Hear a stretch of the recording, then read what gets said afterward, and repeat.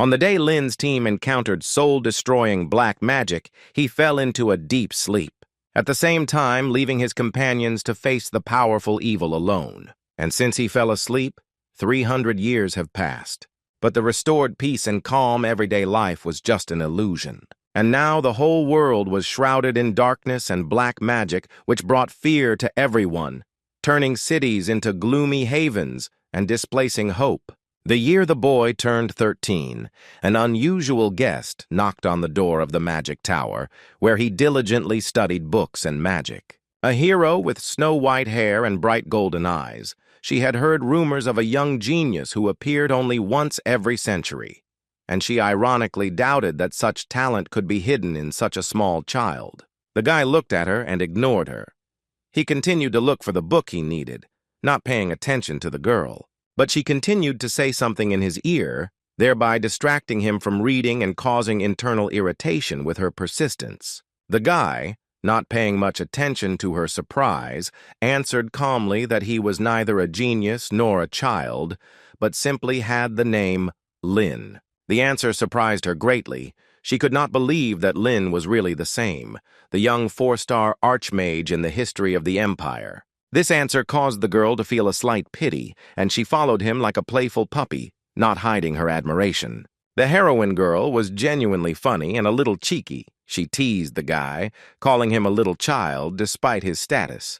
It was hard for her to call Lin a genius magician when he still needed to have his diapers changed. But the girl invited him to join her party, joking that if he joined, she would change his diapers every day. Another stupid joke drove the guy crazy. He filled his hand with fire and released a fireball straight at the girl. She was thrown back several meters right under the bookshelves. The girl got scared and started saying that she was only joking. Then all the books from the shelves fell on her head, covering her from head to toe, as if the tower itself had decided to punish her for her inappropriate words. Lin smiled for the first time in all the time he spent with the girl. He was glad that she finally closed her mouth and stopped chatting. But when she saw the guy's smile, she immediately woke up. She was glad that she made him smile, at least for a moment, and show real emotions. When Lin saw that the girl had an iron hand instead of a normal hand, he then became interested in her. They shook hands, and she introduced herself. Her name was Esther. She was a warrior of the fake Heavenly Church of the Dragon of Light. A warrior is a fake, which meant that she improved her body with various modifications, spells, magic, but because of this, such heroes did not have long to live. Esther asked Lin to help her defeat the abyss that was spreading from the South Pole. In other words, she invited him to join her group of heroes. At that time, her group already included 2 famous people. The first was the famous archer of the Kayas Empire, and the second was the priestess of the fire dragon from the Dragon Republic, Frida. But Lin did not want to agree because he was still young and did not want to die. He asked Esther if the 2 heroes were as interesting as she was, hoping to get an answer that would convince him, or on the contrary, repel him. The girl said that they were as crazy as she was, but that was not the main reason why he should agree to fight, because there was something even more interesting. It was peace, which was the most important thing for the entire planet and for all people, security, peace, and life without fear. The word peace caused a strange resonance in Lin, who studied magic in the tower after being rescued from the slums, since his main goal was to become the highest-ranking magician in the Empire, a 7-star magician. He had heard rumors that if a person reached the 7th star, he would be able to see the truth of the world. But he wanted to reach that dimension where no one had ever stepped. Living by reading books about magic for the rest of his life was fine. But to reach the 7th star, he needed to know about the world outside the magic tower. However, aimless travel seemed too tiring to the guy, and he wondered whether he needed it, or whether it would be better to stay where everything was clear. And then came the clumsy heroine who offered him to save the world. Despite all the absurdity of her words, sincerity could be felt in her gaze. As it turned out, this offer was enough to pull the guy out into the outside world, where real dangers and unfamiliar roads awaited him. Even though he didn't have a burning sense of justice to save the world, he accepted her offer out of simple curiosity. After which he packed his things and set out with his new team on a long journey full of unknown battles and amazing encounters. He and the archer Kays were drinking drinks in the forest. It was surprising to the guy that Kays always drank alcohol. But as it turned out, he was mute, and without drink his accuracy dropped catastrophically, as if it helped him feel the magical rhythm. And the priestess Frida was an inveterate smoker. She believed that as a priestess of the fire dragons, she should at least be able to cast a breathing spell. With each exhalation, black smoke filled Lin's face, and she just laughed at it like a child. But nevertheless, they were both masters of their craft, and even their oddities did not prevent them from being dangerous in battle. A huge one-eyed creature with horns and huge fangs rose above the forest, destroying everything in its path. This was the first joint battle of the new allies. It was time to test their strength and coherence in battle. They immediately attacked his eye, since he was alone, by disarming him. They would get a good advantage and a chance to survive. And so it happened. The green monster immediately fell back, holding his bloody eye. And finishing off Lin with his magic, the yellow magic beam easily destroyed the huge creature. The team was strong. The terrible monsters they encountered on their way were easily destroyed. And also the minions of the abyss advancing to the north were unable to resist their teamwork in any way. Esther often joked about the guy, even during battles. She told him not to fall in love with her, even if she was very charming. She invited him to go on a journey with him when they finished their business. And she joked that she was jealous of him and afraid that another girl would deceive him. But the guy was already used to her stupid jokes and didn't pay any attention at all. And so, 5 whole years of their journey passed, they became a whole team that no one could resist. But when their journey to save the world from the abyss came to an end, signs of erosion appeared on Lin's body. This was the result of him being attacked by enemies for 5 years. And before the final battle with the abyss, he died, consumed by the poison that poisoned his soul. His life was ending. The guys could not save him in any way. They tried, but everything was in vain and to no avail. The curse was so strong that Frida could not remove it even using higher-order magic. Lin didn't want to die and remembered a certain method that could possibly help if done in time. He made a tiny flap of the Lord's filter, the spell of immortality carved into his heart. This magic which led his body into a sleeping state and was supposed to heal him. But no one knew how long it would take for the revival. But this was the only remaining option. His body began to become covered in ice, more and more with each passing second as the magic worked within him. He grabbed Esther and said that he would definitely return and asked her to defeat evil. She, with tears in her eyes, promised to win, and no matter what, they would meet again. They shook hands, and his body was already almost completely covered in ice. Esther said that she would be with him until he woke up, and the 4 of them would go see the world, like in their best times. After her promises, his body was completely covered in ice, leaving only a white block of ice on the ground. His consciousness was drawn into the cold grip of death, a feeling of buoyancy and emptiness, like sinking into a swamp. The thought was that he still couldn't see the truth from the 7th star magic system that he was aiming for, and also that he was unable to fulfill the mission for the world together with his team, to whom he had become so attached over the years. The joint journey across the vast world ended in front of the army of the abyss, rushing forward with screams. And all that appeared before him was darkness, endless and viscous, swallowing up his feelings and body. When he was tired of struggling in the darkness, suddenly there was a glimmer. His eyelids fluttered, and a warm wind hit his face. Behind him stood a red-haired woman with a kind face and a worried look, who called him Rain and asked if he was okay. She was his mother, although he himself did not know that he had a mother, because the boy thought that he was an orphan from birth. Then they came out to a square where there were a lot of people. The guy had no idea where he was and what was going on. When they approached the hero's square in front of the Vatican, the mother was surprised that the boy for some reason looked long and attentively at one of the ancient statues. There stood a statue, weathered and cracked with time, but still retaining its majestic power. He recognized them all at once, because the images frozen in stone belonged to the very friends with whom he laughed, overcame dangers, and lived as one family. The heroine with the sword, Rista, stood proudly, the archer's smile was just as mischievous, and the calm figure of the priestess Frida radiated wisdom and warmth. And finally he saw himself. a young man with eyes full of determination, hope, and inexpressible sadness, as if looking through the centuries. On the pedestal under their feet was carved an epitaph, the years of life, 4 lines that left no room for doubt that they were all long gone. He froze in surprise and anxiously asked his mother what year it was, as if afraid to hear the answer. She was alarmed by his strange words, but she still answered that it was now 1418, as if it were obvious. He couldn't believe what he heard, because in his experience the events of the past had happened quite recently, as if just a few days ago. He began to doubt whether he had really been reborn, or whether his memory, like a shadow, had been implanted into someone else's body without warning. It seemed impossible to him that Esther's laughter, Kay's drunken jokes, and Frida's aroma of tobacco could remain in the distant past. He wondered if they could have won their last great battle and changed the course of history.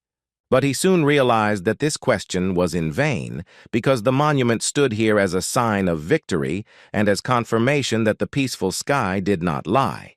The mother was surprised that he was saying rather obvious things, and said that if you climbed the Vatican Tower, you could see the frozen remains of Lord Lin. He realized that he was most likely in some other body then. The mother sadly told that Lady Hester remained with Lin until the very end, and only then her heart stopped, as a symbol of devotion. But for some reason he laughed, despite all the heaviness and tragedy of the story he was telling, as if something inside him responded differently. His mother frowned even more, saying that there was nothing funny about it, and asked what exactly made him laugh so much. And Rain simply remembered how Esther had once promised him that she would stay with him until the very end.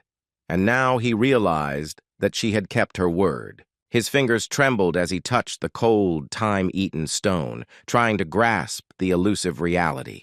Tears flowed from his eyes without asking permission. He understood that he was the only one who did not fulfill his promise.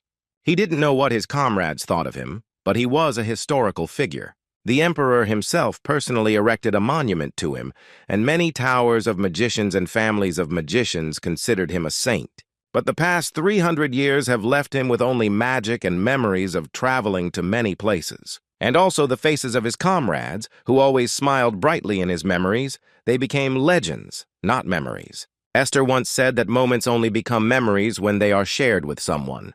This means that the guy's memories weren't memories yet, since he didn't tell anyone about them, and until he dies and meets them, they will remain unshared. And he had to go this way alone, as if someone had cursed him to live forever among the sounds of his own echo. Meanwhile, while he was deep in his thoughts, his mother quietly came up and placed a cup of hot tea next to him. But he still did not know what place he had been assigned in this world, and what exactly was the task for which he had been returned. But he knew for sure that there was a goal ahead, because the Empire of Holy People divided magicians into 7 levels of power. He once reached the 5th star, and in all of history, only 2 people were able to reach the 6th step, which bore the proud name of a sage. One could say that they had reached that very end of truth. If the guy hadn't left then with the team to fight against evil, he would most likely have been able to reach the 6th level. But then he would have grown old and died. But now he realized that he would regret this decision for the rest of his life, no matter how peacefully it passed. Even if someone could turn back time, he would still go after Esther again and again. But now Esther was gone. He hoped the world would be filled with her laughter. He wondered if the world they were desperately defending was really what she wanted it to be. The boy realized that he had to become a 7-star magician, because if he reached the end of magic, he would be able to see the true face of the world. Standing in front of the statue, he made an inner promise to himself to try his best to one day break free from the sadness and boundless emptiness that had engulfed him. The images came suddenly like a spring shower, among them Esther, laughing and calling him to look at the blossoming trees. Frida, teasing and caring, said with a slight smile that such moments are truly romantic and remembered forever. Kay's was reserved and kind, always silent at the right moment, while Lin invariably grumbled. All the members of the group were strange in their own way, but that was precisely the beauty of their travels, which he greatly appreciated. He spoke their names carefully, as if touching glass, and silently prayed that even a silent voice would reach them wherever they were. And then he let go of their images, not forever, but just enough to keep moving forward, because the past shouldn't hold your hand, and the living, led by time, are obliged to move into the future. And so began the new life of Lin, who was now given the name Rain. He had a dream in which, during one of his endless wanderings, Esther suddenly asked him if he regretted never having had a real family, but he didn't care, because he couldn't even remember what his own mother's face looked like, as if it had been erased from his memory by time. He spent his childhood in the dirty and noisy northern slums, where every day was a test, until the headmaster of the school, Osiris, noticed his hidden magical gift and took him under his wing. That is why he did not know what family was, and did not even try to find out, because it seemed to him something alien and meaningless. Even if he had a family, he felt that he would not be able to get along with them, because he did not know how it worked and therefore did not see the point in it. Esther then said that everything is much simpler than it seems, and that you just need to cherish those who are close to you, because they are the ones who make us stronger. She believed that he would succeed, because despite the coldness of his words, deep down, he remained a kind and vulnerable person. He heard the voice of a girl who gently woke him up, saying that it was already morning and it was time to get up so as not to be late for breakfast. The hero slowly opened his eyes and saw a maid in front of him, who with a polite smile said that she was going to prepare food. Approaching the mirror, he saw in the reflection a boy with neatly styled black hair, skin without traces of former poverty, and eyes that could only belong to a descendant of magicians. He looked like a true heir to a great family, as if he had been born not in poverty, but in a house where his appearance was awaited with love and hope. Memories of his past life as a spoiled and stubborn boy returned to him just 20 days ago, as if emerging from the depths of a dream. This boy was Rain, the eldest son of the Ludwig family, one of the 5 great magical dynasties known throughout the empire. So Lin, an orphan from the slums who was reborn into a noble family, had to constantly study and work to adapt to the new world. When he went out into the corridor, he saw his mother and the maid, and she asked him to go to his father and invite him to join the family breakfast. He nodded in agreement and entered his father's office, where he was met by shelves of books and old magazines. His father, who was working intently in his office, did not notice the boy enter. The father, Kevin Ludwig, looked up and asked with a concerned expression if his son had slept well, as he looked tired and pale. For Rain, such concern seemed strange and unusual, so he did not know how to react correctly and simply remained silent. Instead of answering, he said that breakfast was already on the table and that it was time to go eat, trying to avoid a conversation in which he felt insecure. The father noted with a smile that his son had apparently come only for the food, and with a slight chuckle said that he would eat later when he finished reading. The massive table where the father sat was littered with drawings and what-man papers on which complex magic circles and formulas shimmered. Rain, interested, pointed to one of them and asked if it was magic, because the lines looked mysterious and unusual. His father confirmed his guess and explained that these were materials for a dissertation that he had to defend in a week, and therefore he was very busy, and since the food made his head foggy, he refused to eat.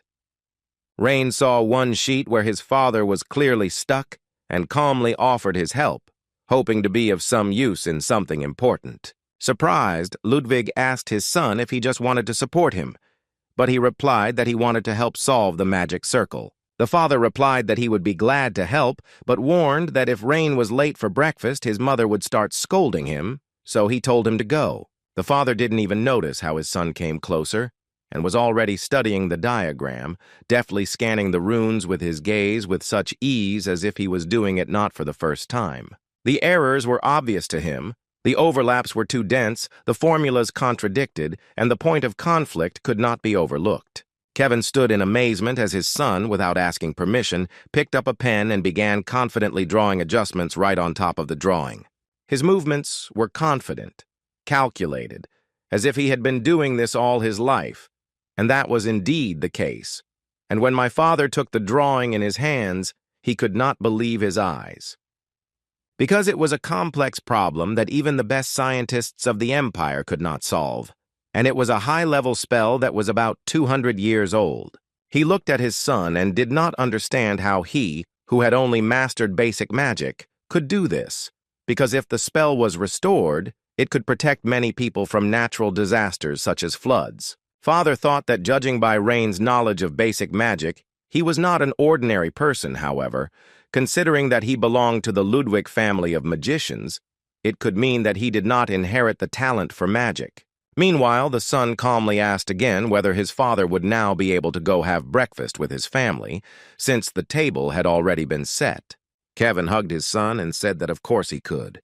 Raina's family was small, consisting of a mother, father, and younger sister, who only got together on special occasions. The little girl who looked through the door was his sister, whose name was Sari. She had iridescent black hair that was like silk and red eyes. She was quite a cute girl who inherited the traits of the Ludwig family, just like Rain. But when she saw her brother, she seemed to get scared and went back behind the door. This is because in Rain's memories, he was never kind to his sister, and instead of being cold, he was simply indifferent to everything. He pretended not to notice the escape and continued reading, but his thoughts did not give him peace, and the voice again appeared before his inner eye, like an echo from the past. It was Esther whose voice softly and clearly told him that he must take care of his family, because he was kind, even if he did not know it. This irritated him, and he slammed the book shut, as if trying to drown out what was breaking through the indifference and silence. After that, he called out to his sister and said that he could teach her magic, or they could play together a little, like children do. Siri froze in the aisle, surprised and confused. She clearly didn't expect to hear such words from him, and therefore didn't know what to do. For a second she hesitated, as if struggling with herself, and then, not daring to approach, she ran away again, leaving her brother in thought. He realized that communicating with children was much more difficult than doing calculations and drawing magic circles. Everything was unpredictable here. But after some time, she appeared again. Silent, a little timid, she came up and handed him the book. He looked at the cover and was genuinely surprised, because it was a publication with the basic formulas of one-star magic, and she was only 6 years old. For an ordinary child, this would be incredible, but in the Ludwig family, this was almost the norm. And at that moment, memories burned him, and the episode where Esther asked him the name of the flower appeared before his inner eye. Lin always grumbled that Esther treated him like a baby, but he actually enjoyed her attention more than he cared to admit. Now he knew what to do. He took the book, put it on his lap, sat Sari down next to it, and began to calmly explain the difficult sections. He began to explain on the houses, for example, a house with a thatched roof or a brick one, depending on what kind of house you are building. The materials changed. The same is true in magic.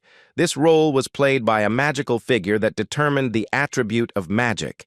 That is, if you draw a triangle, it will be the attribute of fire, and the shape of a fan meant the attribute of wind. Based on this, he pointed to the image in the book and explained to Sari that the shape she saw belonged to the wind element.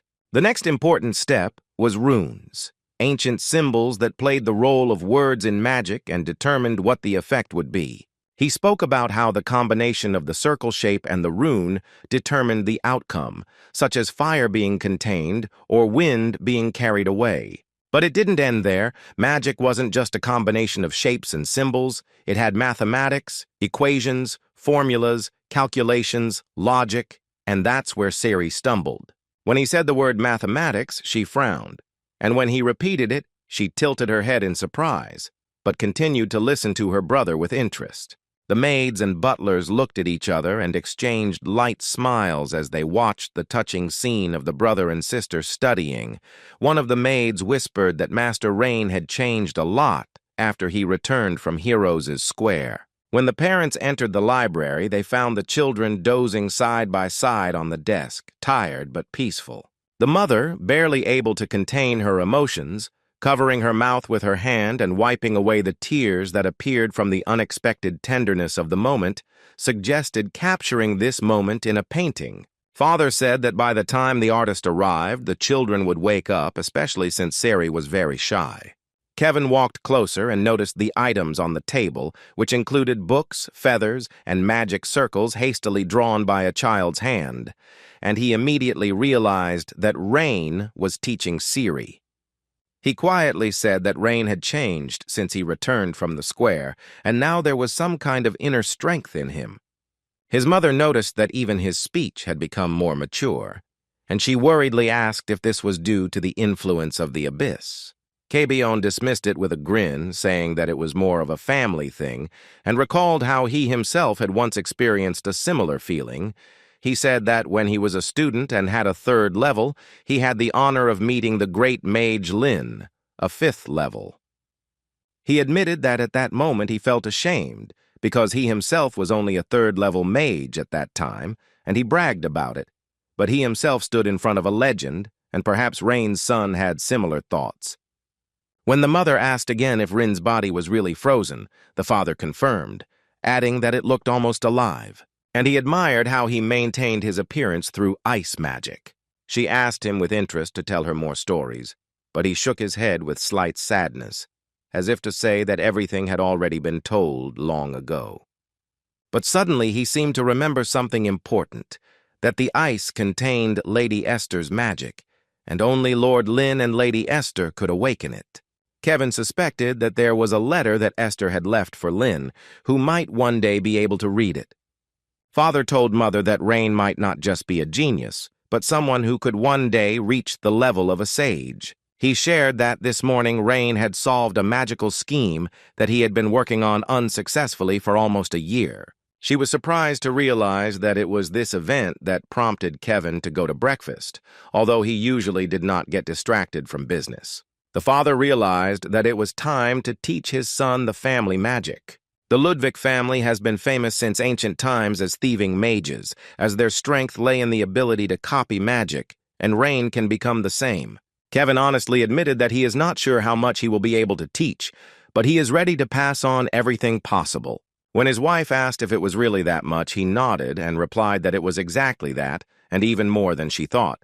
But he had an idea how to do it. Under the spring sky, tulips stretched to the horizon, forming a blooming ocean of light and peace.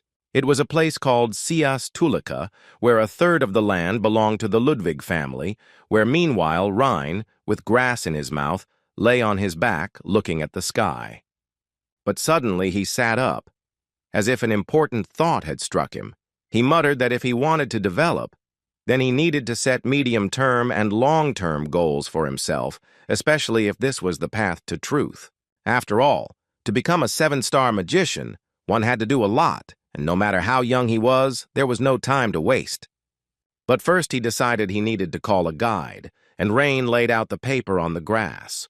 But suddenly his sister came up to him from behind and asked what he was doing. He sighed, looking at her irritably, because from the day he became kind to her, she did not leave her side, and told her that he was going to call the guide. And he suggested to her that if she wanted, he could do the same for her, and of course the sister happily agreed. While she was happy, Rain was pleased, but at the same time, he thought that her speech was a little awkward for a 6-year-old child. He began to explain that the shape of the circle was a polygon, and the runes he used signified foundation and movement, and each rune carried a meaning, and the combination of all 4 created a special effect that was only available to rare magicians. This magic belonged to the 4th level, which only a few people could achieve, and it was considered almost the pinnacle of mastery. In that country, only 10 people possessed it. As the energy entered the circle, a flash of power illuminated the paper, and a magical reaction caused crackling and sparks to fly through the air. He felt his body heat up, and his nose suddenly started bleeding. It seemed like something had gone wrong. When he took out his hand, the flash disappeared. He realized that he had not yet coped with such power. And it was lucky that there was a spell from Hyde. If there had been combat magic, everything could have ended much more critically. As he held his nose and winced, the light in the circle began to thicken and form a figure that resembled a winged creature. Rain called him Rudian. Sister extended her hand in admiration, and the butterfly landed lightly on her finger, fluttering its light wings. Rudian could evaluate the user's abilities and determine potential magical power. and then guide the user to what he needs to learn and practice more. The rune Ju in the guide's spell reported on the basic magical power, and the rune Yu on the use of magic. In short, the best runes for training were collected. It might seem simple, but it had 4-star magic. He asked his sister if she liked the result, and she, beaming with happiness, nodded with joyful sincerity. He gently told her to go and study on her own so that she wouldn't get in the way, but inside he felt a warm pride. When the butterfly flew off her finger, Sari laughed and ran after it, not hiding her delight and childish awe, and Rain frowned, seeing that his magic level was lower than that of an ordinary beginner, and his magic line left much to be desired. Things were no better with his physical strength. He felt that this body was still far from the level he had achieved in his past life. This was what was causing concern, since even to raise magical endurance to a basic level required months of training. But the latter rune suddenly reacted, and the system prompted that he could access techniques related to the blood limit. He realized that Rain's body was not complete trash. When he saw the name Belsidius and Curious, his heart sank slightly, memories flashing brightly like a long-forgotten dream. It was a name he had heard when he was still traveling with Esther, because at that time, a guy wanted to join the squad who claimed to be the best magician. But there was nothing special about his skills, and Rain easily showed it to him with his magic, right on the spot. But his eyes haunted Rain, how self-confident he was and how easily he read his spells, as if he saw them even before they were cast. And sometimes he even managed to counterattack. Now Rain realized that it was Belsidius, the legendary manifestation of the Ludwig family blood, which allowed him to see the flow of his opponent's magical power and predict his actions. By simply observing the flow of magic, Sidious could determine what kind of magic the enemy was using, and if their magical skills were equal, the one who used it better would gain an advantage. And Belquarius was even more terrible, because this power did not just read, but appropriated the magic of another person, turning it into its own, and there were only 3 such people in all of history. The reason why the Ludwig family is known as magic thieves is because of this eye. And although he was unsure of the details, his previous memories said that with this power, the tide of any battle could be turned. He realized that he needed to pump up his magical power and endurance to become a great magician. At that moment, his father's voice came from behind him, and when Rain turned around, he saw him approaching, walking slowly and with dignity. Father asked if he knew about the existence of a power called the bloodline limit, and if he wanted to learn more about it right now. Rain realized that it wouldn't hurt to study the theory beforehand, so he agreed, and his father said that during his absence Aelin would become his mentor, and upon his return he himself would continue teaching his son. The father said that Aelin, a professor of magic at the Delighten Academy, is kind and strong, and loves her nephew most of all, and they met when he was 6 years old. The woman who appeared in front of him looked provocative. Short shorts, earrings, a black outfit that violated all family traditions. She crossed her arms and looked at him with a displeased expression, assessing him as if he were looking at a ruined project.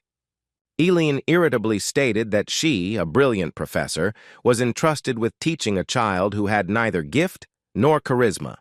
She grabbed Rain by the head and asked in an angry voice, "Is he ready for difficult training?" When Eileen started the conversation, she immediately declared that her name was not just Aunt, but the brilliant Professor Aelin Ludwig. She said that she hated students who couldn't grasp the material the first time, and therefore he shouldn't ask questions. Thus began the training of the limited lineage of magic, which is never written down, but only passed down directly within the family. The knowledge of this magic existed only in the memory of elders, and access to it could only be gained by meeting face to face. Eileen focused her magical power into her eyes, and her pupils lit up before Rain, adorned with stars of silvery radiance. It was Belsidius, and when he looked at her, it felt like her gaze was piercing him, tearing his insides apart. The sudden sensation was so strong that he involuntarily cried out, as if someone had touched his soul and body at the same time. Eileen, pleased with his reaction, shrugged her shoulders and said with a smile that 3 streams of calculations were needed to activate this power. She repeated with pride that only one who could make 3 simultaneous calculations would be able to awaken this magical eye. Rain said he could handle it easily, and then she got out some paper and ink and started writing out formulas, seeing if he could understand the essence of magical calculations. Rain carefully studied each line, delved into the intricacies of the formulas, and thought that the restrictions on the lineage depended on innate feelings. But it seemed that the theoretical basis played no less an important role. If the founder of the Ludwig family had not laid such rigid and limited genetic boundaries, Lin would have been able to use this gift in the past as well. Elin narrowed her eyes meaningfully and asked if he really didn't understand. Couldn't figure it out, even if he looked at it several times. Rain replied that he would have enough time to figure everything out on his own. He just needed patience and diligence. Aelin concluded with a sigh that there was little hope, and now she had no choice but to teach him personally and persistently. He thanked her for her willingness to help and confidently laid out the paper to focus on his independent work. She was shocked that he refused her instructions and even began to ignore them, but this was Lin's original personality, accustomed to independent study and finding solutions through reflection and experience. Aelin snorted, told him to do whatever he wanted, and added that he shouldn't come and complain later when nothing worked out, even if he begged tearfully. The aunt sat down opposite, crossing her legs, and grumbled out loud while she buried her face in a book, occasionally peeking at her nephew's work. Soon, Rain frowned, as if confused by a complex formula, and stared thoughtfully at one point on the page. Aelin silently pushed her book aside, solved the difficult part of the formula for him, and quietly returned the parchment to his side. Rain looked at her puzzled, not believing that he had received help, but she was already hiding behind the pages and pretending to read. She glanced again, quickly wrote a couple of hints in the margins, and quietly placed the parchment in front of him again. Rain looked at the formulas, as if trying to figure out if this was training or some strange mind game hidden behind Aelin's actions. He wondered if this was how magic was taught these days, or if this was a special way of testing his potential through observation. Then Aunt Aelin said it was time to take a break and went out somewhere. His mother took advantage of the moment while Aelin left, came closer, and with a slight smile turned to her son. She asked if he thought his aunt was behaving a little strangely. He nodded in agreement because her behavior was really confusing and contradicted her loud title. His mother said that Aelin did not know how to directly express concern, although in fact it was very important for her to teach her nephew. Then the mother remembered that when Ellen was just as little, she was very charming and sweet. When Ellen returned, he deliberately delved into the formulas, but still sneaked a peek at her reaction. He was surprised to see her whistling, pretending to be indifferent, although she was actually watching him. When their eyes met, she hid behind the book, but after a few moments, she looked out again and stared at his work. Rain thought that she was as annoying as 6-year-old Sari, and it was making it difficult to concentrate on his calculations. He could not resist and asked her to explain one part of the formula that he himself could not understand. Aelin slammed the book shut, but her eyes were already twinkling with joy, as if she had been waiting for this moment.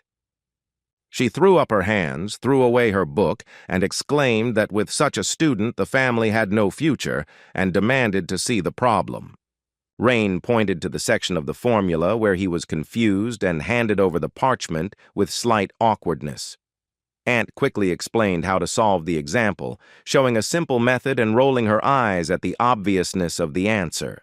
He apologized, but he felt a thirst for knowledge growing in him, despite his awkwardness, and Aelin again said that he still had many gaps and was surprised at what he did before he was 9 years old.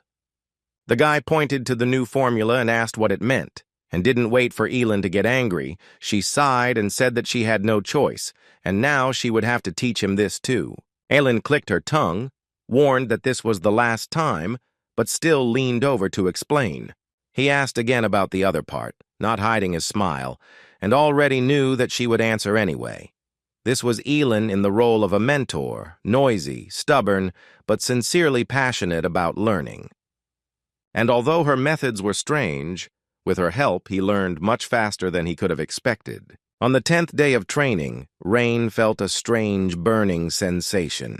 As if a light had penetrated into the very depths of his eyes, he grabbed his head, feeling how the pulsating energy was growing and his vision was turning scarlet. A red light filled his field of vision, and his pupils began to pulsate, as if receiving an unknown force. It felt as if all the blood in his body was rushing to his head. The eyes were engraved with the mark of death, and a stream of numbers rushed before him. All the information about everything in the universe entered his brain in the form of formulas. Is this really what it is like to be the creator of the world? Rain tried to use simple magic, and the formulas themselves emerged in his mind, perfectly constructed, and he realized that he was able to understand magic on a deep level, as if he had become part of its essence. Now he knew how that other mage in the past had understood and parried his spells without effort. He was shocked to realize the scale of what was happening and wondered how far he could go. Everything around began to be perceived as complex numerical formulas describing existence itself. He looked up to see Elin staring at him, as if she couldn't believe her eyes. Aunt muttered words full of amazement, not understanding how he had managed to achieve this in 10 days. Aelin did not understand how her nephew was able to master Bel Sidious so quickly. Personally, after receiving a special education, it took her 7 whole years to master this magic, and she was told that it would take 70 whole years. And the guy was able to use several spells at the same time in just 10 days, from scratch, without knowing anything. She thought that with such abilities at a young age, he would be able to compete with Lin, who was called the Master of Simultaneous Summoning, of course, if Rain is not Lin. When the academy classes ended, Kevin returned to the mansion and thoughtfully repeated his sister's words that Bel Sidious was mastered in 10 days. It sounded so incredible that his mind refused to accept it. Aelin told her brother that at this rate, thanks to Rain, the Ludwig family could become a leading family of mages. If all this was true, then he, as a father, could no longer serve as a mentor to his son, and this feeling troubled his soul. After Elin left, Kevin sat in silence for a long time, thinking about his son, who was growing by leaps and bounds, and his heart was filled with a mixture of pride and anxiety. At some point, he quietly called out to the old butler, a devoted assistant, and Yud, the man who managed the affairs of the house, appeared in response to the call. When Kevin told him to contact his father, there was silence in the room. Yud asked if he was mistaken, since the relationship with the previous head of the family was tense and almost forgotten. Kevin confirmed that to his father, and asked him to write a letter about his grandson having an innate talent and to ask him to put him on the right path. Yud smiled for a moment as if sharing his master's emotions, and he did not stop him, only smiling slightly in response. The butler nodded, acknowledging the gravity of the assignment, and promised to carry out the order with the respect it deserved. Spring retreated, giving way to a short and wet summer that dragged on for a long year, as if slowing the breath of time. Dark clouds hung over the continent, pouring down rain day after day. Memories of last summer came flooding back. Although the journey was full of difficulties, heat, and fatigue, it was always remembered with warm longing and a slight smile. During the day, he always studied household magic from Aunt Aelin, which was not always easy, but quite interesting. Then, whenever possible, I taught my sister Sari the basics of magic, which was also not a very easy task. And at night, he concentrated on training his physical and magical strength. The development of modern magic that Rain learned from Elin and from books was truly astounding. For a man who lived 300 years ago like him, it was shocking. He increasingly thought about modern magic, especially about the methods that greatly simplified the construction of formulas, because modern formulas were more powerful and easier to learn, and he recognized that progress had changed the very essence of magic. And with his condition, becoming a 7-star mage in that era was absolutely impossible. One day, Rain approached his father with a serious look and asked for permission to leave his home to study in the capital of magic for 3 years. Kevin was surprised by his son's desire and didn't immediately find what to answer because the request sounded unexpected and bold for a 10-year-old child. He wanted to go to the Golden Rose in the City of Magicians, where the best magic university, Delayton, was located. When Siri heard about this, she immediately clung to her brother, not wanting to let him go and trying to hold him at least with attention and shouts. Kevin believed that Rain was too young for such a step, and that at 10 years old a child should be close to his family, and not in a strange city, since children from magical families usually entered Delayton when they turned 16. In addition, another important meeting was about to take place in the boy's life, which he had no idea about yet, but which would change everything. Kevin took out a letter with his personal seal and placed it on the table, making it clear that his decision was not only out of concern, but also a plan. The letter came from Rain's grandfather, one of the greatest magicians and the former head of the entire family. Elin, seeing the letter, stopped eating and froze with a fork in her hand, amazed that the great magician had made himself known again after so many years. Scalzi Ludwig was not just a relative, but a master of Belcurious, a rare spell that only a select few could wield. A surprised Rain listened attentively, not immediately realizing the significance of his grandfather's offer of personal training. His father smiled softly and said that training would begin immediately after the end of summer, which meant that Rain's path was determined from that very minute. As the long summer ended, the autumn sky blossomed with bright colors, painting everything around with a soft light and giving the streets an atmosphere of coziness. The carriage crossed the borders and arrived in the city where a new chapter in the boy's life was beginning. The city greeted the travelers with luxury and grandeur. Each of its quarters shone with its own light, as if reflecting the magical palette of the world. His father took Rain to the Academy of Magic, where Scalzi Ludwig taught, and the boy looked at the high towers with interest. Entering his grandfather's office, he saw a typical magician's room, books, drawings. And in front of the window stood he, his grandfather, the master of a rare spell. The old man looked at him intently, realizing that the boy had not come simply to study, but was seeking to awaken Belcurious, one of the highest gifts of the family. Usually magicians use written circles and formulas, but the real art is the ability to do it mentally, on the fly, which is exactly what grandfather did. The old man used magic, and from the pressure all the books began to fall from the shelves and the walls began to shake. Rain couldn't understand what to do. Grandfather seemed to be ready to attack with magic with 3 red triangles. Despite his doubts, Rain concentrated and raised his palm, starting a chain of calculations and subjugating the space around him. As the flow of magic passed through his vessels, a wind rose in the room, the furniture creaked, and the air trembled with tension. Scalzi froze, feeling goosebumps run through his body as he realized that a rare power was being revealed to him. The magic circle disappeared without activating, but it was not stopped. It was erased, even before the energy was released. The old man realized that the boy had contained the magic himself, and now before him stood not just a child, but a natural-born master. And this was the same magic of Belcurious, which could control visible magic at will. He saw the boy smiling, enjoying not the power, but the very opportunity to learn and discover the facets of strength. Grandfather said that mastering Belcurious was not the final point, since in order to use it correctly, the master must understand the essence of magic. Scalzi asked the boy how great his magical potential was, because without the proper strength, the path could be dangerous. Rain replied that he was only capable of performing quick calculations for 1/3 tier magic, hiding his true abilities. This answer amazed the grandfather, because even this achievement at such an age was considered amazing.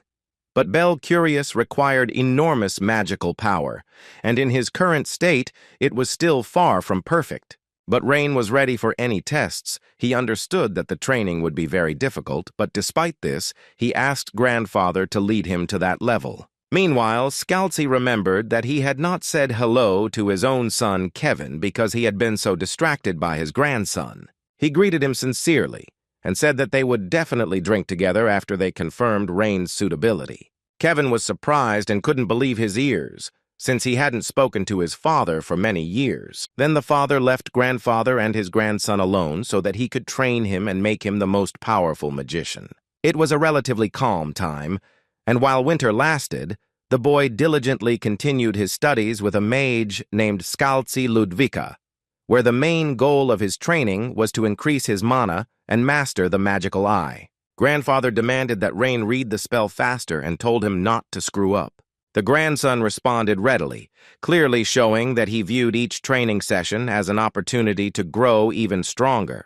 When he hesitated, Scalzi chided him, not allowing him to relax even for a moment because slowness could be fatal. Every time he noticed his grandson's progress, Grandfather glowed with pride because he saw in him a genius capable of more. What others had to study for years, the boy mastered in a day, mastering even complex principles without error. All he had to do was accumulate enough time to polish his eye control and strengthen the mana flows in his body. Grandfather spared no effort and forced Rain to risk his life during training, using magic at full power so that the boy could grow significantly in his abilities. Rain understood this and gave it his all, trying to justify the trust and overcome all the tests that Scalzi put before him.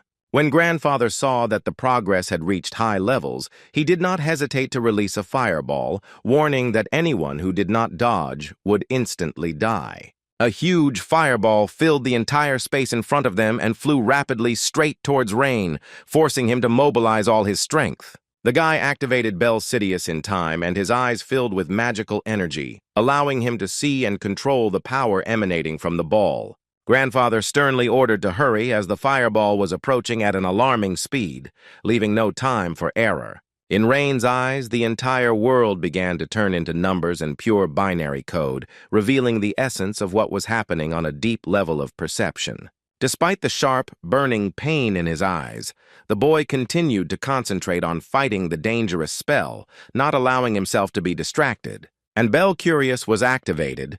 The universe was transformed into equations and went straight to his brain. Now he could change the formulas at his discretion. The magic array consisted of 2 triangles. There was a designated runic symbol called the Rutahen formula. The decision he made was like an imaginary route that changed the course of events and formulas, allowing the danger to be deflected. As soon as the intervention was complete, the fireball disintegrated into sparks right in front of the boy's face, and the entire world fell silent. Suddenly, a sharp pain ran through his body, and the magical channels contracted, warning of severe mana depletion. Scalzi caught his grandson in time when he stumbled and almost collapsed, unable to cope with the weight of the load. The boy looked up weakly and whispered, asking if he had really just done all this himself. Scalzi confirmed with delight, pointing to his eyes, shining with new strength, and did not hide his admiration. He exclaimed that it was simply incredible to activate Bel Curious at 14 years old and remain conscious. All that was left was to strengthen his magical power.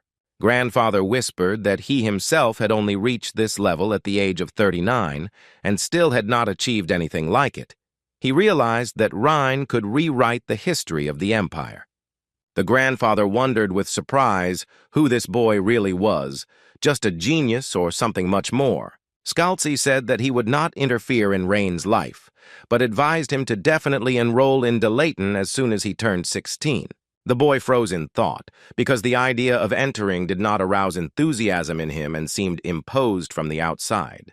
Even the fact that after graduating from the university at the highest level, there would be a chance to meet Archmage Lin was not interesting to him, since he was frozen. But as soon as Grandpa said that Esther left a letter for Lin, he immediately became interested, and he couldn't believe that Esther had left a letter for him. He wondered what could have been there. Grandfather said that Rainu, with his abilities, could read the letter since no one at that age had awakened Bella Curious within themselves. At that moment, Rain was stunned and could only listen blankly, and looking back he could tell that this was all just the beginning of the story about the journey, along the path of former comrades following Esther's letter. Rain was already ready to go to school. He said goodbye to his family. Since there were about half a year left before the entrance exams, he wanted to take this opportunity to learn about the world and visit different places when he went to the south. He planned to stay in the magical city after the exams for a long time, because this is the place where all knowledge was collected. At the end of the year, the notoriously difficult entrance exam to Delayton was held, and those who passed successfully began the first semester in March. His family repeatedly asked him if he was sure of his choice, because they were sincerely worried about him and feared possible difficulties along the way. but he convinced them, saying that he had exceptional skills and there would be no danger since he would follow a known path.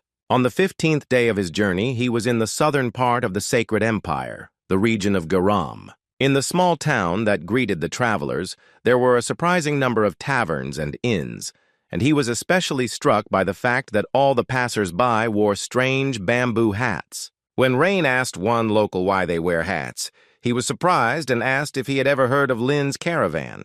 It turns out they wore bamboo hats as a sign of gratitude, since long ago their leader received help from the Archmage Lin. Rain wondered who the first leader was. Perhaps if he heard his name, he might remember. But the second question in his head was what such respected merchants were doing in such a small town. The man reported that there was a problem on the road leading to the sunlit highway. There were ferocious monsters and dozens of people were missing. And everyone waited for the Lord's fighting forces to arrive to eliminate the threat and clear the area of the monsters that threatened the travelers. Creatures whose essence was completely distorted by the magical abyss were called monsters and were considered extremely dangerous creatures. They looked like animals, but had a much more grotesque appearance and dangerous magical abilities, and no matter how many of them were destroyed, they never disappeared. Rain didn't see any danger, since the monster was most likely not of the highest level, so it would hardly be dangerous. He continued on his way, not taking the words of the man in the hat seriously and completely ignoring his alarming warnings. Night fell. Rain continued his journey along the very road where the monsters were found. He felt that someone was watching him, but did not dare to attack. Perhaps those who were watching felt the difference in magical power, like an animal instinct, and were afraid to attack first. He remembered the words of the man in the hat that he was afraid, and thought that maybe he needed help. But he realized that it was not his concern, and let the monster extermination team take care of it. When he saw a flooded swamp and decided to go around it on a dry path, he was suddenly overwhelmed by a wave of old memories. Esther held a map in her hand and showed the boys the way across the Belisor River. She wanted to go the other way because there was a flower field there. Lin then began to freak out at the guys, since two groups of warriors who had crossed to the continent before them were destroyed while fighting at the front. And because of this, the front line stalled, and they barely held on, waiting for help from the other heroes, and Esther was talking about the flower field, and this irritated Lin because he understood that not all team members realized the seriousness of the situation. Frida at some point agreed with him, saying that she too felt the tension, and added that they really should hurry. Kays mused that they simply didn't have time to eliminate all the monsters, as they were spreading across the continent without stopping. But Esther still insisted that there were many people in this world who needed help, even if the request seemed insignificant. She said that she hoped that one day Rain would grow up and start helping people himself, even if he didn't feel any benefit from it.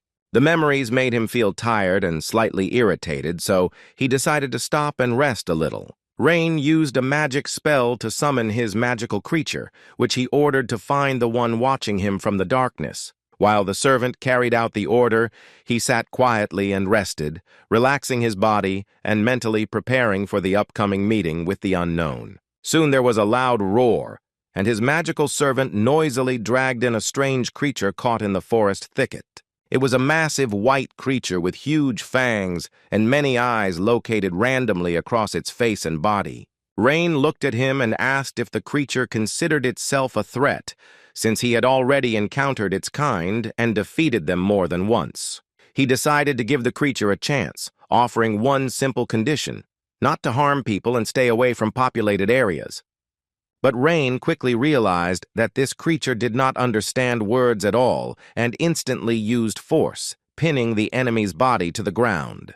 He walked further and, stepping onto the border between the southern and central regions of the empire, noticed a cluster of dangerous monsters ahead.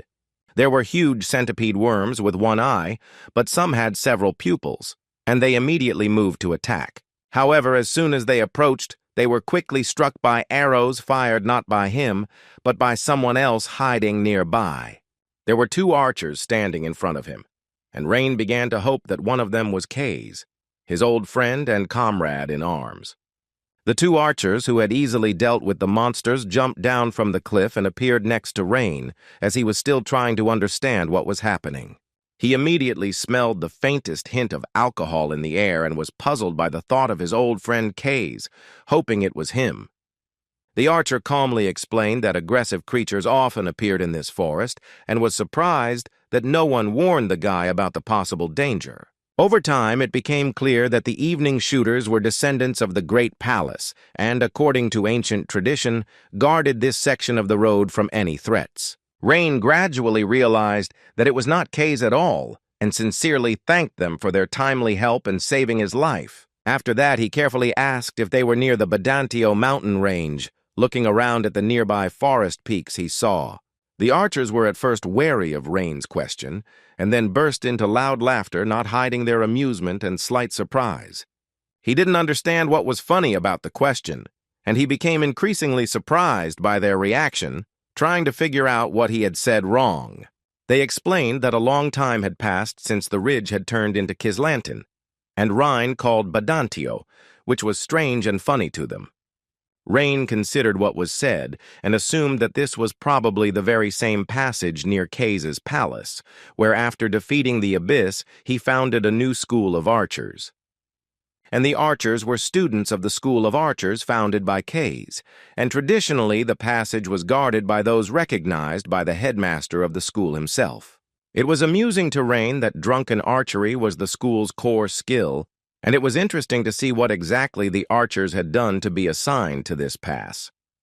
One of the archers hugged the guy and said that he had come at the right time, since that day was a festival, a day when you could drink free alcohol, and those who wanted to become adults had to know the taste of alcohol. He insisted that it was through alcohol that one could understand the light of the sun and the mystery of the moon, although this sounded a little ridiculous to Rhine himself. Another archer sternly reminded her partner that their duty was not over yet and asked him not to be distracted from guarding that place. But he couldn't leave a child like Rain alone. He grabbed him and ran to the entrance of the village so that the boy would get there safely. They walked along a hidden path because of the fallen leaves. Usually the school students cleaned up the leaves, but that year so many had fallen that they had to clean them up endlessly. Then they almost reached the end of the path. The archer said that if you climbed the wooden stairs, you could get to the training hall. If you went straight ahead along the path, you could get to the village itself, where the festival was taking place and local residents gathered. Rain stopped suddenly when he noticed a stone monument in the middle of the forest, standing alone among the fallen leaves. He came closer, and when he was able to read the inscription, his body seemed to freeze, and an unpleasant feeling flared up in his chest. He instinctively clutched his chest, realizing that in front of him was a memorial to some great hero, and something inside him clenched. An archer nearby suggested making a wish, which surprised Rain because he did not understand the meaning of such a custom in this place, and the guy asked why it was worth making wishes here, because everything around looked deserted and forgotten. The archer was surprised in response, although he realized that perhaps Rain did not know history, because he was still too young.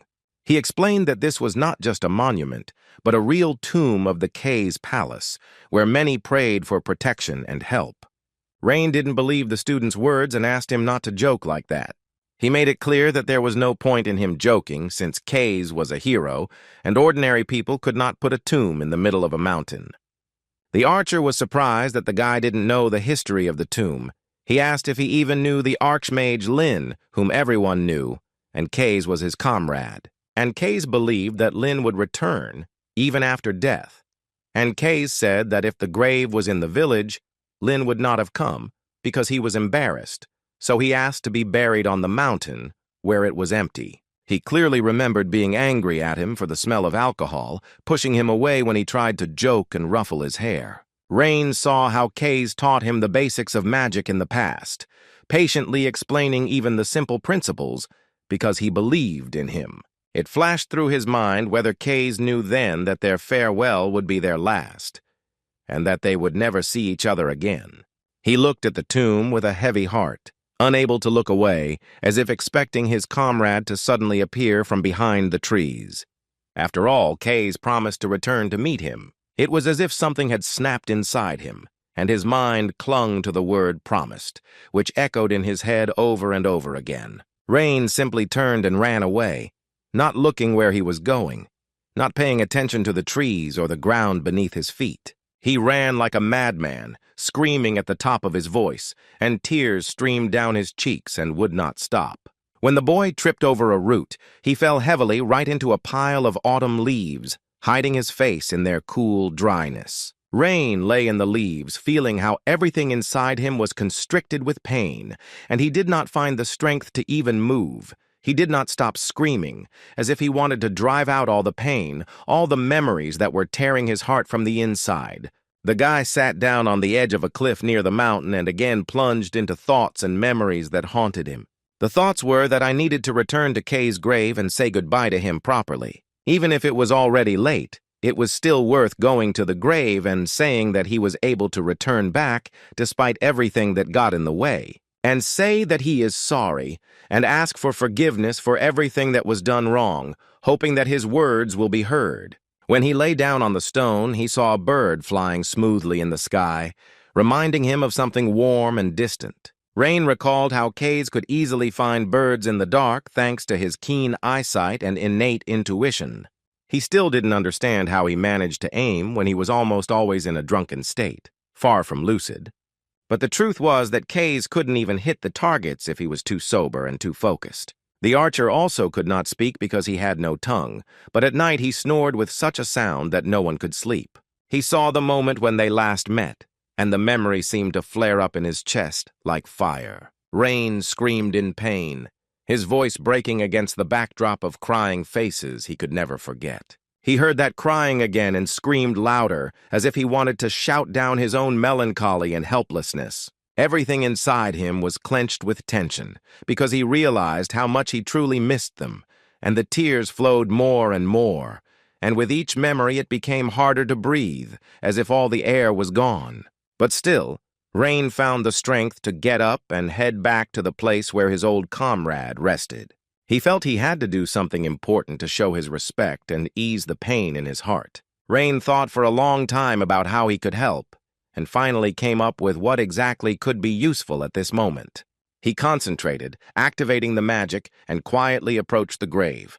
Then he suddenly lowered his fist into the ground, and at that very moment, everything was illuminated by a bright red flash, like an echo of power. Every leaf and even the smallest piece of debris would flash and disappear into thin air, as if they had never been there. Rain stood silently and watched as the fire cleansed everything around, leaving behind only warmth and the rustling sound of ashes. Now Kay's grave shone with purity, without a single unnecessary trace, as if nature itself had bowed its head in respect. For a brief moment, Rain felt a sense of light in his soul, because he finally felt that he had done something meaningful. Even if it was only a small help, it was what allowed him to feel a connection with the past and with his departed comrades. Images of Lin and Kays appeared before Rain's eyes, as if memories had come alive and come back to reality. Lin, with a dejected look, asked the archer for forgiveness for not having the courage to meet the others, and not because of shame. Rain stepped through their ghostly images as if allowing himself to let go of the past and leave the pain behind. But despite this, deep down in his soul there remained sadness, because he never fulfilled his long-standing promise. Autumn had arrived, and the southern sky was clear, and the weather seemed especially clear and summer-like warm. And under the soft summer-autumn sky, a bright and shining city filled with magic and lively streets opened up before the Rhine. It was the magical city of the Golden Rose, where in the very heart of the city stood the University of Dayton, famous throughout the empire. The city had seemed fascinating to the guy for a long time, but when faced with reality, he felt that his expectations did not match reality. On every corner there were merchants pushing books on magic and assuring that they were written by the best teachers, although the content was often questionable. Some vendors displayed strange items supposedly found in dungeons, claiming that they were trophies of true silver-ranked adventurers. It was believed that all knowledge of the magical world passed through the Golden Rose, and there was indeed some truth in this statement. Rain approached the shop with mysterious goods and inquired about the price of a rare item that looked familiar. When the seller said the price was only 10 copper coins, Rain was surprised, because he remembered that once upon a time he bought an artifact for no less than 80 copper coins. When the bell on the clock tower began to ring, which meant that the exam should have already begun, Rain remembered that he needed to run, because he was there first and foremost to take the exam. He quickly threw the required amount to the seller and, without waiting for change, rushed towards the examination room. Meanwhile, thieves were running around the market stealing artifacts and money. Rain thought that the security was not very good, but he did not want to interfere, since in a big city the guards should have been able to handle it. Moreover, he was in a hurry to the examination hall. But in front of him, a grandmother fell down asking for help. Rain asked if she was okay, but thought that if she could talk, then everything wasn't so bad and they could move on. It turns out that the thief snatched from her a family heirloom that was intended for her grandson to take part in an important entrance exam. But Rain ignored her request and moved on, convincing himself that now he had no time for other people's problems. But suddenly a voice sounded in my head as if from outside, which clearly ordered me to help and not to stand aside. When he turned around, he saw his past self, Lin, looking straight into his soul, waiting for the right choice. Rain immediately ran up to his grandmother, promised to help, and resolutely rushed after the thief, ready to return what was stolen. Rain raced across the rooftops, trying to outrun the flow of people in the market and shorten the path to the thief as quickly as possible. He finally spotted the thief in the crowd, and his hand began to fill with magic, ready for a precise and decisive blow. He understood that there was almost no time left because they were already waiting for him at the exam, so he needed to act quickly. He was ready to turn him into ashes. But at the most decisive moment, the guy was suddenly stopped by an unfamiliar girl, not allowing him to release the accumulated magic.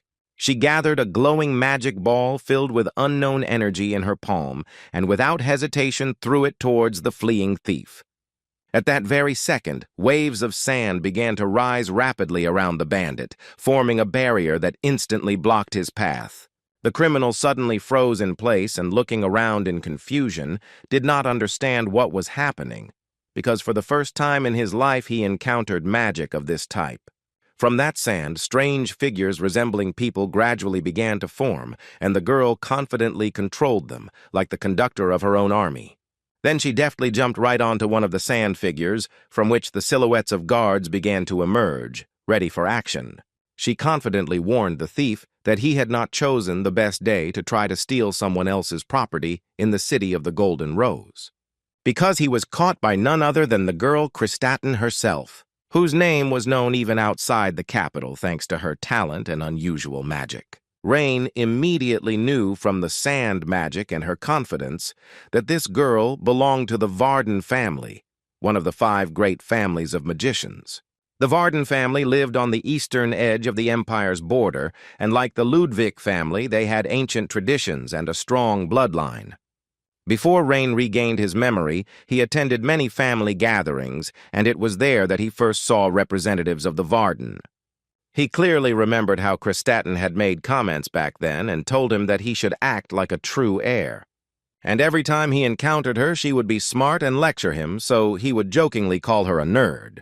The guy was a little surprised to see that Kristatin was already wearing an official uniform since they were the same age. It turned out that the thief also possessed magic and was not going to give up, engaging in active resistance with her. The magical duel was so powerful that passers-by in the market were thrown aside by flashes and energy strikes. Rain controlled the flow of mana and tried to use magic to protect ordinary people who found themselves in the danger zone. The thief possessed strange but very powerful magic and was also covered with gold bracelets, rings, and amulets. Kristatin quickly realized that she was not facing an ordinary thief, but someone much stronger, and decided to use a more powerful spell, 2-star magic. The yellow magic circle began to expand and glow, painting the area in a bright color and showing her intentions. Focusing her mind, she called upon the power of her bloodline, summoning the ancient magic passed down through her blood. The Ludwig family was known as magic thieves, but the Varden family was renowned as magic commanders who ruled the land. A giant sand golem, several times taller than a man, with eyes glowing with a destructive red light, burst out from underground. The golem, obediently awaiting the order, directed its flaming eyes straight at the thief, preparing to carry out the will of its creator. But there was not a drop of fear on the bandit's face. He raised his hand with the bracelets and confidently declared that with these artifacts, he was invincible. And the magic from his hand copied the golem. It was the same magic that Rain had. The huge golem from which smoke was coming was now under the thief's control. Kristaten, who initially smirked as if it was nothing, did not take her opponent seriously and underestimated the sudden threat. She didn't notice how her own golem suddenly turned around and rushed towards her, obeying someone else's will. When she turned back, she realized that it was Bella's magic stealing magic, and she was very scared. And before she could despair, a flash of light stopped the golem's movement, pushing it back with a wave of alien energy. It was Rain who intervened, using his power to interrupt the enemy's magic and protect the girl at the last moment. The guy told the thief that by showing his trump card so early, he had made a huge mistake, and would definitely receive an attack for it. Rain reminded that in a magical duel, being the first to attack does not necessarily mean winning, since strategy was more important than strength. The bandit was shocked by what he saw, as Rain was the first one who was able to counterattack him. Rain's palm flared into a ring of light that spun rapidly in the air. He used magic not to demonstrate power, but with precise calculation, adjusting it to the situation and changing the properties of the elements. Sensing the approaching threat, the golem Kristaten raised a mighty fist and slammed it down, raising a cloud of dust and debris.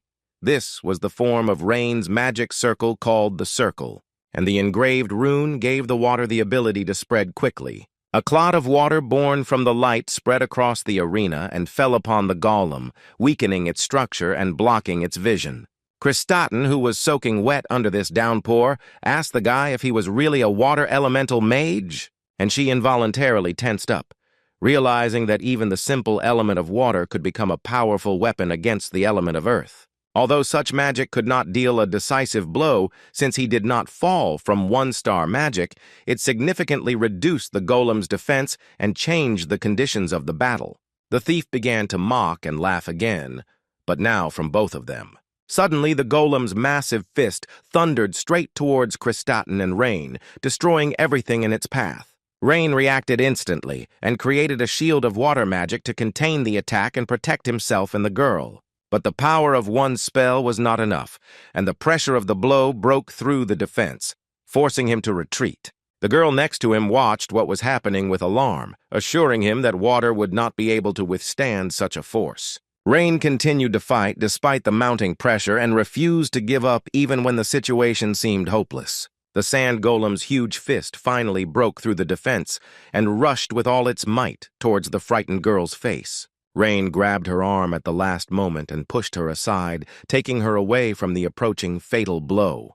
Having missed, the golem lost its balance and began to rapidly sink into the water. Rain instantly knew that the time had come to act decisively and use everything he had without wasting a second.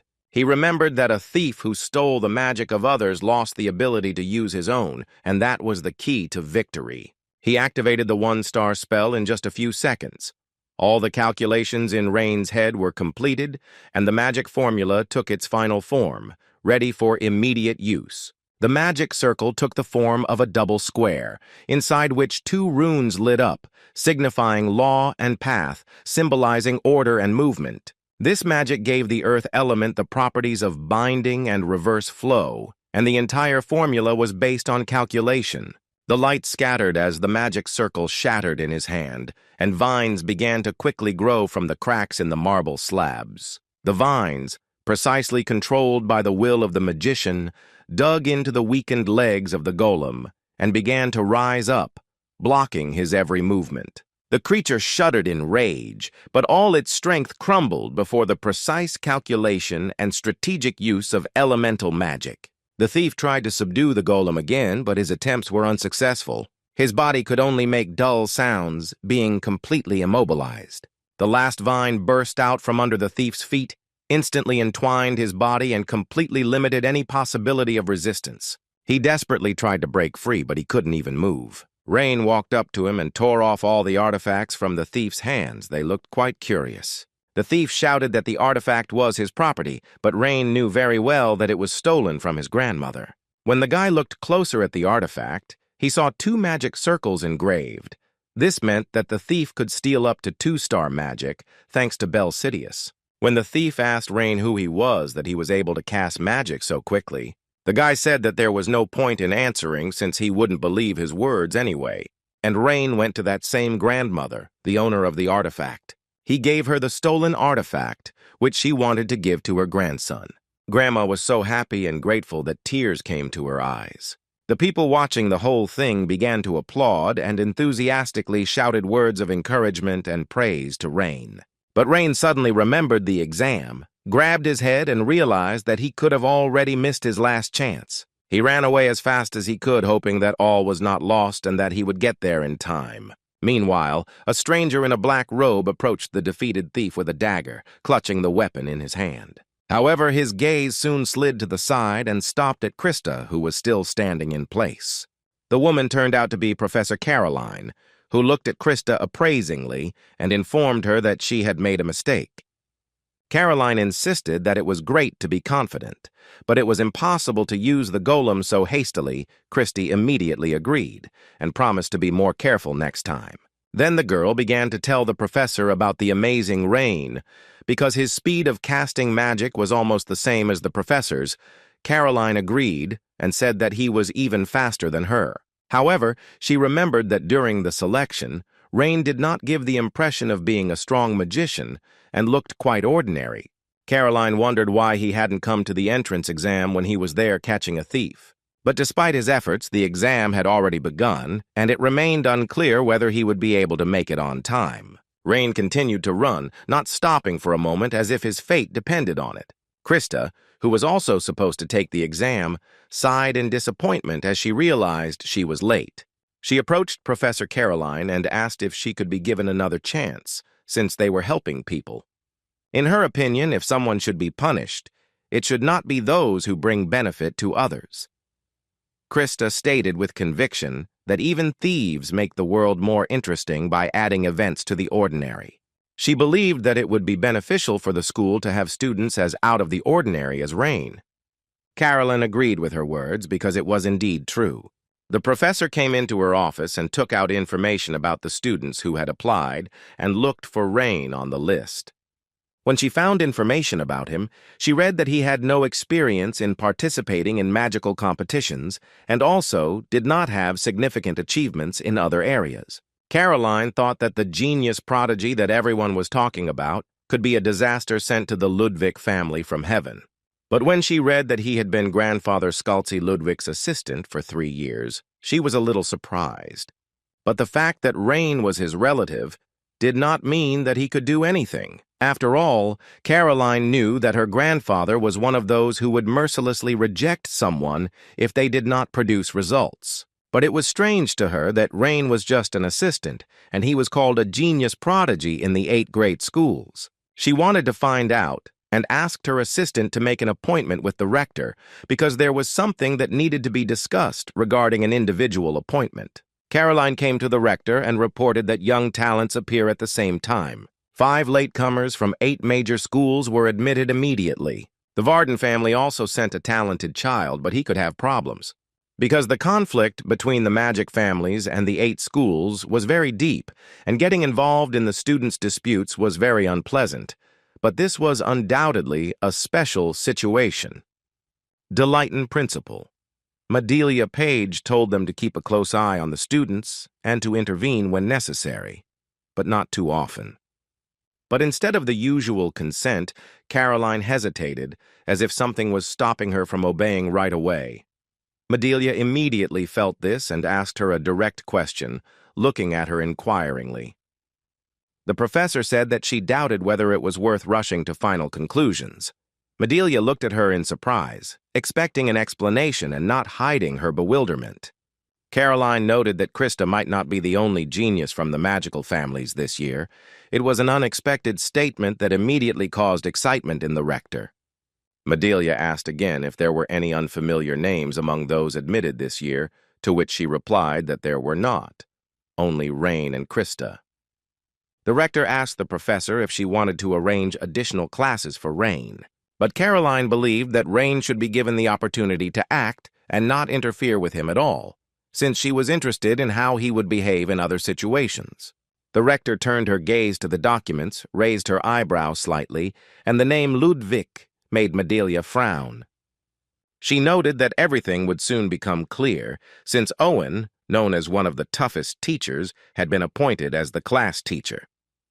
And for the girls, it was strange that Rain did not want to accept any awards, because he did not like it when it turned out that he was a hero. Medelia noticed that he just preferred to quietly read his books, which was also strange. And the professor said that the strange ones always turned out to be good magicians. Perhaps it was a sign. Then Caroline noticed that the rector was somehow gloomy and asked if something was bothering her. Since Rain caught that thief who was somehow connected to the dark church, something was troubling her. Even the Special Affairs Department contacted the school and were supposed to arrive soon. So she had a bad feeling. She told the professor to be ready. The next morning, Rain was informed that he had been accepted, despite the fact that he had missed the exam due to being late. Professor Caroline suggested that he pretend that he had passed an additional exam and was included in the list of successful candidates. She was worried that the extra exams would be seen as a disgrace for those who failed the regular exam. But this was not a problem for Rain, who accepted the offer out of fear of having to retake it. So, he stood before the gates of the greatest magical university of Delayton, where the pinnacles of the intellect of the sacred empire gathered. Lane stood in front of the main gates of Delayton, where the ceremony was to begin, lost in his own thoughts. He thought quietly that he had never had any real connection with the magical schools. After all, in his past life he studied magic with the head of the school, Osiris, and in this life with his family. Even then he didn't feel the need to learn from anyone, but he needed to find what Esther had left behind, waiting at the end of the road. In the meantime, he must improve his magical skills, at least to the level of his previous life. Christy stood before him, wearing an academic cap and a white robe adorned with the symbol of a sleeping dragon. They greeted each other, and Christy wanted to thank him for helping her in the battle against the thief. But she changed her mind and shouted that she could have managed on her own without his help. Surrounded by whispering students, Krista Varden shrugged haughtily as if expecting this attention, and proudly said that everyone knew her and that she was the most popular in this generation. He chuckled weakly and remarked that she seemed to be much more popular than he had assumed, and she said that only the Republic's spies did not know her. Krista informed him that Rain was officially a rival that she had acknowledged, so she considered him lucky.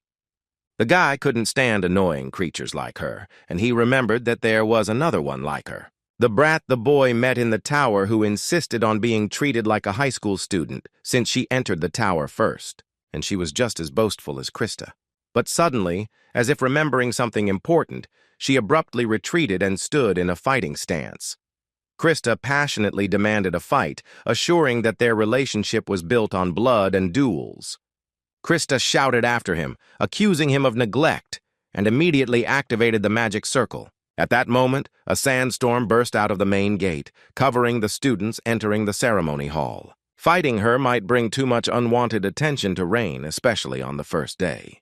Krista boastfully asked if he had realized her true abilities and if he was going to be serious now and show her his power. Lane was seething with rage as she didn't care about her surroundings and needed to be put in her place. At that moment, a cold, sarcastic voice filled with mockery came from behind him. An unknown observer sarcastically called them a comparable experiment in which both were extreme points. After all, on the one hand, there was the best newcomer, Krista. On the other hand, he is a genius child prodigy who barely passed the additional exam. Turning around, they saw a colorful character named Hubert. Hubert was from Rohingya School and was also a graduate of Delayton High School, and his name was well known to many students. And he had been in a long-standing rivalry with Krista, with whom he constantly had intense magical clashes. Hubert told the boys to continue the conflict between the students, because for him, it was a great way to brighten up a boring day. But Krista said the quality of the audience was too low and she was downright unhappy, even though the hint was clearly aimed at him. And it would be unfortunate for the girl if Hubert fell into her magic and flew away somewhere far away. She said that he should be grateful to her for her attention. Hubert jokingly said that he was so grateful that he almost had tears in his eyes, but hinted to her that it was shameless to open her mouth when she couldn't cope with him. Krista was not afraid of him at all, and confidently told him to show everything he was really capable of, so as not to be unfounded. Hubert grinned as he looked at the girl and said that her proud nature had not changed at all, and by continuing to live like this, she was disgracing her family, and he felt sorry for her. Then Hubert finally paid attention to Rain, because before that he had been so insignificant to him that he had not even noticed his presence. He asked Rain why the genius young master who entered through the additional test was staring at him like there was something on his face or his words had hurt him. But Rain had only one question. Who was he to act so self-confident and talk as if everyone around him owed him something? And the guy asked if he knew how to use magic at all, because if Hubert was going to fight him, he had to be good at casting spells. Hubert had not expected such confidence from Rain, and the boy's words struck him as shocking, and he wondered if this impudent newcomer was taking on too much. After these words, the audience watching what was happening fell silent, because they felt a real cold in the air.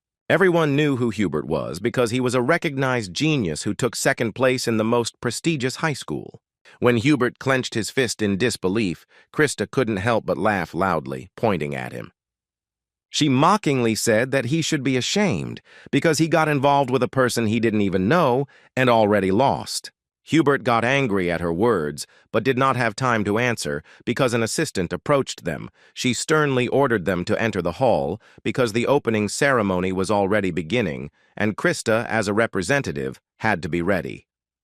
Krista gave Lane a finger as if she wanted to pierce him with her gaze and promised that next time she wouldn't miss the chance to defeat him.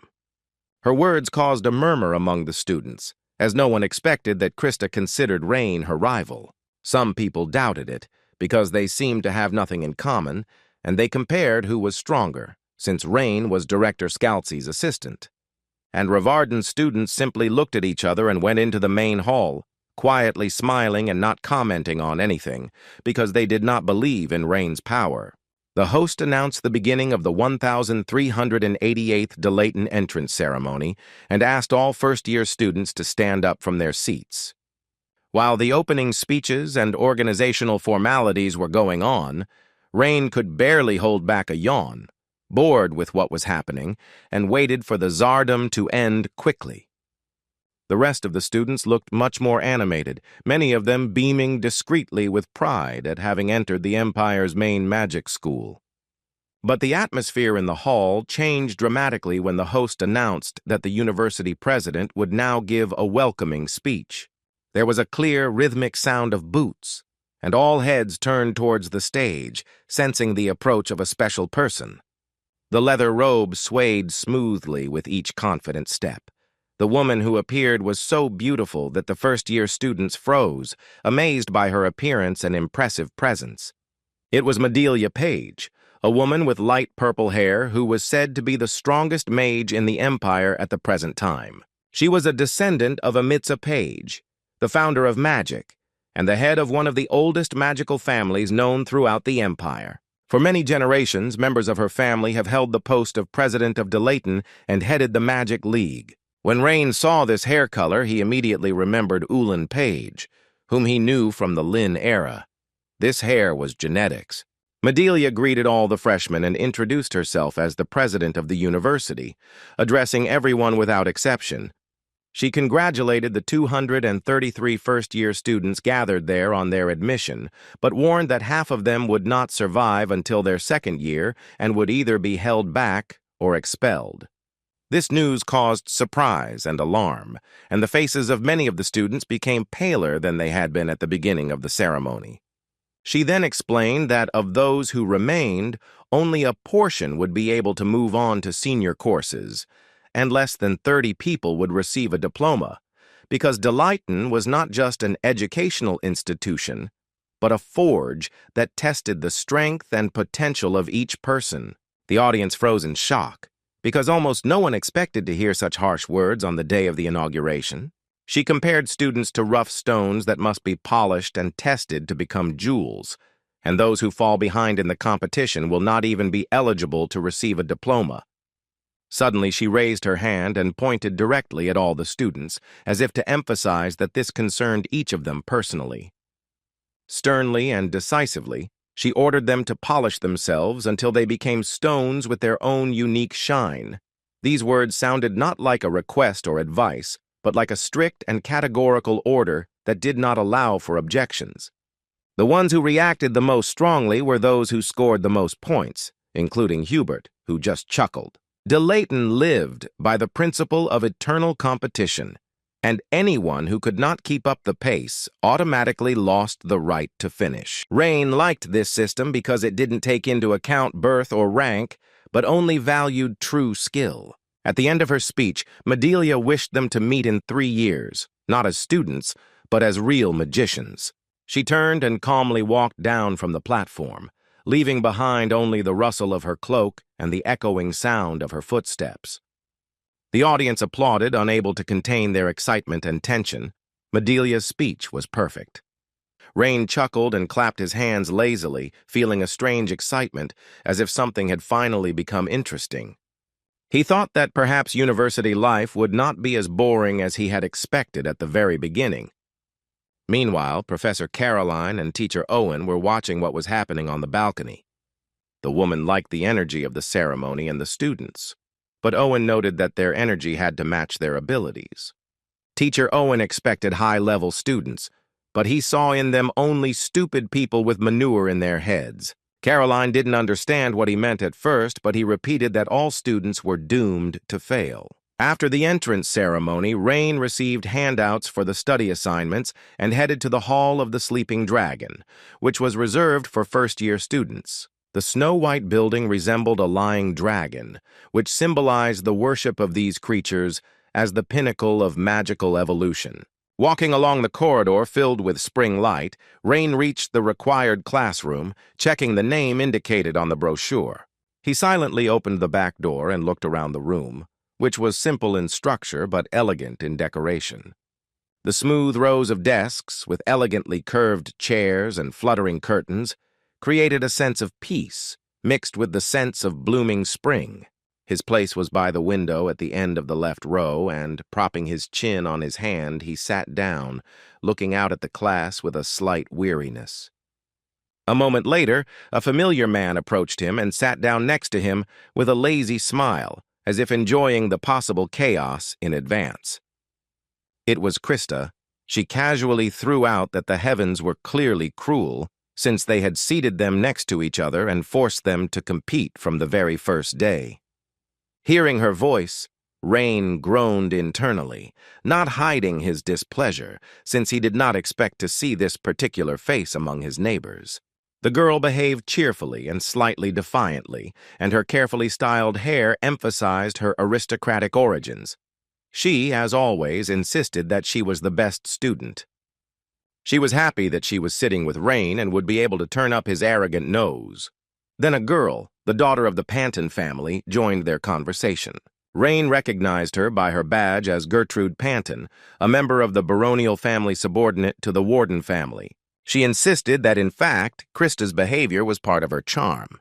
But even without this, she still considered Krista charming, at least more so than someone who was only impressive in appearance. As the spring wind touched the curtains, Rain suddenly remembered the distant past, the scent of which touched his memory. Where Frida asked him if he ever wanted to study at school, to which Rain answered no. Since he was a 4-star elite mage back then, he didn't think that school could teach him anything new, and thought that school was a waste of time. Frida did not agree with his words. She believed that school was not an easy place where one could study to achieve academic success. Rain looked at her in surprise and asked what was the most important task then. The answer was people. It was then that he began to wonder whether he needed such acquaintances, and whether there was any point in trying to understand someone in this new place. Just as he was about to sink into despondency, the teacher's door swung open and a tense silence fell over the classroom.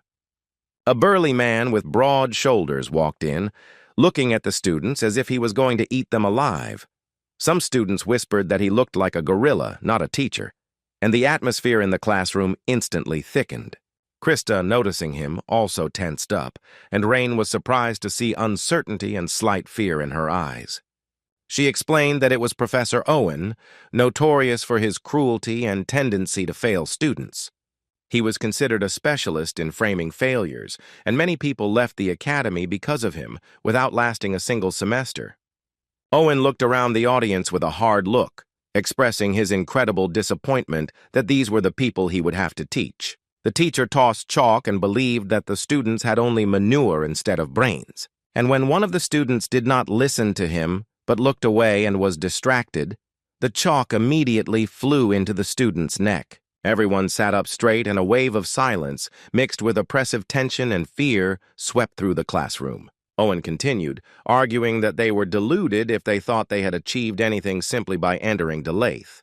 The teacher ridiculed the notions of court service and luxurious living, saying that such hopes had no place here. He promised to call them masters if they suddenly showed at least some real results worthy of respect, but for now, they were monkeys to him, barely growing fur, and they still had a whole mountain of things to learn. When he asked if there was anyone from the 8 great schools among them, Hubert and 3 others raised their hands. The professor sighed heavily, blaming these students for their poor performance and the fact that they could no longer be corrected. So Owen didn't expect any contribution from them and asked them to just not interfere. He then asked if there were any descendants of magical families here, and Rain and Krista raised their hands. Owen grimaced and called them disgusting. He thought they were acting all know-it-all and arrogant without having experienced any difficulties. The professor joked and told them to go home, first learn to change their clothes on their own, and then come back. He humiliated almost everyone with astonishing impudence, and Rain caught himself thinking that he had never heard such language even at the front. Owen reminded them that over the next year his task would be to turn these students, whom he considered lower than monkeys, into at least somewhat useful magicians. Not a single student said a word, but Owen could easily see the fear lurking in every look, and he warned that anyone who failed would be thrown out. He asked if they were really silent from fear, and received a unanimous "No, sir," from the red-haired student. The teacher said that since they were not afraid, they would immediately receive the assignment. Everyone had to form teams of 2 for the test, and the last team will be eliminated, without the right to retake the test. The word exception rushed through the ranks, causing excitement, as if it could actually happen right now. Some believed his words, while others thought that he just wanted to scare them. Owen turned to the board, where he immediately began drawing a magic circle, adding ancient runes to it. Lane noticed that the structure of the circle resembled a mathematical problem that could be solved in different ways. The time limit was only 20 minutes, and Owen promised to kick out those who failed or were the last to do so. When the students did not respond immediately, he exploded in anger, ordering them to begin immediately and to pair up. The students hurriedly took out their pens, ink, and magic paper, trying to transfer the complex circle to the solution. Owen joked that even monkeys could solve 2-star magic if they put their minds to it. Krista confidently analyzed the structure of the circle, recognizing in it the properties of the wind, transmitted through the runes of evaporation and disappearance. Rain asked her to hurry up and help him. She told him to derive the solution manually, using methods of constructing formulas through matrices and cubic functions. The guy asked her with a grin if she really needed to make things more complicated, but she replied that she wouldn't tolerate him getting in her way, and he scratched his cheek in surprise as he watched her continue writing with determination, without looking up. Her confidence, dexterity, and control over her hand spoke of the burden she bore as a representative of her family. Krista Varden was the 3rd daughter of the Margrave, and her family, despite its glorious past, had long been in decline. The older sisters had proven completely useless, and now all the family's hopes rested on the shoulders of Krista. It was in these circumstances that Krista was born and grew up, knowing that her future was the future of her entire family. She clearly stated that only her efforts could restore the honor of the family, and the magic circle was almost complete. Meanwhile, Rain was trying to find a solution, and she was angry with him. Then, without taking her eyes off the formulas, Krista asked if he had found the answer function, and Rain immediately relayed the solution. And suddenly, unexpectedly, a spring wind burst through the window and made the curtains flutter sharply under the pressure of the flow. The wind blowing towards Krista and Rain's desk was so strong that the paper began to bend, losing its stability. It looked like someone did it on purpose, using magic. There was a sharp scratching sound, and a sudden jerk tore apart the magic circle, leaving only one empty space. Krista froze with a surprised expression on her face as she looked at the ruined work and couldn't help but breathe raggedly. She said out loud, without realizing it, that she could not use the broken circle and had to start over. Owen asked to do the calculations without making any noise, and only then did Krista calm down. Rain followed the residual trace of magic in the air with interest, having noticed it thanks to Belle Sidious's ability. The trail led straight to Hubert, who was sitting there as if nothing had happened. At the Rohirrim school where he studied, they taught a secret wind technique known as soundless and colorless, which erases traces of magic. This technique allowed spells to be cast without any visual or auditory cues, making them invisible. Hubert had already reached a basic level of mastery of this technique, which made him dangerous even among the best students. Rain took a deep breath, realizing that the destruction of the paper was caused by someone else's sabotage. Krista leaned over to him without hesitation, asking for a new sheet of paper with a look of despair on her face. She explained that there was almost no time left, and she urgently needed to redraw the circle and re-enter the formulas. Even though it had taken 12 minutes, she had a chance to finish in the remaining 8 if she did it quickly. She had the solution process in her head. She couldn't afford to be expelled on the first day, otherwise the whole plan of restoring the family would collapse. Rain calmly said that with her method she definitely wouldn't make it in time, no matter how hard she tried now. And he said that the task was doable, but the solution was too difficult for Krista. Krista was about to grab him by the collar, but he raised his hand and confidently took the brush in his fingers. His hand moved very quickly and confidently, as if he were creating not a drawing, but a work of art. And with one precise movement he drew a magic circle as if he had drawn it thousands of times without a single mistake. Krista froze in amazement, seeing how cleanly and quickly he reproduced the required structure of the circle. Rain told her that if you panic over such trifles, then you will not be able to become a magician in any business. And he explained that a magician always needs to keep a cool head, even if everything doesn't go according to plan. After all, in the world he came from, 8 minutes did not exist, and there was no second chance after a mistake. There, every moment mattered, and any delay could lead to an irreversible edge.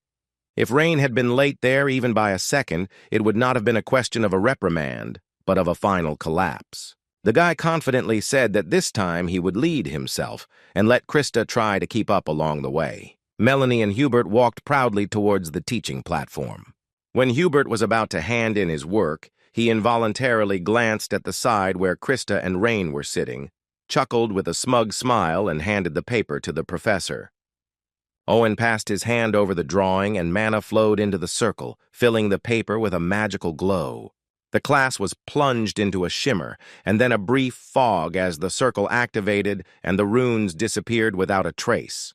Owen praised the precision of the evaporation and departure runes, and noted that the result was quite acceptable for their level, considering that they had done it before anyone else. Melanie beamed with joy, but her expression instantly froze when Owen announced that they were both graded Cs. Hubert frowned sharply, not understanding why they had received such a low grade despite their speed and accuracy, and he asked doubtfully if even that was considered insufficient, and what could be wrong with their work. Owen replied that the one who uses hidden methods must be the first to guess what their shortcomings are. Hubert didn't say a word, although he felt a chill run under his skin, as if his secret was about to be revealed. Melanie wanted to say something, but suddenly she felt someone stop next to her and turned around.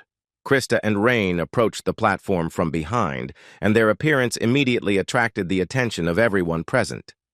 Because everyone saw that their sheet was torn, but they managed to finish second.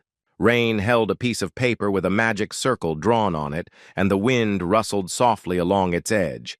The smell of fresh ink used in the process had not yet had time to fade, confirming that the circle had been drawn recently.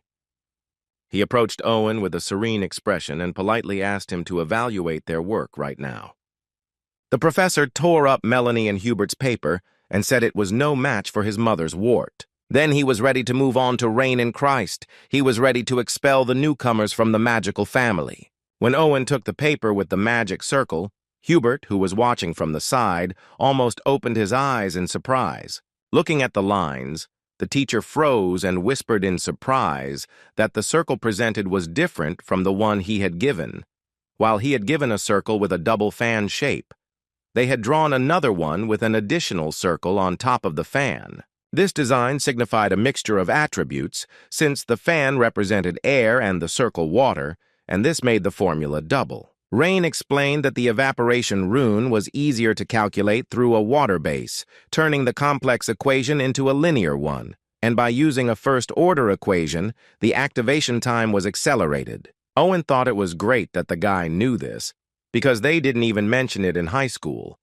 And Krista suddenly looked at Rain suspiciously and asked how he knew such things if they didn't cover them in high school. Rain said that the lessons were strange and that you can't use magic properly until you understand the runes, which surprised Krista. Owen looked at Rain with interest, his eyes flashing with excitement, and he decided to test the young man's words in practice to see how effective the proposed theory was. He cast mana onto the paper and light began to fill the magic circle, revealing complex patterns drawn out by the ink. When the light reached its peak, the spell worked, causing the water to actually evaporate and a mist to rise up from the paper. And then, like a gentle touch of wind, the magic of departure scattered the fog in all directions.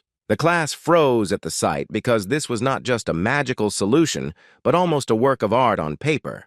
The water ended up all over the auditorium. It was something more than anyone expected, after which the fog disappeared without a trace. Meanwhile, the students could not believe that the teacher, always rude and arrogant, suddenly smiled and applauded. Owen admitted that in 13 years of teaching, this was the first time he had seen such an original and daring solution to a problem. Hubert whispered that this could not be, and that it was probably an accident or a masterfully created illusion. Owen said he was annoyed, but he would give it an S, the highest grade he had ever given this type of test.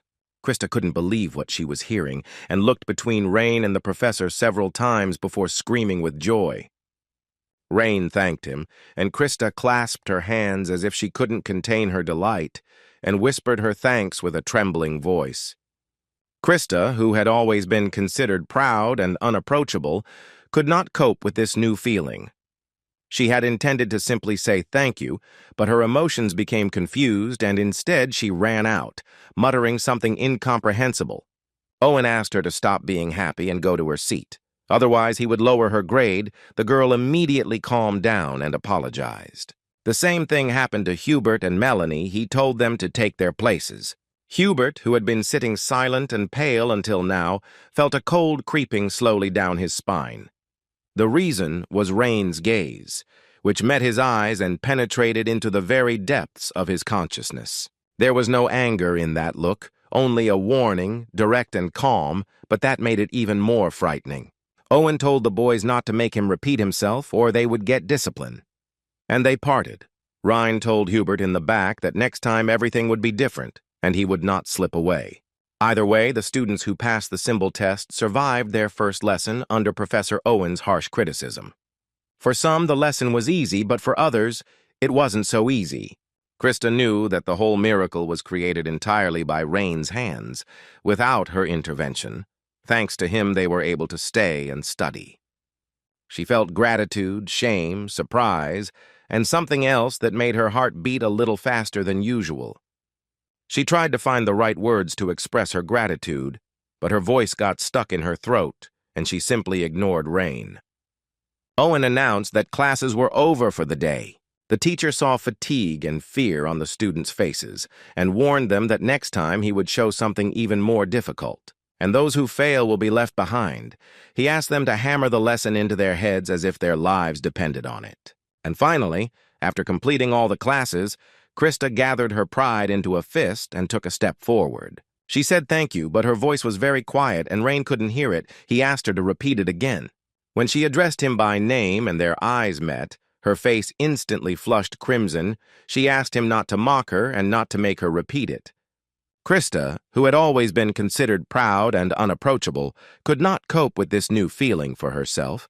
She was going to express a simple thank you, but her emotions were confused. And instead of thanking her, she said that she would return the favor next time, and that they were still rivals. Meanwhile, while they were arguing, the news that Owen the gorilla had given someone an S in first grade spread throughout the academy like a gust of spring wind.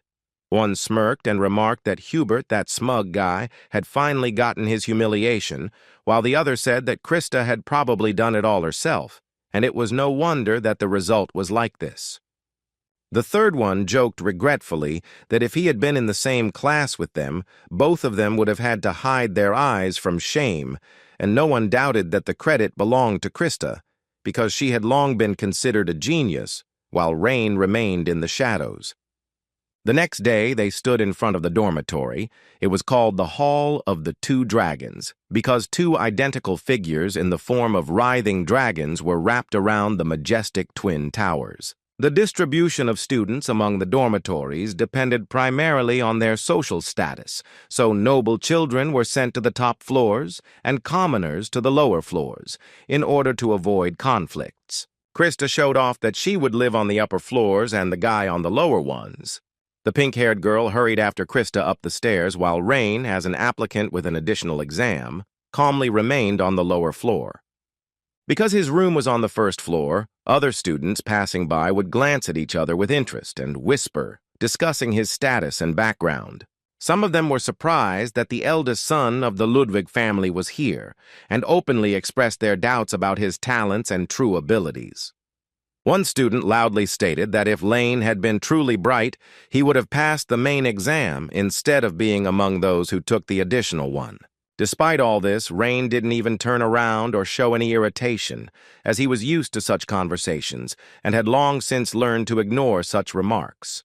He took out his dragon ring and student ID card, which he had received from the commandant, and without unnecessary emotions, he applied them to the door lock, and a bright magic circle appeared on its surface, and the door opened. The room he entered turned out to be a single room, as was customary for the descendants of noble families, and was equipped with everything necessary for comfortable living and study. There was a massive bed, a desk, a bookcase with books, and magical lamps that created a soft light, as if it were a master's tower. Looking at the surroundings, Rain muttered that it all reminded him of the surroundings in the magic tower, as if he had returned to the place where he had once spent his best years. He thought that such an environment would help him more easily integrate into the future life of a magician, because many things here were similar to his past in the Osiris Tower. He lay down on the made bed. He reached for the magic lamp and looked at the shadow that fell from the light directly onto his face.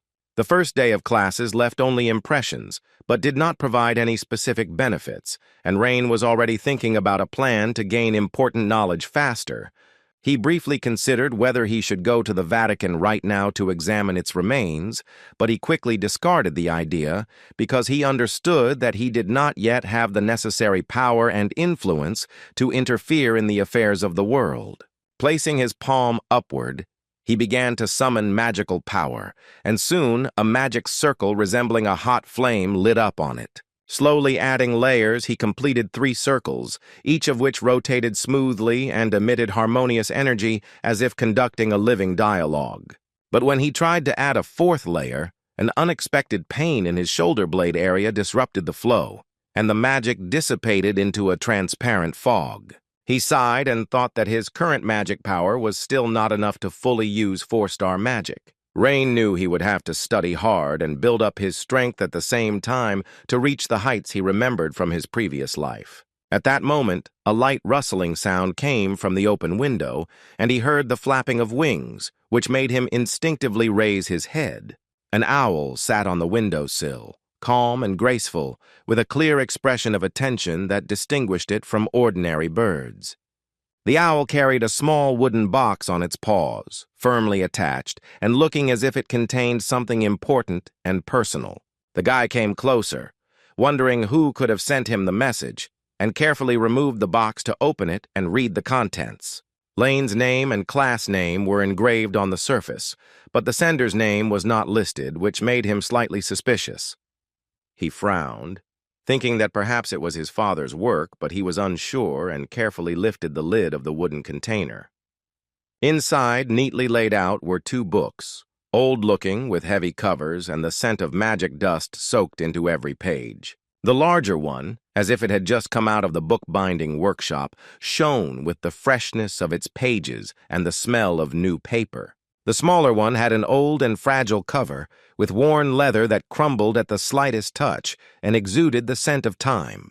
Rain felt his heart beat faster, and it was as if a cold current had pierced his chest, filling his body with sticky sweat and anxiety. It was the same diary that he always carried with him. He remembered how, at the last moment before parting, he gave it to Esther, hoping that she would preserve at least part of his essence in it. Rain cursed under his breath and ran to the window to see who could have given him such an important thing, but saw nothing. There was no trace of the owl outside the window, as if it had never been there, and only the wind fluttered the curtains, creating an oppressive silence. The guy thought, maybe someone knows his identity? In addition to the academic buildings and dormitories, the academy provided special magical grounds where students could train safely and effectively. To fully master magic, modern equipment was required, but if there were no tools like magical targets, then practicing accuracy became almost impossible, especially for beginners. The girl with the pigtail watched the stopwatch and reminded her ally, Krista Warden, sweating from the effort, of the time. In the training arena before her stood 5 sand soldiers, each attacking moving magical targets with frightening precision. Gertrude looked at her with concern and asked if something was wrong, because she seemed especially tense today. But Krista waved it off, not wanting to share her thoughts, although her movements were more abrupt than usual, and this did not escape notice. With only 5 seconds left, Gertrude noticed a hint of mischief in his voice and mentioned Rain's name again.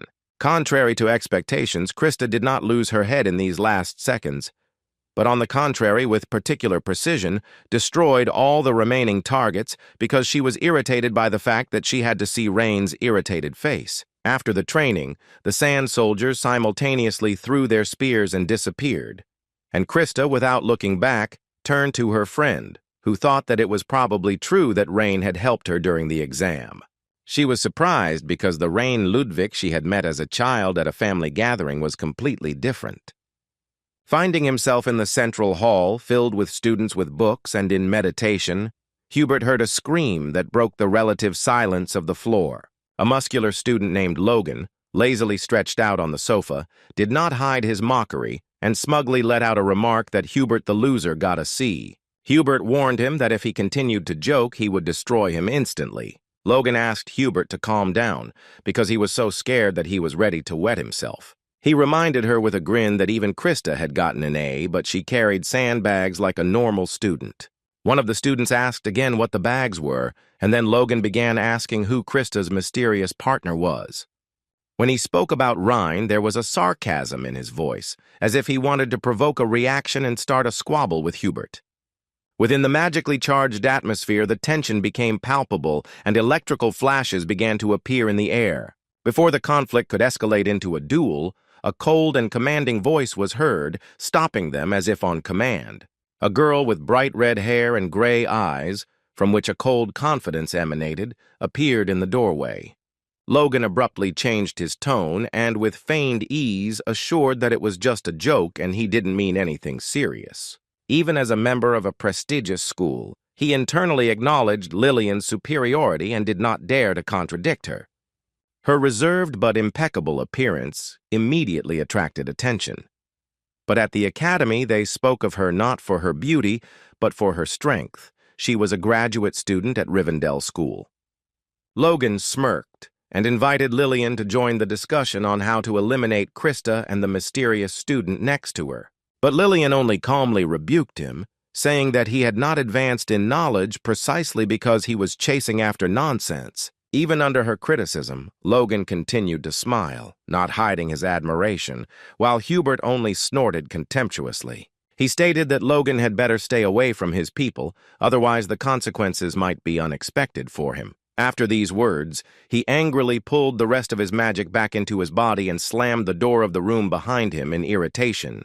Finding himself alone, he hit the wall to calm the storm of emotions raging in his chest and preventing him from thinking clearly. Hubert remembered the exam results again and whispered Rain's name under his breath, wondering how he could have done it. He thought about how he had been a teaching assistant to the former Archmage for 3 years, which seemed impossible for such a student. To hold such a position, one had to explain formulas and theories better than many of the Academy's teachers. The more he thought about it, the more difficult it became to find an answer to the question of who this mysterious freshman really was. Meanwhile, Rain was reading the book that was given to him, in his room on the bed. In the book, the first part told about Lin's life, and the second part told about the magic and fighting styles that he used. Rain found it incomprehensible what happened then. He was interested in how someone managed to find out about his identity and why, if they knew, they did not contact him. As he read the book, the clock hands were already pointing to 11 o'clock in the evening, and the room gradually began to feel the familiar silence of a nighttime dormitory. This was the time when the rules required the lights to be turned off, and entry into the dormitory was prohibited unless the student had applied for an extension in advance. Rain wondered whether he should turn off the light before the commandant arrived, or whether it would be better to continue reading before he was noticed. He had already gotten up to turn it off, but his gaze suddenly fell again on Lin's old diary, which was lying nearby on the table. A vague thought flashed through his mind that he had forgotten something, and an unexpected feeling of uneasy déjà vu made him open the cover. As soon as he turned the first page, a butterfly flew out of the diary with a thin burst of light, emitting blue magical sparks. Rain knew this spell. It was Rudian, but not the one he created himself, but the one that Lin had once developed when he was an Archmage.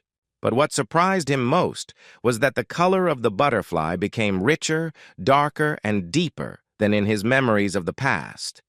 He involuntarily shuddered, because the magic created 3 centuries ago was still active and did not crumble as it should have. As Rudian gently landed on his hand, the magical particles lined up in the air with blue light, forming incomprehensible symbols. A message appeared stating that it was now possible to inherit research on unique magic with the current progress rate of 37%. Unlike normal spells, this magic could not be transferred to others, as it depended on the personality and perception of the magician. The equation was described by a fluctuation of probabilities, where the coordinates of magic changed depending on the internal formula. These were the 12 runes that Lin had created during the war, and Rain was sure that all of them had failed back then. But now, seeing the 37% progress, he felt that perhaps it had not all been in vain, as he had previously thought. He looked at Rudian with doubt, because he knew from memory that this was only 4-star magic, and not something more serious. Never before had magic of this level been able to detect progression to 6-star rank, and this was suspicious. But if all this information was true, then his current situation opened up a completely new path and new opportunities for him. He suddenly chuckled quietly, remembering how he dreamed of seeing the truth at least at the end of his life, sacrificing everything for the sake of one glance. But if now the path was already illuminated and progress was measurable, then in this life everything could have been different, easier, and more productive. Now he didn't have to save his strength for a sudden battle. He didn't have to sacrifice everything for an unformed idea. Rain realized that he could now explore and work on formulas without fear, without limiting himself to the previous framework, and decided that he must set a real goal for himself and move towards it systematically, step by step, without wasting time. With delight, not hiding his joy, he suddenly jumped onto the bed, hugged Rudian's butterfly to himself, and began to spin around in a rush of emotion.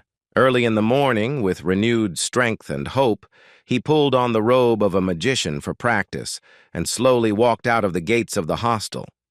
A thin rain fell from the sky. Clouds covered the sky with a gray blanket, and under the influence of the mountain range, the humidity filled the air with a soft, warm breath. Rain paused for a moment, listening to the rhythmic patter of raindrops on the roof, and then carefully tucked Lin's diary into his chest pocket and stepped out into the rain.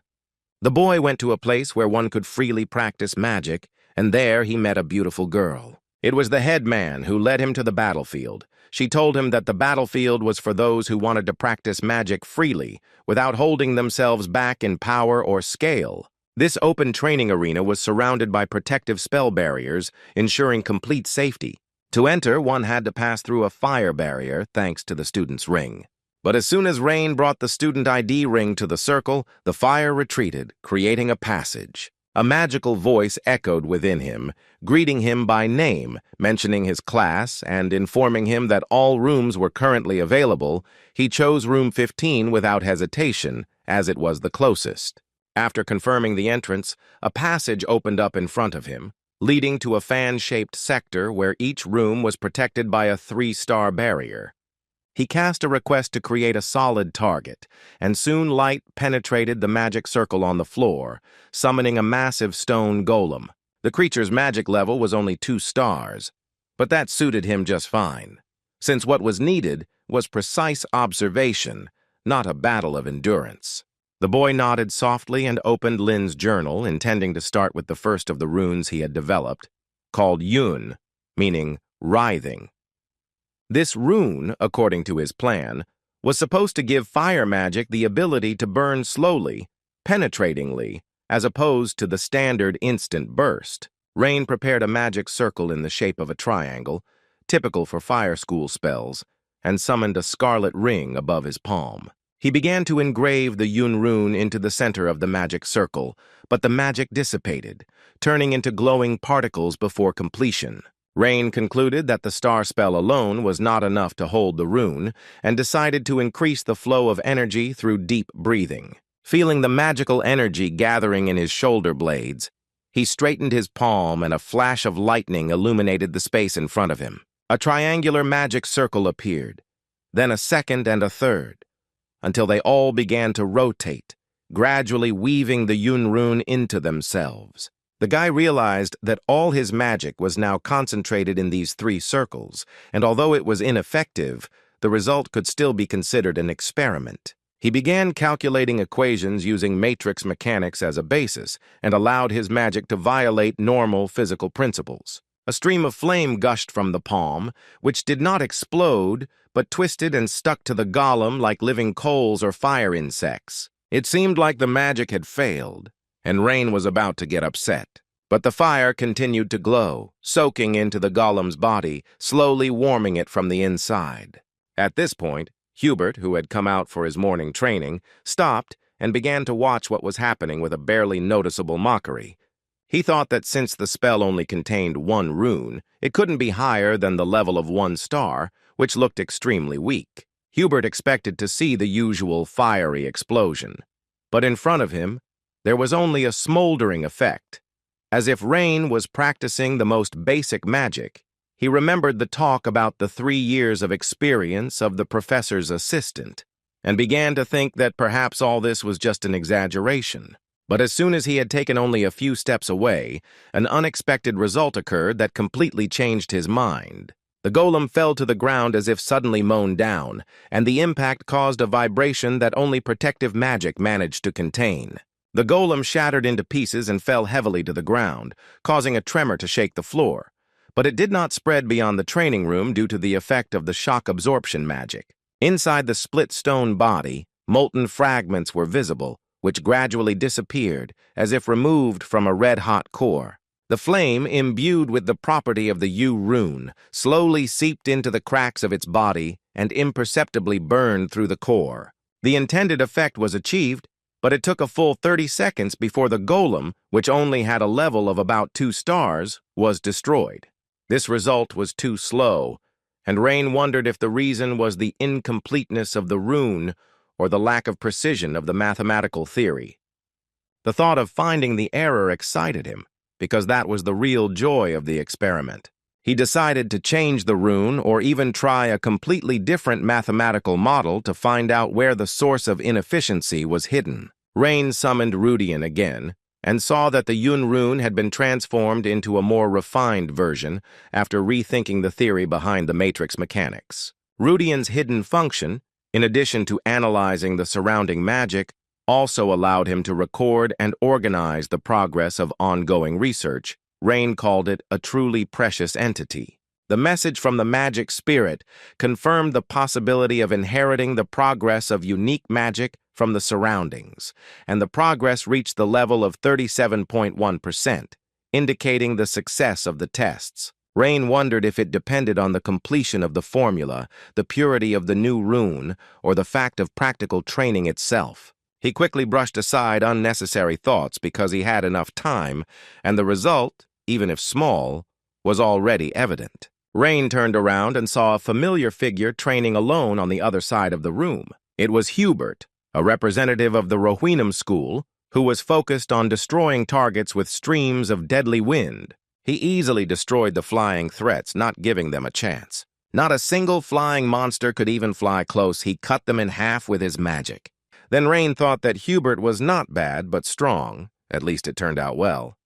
Rain noted that every time the young man released magic, his face was distorted by some kind of tense irritation. He could not understand why such people did not reflect joy from magic in their eyes, but only suffering and anger. Shrugging, he stopped thinking about it and decided it was time to return to the dorm and get ready for the next lesson.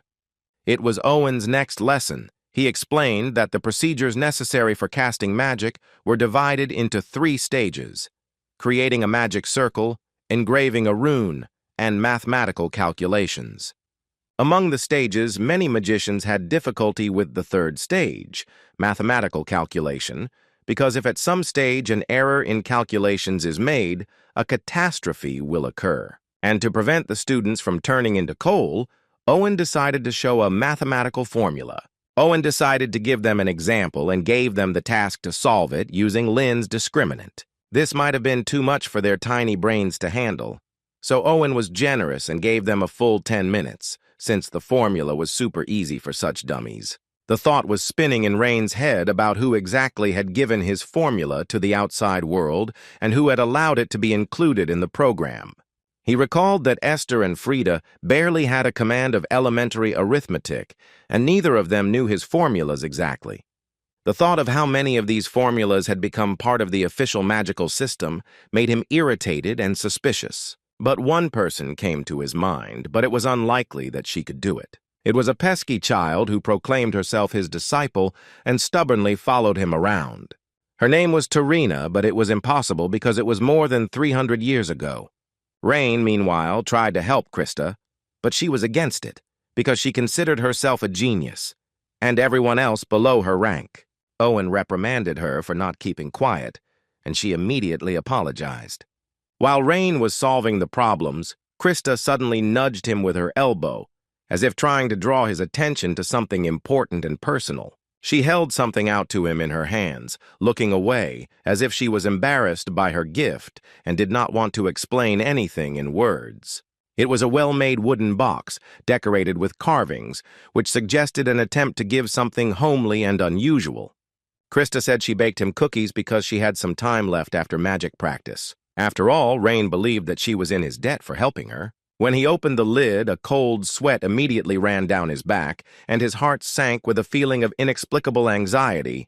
Inside lay something strange and charred, reminiscent of a cookie, but more like a sacrifice. Rain imagined how Krista might add dirt from the battlefield or coals from the fireplace to the dough, as if she were taking revenge for an old grudge. His face turned pale and his fingers clenched, as if his body was trying to protect itself from the presence of this charred threat. Meanwhile, the students nearby began to discuss his formula, not noticing his inner panic and look of horror. Someone whispered that Lin must not have been a man, but a deity, because only a celestial mind could explain something complex so simply. Rain had to stop himself from shouting that he was definitely a man who simply hadn't had time for a proper confession while he was alive.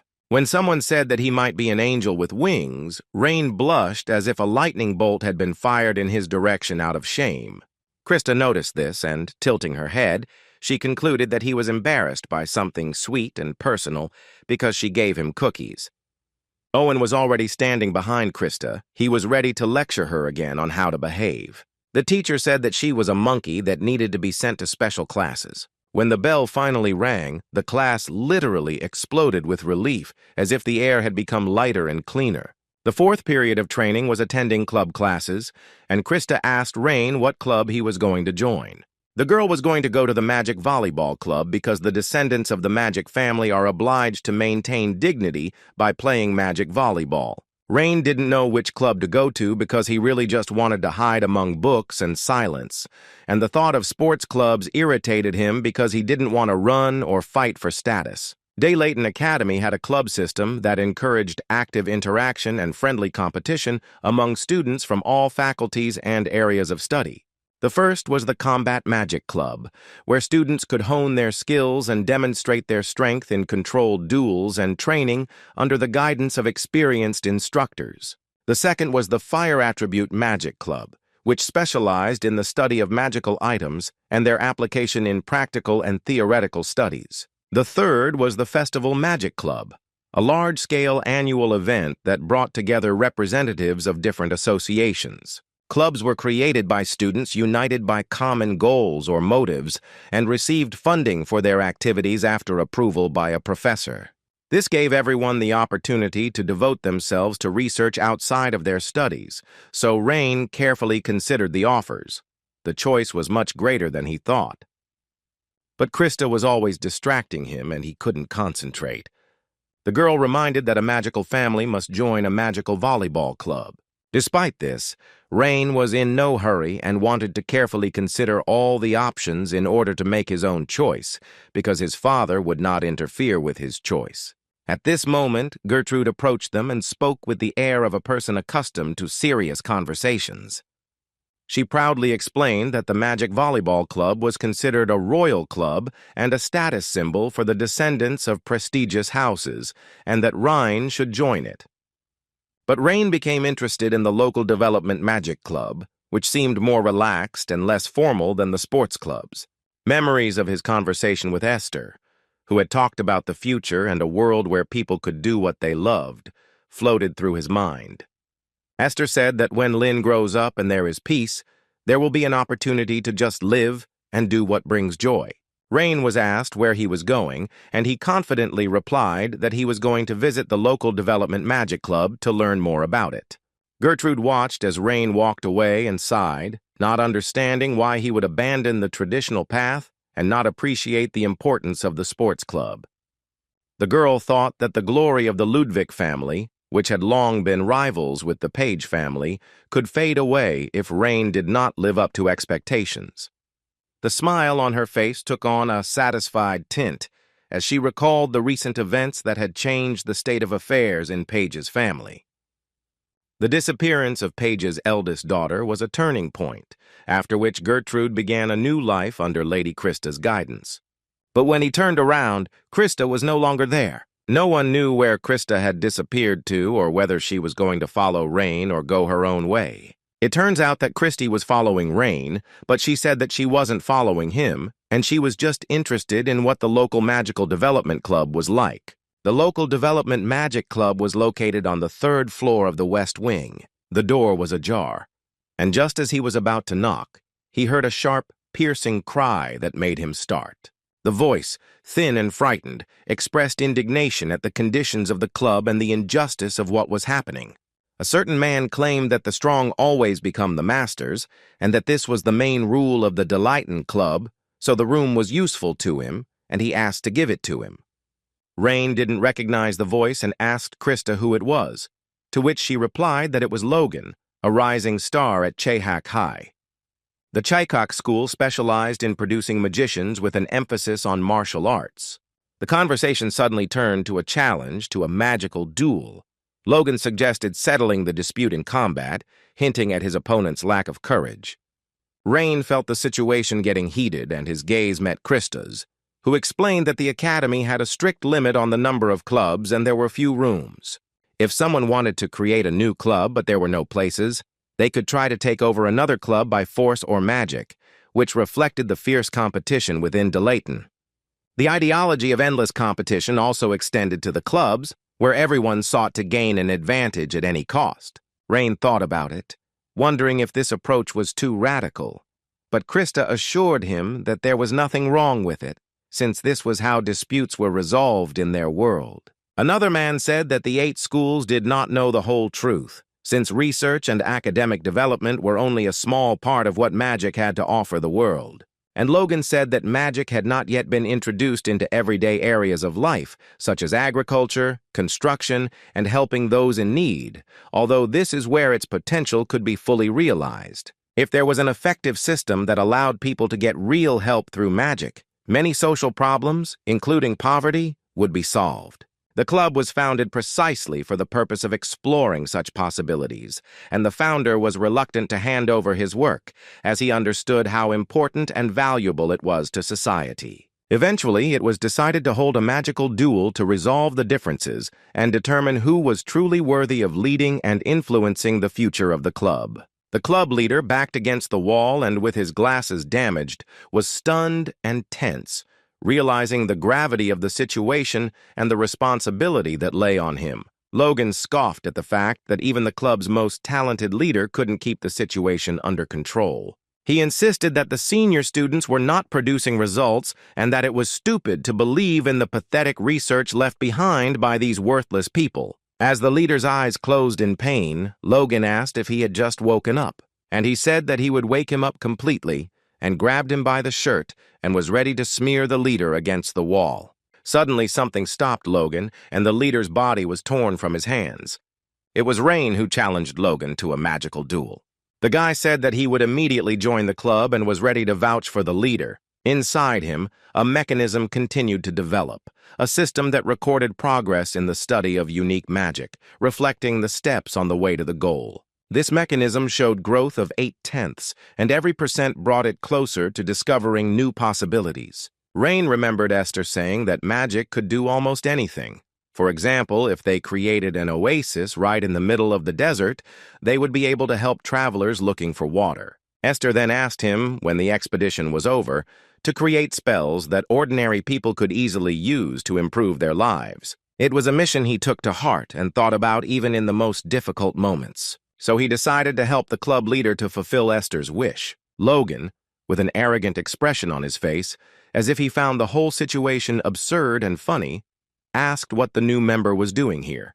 Following the boy, Krista entered, her presence reminiscent of the combined achievement of the talents of the graduate students from the 8 great factions, which immediately made her stand out from the rest and added weight to her name.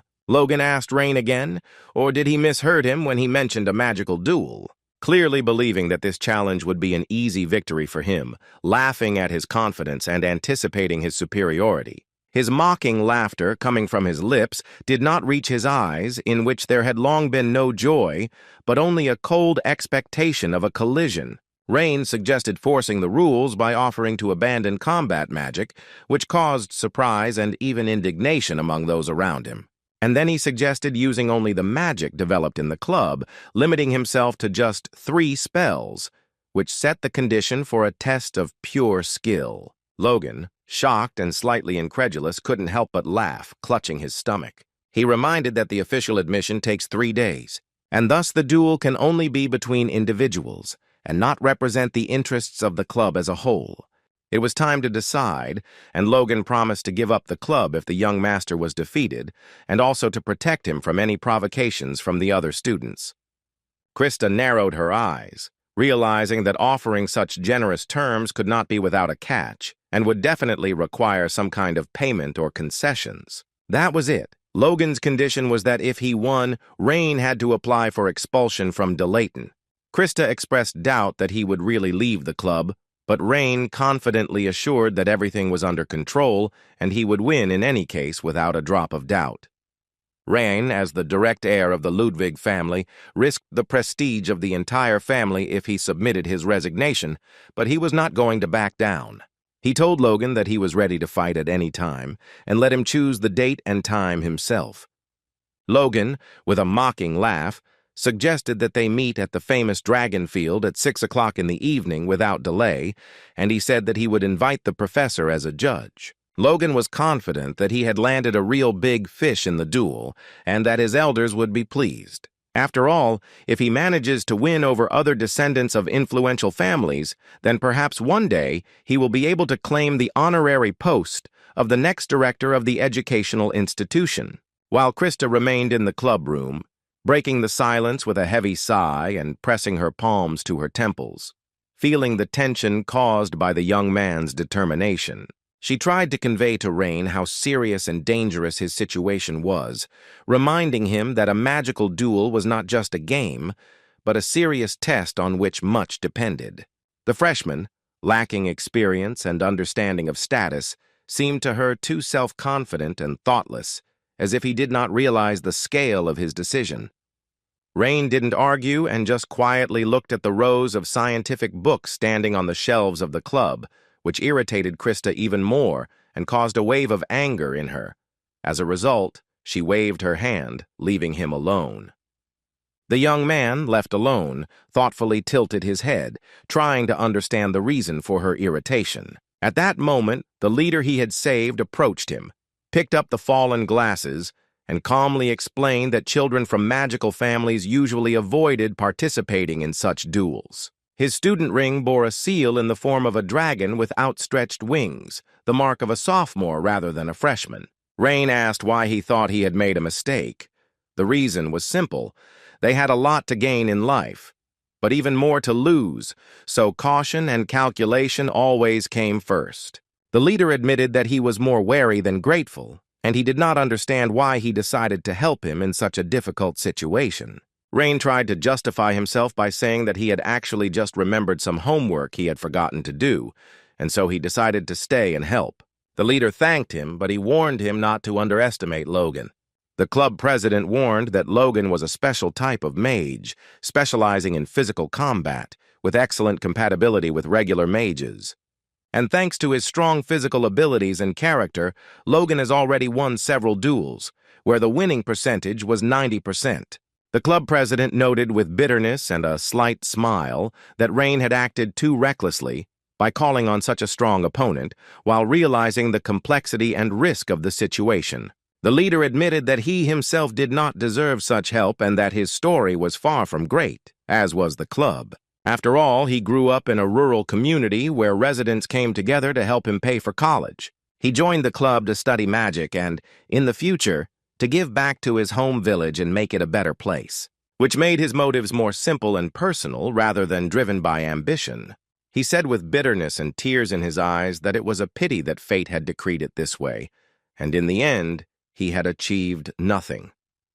However, for Rain, who was labeled as a loser, the winning percentage meant an even tougher test, as the club was going to cease to exist anyway. And since he agreed to a magical duel in connection with this, he asked to borrow a couple of books related to the club's magic. Rain said that he would return them when the duel was over, and the leader asked if he knew why Archmage Lin started practicing magic. The answer was simple: in order to survive. Meanwhile, rumors of a magical duel had already spread throughout Delayton. Rain didn't expect everyone to find out about it so quickly. Suddenly, the guy heard a familiar voice calling him. Turning around, he saw his Aunt Ellen, who announced that she had finally found him. It wasn't entirely clear from the expression on Rain's face whether he was happy to see her. She walked up to him, wrapping one arm around his neck and pulling him close, while with the other she delivered an unexpected blow to the top of his head, as if simultaneously expressing affection and severity.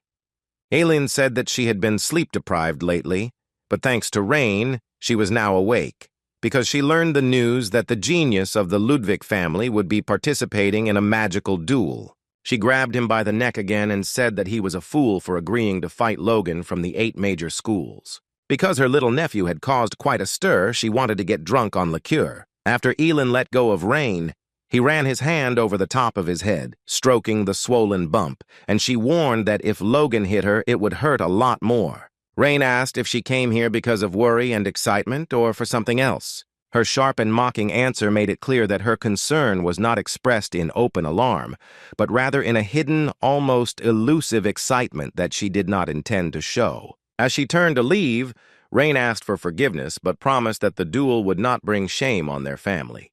But despite his intentions, it has already become a question of family honor. Because of Rain's thoughtless actions, in the worst-case scenario, he would be exiled, Elin warned. But Aunt warned him that everything was fine, and she was irritated by people who laughed at him like a worthless offspring, so she came to him.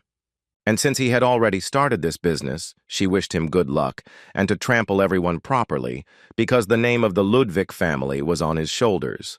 Aelin ordered to make it so that others could not even think about rising to the level of Rein. And then, after a long time, a smile finally shone on the guy's face.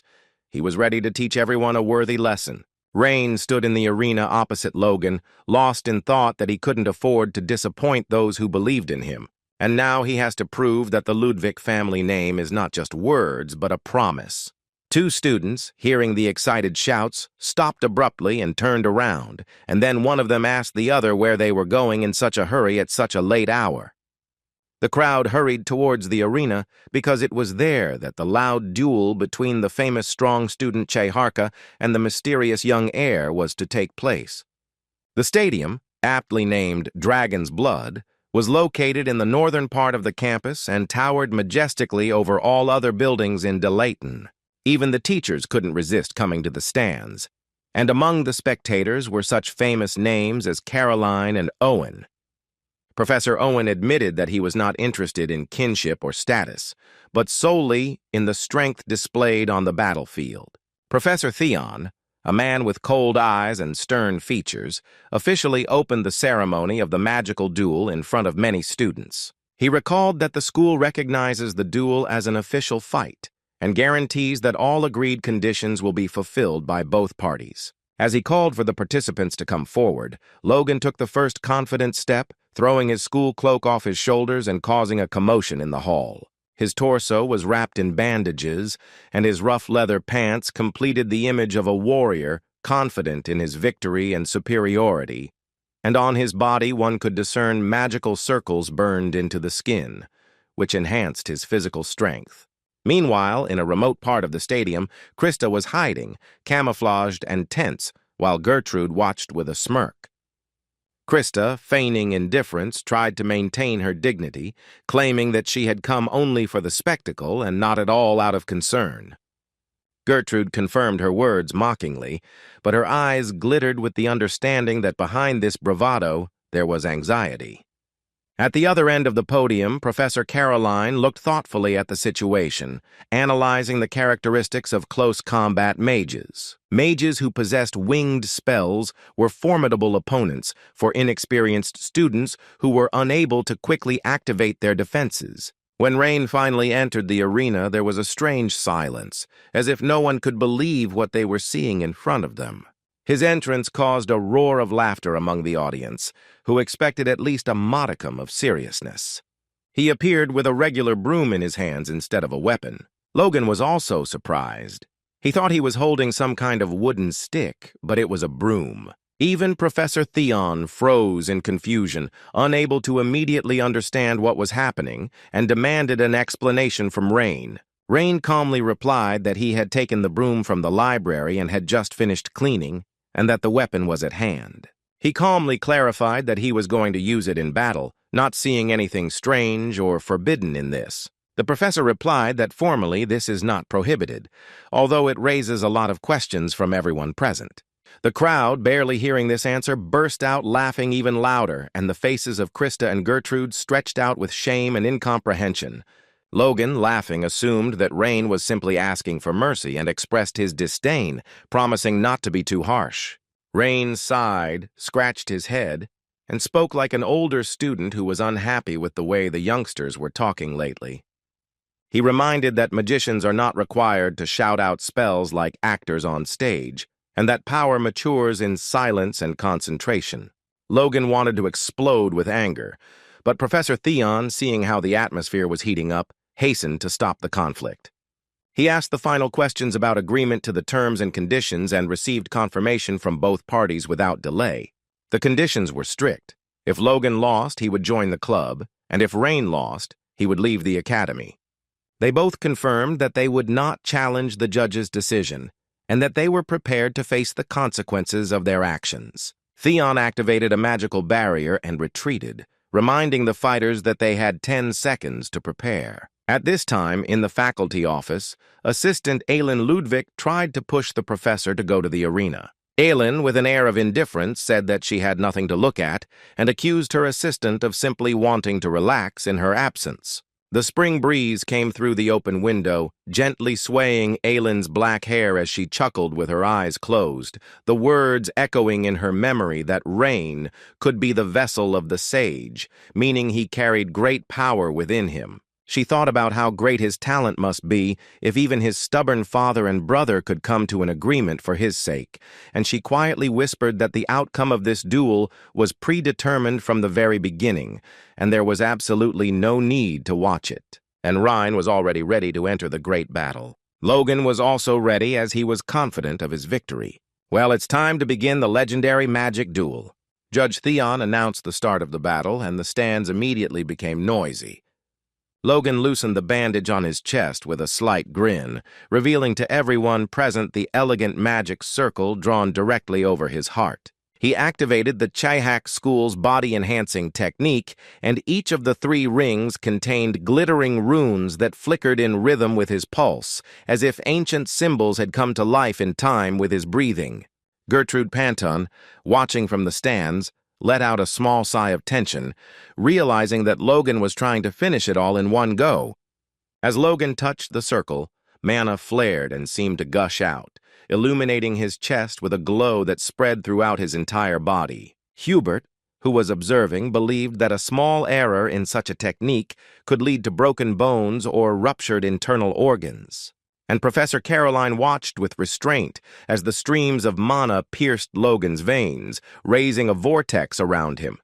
It was no surprise to her that Logan was considered one of the great graduates of the Chihak school. Jing-type magic quickly filled every muscle and bone, giving Logan strength and flexibility beyond normal. Despite its outward power, Jing's magic had a price, because the slightest mistake could harm the owner of this improved body. Like a storm swirling around Logan, his body pulsed with energy, his hair fluttering under the pressure of mana. He confidently declared that he would finish the fight in 10 seconds, and the next second he moved like an arrow that had been shot off, and his jump left deep marks on the smooth floor because he had used the power of mana.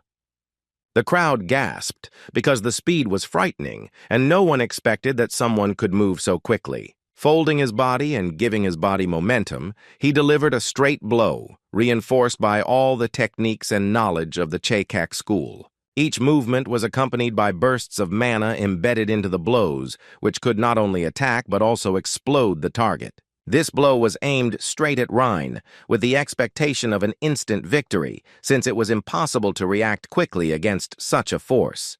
But in the next split second, something incredible happened. Something gently touched Logan's solar plexus and interrupted everything. The force of the blow, the momentum and the spin were all gone, as if all the energy he had put into the attack had turned against him. The powerful blow seemed to shatter the bones in Logan's body, and then his body flew high into the air just from some broom. Krista and Gertrude couldn't believe their eyes. They were in complete shock. Professor Owen even opened his mouth in surprise when he saw Logan fly into the air, as if the blow had hit right at his center of gravity. The attention of everyone present instantly moved to the broom in Rain's hands, where blue mana was glowing, enveloping the tree. The legendary staff technique created by the mage, Lin suddenly appeared right in front of them, causing shock to the teachers. This technique was a symbol of respect for the heroine Esther, who believed that magicians should also be able to defend themselves in close combat. Even Professor Caroline couldn't hide her surprise, because Osirius's technique was considered exceptional and was guarded for decades. To use such skill, even in a simplified form, meant having outstanding mana control and technical training. An ordinary broom in the hands of an inexperienced student should have scattered from contact with a body covered in magical reinforcement, but the guy seemed to have strengthened its strength with magic and gained strong control. But Rain twirled the broom with ease, throwing it behind his back as if it were not a weapon, but a part of his daily life. The crowd, seeing this, exploded with screams, not believing their eyes because the blow was clearly beyond even Logan's strength. Logan, without losing his composure, forced his body to flip in the air, slamming his feet into the ground to stop. A long mark on the marble confirmed the force of the blow, and Logan was thrown back almost 5 steps without the opportunity for an immediate response. He pressed his hand to his solar plexus, checking to see if anything was broken, and for the first time, a look of uncertainty appeared on his face. His body, covered in protective magic, cracked as if the strengthening technique had been overcome by a precise strike to the energy point. As he tried to understand what had happened, Rain's voice sounded lazy and sleepy, like a mocking wind on a summer afternoon. He reminded that 10 seconds had already passed, and the fight was still not over, and this was beginning to tire and irritate him. Logan couldn't come to his senses. He couldn't understand how his body had broken from the broom, a useless, noble brat. With a smirk, Rain warned that he didn't like to drag things out for too long and was going to finish everything in the remaining 6 seconds. He advised Logan to grit his teeth, because now everything was going to get much more painful and much faster than anyone expected. Despite the acute pain, Logan struggled to his feet, his whole body expressing his determination to continue the fight to the end. He told Rain not to show off since his one blow didn't mean anything. Logan gritted his teeth, furious that his plan had only worked for a second, and slammed his foot into the ground, causing a loud thud. The marble shattered, and even the air above the arena trembled with resonance as he activated his true power. The impact threw Rain several meters into the air, but he remained in control of the situation. Every piece of ground was cracked and crushed, as if a giant hammer had struck the arena, leaving traces of destruction. The crowd of spectators, captivated by the action, gasped in tension as they realized that Logan had gone into full attack. With a heel turn, he threw the marble fragments forward, creating a curtain of rubble that obscured his movements. Rain tried to deflect the flying rocks with his simple wooden mop, keeping his balance and not losing his momentum.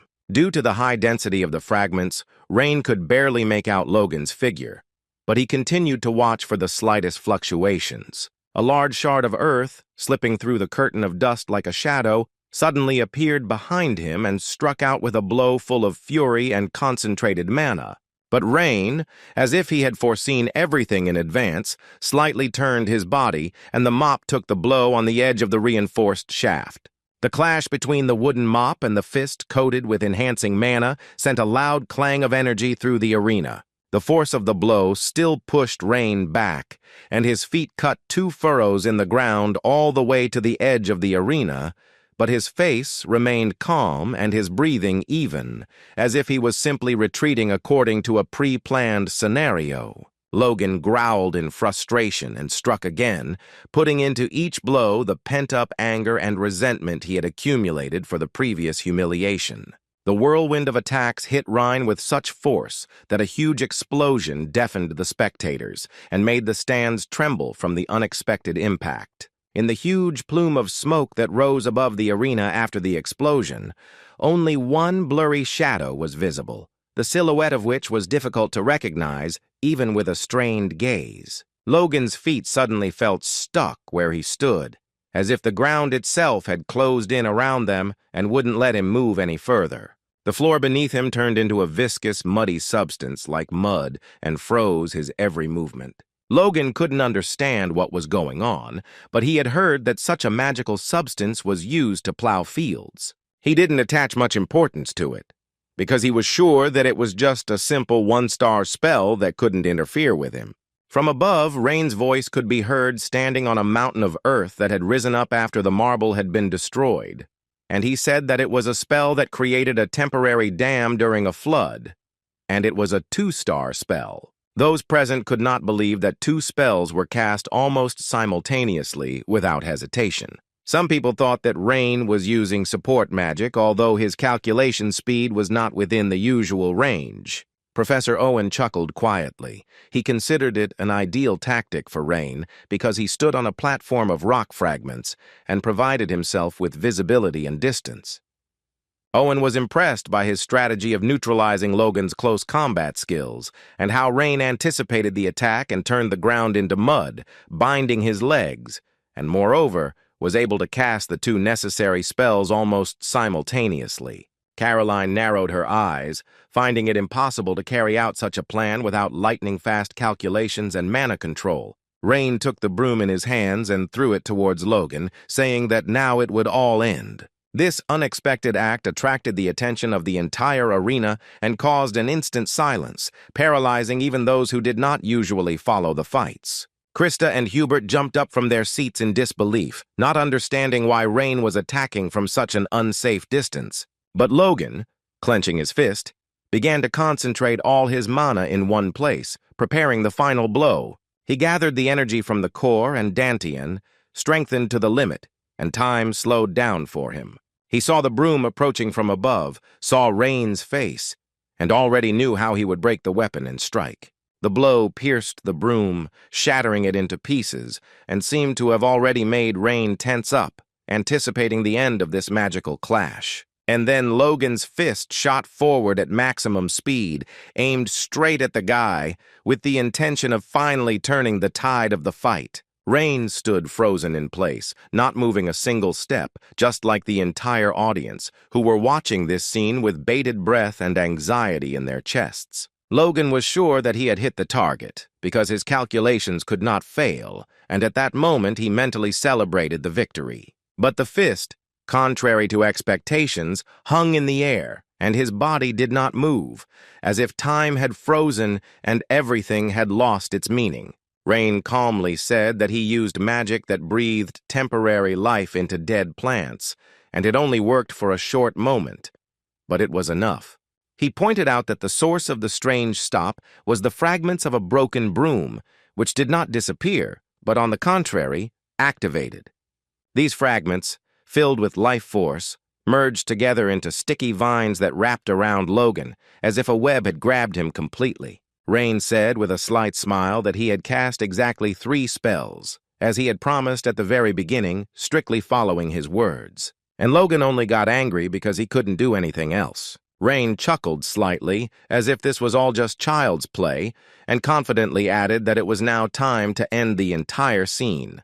The guy picked up the broken part of the branch and squeezed it tightly with his fingers, feeling the remnants of magical energy permeating the wood. And he was ready to finish this magical duel, fully concentrating on the last move, which was supposed to dot all the I's. Logan continued to thrash about in the branches, desperately trying to break free, his pride not allowing him to accept defeat without one last try. If he loses like this, his name will be disgraced throughout the school, and everything he achieved before will become an empty sound.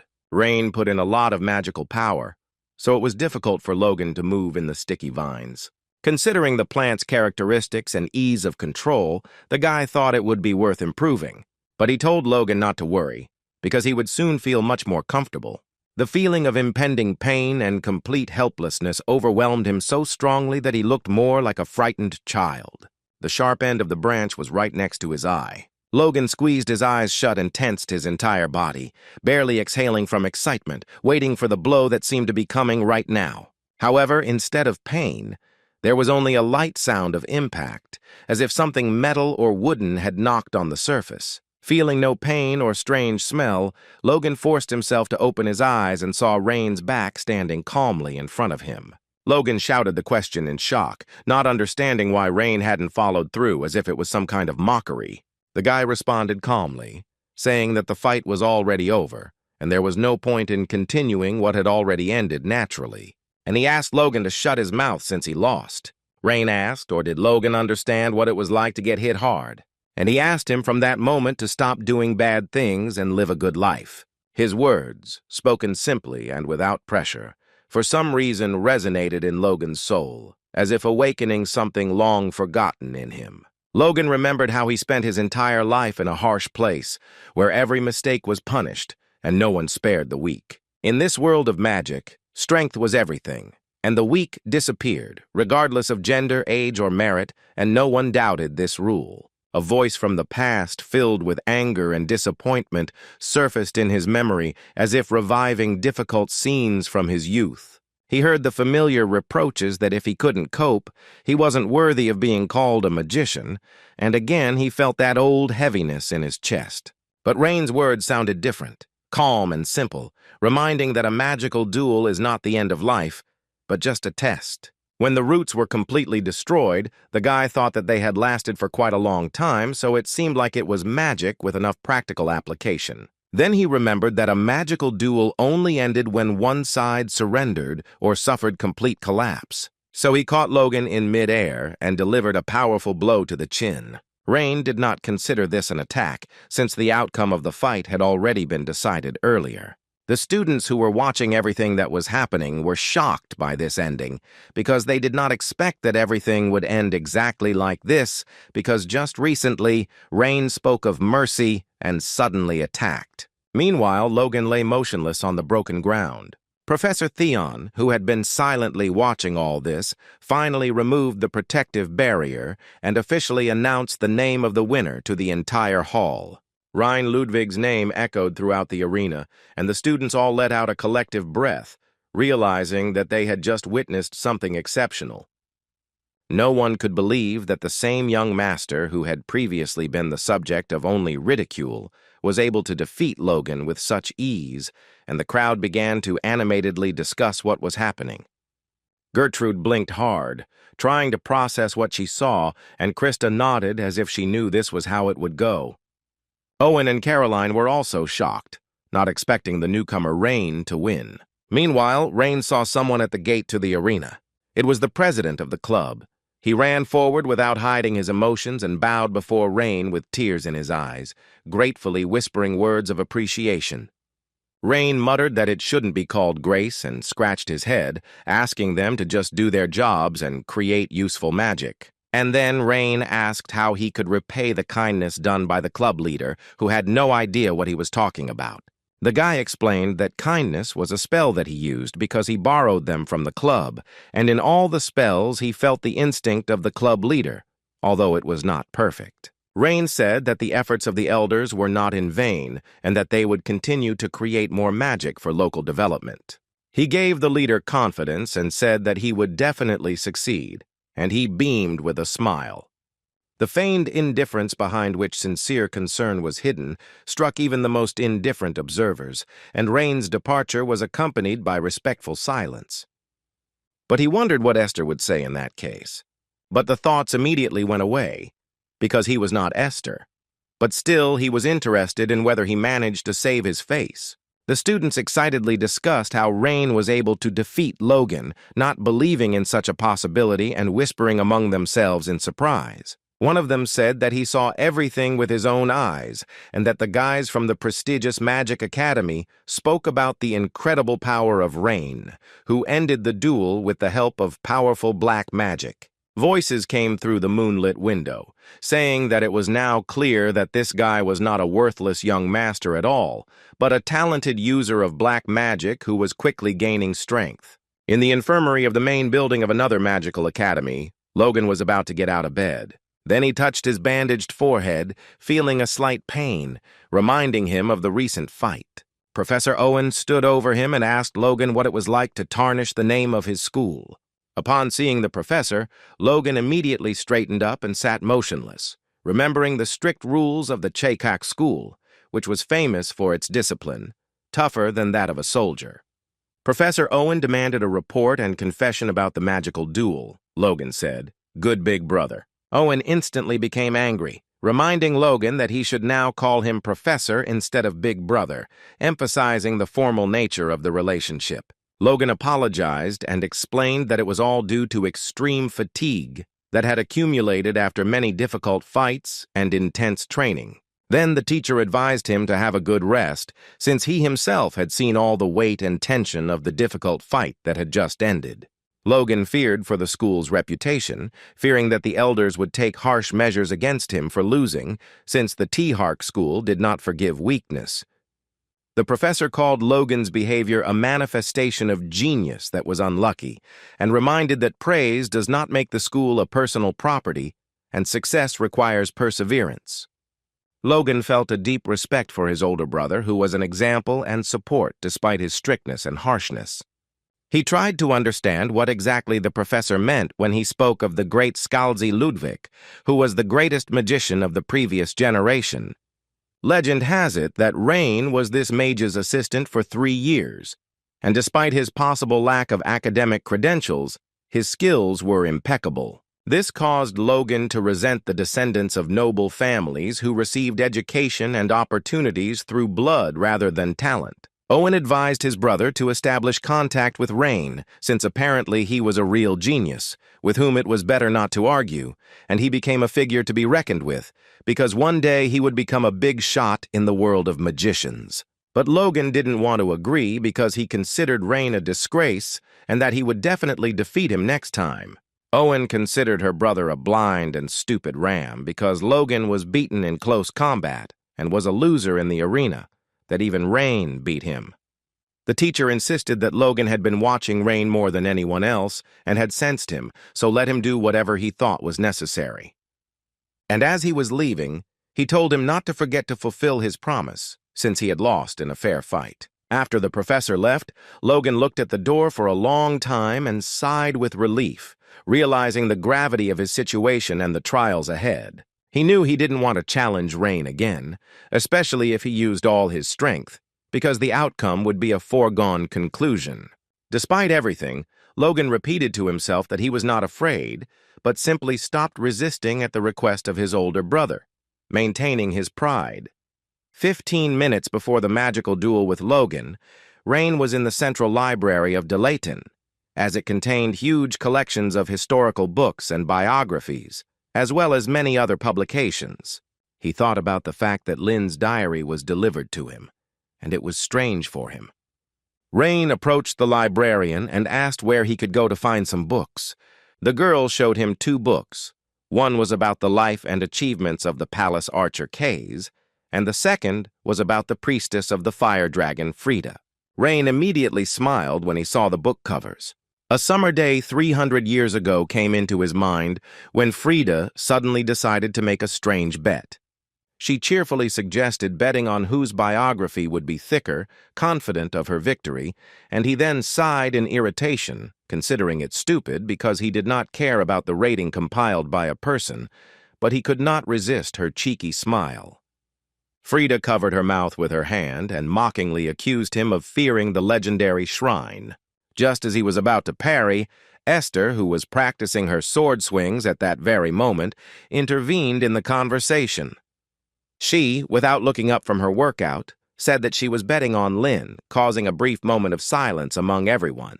Frida snorted and called it unfair because she always praised Lynn, but Esther's eyes were not defiant, but sadly distant. Lynn asked her why she was sure he would have the most pages in the biography, trying to understand her thoughts and motives. Esther evaded the answer, giving various reasons and explanations, after which she quickly left the conversation, as if avoiding the topic. Then she finally told that since she had limitations in her lineage, she could not live long. Kays, being the eldest in the group, also had a limited lifespan, and Frida was not much different in this regard, which sadly affected their fates. Lynn was the youngest among them, so it was logical to assume that he would live the longest and leave the richest biography for future generations. That is why his life path had to be the most voluminous and meaningful in order to preserve the memory of him for many years. Esther then joked that of course no one knew what the future held, but she hoped they would see Lynn's biography. He had no idea then that he would be the first to disappear from their squad, leaving behind only empty pages and unspoken words. Looking at the books of his comrades, he whispered to himself that he had lost that old bet and would no longer be able to pay off his debt to Frida. He opened both volumes to compare their thicknesses and noted with irony that the victory had gone not to Frida but to Kays, at least in this respect. And he was amused to learn that Kays's book was a little thicker, perhaps because it was published by the imperial house. Inside it was written that Kays was known as a holy archer who founded the school of the drunken archer, which emphasized archery while intoxicated, and through this he trained many students. And then Rain was surprised because he read that he married a noble lady 20 years younger than him, and even had descendants. It truly warmed him to think that his friend had been able to find a simple, but in its own way, happy continuation of life. Kays's story seemed straightforward and even bright, but Frida's biography seemed much more mysterious from the first pages. Opening the book and leafing through a few pages, he noticed something strange that immediately caused internal unrest. There were no records after 1168, which was unclear. He read that she had led the Republic for a long time as a priestess, but her subsequent whereabouts were unknown. She did not reappear until 1200, and the Republican Witch Association officially declared her dead. Rain thought it was strange for someone who loved being the center of attention to die alone. However, he did not immediately reject this version because he knew that time can change even the most striking and eccentric personalities. He closed the book and was about to leave the library when suddenly a feeling arose within him that he was missing something important. His thoughts returned to Frida, and he wondered if it had been too easy to accept her disappearance as something ordinary. He knew Frida like no one else, and therefore he could not believe that she simply disappeared without a trace, as if she had dissolved into thin air. He wondered if Frida had changed towards the end of her life, or if there was something more behind her disappearance. Perhaps someone had made her disappear. Rain continued to think that the priestess who saved the world had disappeared, perhaps due to someone's actions. The guy wondered if her personality had changed in recent years, and he realized that the book he had read was not suitable because it had little information. He wondered whether he should not look for more complete and reliable books from the Republic, where other important information about the past might be stored. Looking up from his thoughts, he noticed the librarian handing him another book, clearly finding it useful for his research interests and purposes. The girl understood that Rain wanted to know more about Esther's group, so she decided to help him find additional materials for study and expansion of knowledge. At first, Rain wanted to refuse, but when he saw the cover, he froze, because in front of him was the book of the Ash Shaman about Terrain, the student of Lynn and Frida. An image of a girl with blue hair running through a field full of flowers, lively and mischievous, far from the image of a temple servant, came to mind. Rain was slightly surprised by this memory, and the librarian noticed his shock, asking if everything was okay and if he needed help choosing literature. The guy replied that everything was fine, thanked her for recommending the book, and began reading the first pages of the new edition with interest. He could not understand how such a seemingly simple and young girl could become a shaman. After all, shamans who controlled spirits belonged to the highest class of witches and possessed rare and powerful abilities. Was he curious, or did Terrain manage to become more successful than Frida? Terraina became Frida's successor, and what's more, her life lasted from 1994 to 1413, which seemed impossible for an ordinary person. Rain was shocked. If the dates were true, she had been alive since he was a baby, and had possibly been watching over him from the very beginning. He couldn't believe that a person could live so long, given the information about Frida. So he decided that he still needed to find the book from the Republic. His fingers trembled as he turned the first page, but at that moment the sound of bells rang out throughout the university. Normally he would have ignored it, but he had a magical duel with Logan and couldn't afford to be late. Although this duel was not entirely his business, he still promised to take part, and so he realized that the time had come to go to the battlefield. He approached the librarian, asking if he could hold the book temporarily, since the reservation service was not yet available to first-year students. The librarian agreed with slight hesitation, promising to put the book aside until someone else showed interest in it. Rain promised to be back within 15 minutes, turned around and headed towards the north end of campus, towards the fighting arena where he had fought Logan. After winning the magical duel against Logan, Rain rushed back to the library. When he entered, he saw that the librarian Karen looked very agitated and was apparently looking for something. The girl asked Rain if he hadn't taken the book with him. It turned out that the book he left behind before leaving had disappeared, despite the fact that he knew for sure that he had not taken it with him. The library system excluded the possibility of taking books out without registration, since in such a case a magical alarm would be triggered. However, the book disappeared without a trace, as if it had dissolved into thin air, which made the situation even more suspicious. The girl felt an internal awkwardness and took the blame on herself. She usually remained calm, but now she looked shocked, but still politely apologized and promised to deal with the disappearance. What was especially strange was that the books by Kays and Frida remained in their places, but only Terraina's biography disappeared, as if someone had specially chosen it. Realizing that the problem could drag on, he suggested simply purchasing a new copy. However, the librarian continued to insist that it was his fault and he should report the incident to the library management. But Rain considered such measures excessive, believing that disciplinary proceedings would not lead to anything useful and would only drag out the case, and he also understood that it would be almost impossible to find such a voluminous and specialized biography in a regular store. For the boy, this was not so much a favor to the librarian as a sign of respect for the memory that the missing book had revived, and he asked the librarian to register the loss and order a new copy, promising to cover all expenses upon receipt of the receipt. Despite the resistance, the librarian eventually relented and gratefully accepted the offer, bowing in acknowledgement. She sincerely thanked the guy, calling him Lord Rain. Returning to the dorm, he fell exhausted onto his bed and stared at the ceiling for a long time, trying to make sense of the growing chaos. He wondered whether he should perceive what was happening as a chain of accidents or recognize in it a pattern in someone's will. Lately, he had heard the word thank you too often. For him, it was a waste of time. But he didn't feel bad, which was strange for him. He thought that it was probably the changes in his body. Then he thought, perhaps he became more free in life. But in any case, he believed that something needed to be done about this incident. Although he didn't like to complicate his life, the events that were unfolding increasingly resembled a carefully thought-out script. First, Lin's diary fell into his hands, which he entrusted to Esther. And then, just as he began to investigate the past of his companions, the Chronicle of Terena disappeared.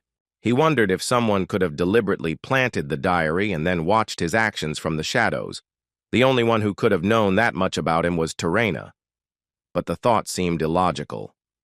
Firstly, she had long since left this world, and even if we assume the opposite, it made no sense for her to act so secretly. He went through everyone he knew in his mind, but almost all of his former comrades had already left, leaving behind only empty names. My thoughts reached a dead end and my head became increasingly heavy, as if from an excess of stress and fatigue. He realized that trying to find the answer on his own was a waste of time and decided to do something more productive. Opening Lin's diary to review old notes and math problems, he was suddenly confronted with a surprising message. The system indicated that the research could absorb experience from the environment, and the current progress was nearly 38%, and he couldn't understand why the progress had increased. Rain tried to analyze what had happened during the day for the indicator to grow by almost a whole percent. In his thoughts, he went over recent events, but apart from the magical duel and the use of force against Logan, nothing came to mind. He wondered if it was possible that the progress had increased precisely after he had used magic on a living person. He wondered if this meant that the path to truth lay through violence. Perhaps the door to truth had to be opened by force. At the same time, Rain clearly realized that he couldn't just grab random people for the sake of experiments because the consequences could be devastating. His assistant told him not to worry and suggested that they think it over together. She insisted that although force could rule the world, it did not seem like something that worked only through force. After all, besides strength, Rain did nothing else, only earlier he used the same technique on the golems in the arena, and then the growth was only 0.1%. But after the fight with Logan, who was a living being, it increased by only 0.8%. At that time, there were no other clues, so it remained to test this theory. But using magic against living beings inside the school could be problematic, so he thought maybe he should try being an adventurer. He briefly thought that being an adventurer would give him more freedom to explore magic and open up new fields. After all, he didn't need any awards or recognition, only the opportunity to improve magic and discover patterns in its structure. After the Magic War, Rain began a new life, which came with some annoying and unwelcome consequences that turned out to be side effects of his recent victory. An ordinary morning and the way to class became the reason for intrusive conversations when students, especially girls, began to approach him with useless attempts to start a conversation. Some recalled meeting in dreams, others claimed to live next door to each other in the dorms. But they all talked too much, without waiting for an answer and not noticing the obvious irritation on Rain's face. He didn't want to make contact, he didn't want to hear names, he didn't want to remember faces. He knew that getting close to them was pointless and not part of his plans. When he said this out loud, the students' reaction was predictable.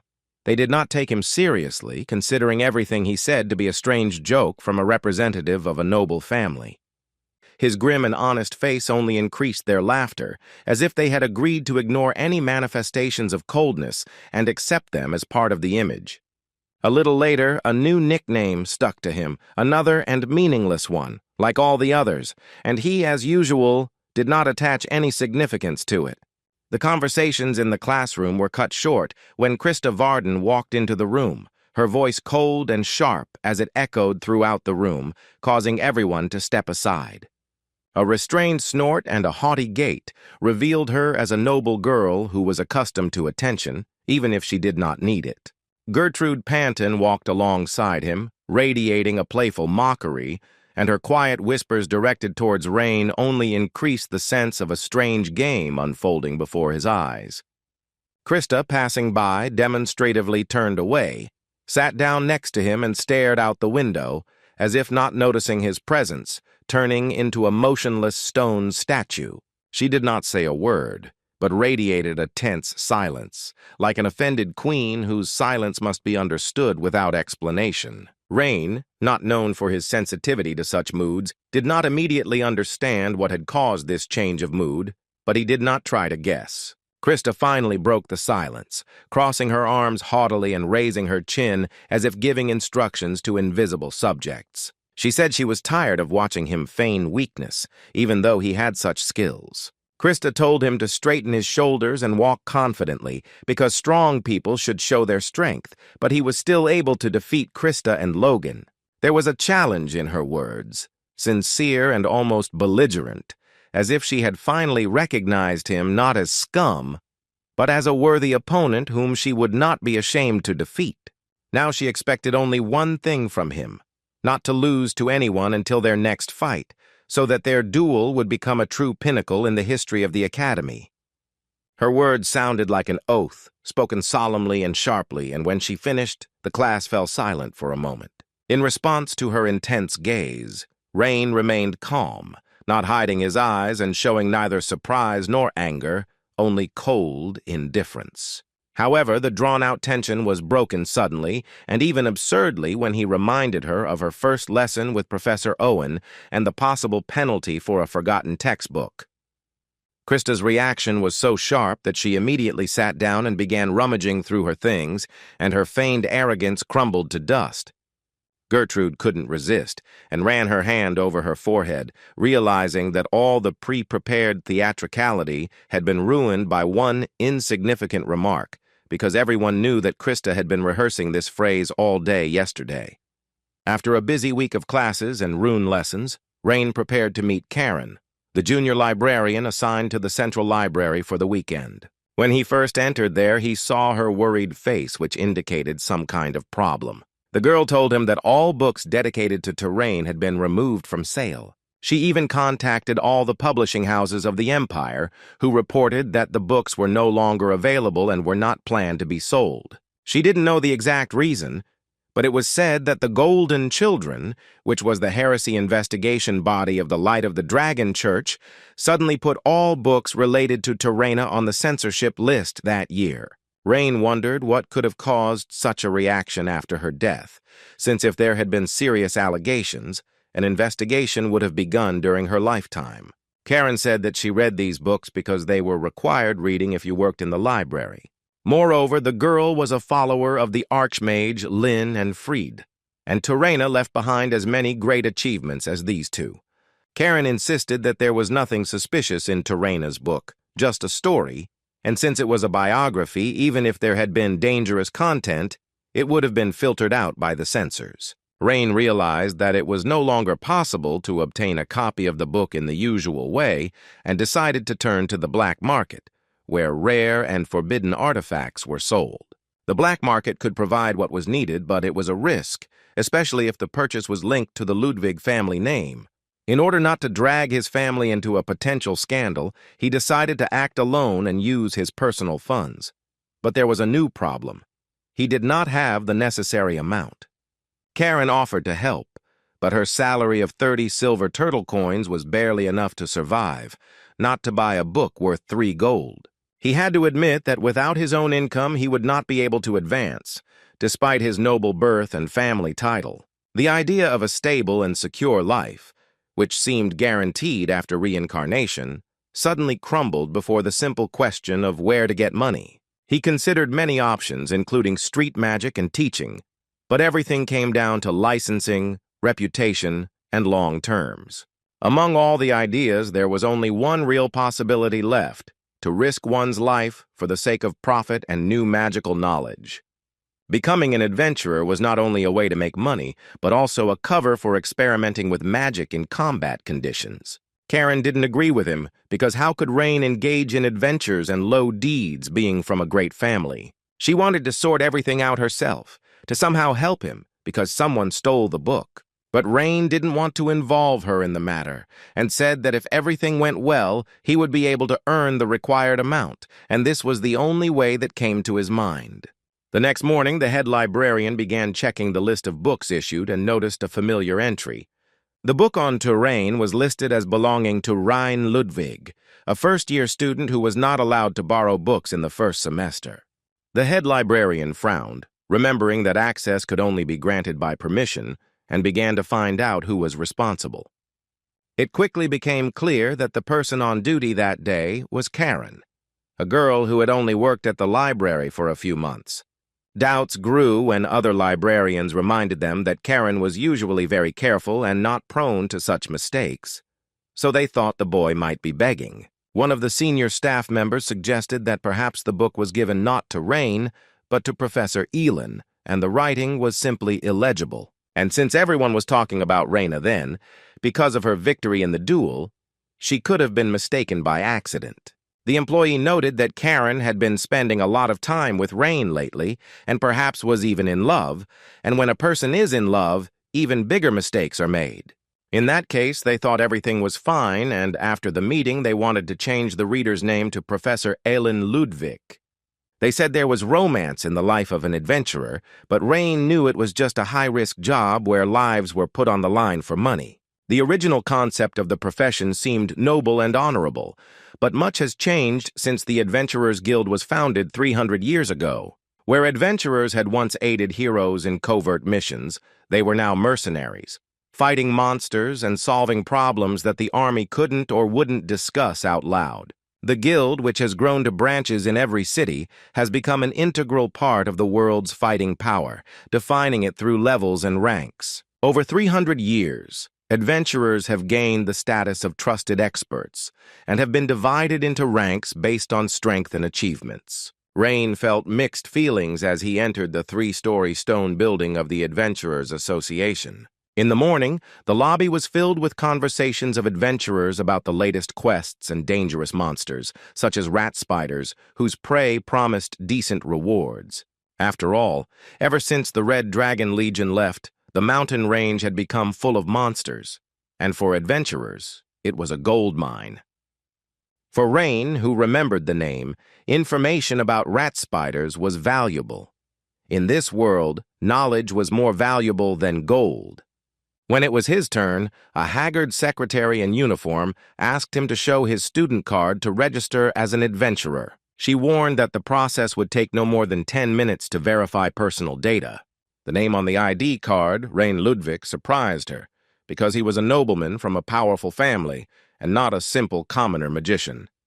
She immediately stopped poking him and treated him with respect, but she didn't understand why he needed to register as an adventurer. He was asked to fill out a registration parchment, which required him to indicate his magical rank, the spells he used, and other information that was especially important for nobles. And they warned that the association is not responsible for any possible problems that arise during the work. This agreement was created a century ago after a series of lawsuits, and is now binding on all members of noble families. After filling out all the documents, he was given a magical certificate. So far it has been made of iron, but then the level will rise in turn: brass, silver, gold, platinum, and diamond. But not everyone received the iron level from the very beginning. Those who had combat experience before becoming an adventurer, then the level in the association depended on other factors. The girl said that the certificate simply showed whether a person had the ability to carry out orders, and in general it was necessary to pass exams to determine the level, after which everything was clear to the guy. And the secretary wished him success and suggested that the higher the level, the more and more difficult the work they would offer. Rain was pleased that he had a certificate that allowed him to receive a reward for exterminating monsters, because this way he would be able to enter dangerous areas and thereby increase his scope of activity. He had 44 silver coins in his hands, and his target was the spider rat he had heard about from other adventurers. The notice board stated that one spider could be traded for 2 silver coins, and additional materials such as skin, teeth, or bones could be traded for even more. All that was left was to catch as many of them as possible, so he set off on his way to the Red Mountain. The foothills of Songryubong, the nearest peak of the Red Mountains, became a bustling business district where trade was carried out by adventurers. There were also alchemists and blacksmiths, each offering goods or services in the hope of making money from the upcoming battles. The mountain range, once a refuge for the Red Dragon Legion, has now become an arena for adventurers. After all, the dragons left it more than 200 years ago, and their place was taken by monsters who were now exterminated for money. When Rain reached the beginning of the climb, he saw that the old stone steps leading to the Fire Dragon Sanctuary were still standing. It was as if time was sparing them for the sake of the memory of the past, when he was there with his comrades. And Rain told Frida that everything was fine, her house was safe and sound. Having examined everything, he was already ready to go and destroy all the pests on Earth. Rain was about to take the first step onto the old stone stairs when he suddenly felt someone approaching. A tall, slender, and energetic young man in a leather hunting suit appeared before him, and his movements were so silent that they seemed imperceptible. Rain frowned and narrowed his eyes, feeling that the stranger had no trouble identifying him as a mage despite the school uniform he was wearing that day. Behind the guy was a bow and arrow, which clearly indicated that he was an archer. He invited Rain to join their group because they were just missing a mage to complete the team. Without hiding his slight irritation, Rain was preparing to refuse further communication, but the archer's unexpected gesture made him stop and pay attention. Suddenly, a huge shadow appeared behind the guy, swallowing them both, and in front of Rain appeared the figure of a giant, whose name was Bart. It was a very strong, silver-level vanguard fighter, but Rain thought it was a real monster. But the archer asked him to refrain from insulting him because Bart was sensitive. Next was Sam, who was a priest and looked like an ordinary guy. And then the brilliant archer himself introduced himself. His name was Rem. Rain asked them if they were by any chance a group of criminals waiting for entry-level adventurers. After all, they had a rather suspicious appearance, as if they were trading people, and under the pretext of joining the group, they were disguising the kidnappings. And Bart started to get angry. Rain was already ready to fight him, but only tears came from his eyes. Embarrassed by the accusations against the company, Rain could barely contain his emotions when he saw the giant's eyes fill with tears, and the archer tried to calm him down with a friendly pat on the back. Incredibly, this stern and eerie-looking giant hid a tender heart that could evoke sympathy even in those who met him for the first time. Rain asked why their group needed him if he only had an iron level. The archer explained that ranks didn't really matter here, and that he was able to recognize people by their inner strength and aura, sensing the power in Raina at first glance. He even brought his face closer to Rain, as if trying to sense his essence, and smiled with a slight mockery, which caused the young mage to let out a barely noticeable sigh. When the priest intervened, he said that young students sometimes got into trouble when they came to earn money. Rain began to realize that hunting monsters alone could be too dangerous and reckless. And he thought whether he should accept the invitations or not, he tried to weigh all the pros and cons. Then he decided that it would be more convenient for him to act alone. But when they said they knew where the rat spiders lived, Rain's opinion immediately changed. He immediately turned to the archer and said that if they needed his magic, they could calmly contact him. Blushing slightly, Rain admitted to himself that he actually wanted to test his new acquaintances and wasn't against forming a real team for the dungeon. There were puzzled looks around him, and he heard someone in the group call him weird, but in his heart, Rain knew he had made the right choice. Despite doubts and obstacles, The new group had a chance to successfully cooperate, and Rain felt that this event could change his path in this dangerous world. As they argued and walked further and further into the Red Mountains, the surrounding area became more deserted, and strange and ominous sounds came from behind the rocks. A desperate cry rang out, cutting through the roar of battle, causing all the adventurers to stop in alarming silence and turn their gaze towards the source of the noise.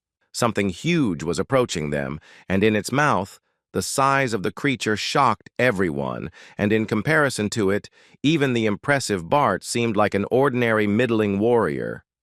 Even the experienced explorers could not contain their fear when they realized that this giant figure was the Rat Spider Queen, who had come to the surface against all expectations.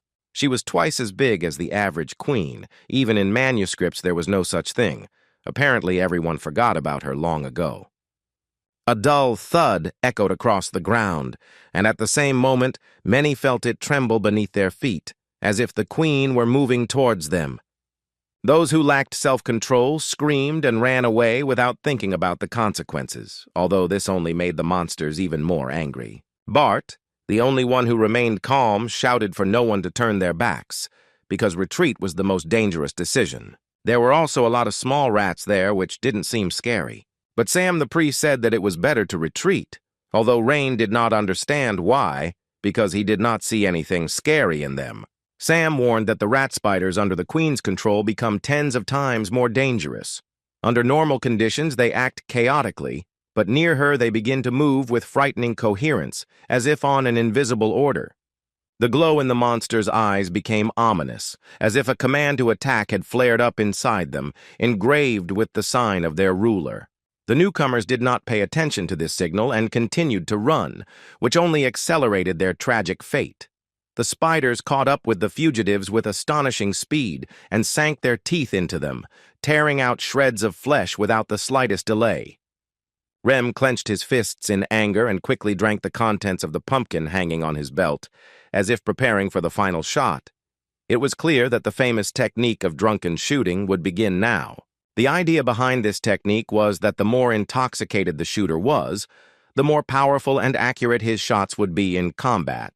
But the method was risky as it could lead to nausea or complete loss of consciousness during the battle. However, Rem did not hesitate, and 3 arrows were immediately placed on the bowstring, launched at an insane speed in a variety of directions. Rem gave the commands, and Sam rushed to the wounded to heal them, while Rain stayed close, protecting him from attacks. And then Rem put 5 arrows on the bowstring, took aim at the queen, and abruptly released the taut string. The arrows flew in a confusing pattern, but all hit the same spot on the monster's body, causing significant damage. "Hit in the left eye," the queen roared, emitting a dull sound that made the leaves tremble and hearts clench. Hundreds of rat spiders immediately rushed towards Rem, as if they were part of her body, and their eyes burned with rage. Bart walked towards this wall of flesh, swinging his axe so hard that the ground shook from the force of his blow. With each swing, he cut a path through the ranks of monsters, and Rem's arrows followed him into the gaps, finishing off the survivors. Rain was shocked by the guy's teamwork. As a gap opened up in front of them, Bart gripped the axe with both hands, ran forward, and brought down a blow from the sky. The adventurers in the distance gasped at what they saw, amazed at how great the strength of Bart and their crew in general was. With a battle cry, he brought the axe down from above, aiming for the crown of the monstrous queen. The blow was enhanced by gravity and the weight of the weapon itself, and seemed likely to cut the monster in half. But instead of the expected crunch of armor and bones, the axe suddenly stopped, as if it had crashed into an invisible wall. The warrior's intuition immediately screamed alarm, and even Rain felt an icy chill run down his spine, foreshadowing trouble. He shouted for Bart to back off, and without thinking, Bart let go of the weapon and rolled to the side. At that very moment, a dark blue poison burst out of the cut on the queen's body, and a bubbling stream gushed downwards, corroding everything it touched. Bart's axe melted right before his eyes, and the grass beneath it turned black and withered. The wound on the monster's head, seemingly fatal, healed in a matter of moments. Rem, initially stunned, now looked at the queen with genuine surprise. The creature was able to successfully regenerate itself and was already standing in front of Bart, ready to move into the attack. Rem immediately began shouting that they needed to retreat, since they were not strong enough to deal with the queen. The queen, without wasting a moment, darted forward, aiming at the unarmed Bart like a hungry animal at its hunted prey. Grabbing the monster's mouth with his hands, Bart tried to hold it back, but the monstrous force pressed him into the ground more and more with each passing second. The creak of armor, the crack of bones, and a muffled groan escaped simultaneously as the metal gave way under the pressure and his fingers clenched in agony. Rem continued to shoot, maneuvering among the enemies, but the arrows stuck in the queen's body did not bring any result. The queen seemed to stop noticing everything around her and focused only on one thing, finishing off the one who dared to challenge her. Rem couldn't get any closer because all the rat spiders were restricting his access to the queen and Bart. Rain's face turned pale not only from the horror of what was happening, but also from the realization that he had encountered something similar before, and it could not be a coincidence. This cold, this foul stench emanating from the monster's blood, all this was a sign of ancient, forbidden magic, which was not customary to speak about out loud. He could not help but recognize this poison, because it corroded not the body, but the soul itself, destroying will and memory, leaving only emptiness. Because of him, Rain himself was forced to fall into a deep magical hibernation, sealing himself in time to contain the spread of the filth. And if this poison is here again, then perhaps there is a high-ranking black magician hiding nearby whose power allowed this queen to be strengthened. The thought that the remnants of the Black Church were still alive made his heart clench and his temples pound with anxiety. Sam asked for help because he himself could not use attack magic, and besides Rain, there was no one who could fight back the queen. Rain didn't want to get involved, didn't want to fight, didn't want to face again what had already ruined his life. He asked sharply how much the queen might cost, because he understood that without a reason he would not be able to explain his intervention. As soon as Sam said the amount, Rain gritted his teeth and his gaze darkened. 20 gold, like for 1,000 ordinary rat spiders, the money would be enough for a rare magic book. It was not heroism or nobility, for he intervened only for the sake of money, for his own benefit, and the opportunity to gain power. And even if someone thinks otherwise, Rain knew the truth. He was doing this only for money, and there was no friendship here. However, somewhere deep in his mind, the smile of Bart and Rem, who urgently needed help, surfaced, and he felt irritated by this feeling. Rain went out to the rat spider queen and called her names to provoke her into an attack on him. After muttering the formula, Rain extended his hand forward, and a magic circle began to form from sparks and symbols, weaving into a fourth-level pattern. Rain released a magic circle straight towards the queen, putting all his remaining mana into it, and the space shook from the resonance of the formulas. The glittering pattern filled everything in front of him, expanding to its limit and flaring into a blinding yellow light that erased the darkness for a moment. Even the queen, despite her monstrous nature, instinctively recoiled, shielding her eyes with long clawed fingers. While the monster was disoriented, Rain jumped up to his fallen comrades and pulled Bart, then Rem, away from the danger zone. He gestured to Sam to look after the wounded, handing over the care of his comrades to him, and then turned to the rest of the adventurers, demanding that they protect the healer. Realizing that he would not receive help to end the battle, he gathered his strength, accepting that he would fight the queen alone. The creature swayed, supported by its surviving limbs. One of its legs was burned to the base, but it showed no signs of pain. The body was already beginning to recover. The flesh was bubbling, the veins were stretching, and a primordial force was pulsating in the coal cult. Even without legs, the queen continued to radiate rage and fear. Her eyes glowed with an eerie light, and she herself was ready for a new attack. In that case, Rain decided to use third-level magic. Objectively speaking, Rain's physical talent for magic was noticeably lower than Lin's, both in terms of stamina and the level of mana available to him from birth. It was a pity that the noble origin of the mage was inferior to the innate gift of the orphan, because in practice it was the initial supply of mana that limited the path of growth the most. Rain had less than half the amount of mana in this body that Lin had at 16, so every spell required precise calculation and maximum concentration.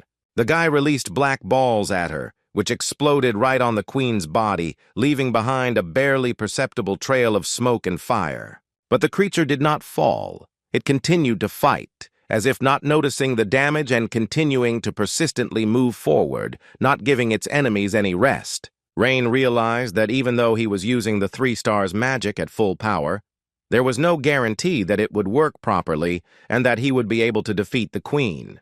Besides, the magic and power he used had a limit, so he had to find another way to deal with the creature.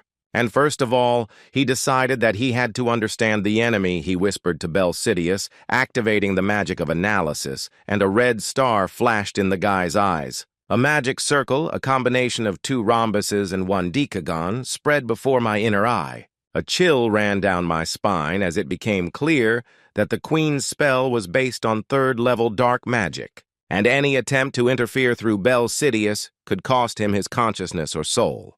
There was too much poison, and his body might not survive such a dose, so he decided to distance himself a little from the queen. And if he couldn't take out the queen with Belcurious, then he only had 4-star magic left. But Rain was worried that it would be reckless, and he would fail, and that would be the end of his life. Moreover, there had to be a black magician somewhere nearby, so the risk was very high. Thoughts did not leave Rain. He thought about how he should have acted correctly. At that moment, Rem, hearing Rain's words, began to rise from the ground, despite his fatigue and wounds, preparing to come to the rescue at any second. Sam wanted to stop him, because the bleeding had not stopped, but the archer assured him that he felt fine and could cope. He asked Sam to look after Bart and heal him completely so that he could get back on his feet and continue fighting if necessary. Rem, wasting no time, rushed to help Rain, mercilessly destroying the little rats who tried to interfere with their common task. Meanwhile, Rain continued to think about his actions, until suddenly something strange crashed into the tree next to him at great speed. An eye crashed into the tree with force, and Rain hoped that it was not one of his comrades because the situation could become even more dangerous and unpredictable. Raising his head, he was shocked to see the queen throwing her children aside like a merciless mother, sparing no one in her path. One of the rats landed right on the branch where Rain was sitting, breaking it under his weight. But the boy instantly rose to continue the fierce and intense battle with the queen, not allowing himself a second of weakness or hesitation. Rain was even afraid to look into the eyes of this terrible creature because he saw something like this for the first time and felt the full weight of the moment on his shoulders. Just when it seemed like the queen's forces were beginning to overcome Rhine and wash over him with a wave of merciless power, an arrow suddenly appeared out of nowhere and flew straight into the rat's eye. From such unexpected and strong pain, the creature collapsed to the ground, as if struck by a powerful blow. But this pause did not last long, and the queen's body began to quickly regenerate. The queen rose to her feet quickly, her gaze hot, full of rage and searching for the culprit of what had happened, trying to determine who dared to offend her so much. Her eyes fell on Remus, who held the bow tightly in his hands, and the queen made it clear that he would definitely pay for this bold and daring act, threatening him with her relentless rage. But Rem seemed not to feel any fear of this terrible creature. He stood calmly in place, without moving and without showing the slightest sign of alarm. The rat, noticing his carefree behavior, turned sharply in his direction and warned that ignoring her danger would inevitably lead to bad consequences for Rem himself. However, the boy did not stop mocking the queen, deliberately provoking her, trying to distract her and force her to move away from the exhausted Rain to give him some time to rest.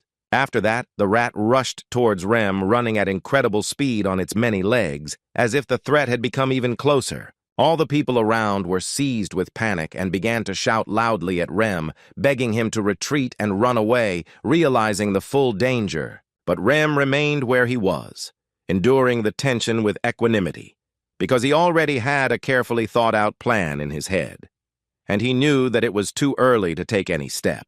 But the creature was approaching faster and faster, and even Rain could not hide the growing excitement and anxiety in his eyes. He concentrated all the power of magic in his hands, feeling how the energy pulsated, preparing to release a charge directly into the approaching rat. When the monster came very close to Rem, he began his decisive action with lightning speed. Rem threw a sharp throwing weapon straight into the creature's eye, and it fell to the ground again, unable to continue moving. After which he loudly shouted to Rain that he had distracted the rat spider as best he could, and now it was Rain's turn to act, assuring him that he would definitely cope with this test. Rain hid behind a rock that even the keenest eye couldn't see. There he could concentrate. The guy opened his palm, and a ring of light flashed in it, denying the usual equations of the world and distorting space itself. The outline of the magic circle appeared in the form of 4 overlapping triangles, each of which symbolized one of the attributes of fire, ancient and merciless. Meanwhile, Rem continued to fight the queen, dodging her attacks time and time again, clutching the bow in his wounded hands despite the pain and fatigue that clouded his vision. His body was on edge. His breathing was ragged, and his legs were buckling until the next lunge of the monster proved decisive for him, throwing him away like a broken doll. He flew several meters, hitting the ground with force where he lay, mutilated, exhausted, and unable to rise even on his elbows. Meanwhile, Rain continued to try to activate the magic circle to the end. Since the creatures of darkness did not die from simple blows, they could only be destroyed by fire, incinerating existence itself. Rem lay there, covered in blood, unable to feel his legs or fingers. But a strange smile remained on his lips, as if he already knew that he had done everything he could. And that was enough. Rain, watching Rem writhe in pain, clenched his fists, feeling helpless because he couldn't get closer and help him without interrupting the ritual. The rat spider queen slowly approached the fallen archer, raising her paw for the final blow, and a sense of impending doom hung in the air. But at the moment when the clawed limb fell down, Sam managed to run up and pull Rem aside, saving him in a split second from certain death. The blow of the paw tore through the ground, leaving a huge crater in the place where Rem had been lying a second ago, from which dust and fragments of stone poured out. The rest of the adventurers froze in stupefaction, not believing that someone dared to throw themselves under the queen's blow and managed to save someone. Rem raised his head with difficulty and looked in surprise at Sam, who, despite everything, was nearby and did not flinch before the monster. Sam grabbed him tightly by the collar and made it clear that he would not let him die here while he could do something.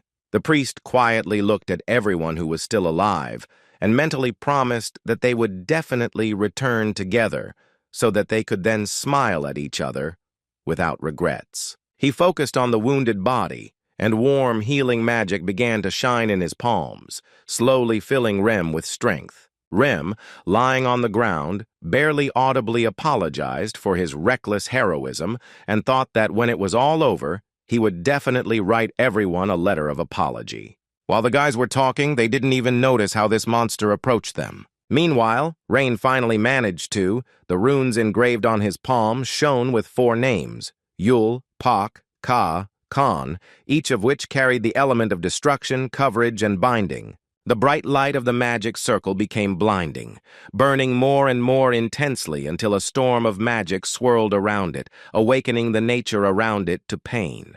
From the terrifying pressure of mana, the trees cracked and bent, as if they too sensed the approach of an unknown catastrophe. To activate the magic, he had to solve 14 polynomial functions and 7 rational expressions, converting each of them into mana. And then the magic erupted, sending a wave of flame into the sky that illuminated the entire forest for a second, casting shadows into the distance. The Ka element was the first to work. A thin beam separated and protected all the people, surrounding them with a barrier, and the flame rushed further to the target.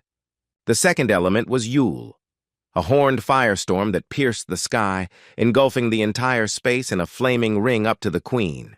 The third one activated the Kyun rune, compressing the stream of fire into one point, directing all the power into the charred body of the queen, not allowing her to escape, and the calculations of the coordinates were completed. and the solution to the equation of great power was completed. The body of the queen was slowly burned to ashes. And the last one to explode was Pak, scattering sparks like rain, and the world lost its color for a moment, dissolving in white heat. The powerful explosion that followed broke the silence, and its echo rolled for a long time through the mountains like the voice of an angry god. The queen's body, made of bones and chitin, was reduced to ashes, along with the darkness inside her, which disappeared without a trace. Ashes and flames scattered across the field, engulfing both the monsters and the remaining seekers, depriving them of their last strength and hope. The smell of burnt flesh and melted fat penetrated even to where Rain lay, completely exhausted and unable to rise. All the other adventurers were thrown back by a powerful blast wave, as if by an invisible hand, from the center of the blazing explosion. The firestorm burned everything around to the ground, turning trees, earth, and everything that touched its breath into ash. A huge storm of flame and smoke rose above the area, which could be seen for many kilometers, as if a whole nuclear bomb had exploded. Rem and Sam fell to the ground, as if they had let go of their last worries, realizing that the fight was over and they had survived for now. Raising their heads, they saw that there was nothing left of the queen, only standing ashes. There was silence among the surviving adventurers, broken only by whispers of incomprehension, for no one knew who had done this. Rain sat on the rock and thought how pathetic it all was that he even smiled. After all, he remembered that in his past life he could use such magic 7 times in a row without any problems. Rain tried to stay conscious, but his strength was leaving him, and the world before his eyes was blurring more and more. When the queen died, the spider rats turned back into normal rats. Someone shouted that the rat spiders were escaping, and chaos erupted, breaking the silence as the seekers rushed after their prey. Rem looked at the ashes left behind by the queen and could not understand how Rain had destroyed her with literally one shot. Then they remembered Bart, who lay powerless, and immediately rushed to help him. Sam tried to cure him, and in the end it worked, because Bart had a pretty strong physique, so it was easier for him. Bart woke up, apologized to Rem for not being able to help, and asked how he was. He said he got the help he needed, so everything was fine. But this fight will be a lesson for them, and they will know that queens regenerate very well, and such information was not even in the database of the Adventurers Association. When they looked around, no one saw Rain, and they worriedly tried to find him among the fog and rocks. Sam pointed to a secluded place near the cliff, where he allegedly saw Rain hide shortly before the activation of magic. They found him in that place, and he was shaking. Apparently his mana ran out, and Sam began to regenerate him. They didn't know exactly who did that fire magic, but they suspected it was Rain, since he was sitting there powerless, having used up all his magical power. Rem was surprised, because he did not understand why he had to hide behind the rock, because the queen was attacking from that side, and he did not need shelter, and his name would be on everyone's lips, like a legend. When he was unconscious, memories of the past suddenly returned, washed over him with special warmth, and made his heart clench. Lin then asked that his name not be included, as he did not wish to join the ranks of the team of heroes. The propagandist who arrived on behalf of the Empire could not understand why a man who had rejected glory stood before him. Even his closest party comrades seemed confused, for their reaction was filled with genuine incomprehension. It seemed strange to them that the man who had fought alongside them had suddenly distanced himself and erected an invisible wall. Lin just looked away in embarrassment, trying not to meet their eyes, as if he wanted to avoid any explanations. He said that he had neither generosity nor a penchant for heroic deeds, and initially followed them only out of personal interest. Lin did not bear the evil fate that Frida and Kays did, and he did not have a mission that he had to fulfill, like Esther. After all, he didn't give his all for anyone because of his pride, and he thought that the fact that they were all together was just a simple coincidence. Therefore, he thought that he had no right to put his name in, because he thought that because of this, his reputation would go down the drain. But his 3 companions, looking at each other, suddenly smiled and said that he was a cutie. One of them patted him on the head with good-natured mockery, clearly not taking his words seriously, but rather with tenderness. He listened to the fact that he didn't need to change, he didn't need to be different, because he was already accepted the way he was. He realized that his silent caring and hidden kindness was what really made him special. He was advised to simply help others, even if only a little, to leave a bright mark on this world. So they wanted to remember him not as an ideal warrior, but as a person who simply tried to do good. This is how he will be passed down from mouth to mouth, called the Archmage of the party of heroes who fought and felt. These words and feelings, like tears, pulled him out of his sleep and returned him back to reality, where everything was different. Before his eyes, the evening city spread out, filled with street noise, twilight light, and the voices of passers-by. He felt a strange lightness in his body, and his gaze slid higher than usual, as if someone was carrying him in their arms. From below, he could hear excited voices, among which he recognized the familiar voice of the archer Rem, Bart, and Sam. They said they carried him to the school, fearing he would not make it back before the gates closed. He was surprised that it took so long to wake him up, although his friends tried their best. But fortunately, they remained unnoticed by the black magician. His body was still in pain, his muscles ached as if from multiple injections, and his mind was struggling to gather itself together. He felt that the overexertion of his mana had left an imprint on him, and now he had to be more careful. Bart, carrying Rain in his arms, carefully asked if he really did that magic. Rem warned that it was better not to lie because they would find out everything anyway. At first he remained silent, but then admitted that he did not deny it. There was nothing to hide. The boys thought he wanted to keep it a secret, so they wrote in the report that they used a whistle bought from a peddler. Then they asked if they needed to edit the report they submitted to the association. Rem thought that he had some reasons for keeping it a secret, so he wasn't going to pry into their souls. But at the end he said that they were in his debt, because he saved them all. But he didn't think that they should repay the debt, because he himself would have died if he hadn't used fire magic. Then they decided to give him all the awards they would receive that time. But Rain thought it would be fairer to split everything in half. And Rem said that Rain was dreaming, and the entire reward should go to him. Almost simultaneously, they both couldn't help but laugh, as if they felt the tension dissipate. He hesitated a little and said that he only needed 5 coins, and that they should divide the rest between themselves. But his attempt to refuse was immediately stopped, because everyone understood that he deserved his share. Rain said that he had done nothing special, so he could only take the amount he needed, but the group felt that they had done nothing either, but owed him their lives, so they ordered them to take everything. Rain waved it off and added that he was simply paying for the delivery from the Red Mountains in this way. He recalled that he could have found himself in a much more difficult situation if not for the help of this group. Bart was about to object again, but Rem jumped forward and gave a thumbs up to defuse the situation and said that he and Bart were going to become better adventurers, so Rain could invest in them. Rain couldn't help but smile, and for the first time in a long time he actually laughed heartily and agreed that the idea was not bad. Sam called out to him cautiously. As if he was not sure whether to start a conversation, but still decided to do so, he asked if he was really interested in Terena. Rain confirmed that he was still interested. He whispered in his ear that when he was studying, he accidentally heard something that Terena practiced black magic in her later years. But these were just rumors. It was already time to say goodbye to the guys and return to the hostel. Waving his hand at them, all thoughts were now only about Terena, who seemed to have practiced black magic in the last years of her life. He entered the hostel, sat down at the table, and took the book in his hands. He feverishly took out the book, The Life and Achievements of Archmage Lin, and immediately began looking for the index at the end. The page clearly stated Terrain's name, and next to it were links to several specific pages where she was mentioned. He began to read each of them greedily, but nowhere did he find even a hint that she could use forbidden magic. The book said that Terena was found in a ruined village, completely flooded by the abyss, among the ruins and remnants of the past.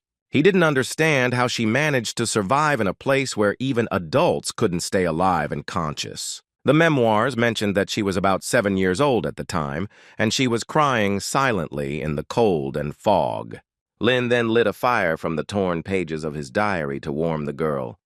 He just wanted to help a little and leave without interfering, but he couldn't go even 10 steps. He heard a muffled cry behind him and his heart sank, causing him to turn back to the girl. The guy started to take something out of his bag, and the girl got really scared. Did he really decide to destroy her? However, he only took out a stale piece of bread that he had left over from his last stop. He handed over the food and said that he would not ask for anything in return. No money, no favors, no words of gratitude.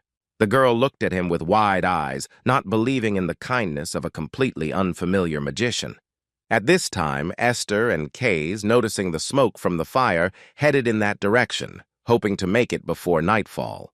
Turena did not touch the bread, as if the food brought back fear or bitter memories.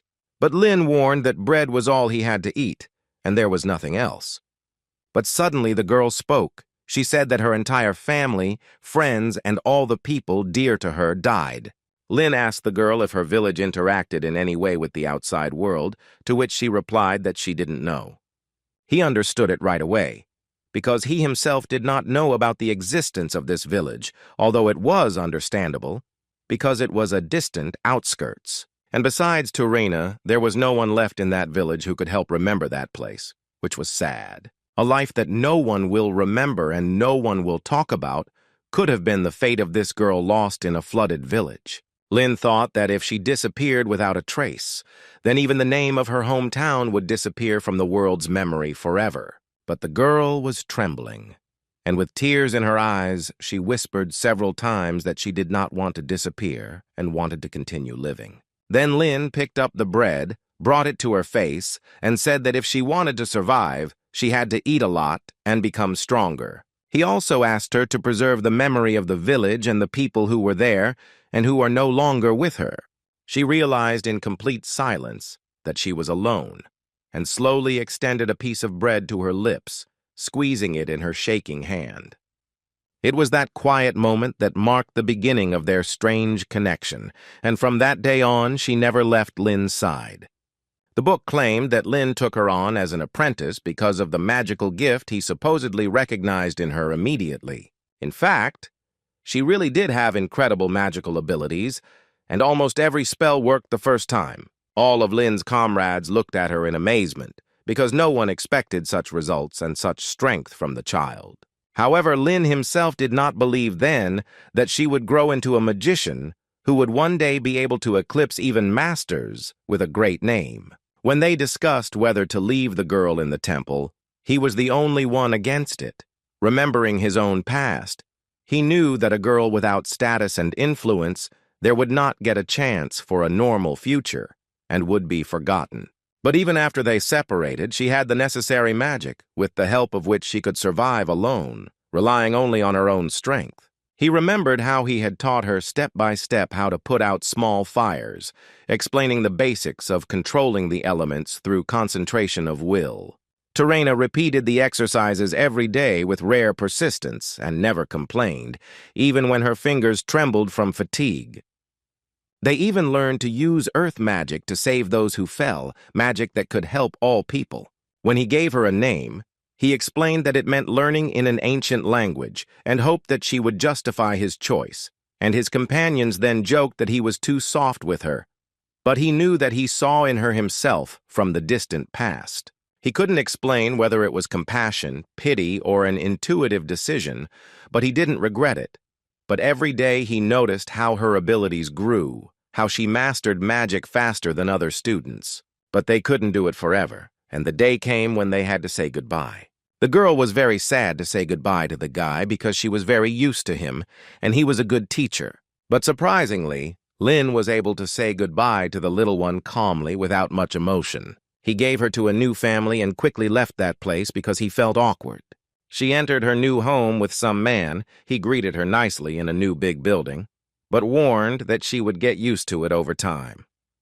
The man said that everything would be fine and that she had nothing to worry about, because from that moment on, they became her family. But Turena said that this was not her home, and they were not her family, because she considered only Mentor Lin to be her real family. When one of the priests had finished his business, he went into the houses to announce that they had finished registering the newly arrived student, Turena.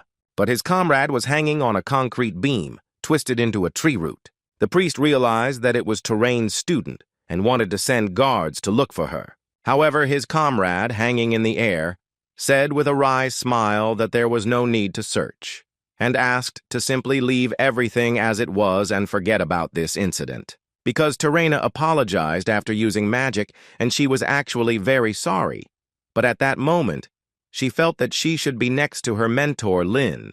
And as soon as his group left the city and had already walked a long way along the rocky road, Lin suddenly heard a desperate voice from behind, shouting through the wind the word mentor. When he stopped and turned around, there was a look of deep surprise in his eyes, for he had never expected to see Terena running after them through the dust and hills. He asked why she wasn't in the new house.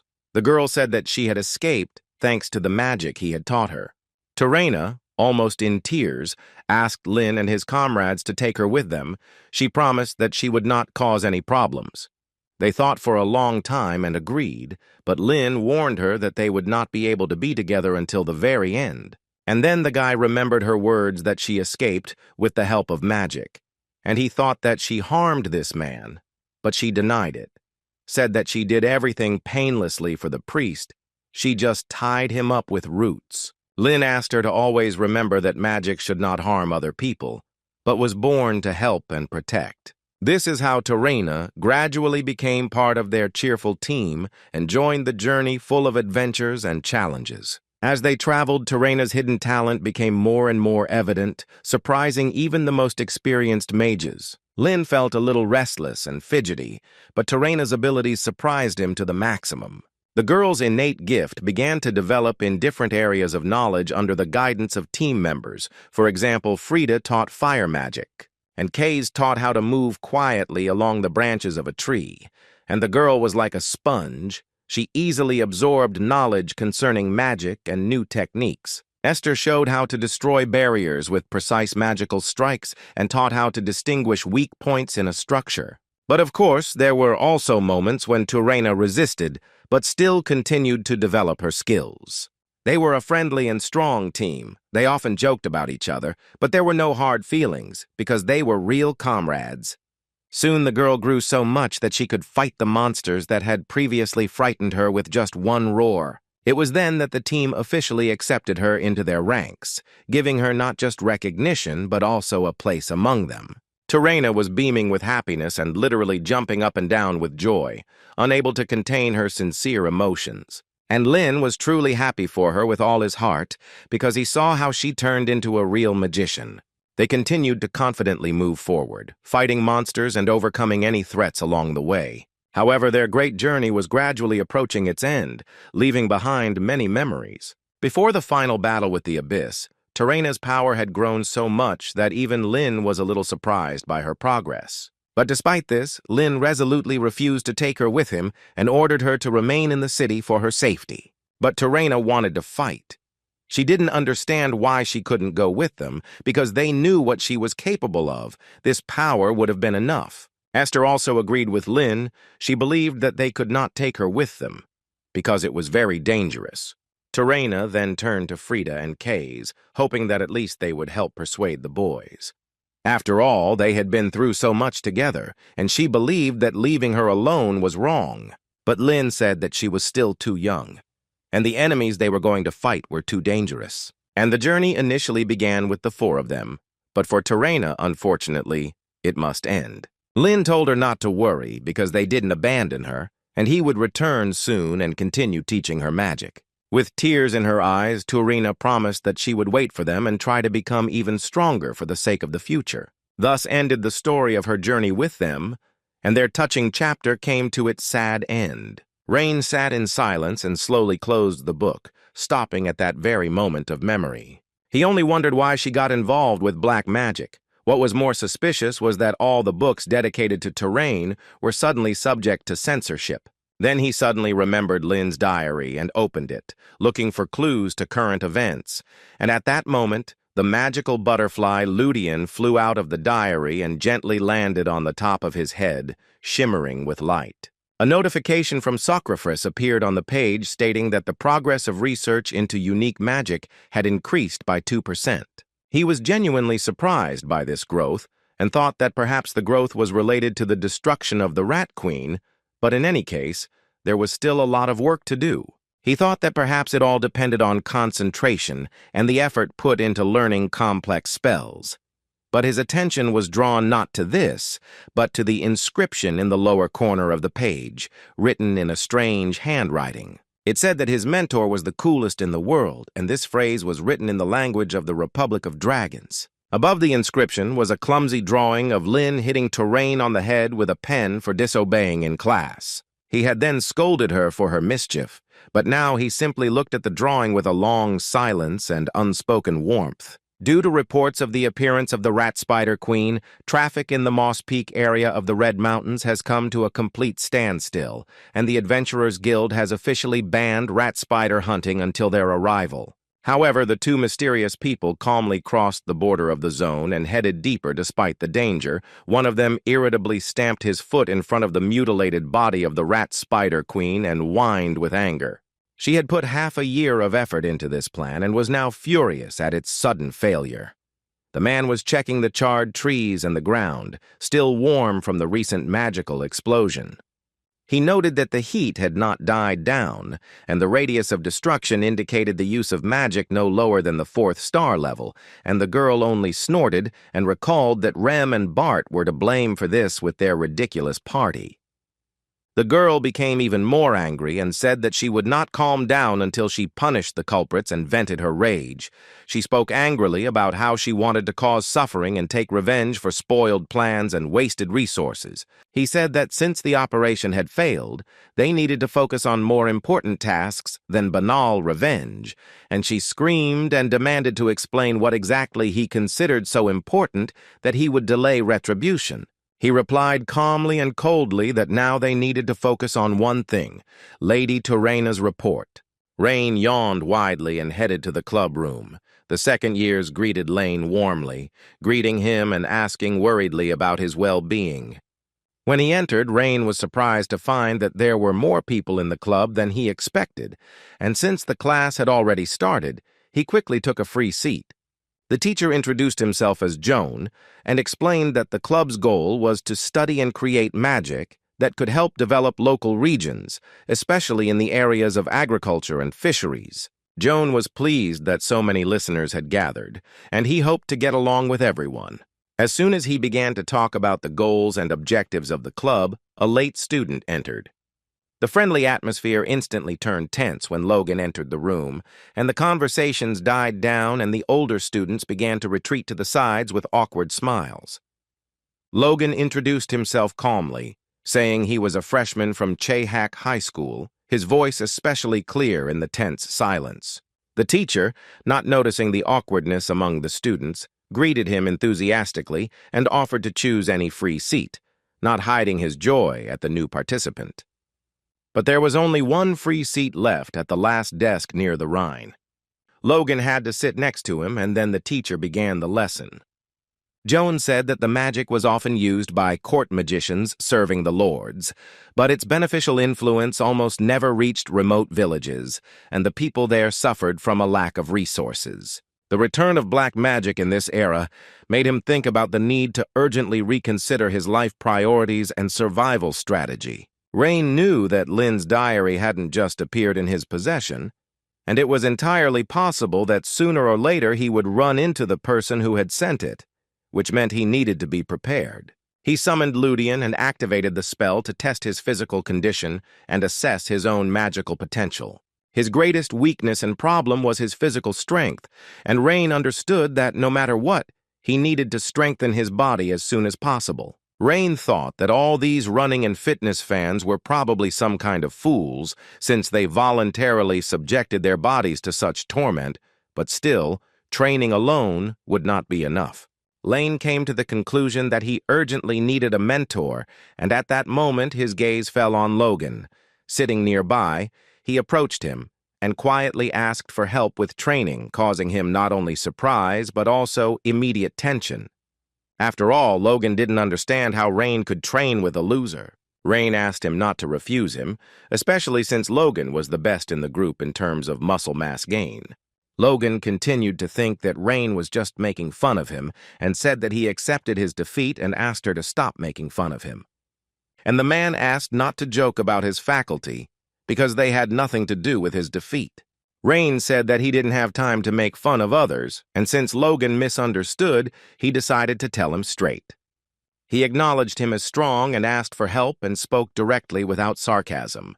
And I asked for this personally because I personally saw his strength and was truly surprised that someone at such a young age had achieved such strength. After all, a strong body was the foundation, and Ryan didn't have it. He wanted to devote all his time to training, and he didn't want to waste time, so it was worth training under the guidance of the most promising person in this field. And then Logan thanked him for the kind words and agreed to his proposal because he himself understood that there was no more qualified person.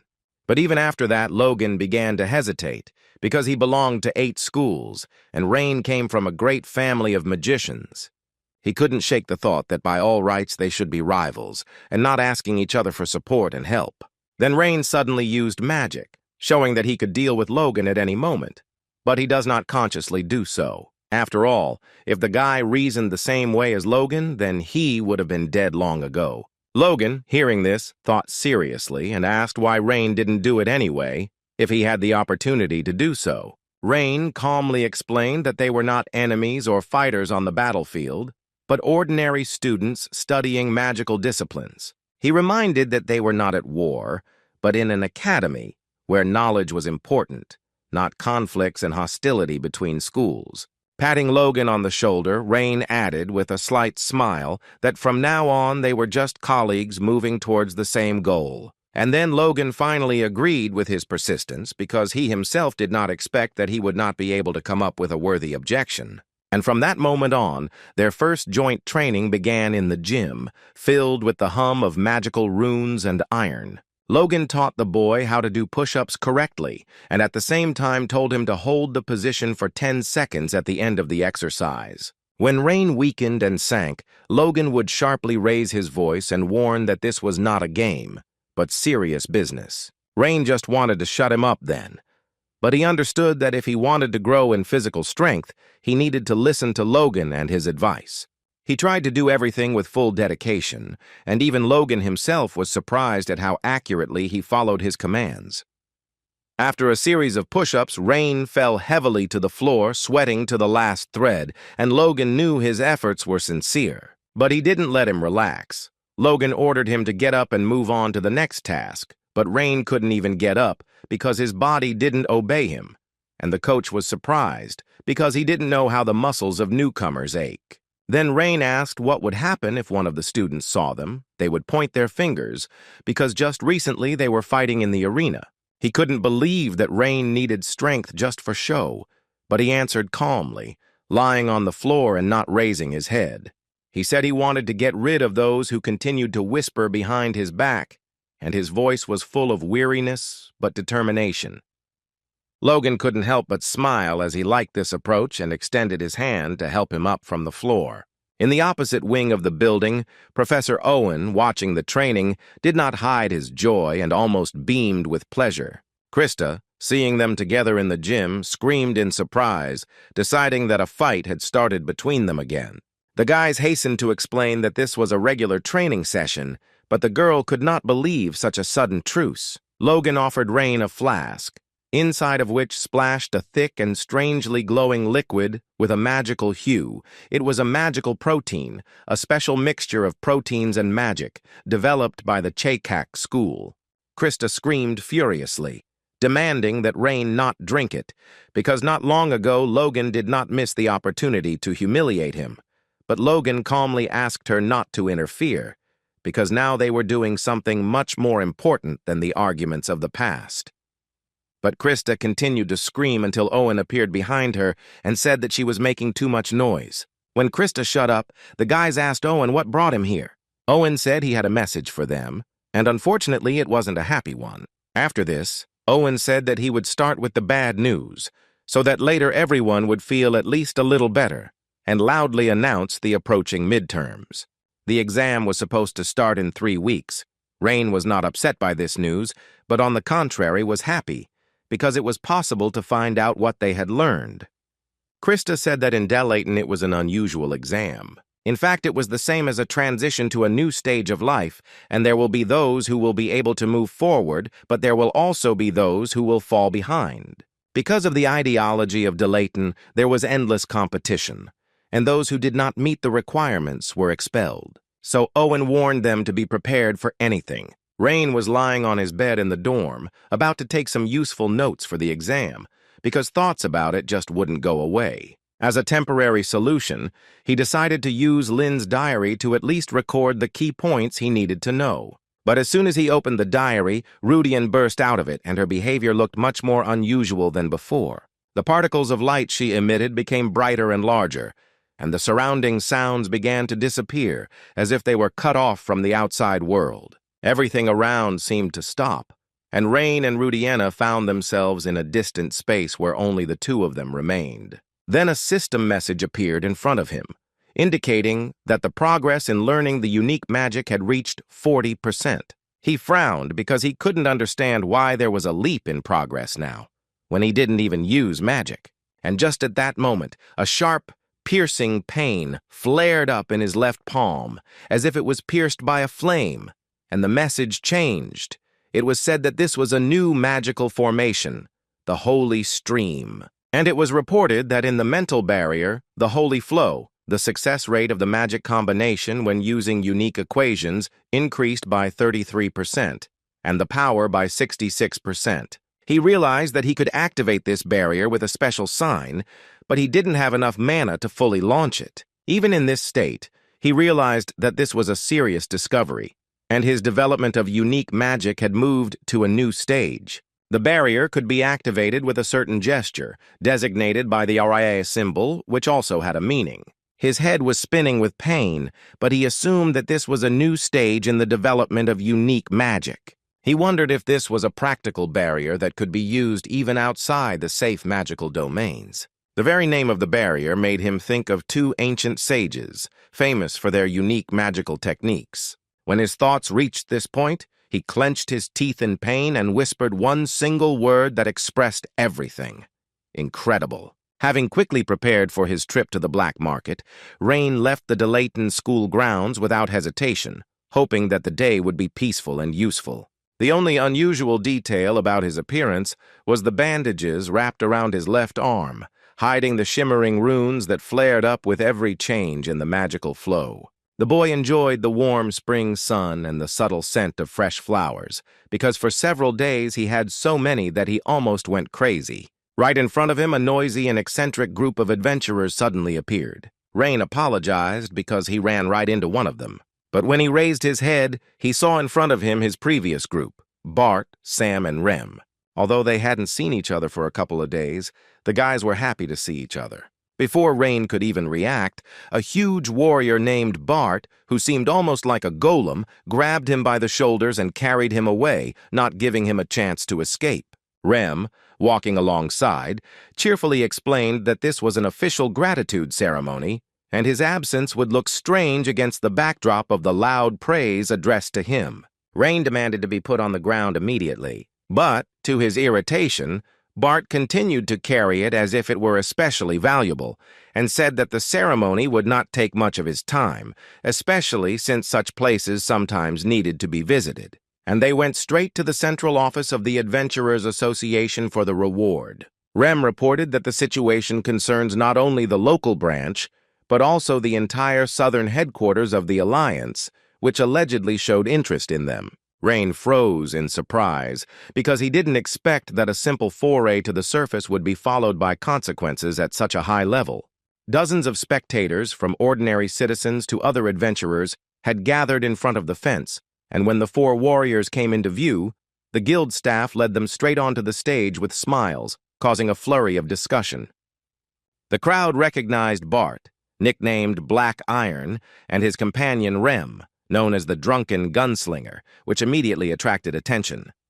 The focus soon shifted to Rain, with red eyes, who looked too sophisticated to be a normal adventurer. Some onlookers began to wonder if this guy belonged to the powerful Ludwig family. Rain turned to his companions, and with an involuntary grin, wondered what all the fuss was about over a simple battle.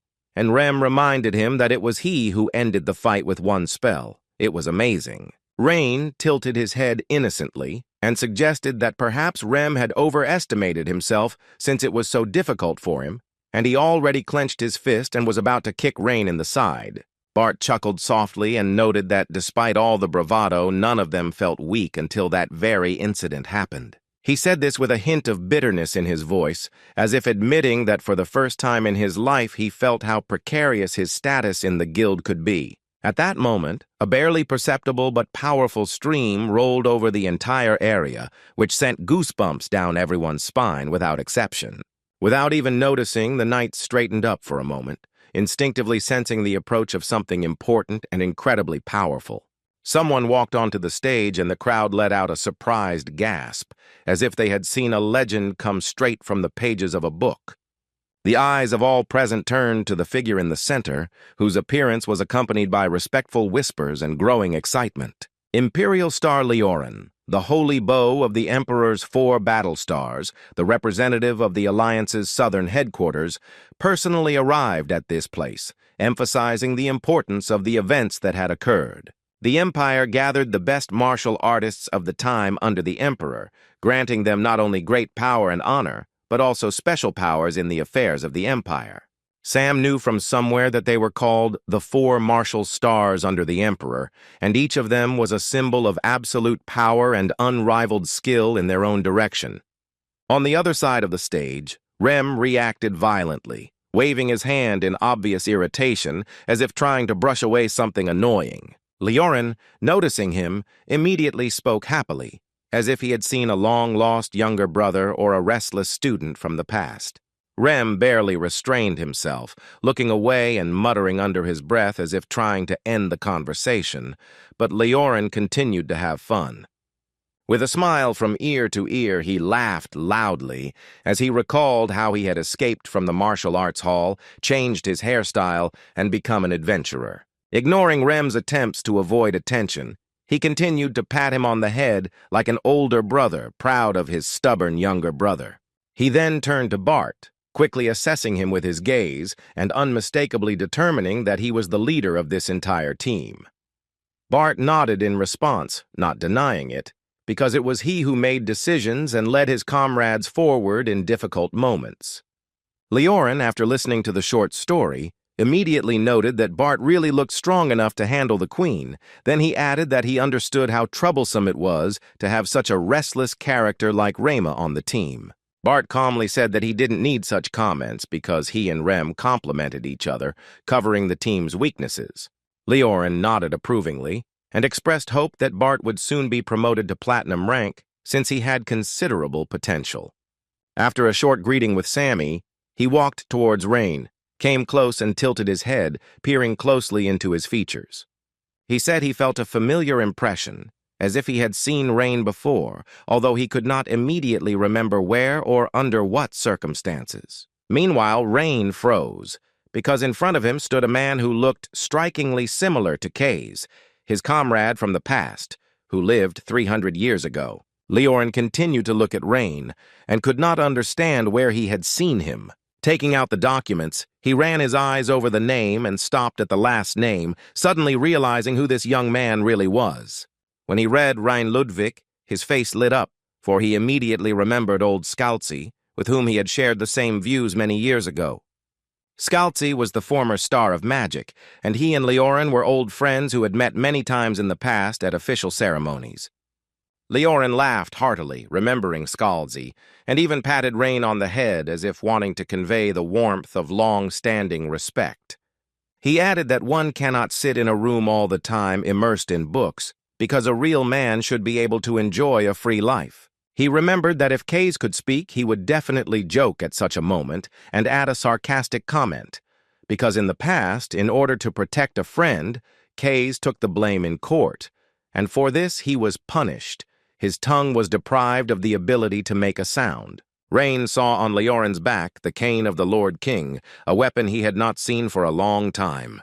And at that moment, the weapon hanging behind Leorin's back suddenly flared with a bright light and began to emit the breath of the World Tree, causing those around him to instinctively freeze. Leorin grabbed the cane in amazement as it came to life right behind him, as if recognizing not him, but someone else who was very close. In order not to attract unnecessary attention, Leorin discreetly hung the bow back on his back because it was time to begin the ceremony. Alliance representative Leorin praised their bravery at a critical moment, calling the group's actions an example of the true spirit of adventure. Rain finally realized that this entire ceremony was intended more as a symbolic gesture than as a reward for defeating the monster. The organizers sought not so much to express gratitude as to inspire other adventurers to follow the same path, taking risks for others. The reward was 2 gold coins and 500 contribution points, which in itself seemed more generous than anyone expected from this formal ceremony. Many adventurers began to invite the guys to their guild, even promising them exclusive conditions. Few knew that without Rain's cool head, the outcome of the entire battle could have been completely different and far more devastating, and Sam wondered if he was okay with no one knowing about his contributions. Raina was quite happy with everything, because he never aspired to become a successful adventurer and did not set such goals for himself, and it was better that no one knew that he possessed such magic. Rain understood that if he stayed and waited until the end of the ceremony, he would definitely be inundated with offers to join various teams. Watching the noisy crowd that surrounded Rem and Bart, Rain carefully disappeared into the crowd, intending to quietly slip away to the side. But behind him stood some girl in a hat who apparently was watching him. He decided that he needed to get to the black market faster and focus on training his mana to get closer to his goal. He really needed mana because without it, it was impossible to activate the barrier. Rain activated Rudian and saw that he was still 8,000 short. There was still a lot of work to do, but he thought that once he found the book, he would be able to focus on preparing his magical power. After all, the mental barrier was the area that he could not reach in his past life, and now it was in front of him, which made him strain himself. Rain quickened his steps because inside him there was growing impatience and a premonition of something really important and significant, but suddenly he stopped, hearing a voice that sounded over the entire square. The hidden man warned that no matter how he tried to get into the black market, he would not succeed. Rain winced at the mention of the black market, and for a moment wondered how anyone could have known about his plans. The voice continued to explain that for some reason the market was temporarily closed and all the owners had disappeared. Rain felt a slight tightness in his chest and turned to see who was speaking with such confidence and knowledge. In front of him stood a man in an old torn robe and a worn felt hat with an expressive friendly smile on his face. He came closer and with politeness in his voice, said that he represented the Magic Alliance and wanted to talk a little. The man calmly sat down at a table in a modest street eatery and politely placed an order with an approaching vendor. Rain immediately realized that his interlocutor was starting a long game and irritably demanded that he stop wasting time and get to the point. The stranger said that Rain need not fear him, and warned that he was not going to interrogate him about why he went to the black market. Rain couldn't understand how he knew that he was going to the black market, although what was stranger was that the stranger's magical power was quite impressive. The interlocutor did not prolong the pause and politely introduced himself as Torrin Slade, who works in the special department of the Union of Magicians. He even showed the rune of the Union as proof. Torrin remembered with slight nostalgia the times when he worked as a secretary for freshmen under Rain's father, who was the head of the council. He said this so as not to look suspicious, especially since he was a big fan of young Mr. Rain. He admitted that he had come to check a couple of things and asked if the magic that had knocked down the Rat Spider Queen had been his. Torrin explained that Bart's party had not visited magic shops for a long time, and there was no record of purchasing such a powerful scroll. And even in the last 10 years, there has not been a single 4-star mage who could create a fire retinue of such power. So he thought that Lord Scoutsy Ludwig did something like that for self-defense for his grandson, but that turned out to be wrong too. Thorin's cold eyes seemed snake-like and expressed the confidence of a man who already knew the answer and was simply waiting for confirmation. Rain said he wasn't hiding it on purpose, it was just one thing he was worried about. Rain tensed up at the mention of black magic and didn't know if Toran was being specific or just testing his reaction. His thoughts were racing as he tried to figure out how much this man was really knowledgeable or just playing a cunning game. The atmosphere became so heavy that time seemed to stop, and it seemed as if the air itself was pressing on the chest. At this moment, the waiter cheerfully announced that the chicken kebabs were ready and placed the plate on the edge of the wooden table. Toran smiled again as if nothing had happened and began to eat with gusto, without sharing the dish with his interlocutor. Rain looked at him in bewilderment, surprised at how easily he combined serious conversation and strange carelessness. He stood up from his chair, irritated by the ambiguous hints, and was about to leave without waiting for the continuation of the meaningless dialogue. Toran calmly wiped the juice dripping from the skewer and spoke again, this time without beating around the bush, voicing his real purpose for the meeting. He proposed to Rain to be selected for the Magic Guild's Special Task Force and observed his reaction. He assured that it was about the future after finishing school, because his father was alive and was not going to leave his position in the near future, so Toran suggested that he and they neutralize magical criminals.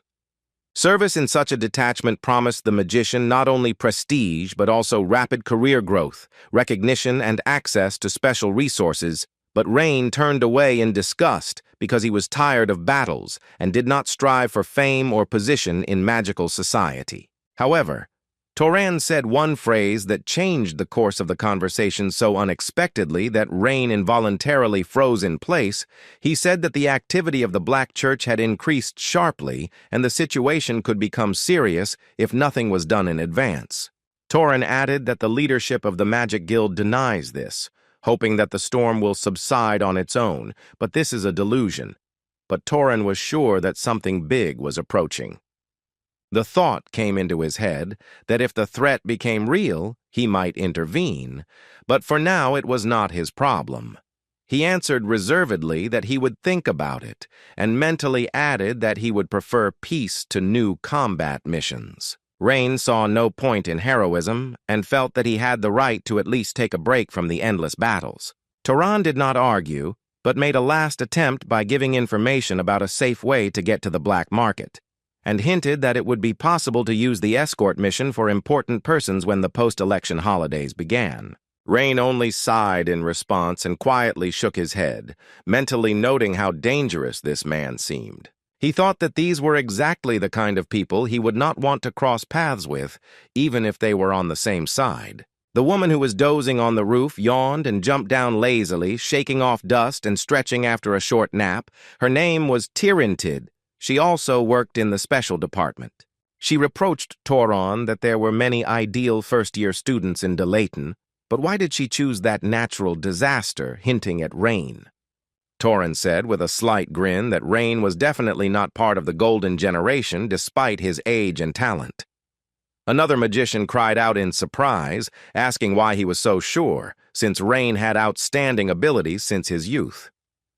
Toran thoughtfully explained that he only wanted to test a certain theory, and it seemed that Rain was not connected to Turena, but the girl did not stop insisting that looking for Turena among the students was too strange because it was extremely unlikely. Toran calmly admitted that it was just intuition, but perhaps the trail goes back to before entering the academy, and noted with irritation that he could not put someone like Rain on par with the other first-year students. And he believed that the difference in potential between him and the others was so great that comparing them was simply pointless. He quietly thought to himself that Kevin had created a monster capable of eclipsing all the students of his generation, and admitted to himself that for the first time in his life, he felt real fear about the future of one single creature. Librarian. Karen smiled sadly after she learned that it was impossible to get the book she needed. She said that it only happened because of her carelessness, and thanked him for trying to find it. She said that she was most afraid for Rain himself and asked him to be more careful in his actions. Rain thanked her politely and immediately asked if she had spoken to anyone about the black market, hinting at Toran. Karen tilted her head in thought and tried to remember a similar person in the last few days, and remembered that one person from the Department of Magic had actually come by but had not communicated with her personally. She heard that he came, remembered the old days, said that he had known high-ranking librarians for a long time, but unfortunately she had not met him and did not know what he looked like. Rain frowned because that man clearly knew something, but now it became clear where he could have found out about it. He decided to put his doubts aside since time was running out and went back to the hostel to continue his preparations. There were already 2 boxes that he had bought standing in front of his door.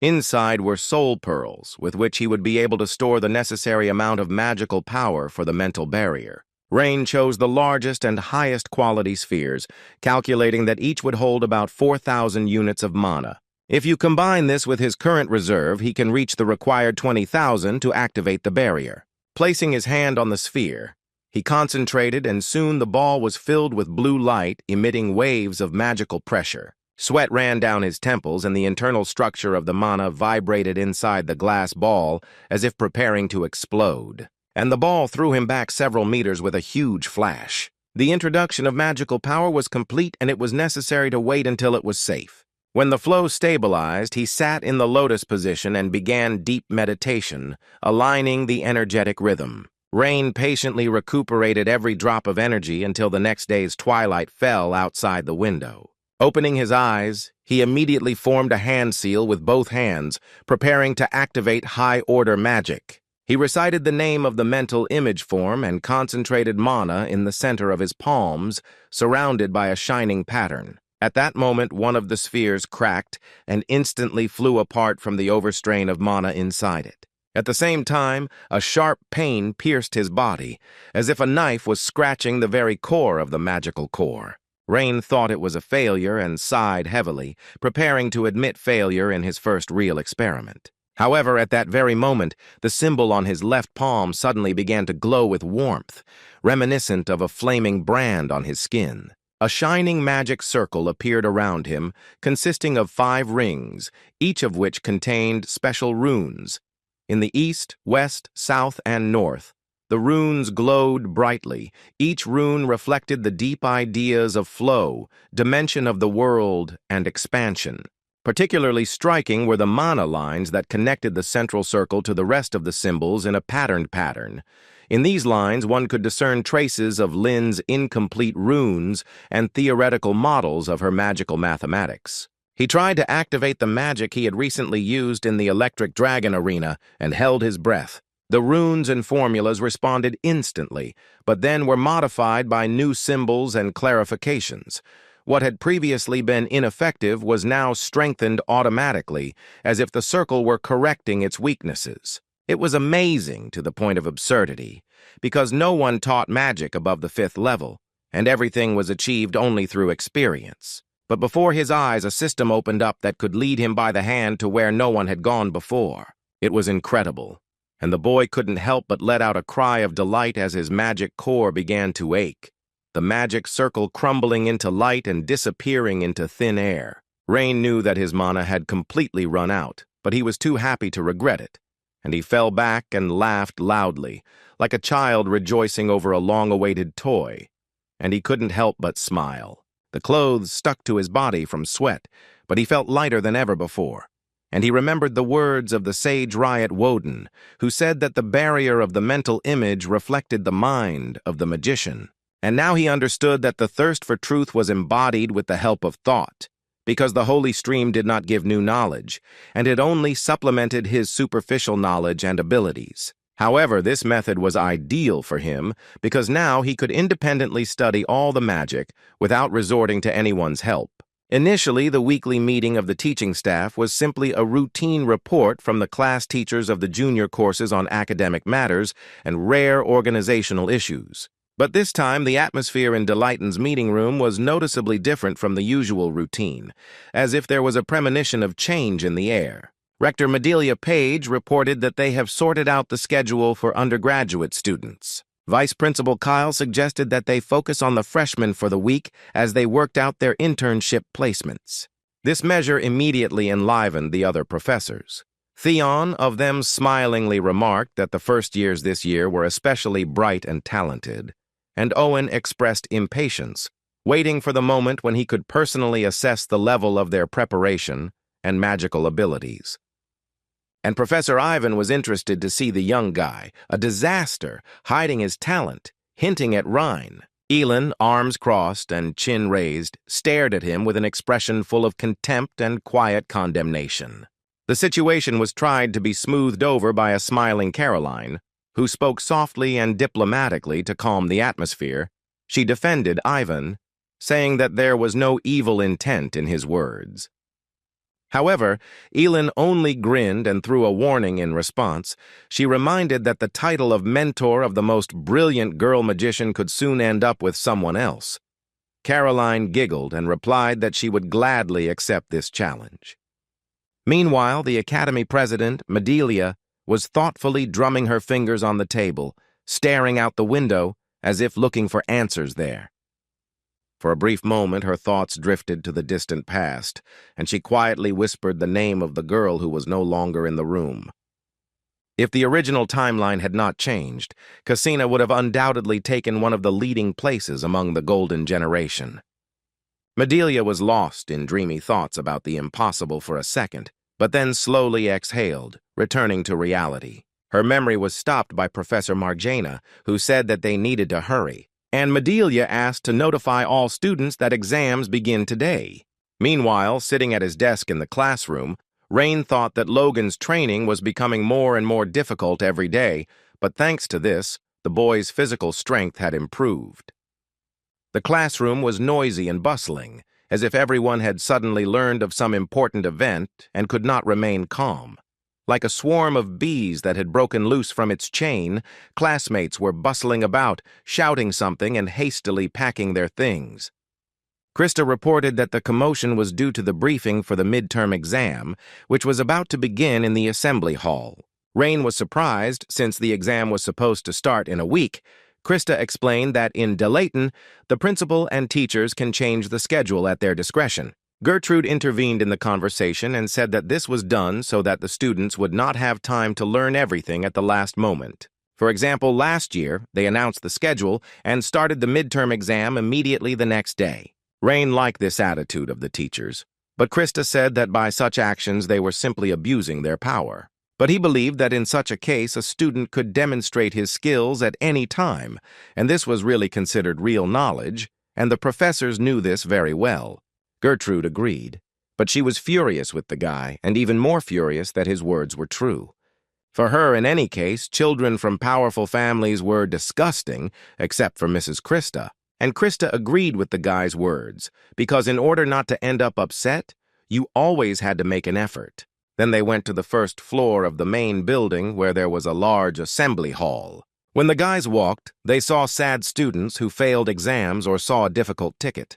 Gertrude and Krista were even scared for a while, because they were worried that they might fail the exam. On the way to the gathering place, Rain suddenly came across a familiar face standing in front, as if it had been waiting for him specifically. Tall and imposing, Logan towered over the others as he turned and waved with a slight smile, and they chatted about their training and the magical protein as if they had never been enemies. Gertrude stood behind and whispered under her breath. Struck by the unexpected warmth in their communication, it was hard for her to believe, because at the exams they could be enemies. And Rain calmly replied that Logan was his trainer, not his opponent, and even gave him magic protein every day. Gertrude almost stumbled from shock. In her eyes, such closeness seemed almost naive and unacceptable, especially during the exam race. Logan, seeing Gertrude's psychosis, offered her some protein too, but she said that she was not in the mood for jokes. And if Logan wanted to fight, then he should get his ass ready. And Krista intervened in their conflict, telling them to shut up because they were making a lot of noise, and the assembly hall was not the place for this. Logan thought that Krista was too sensitive and did not understand her worries, since her skills were an unhindered pass further. But the midterm exams were easy in words, but they were arranged to weed out students without skills. As a result, every semester 20 students were expelled. And Krista warned that if the guys want to stay, they must make every effort. It was at this moment that Professor Caroline slowly walked onto the stage, and the room instantly fell silent. Her soft voice sounded especially clear against the background of tense anticipation and quiet conversations. The professor explained that the exam would last all week, starting today, and would be taken individually or in pairs. Then she said something that shocked everyone. Grades will be given in accordance with the system of the responsible teacher, and if the teacher makes a decision about expulsion, then the student had to pack his things and leave the dormitory within a day. The professor added that first-year teachers would not be involved in the assessment due to possible bias, and it was at this point that she introduced the chief examiner who would oversee the test. Immediately after these words, an elderly woman entered the hall, radiating unimaginable magical power. Hunched over, with a cane in her hand, she looked fragile, but each of her steps was echoed by a wave of mana. Logan and Gertrude, standing nearby, beamed with delight, as if they had witnessed a living legend. And Rain only slightly bowed his head, not fully understanding what was happening since he was seeing her for the first time. Gertrude explained that the grandmother was the head of the Union of Magic. This was considered the most honorable position that could only be occupied by an outstanding magician, recognized by all the magicians of his time. And now Margana was the head teacher at Delayton. Gertrude explained with fervor that it was she who became the successor of Scalzi Ludwig, the legend of the previous generation. Then Rain was surprised, because he realized that she was probably on the same level as her grandfather. And behind Margana stood other outstanding personalities of the teacher. The first was Kyle, a genius who graduated with the highest scores among 1,300 groups. The second professor, Zeron, who built her own magic tower at the age of 20. And the third sister, Raina, Elin, who had her own column in the Magical Herald. These were professors who made up the elite and headed the second and third years. Suddenly, Margana's voice thundered through the hall, and her words fell like a barrage, causing everyone to freeze in place. The magic woven into her voice was so powerful that it seemed to paralyze the air and deprive one of the will to move. Like a bolt from the blue, she pounced on the students with criticism, forcing them to remain silent. She did not intend to praise them or encourage them, but openly stated that the examination was designed to identify the unfit. Margana made it clear that the professors who would be grading the exam were different from the professors who had supervised their studies in their first year, who had treated them like children, and these words hurt Owen a little. The examiners were heartless people who excluded students whenever they thought they lacked ability. And then Margana, seeing the students' faces, realized that they had realized the seriousness of the situation. Also, exams will be held at different sites, and the location will be determined taking into account the individual abilities of the students. The location of the exam was to be announced the next day, and after receiving the information, the students were to go to that location. After all, it was Delayton. The strong went forward and the weak must leave. And after that, Margana shouted that it was time to start the exams. The students found themselves in an exam area on a red mountain range, with rocky slopes in the background. Associate Professor Kyle addressed 40 first-year students standing at the entrance to a dark cave. He announced that they would have to go through this labyrinth using the entire arsenal of knowledge, skills, and magical abilities that they had.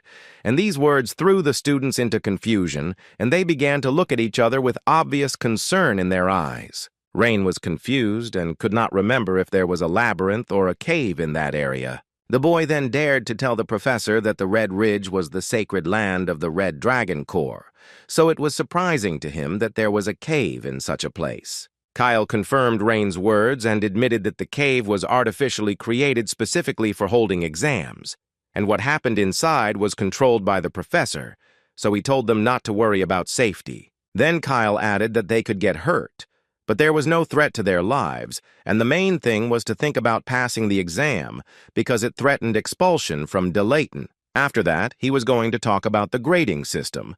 Compared to absolute grading, Kyle preferred relative. Therefore, first place received S level, second and third place A, and so on, and those who received F level had to retake the exam, although some would be expelled immediately after the exam. The evaluation criterion was the time spent on completing the labyrinth. By completing, he meant destroying all the targets located inside the labyrinth. The exam was also taken in pairs, and those who did not complete it within 40 minutes would be immediately expelled from the school. Before announcing the pairings, Kyle explained that based on the results of the entrance exams, an average was calculated and pairings were formed based on this data. And after reviewing the list, he asked to split into pairs in accordance with it. Rain tried to crane his neck to see the list, but suddenly something flashed in front of his face. He saw a piece of clay fall to the ground and be crushed by a graceful boot with a dull crunch. Raising his head, he saw Krista, who mockingly said that fate itself had decided to link them into a team, as if laughing at him. Rain sighed to himself, and she warned him that she would deal with him just like she did with the clay toy. As Rain exhaled quietly, the familiar silhouette of a tall and impressive young man slowly approached him. He smiled with relief because this was Logan, the heir to the famous Chehark clan, which was famous for its warriors and strict discipline. Logan said in a calm tone, as if it was a given that they would be a team in this test. Rain laughed with a hint of respect and restrained warmth. Calling Logan his mentor and shaking his hand with pleasure, they agreed that they would do everything possible to pass the exam. When Krista found out that the two of them were in a pair, she immediately started screaming because the distribution was extremely strange and unfair for her because she considered them the best students. Rain realized that at that moment, she recognized his abilities, and the girl immediately said that he was not as strong as her. A whisper immediately began among the students, and glances turned to this strange pair, causing a slight excitement. And few remembered how recently these two had clashed in a fierce duel, showing what they were capable of. And Krista decided to stop her bad thoughts and was sure that she would still take first place. And Rain was a little surprised by Krista, as if she was ready to put her life on the line for the exams. Then he turned his gaze to Logan, who was sitting next to him, and asked more calmly about the purpose of such exams and their impact. He was interested in whether it was important to graduate from the academy with the highest marks, or if all this was meaningless. Logan, not losing his confidence, asked a counter-question to clarify Lane's intentions and find out his mood. When Lane hesitantly confirmed his ambitions, Logan explained that such exams only occur 4 times a year. According to him, only those who receive the highest marks at each stage can count on first place in the graduation. He added that even one failure can cross out all previous successes and change the outcome forever. Rain looked at Krista with unexpected directness and spoke words that for the first time sounded like genuine determination. He apologetically hinted that this time he would not be able to treat her as easily and calmly as before. These words made a strong impression on Krista. Her body involuntarily shuddered from the unexpected tension. When Kyle announced that the first 20 teams had 10 minutes to prepare, tension instantly filled the air, and he warned that the countdown would begin after those 10 minutes had passed, even if the team had not yet entered the maze. The labyrinth was not just a tangle of corridors, but a magical house of wanderings with many branches. There was no direct path inside, and it was almost impossible for students to understand its entire structure in a limited time. Understanding this peculiarity, Kyle created 20 different routes and assigned each team to a separate entrance. An argument broke out in one of the teams when the students began frantically discussing what magic to use to get through.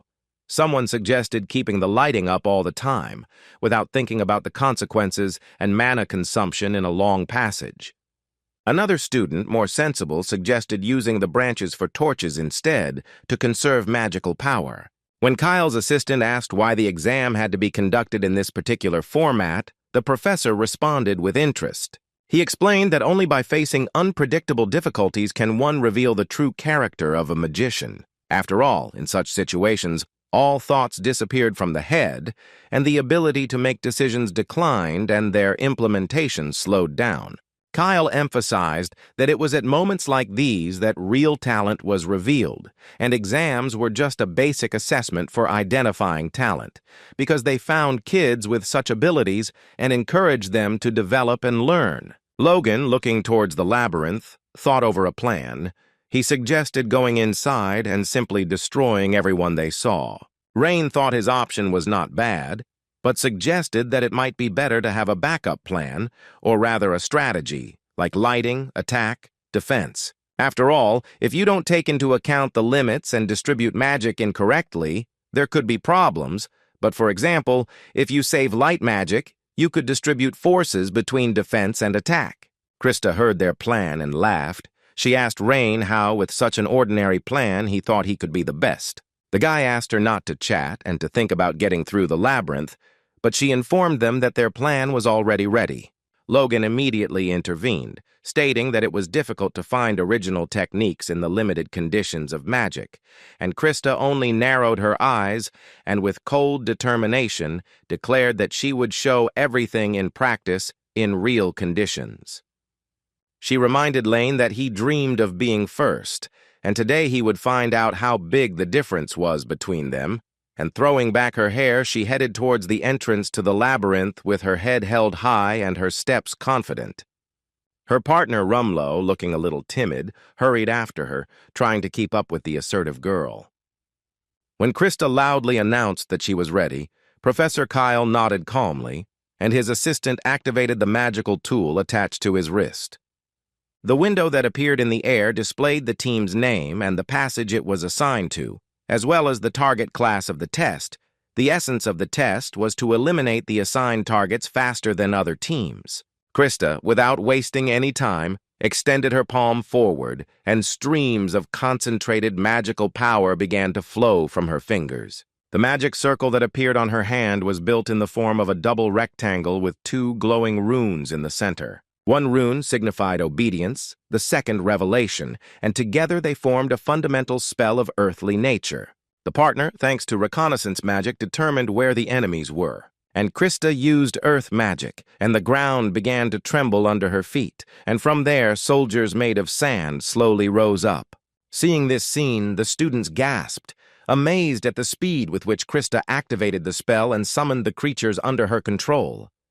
One of the students whispered that there were more than 10 of them, which was clearly beyond the normal abilities of most first-year students. These creatures were clad in ochre-colored armor, and each of their steps was accompanied by a dull sound, like the echo of an ancient ritual. Even Kyle couldn't hide the glint in his eyes as he watched the 10 sand guards line up in front of their mistress. This magic, although it belonged to the second star, required great endurance, concentration, and precision in control. The Warden family's hereditary magic, created by the second elder, was perfect. Moreover, Krista, at such a young age, could perfectly control more than 10 phantoms. In Krista's case, the control aspect was also perfected, with each soldier moving as if they had their own consciousness. When her partner Rumlow used illumination and detection magic to identify the enemies, the soldiers immediately rushed to attack. They eliminated their targets with incredible coordination, as if they were not magical creatures but an elite fighting force,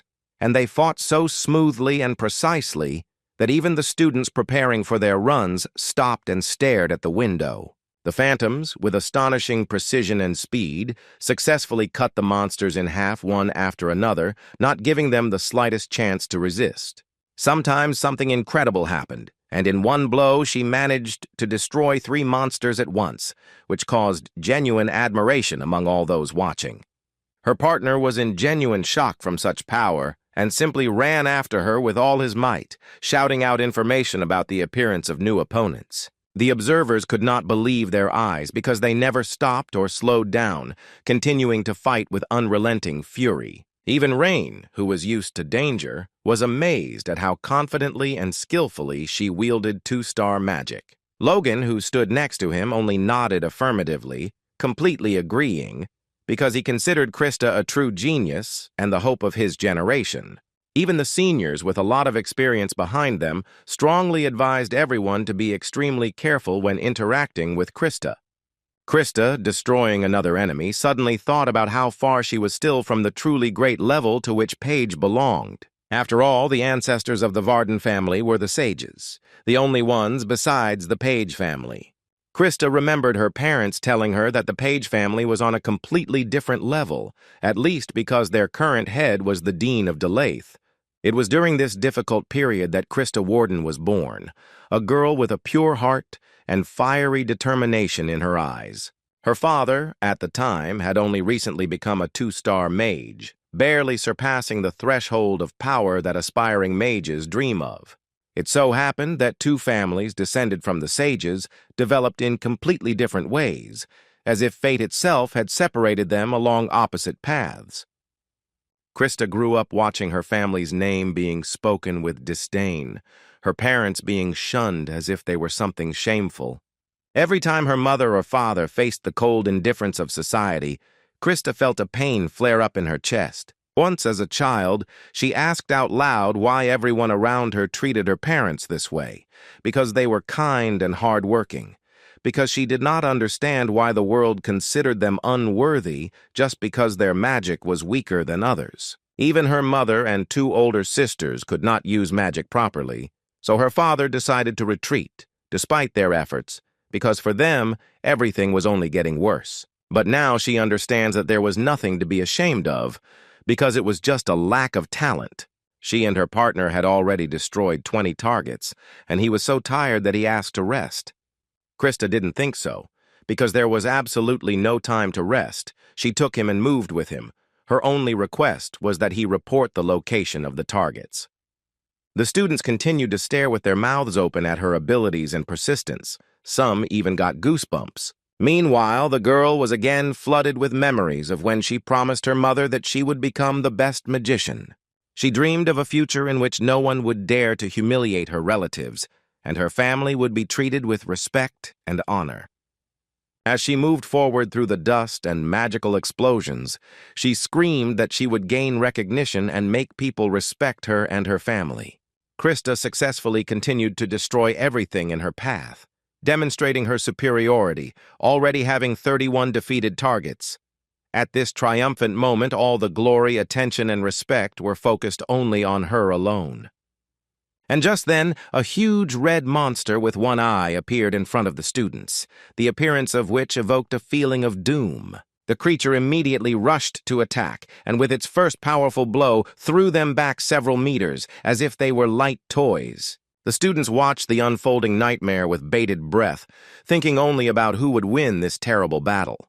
Krista was spurred on by heavy memories from the past, and with each new blow she stood up again, clenching her fists tighter. She couldn't afford to lose, because with all her heart, she wanted her Varden family to regain strength and respect in society. And then Krista, together with the huge golem servant, furiously went on the offensive, not hesitating for a moment in front of this monster. The impact was so powerful that the red giant was literally driven into the ground, raising a cloud of dust and rocks around it. And when the timer showed 4 minutes and 13 seconds, a signal came to Kyle's assistant that all the targets had been defeated. While the other teams were still trying to work out at least a basic strategy, Krista had already easily exited the cave. No one could believe that Krista's team would be able to complete the maze in less than 5 minutes. Professor Kyle greeted her with restrained praise and smiled, because he expected such a result from the descendant of one of the magical families. As he wrote on the evaluation form with a fine pen, his eyes involuntarily trembling with slight excitement, he firmly said that Team Number 2, Krista Warden and Rumlow, were awarded the highest grade of S. Her steps were light, and her face shone with that calm arrogance that is only inherent in those who know exactly what they are capable of. Logan knew about Krista's abilities, but he never expected such a result. And now he understood the reason why the elders were so wary. After all, immediately after passing the labyrinth, Krista began to be considered as a candidate for the position of head of the Union of Magicians. Kyle told the girl that in all his practice, they were the second team to pass the exam in less than 5 minutes. Kyle knew that the Verdon family's strengths, which were high in the mountains, were physical and magical strength, and a plan was devised to preserve these strengths. But that didn't explain all of Krista's actions to him. Kyle guessed that to achieve such a result, the girl had to make incredible efforts, perhaps exceeding the limits of normal student endurance. But her real strength lay not only in her talent, but in the fact that she combined keen insight with iron discipline and hard work, leaving herself no room for weakness. Kyle told Krista and Lamrau that even though they had not yet finished the exam, they were free to go since they had passed with an S grade. Krista, without losing her grace, with a slight half-smile and impeccable aristocratic posture, bowed elegantly, as if she considered such recognition to be entirely expected and natural. With her usual pride, She replied that such an outcome was entirely natural for a family whose motto has sounded with overwhelming force since ancient times, emphasizing their magical superiority. But her attentive and firm gaze was directed not at the professor, but at Rhine Ludwig, and in those eyes there was not even a shadow of doubt or indecision. With that look, she seemed to proclaim that it was she, Krista Warden, who would not give up the right to bear the title of the best graduate of the Academy of Magicians to anyone. Rain, without losing his composure, accepted the challenge dispassionately, but the corners of his lips still lifted in a slight, interested smile, and he thought that perhaps the upcoming tests would be much more interesting than he had imagined. 300 years ago, behind a thick blue-green fog, the city walls of the once great Orvarden, which was called the Star of the South, appeared, eaten away by poison and time, but now it has become only a ghost of the past, a source of anxiety and pain. On the ledge of the rock above the city stood a group of Lin's mages. The fire dragon priestess Frida silently took a drag from her pipe. Her gaze was gloomy, and she nodded as if confirming the terrible state of affairs. Esther stood on the edge of the cliff looking carefully at the ruins, feeling that approaching the city could lead to serious danger for everyone. So she suggested to Lin that they lift everything into the air and destroy everyone. But the guy didn't agree with her plan because the city was a cultural heritage site, and Lin believed that it was necessary to leave the original appearance of the city as much as possible, and then, if possible, complete what was started. But Kays and Frida probably thought differently, since they simply laughed at Lin's words. Esther explained to the guy that there can be moments in life when you just need to do something and only then think and regret. She spoke sincerely, because for the girl, her team was much more important than some kind of cultural heritage, and she asked that next time she be entrusted with the role of discontent, because this was the leader's concern. She asked not to complicate things, but to simply tense up her fist and smash everything. Then Lin activated his magic and was ready to get down to business, no matter what other people said. A warm echo of the past came to mind, when he realized that sometimes you have to do things that you might later regret, but without risk you can't achieve success. Rain continued to think of his own ways, but all the ideas seemed not strong enough to beat Krista's record. He was looking for a way to stand out from the rest, to use the power in a way that no one could match him. Logan, surprised, asked about the plan that Rain whispered in his ear. Logan's eyes widened in surprise, and he realized that the risk was too great. They might be disqualified. Rain was ready to take full responsibility, deciding that only courage and determination would lead to victory. Logan admitted that even without these tricks he would have received an excellent grade, but such a test would hardly have been fun and exciting. Rain decided to try, despite the risks and possible consequences, and this decision was the deciding moment in their exam. Krista watched him warily, trying to figure out what exactly he was planning and why he was putting everything in danger. The words about disqualification and entertainment sounded like a challenge, because she couldn't imagine that someone would treat the exam so frivolously. Her anger grew, but at the same time she couldn't help but notice the strange joy on Rain's face. The girl shouted at the boys that there should be other things to have fun, and that they should be as serious as possible during the exam.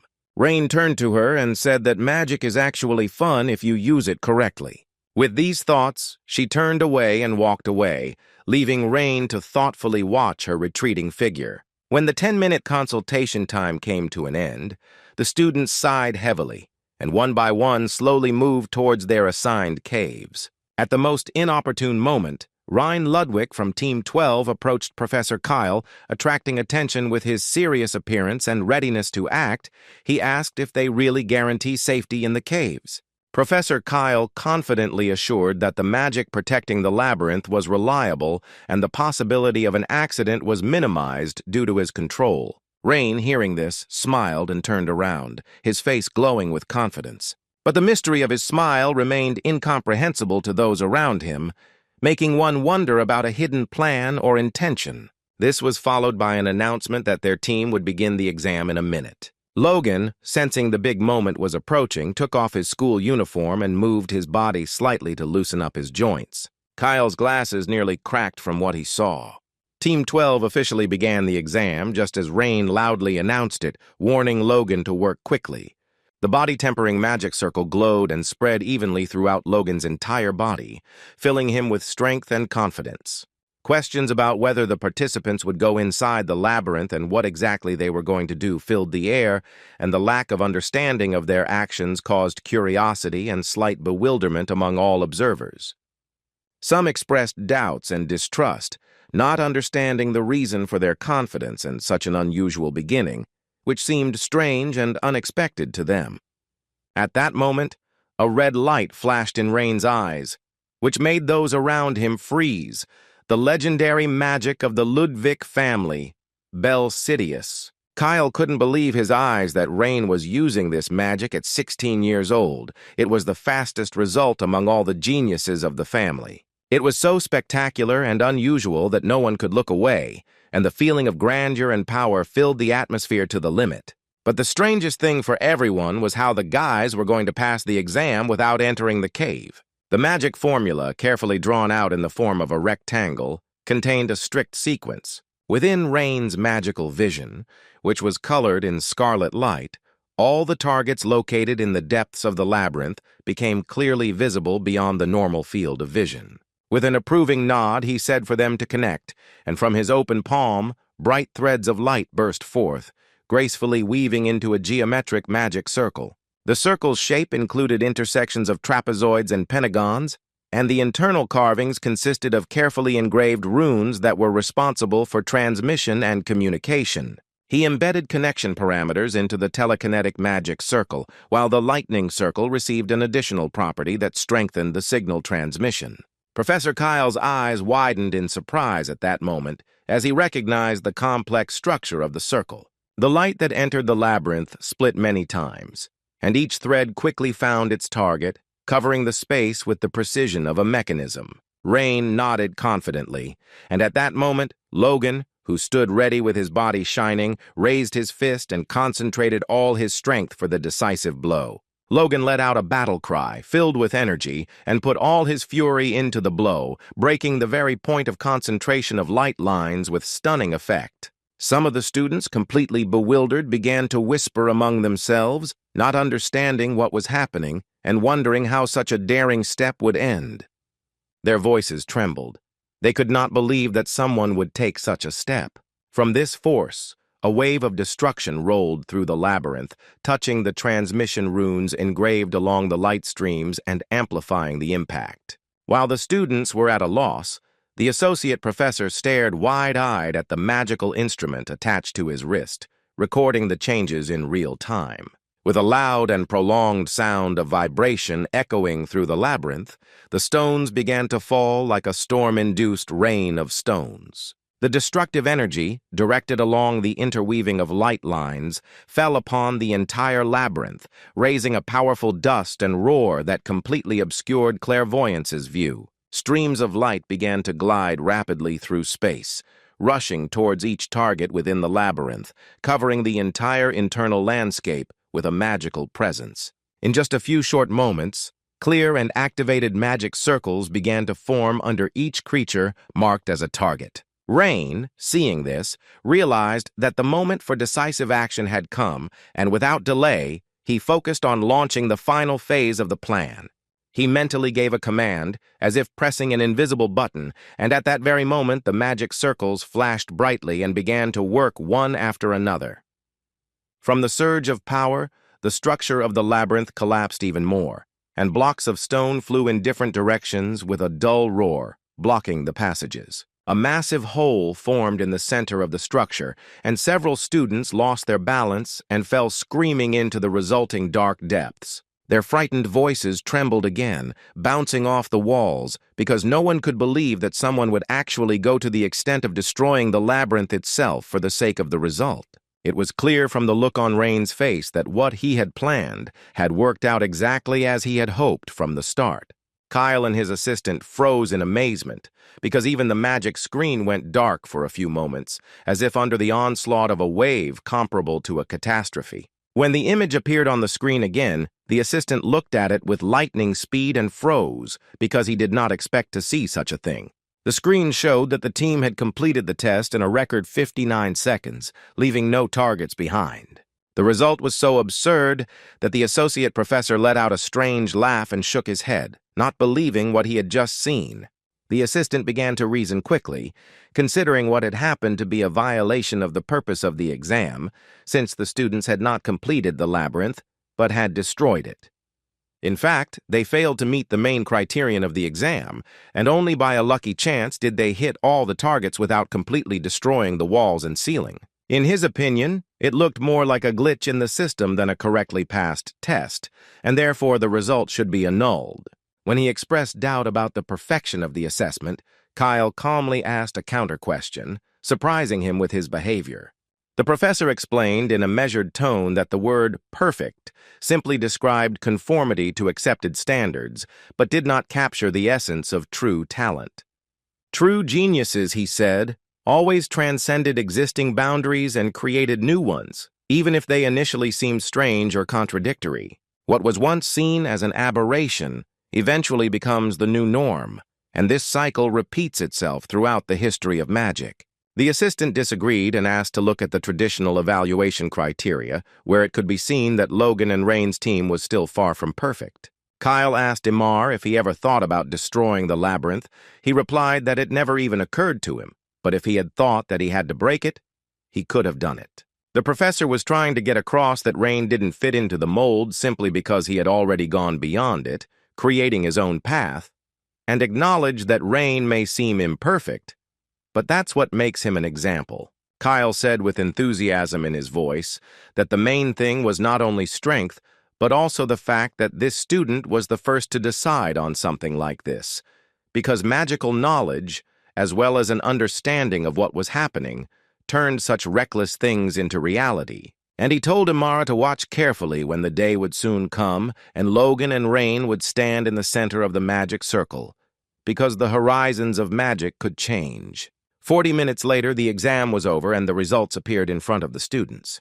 Kyle announced that the tests were more difficult than in previous years, but most passed them successfully and even completed them within half an hour. But some students were injured due to exhaustion and loss of control over the flow of energy, and there were also students who had to retake the exam because they were attacked by targets more than 3 times. And in this chaos, the 4 minutes and 13 seconds in which Krista and Lamru completed the exam was an amazing result, so Professor Kyle's preliminary S-level assessment was justified. However, there was a team that was able to beat Krista's result. The team of Rain and Logan needed less than a minute. And it was because of this that Krista's team's rating dropped to level A.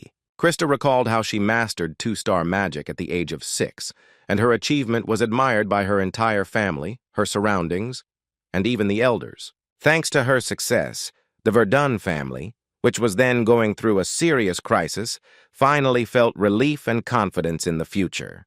She heard a conversation between 2 people in robes. They were talking about how the Ludwig family had no hope after such an early result from Krista, because their son Rain was called a disaster. Back then, Rain and Krista were family friends, and when they saw each other, Krista would yell at him that the people around him were saying he was a disaster.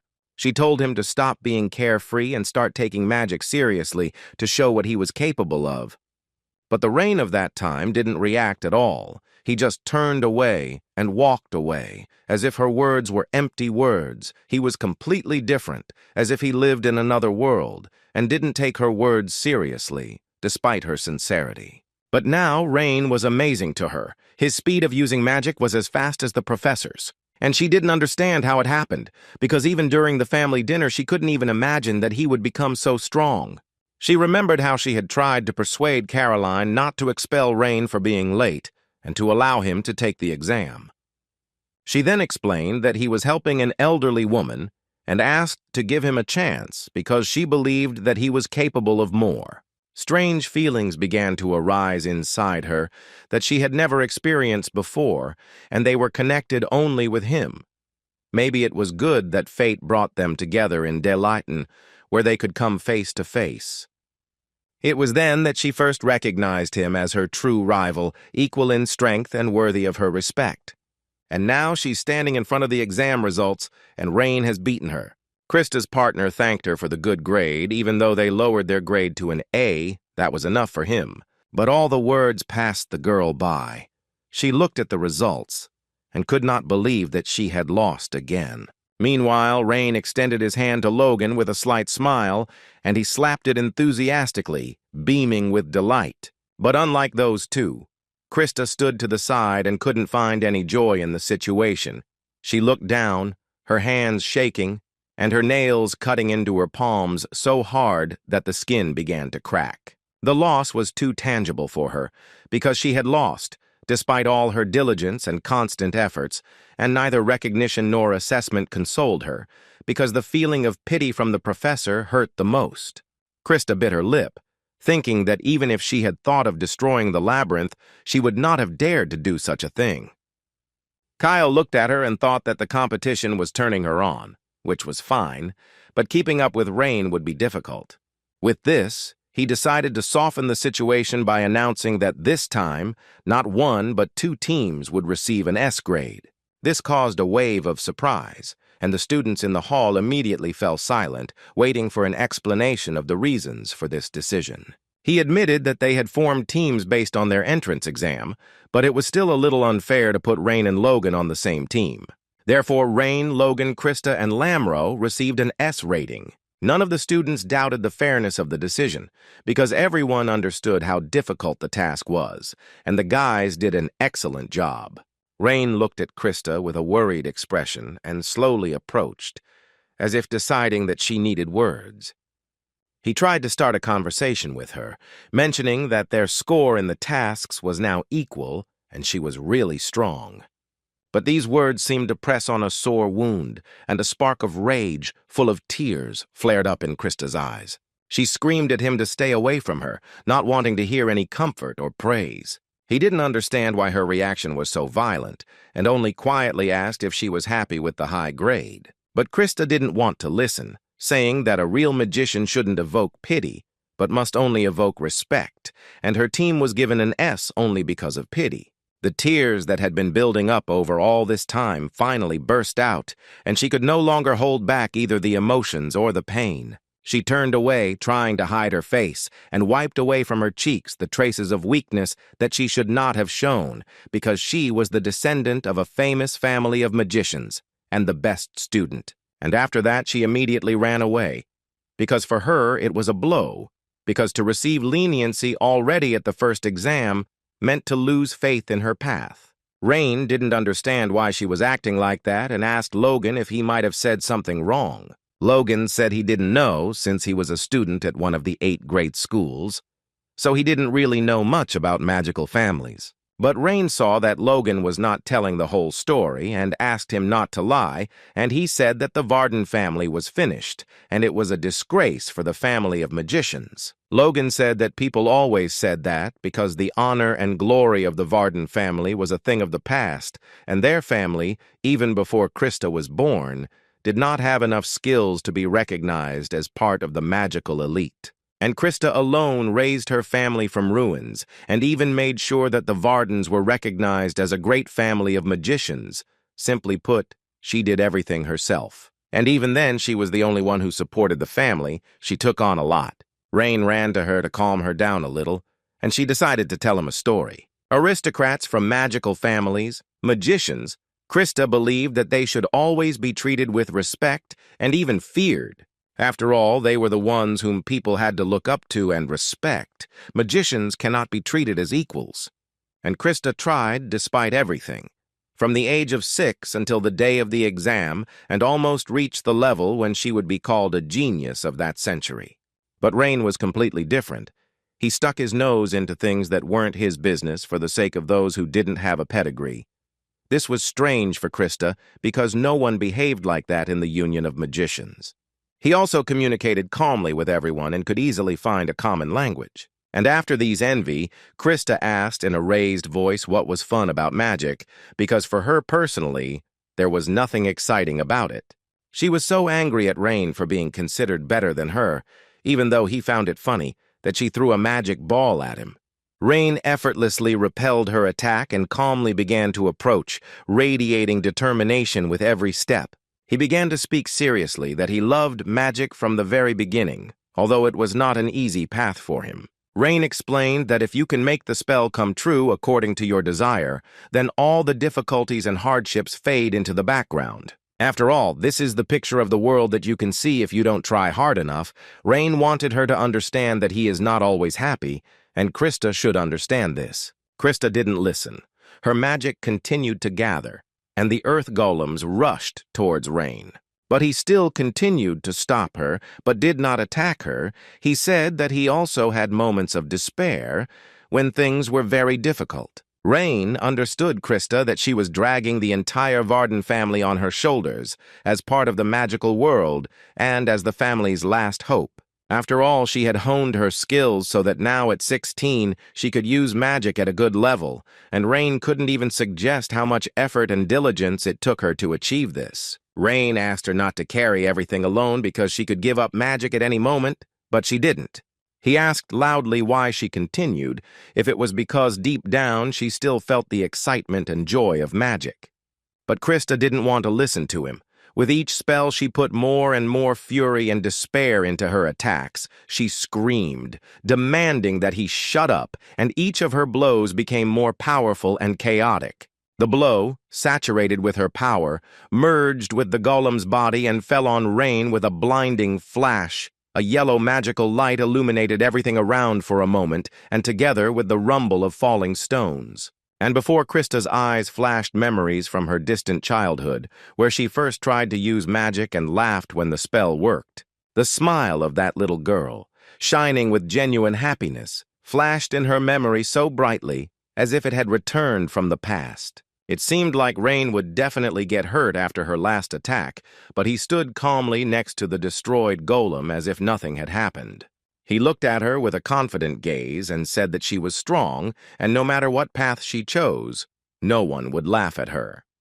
Her eyes filled with tears, and as the strength finally left her body, she felt that there was real truth in his words. Rain came closer, closing the distance step by step, and quietly asked her to remember the joy she once felt from magic. Krista tried to wipe away her tears, but her palm was shaking, and every breath was difficult for her, as if tears were filling not only her eyes but her chest as well. Rhine, without making any sudden movements, dropped down on one knee next to her and quietly looked at her, not looking away and as if giving her time to realize everything. The air between them was filled with a strange silence, in which there was no longer any anger, but only the weight of the words spoken and the fragility of recognition.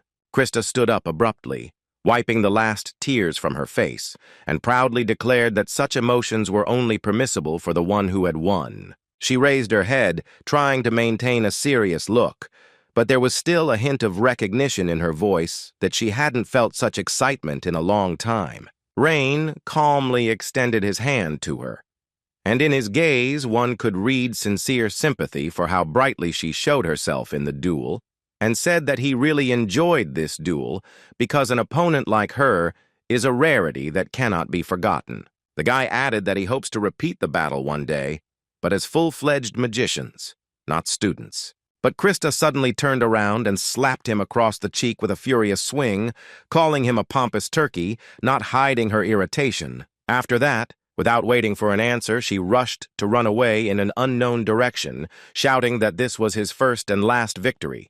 Rain, stunned by the unexpected blow, stood in place, gently touching his cheek and thinking that Krista really did have a heavy hand. She ran without looking where she was going, and breaking into a scream, repeated through her tears that her father should forgive her. Professor Kyle, watching this dramatic scene from the dais, stood in silence, holding back a slight smile, as if anticipating something significant. He told his assistant that talent manifests itself in different ways in children, and sometimes becomes a real catalyst for revealing someone's hidden potential. Sometimes talent acts as a giant wall that gets in the way, and in order to move forward, you have to find a new path or become stronger. But it also happens that talent becomes a person nearby who inspires not through struggle, but through support, through equality and understanding. Kyle said that it wouldn't end there because the most interesting events, in his opinion, were just beginning, and the assistant at that moment wordlessly grabbed his head and muttered with a crooked grin that work would pile up again. The professor laughed and told his assistant that he always thought that he was doing a great job and he thought about it with all his heart. And he ordered him that everything needed to be put in order and move on and prepare candidates to retake the exam. Since there will be additional exams, there will be no classes for the entire afternoon. Logan was momentarily taken aback when he saw the cheek, but Rain quickly noticed that he was imagining it and smiled back. When Rain suggested going to practice after all the stress of the exam, his voice sounded slightly tired, but there was a hidden determination and a little enthusiasm in it. Logan nodded with a slight smile, and they decided to spend the rest of the day in the training room together, despite the fact that the last difficult exam had just ended. But their conversation was heard by Professor Owen, who realized that they still had plenty of energy, which was nice to hear. And as it happened, Owen just happened to have prepared 150 assignments on mathematics and magic. So they had to pass the written exam too, and he warned that they would not return to the dorm until they had solved everything. The professor warned that anyone who did not want or did not agree could pack their things and go home from Delhi 10. And Owen turned to the other students and said that the same thing applied to them, and some students cried out in despair, not hiding their emotions, because such a load seemed to them something absurd and excessive. The professor just grinned as if he was enjoying their reaction and ordered them to take the assignments immediately. Rain turned his head and saw a tired and exhausted Krista who was solving tests. Owen explained this by the fact that the girl ran so fast as if she was ready to take exams all day, so the professor prepared more questions for her than for everyone else. But as soon as Krista saw Rain's smile, she immediately yelled at him and told him not to laugh. Owen also advised students not to think about writing partially, because the grades for the written exam will be counted in their rating. Some clutched their heads, whispering that their minds refused to work after such a long practical exam.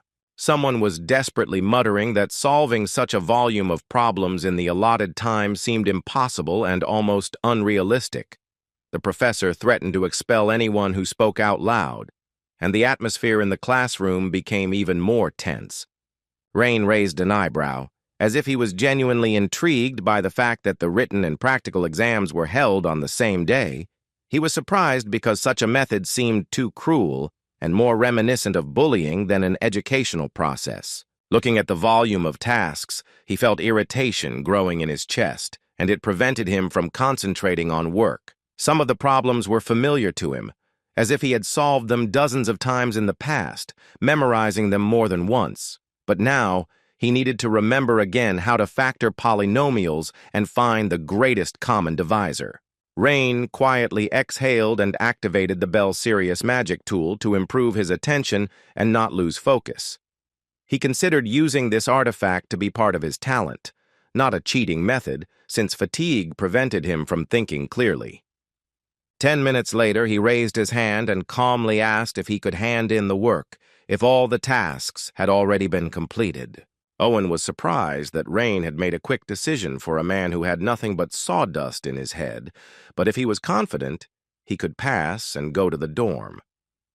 His deskmate, Krista, exhausted and already on the 128th question, snorted with a slight mockery. She asked if he really was confident in himself and thought that he could get around her, having solved everything so quickly. The teacher exploded with irritation and ordered her to remain silent, threatening her with consequences for breaking the silence. She apologized with a grin and continued writing. Rain stood up with complete confidence, as if nothing was bothering him, and moved towards the teacher with the finished notebook. He handed over the work and calmly walked out into the corridor. Usually there was a lot of activity here, but now there was an oppressive silence, because no one had finished the exam yet. He wondered if he should go practice and take a shower first, since he now had plenty of time. However, as he was about to leave, the door on the other side quietly opened and someone entered the corridor. He turned around out of curiosity, hoping it was a familiar face, and froze when he met a predatory gaze. Under the red hair, eyes sparkled, burning with determination and surprise at the same time, as if darkness was swirling in the gaze. Rain realized that she was the best student among the 8 great schools. This was the first meeting with Lillian Karain, who was expected to become the leader of the new generation of the elite. Then Rain walked into the gym, Logan, who was leading the training, blinked, stuttered, and stared in confusion when he heard the unexpected question. Rain placed the barbell back on the rack, sat down on the bench and looked at him with a thoughtful expression, and asked about the red-haired girl named Lillian, wondering if Logan knew her before. Logan swallowed, as if the question was unexpected and at the same time disturbing. He knew Lillian as any student would know her. After all, there were many rumors about her around the academy. Rain started talking about yesterday, reminding him that there was a written exam right after practice, and noted that even though he had passed the test quickly and carelessly, Lillian had left literally a minute after it. Logan explained that Lillian was considered a secret weapon of Rivendell, about which there were long, unusual rumors. She used 2-star magic from the age of 5, and at the age of 7 she made a contract with one of the 4 mythical creatures. Rivendell was located at the top of the Scarlet Mountains and was known for its harsh training in a blazing climate. The academy was more like a fighting temple than a normal school, and the severity there was palpable in the air. The secret of Rivendell lay in the art of summoning the spirits of fire and the ancient rituals of magical union. Logan added that a person received red hair as a confirmation of having undergone a baptism of fire, and this meant that their sensitivity to the properties of fire was a priori several times higher than that of ordinary people. Among the 8 great schools, Lillian had an incredible reputation, and she was considered a real monster, and was also put on the same level as Krista Varden. And the elders said that Lillian had the potential to become an Archmage. Rain thought that perhaps Lillian was overrated, but Logan insisted that it was true, even though he knew that such truth would irritate Rain. Then the guy really thought about the fact that she was strong and unusual. As Logan spoke, Rain listened attentively, and suddenly a playful, sincere smile appeared on his face. He asked with interest how Logan knew so much, hinting that he was clearly interested in her. Logan blushed sharply and shut up, but his reaction already said everything that needed to be heard. Rain smirked and noted that they could become a couple, and even promised to root for him along the way. Logan asked if it was really obvious that he felt something for Lillian, or if the guy was joking, and Rain said that it was very noticeable. And then I thought about it, because really strange and strong personalities began to gather around. It was clearly not boring in Delayton. The 4th day of midterm exams began at the foot of the Red Mountain Range. The professor began to talk about the exam that awaited them that day. It would be held in the world of illusions, and all 60 people would be divided into 3 teams, which would be assessed based on the results. Everyone was surprised how the world of illusions was supposed to be inside the barrier of 4-star magic. The associate professor stepped forward and formally announced that the practical exam format would be a true battle royale. Hearing this, the students gasped, because the very idea of such a format in the conditions of an exam sounded wild and frightening at the same time. The professor explained that there would be treasures hidden in each area, and for each one found you could get 1 point, as well as for the monsters defeated. The number of points also depended on the difficulty of destruction, so the professor advised to first evaluate the strength and then decide whether to attack or pass by. Krista Warden stood out from the group of students and immediately raised her hand to ask a clarifying question. The docent nodded, allowing her to speak, and Krista asked where the battle royale was, since someone would focus on collecting jewels and someone would be destroying monsters. To which he responded with a slight grin, hinting that everything would not be as simple as it might seem at first glance. After all, during battles it was also possible to lose points. It was permissible to steal treasure found by other students, and it was also possible to interfere with the destruction of monsters or carry out a counterattack. They could do whatever they wanted, even destroy each other. Some students hearing this were shocked and even repeated it out loud, not believing that such a thing was even allowed within the framework of the exam. As soon as the noise and panic began, Margana hit the ground with her staff and the light from the magical instrument disappeared, leaving silence. She explained that it was not for nothing that the space was called the world of illusions, because what was happening inside the barrier was not reality. Simply put, no matter how severe the attack, the student will not actually be harmed. However, the pain will be experienced as if in reality, And regardless of the severity of the wounds or even death inside the world of illusions, when the barrier disappears, the students will return to their original state. So she told them not to worry, and the way of judging was as simple as possible. The two people with the highest score would get an S. Some students began to look at each other with an aggressive look, clearly already mentally imagining the course of the future battle. Someone even considered it cool news that it was possible to destroy other players. She quoted Amissa Page, saying that the primary duty of a magician is to enable people to dream. Then, in a loud voice, she said that they must fulfill this duty and give it their all, because in the magical world, strength was and is above all else, so it was worth showing them what they were capable of. These words touched many students, because it was this idea that at one time prompted them to embark on the path of magic and knowledge, and after which the distribution into teams was announced. Team A was Hubert, Logan, and Krista, who stood nearby and was already starting to show her signature self-confidence. Krista crossed her arms, looked at Rain with a disdainful smile, and declared that the exam had finally become truly interesting, and Rain immediately reminded her how she had cried from defeat last time. With a face the color of a blazing sunset, Krista began to noisily protest, clapping her hands and seething with rage, but soon calmed down. She knew she had to pull herself together and get an S because she felt she was the only one who deserved to get the highest score.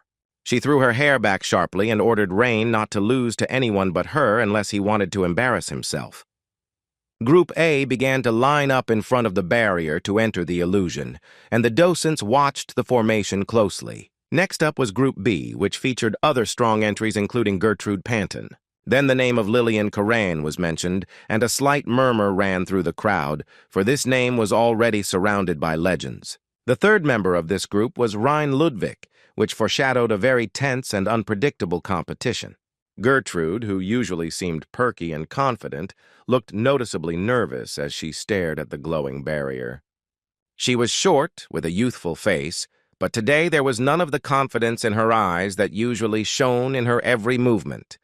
Rain, noticing this, approached with a slight grin and with feigned concern asked her a naive question, or was she worried? Upon hearing it, Gertrude shuddered, stepped back sharply, and looked at him with an offended and indignant expression. She confidently stated that she, Krista's servant, was only amused by such a question and not confused. Gertrude flushed and exclaimed loudly that it was not she who was nervous, but rather that Rein himself should be worried.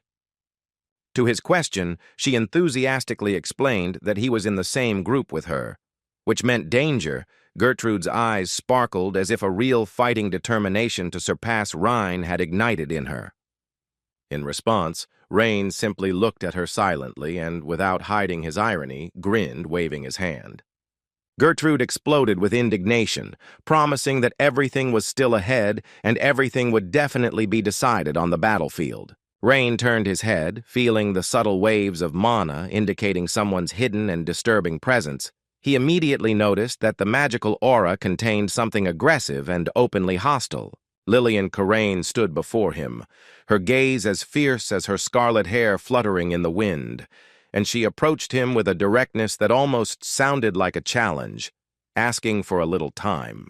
Rain was surprised because he was usually treated with respect, especially considering his status and background, and said that he would only give her time if she had something interesting to say. The sandstone golem grew to a menacing size, and its hand crashed down onto the ground, turning everything around it into a mess of sand and rocks. The mass of its body swept away several monsters that were in its path, and only dust remained. Krista looked gloomily at the scoreboard, noting that her result had risen to 280, although this clearly did not bring her joy, since she considered it insufficient.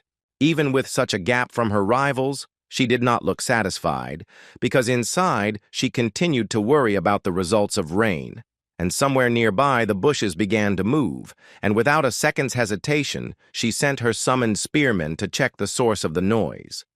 The spearmen pulled 2 students out of the thicket, who were clearly trying to sneak in unnoticed and get easy points for the treasure. Both looked scared and tried to justify themselves, but Krista only crossed her arms and looked at them with disdain. She made it clear that she was not interested in easy victories, and did not see the point in earning points in this way, losing dignity, so she let them go. The teachers, who were watching the events with the help of magic tools, began to whisper among themselves with respect. They noted that Krista could already control 2-star summoning magic with ease at this stage. Some of the teachers turned their attention to the other participants, including Hubert, who shone thanks to his wind magic, easily overcoming difficult areas, finding treasures and avoiding battles, which gave him 253 points. Logan of Chehark moved differently. He engaged in combat with every creature he encountered and won fairly, thanks to his admirable strength, receiving 249 points for this. While those three continued to confidently score points, the professor's section was particularly lively in discussing their successes. However, Senior Professor Marjana looked at what was happening with undisguised disappointment. She believed that none of the current participants possessed the very quality that would make them a true vessel of magic. Elin Ludwig thought about these words and realized how transparent the professor's expectations of the students had become. While Group A was focused on passing the exam, Lillian spoke confidently and calmly, admitting that she had never lost to anyone when she was truly reaching her full potential because she could not afford to lose. Lillian spoke softly, but there was a cold fire in her voice, like a candle flame in a quiet room, and it made you feel uneasy. When Rain asked why she hid her abilities, she replied that she simply saw no point in showing them off as she felt it was unnecessary. She added that only someone who was born into a wealthy family and lived without pressure could think like that and afford such luxury. Rain raised an eyebrow in surprise, and Gertrude couldn't help but snort, noticing that Lillian was accusing others of being noble, although she herself was from a noble family. Lillian calmly responded that she did not consider herself a lady, but rather that it would be better to call her an ordinary object. The words that she was not a person, but an object, caused confusion and slight shock in Rain and Gertrude, and they looked at each other in bewilderment. She explained that she was not a child born from the union of love between her father and mother, but was merely an instrument that was created for a specific purpose. After all, her father, Tadan Karain, who was the headmaster of the Rivendell school, locked her in a room from childhood and forced her to learn magic. She was not even allowed to go outside. And when Lillian didn't get good grades in school for an exam, she was beaten until she lost consciousness. And her father, in order to teach her a lesson, even involved her mother in this, and tortured her with fire, burning her skin.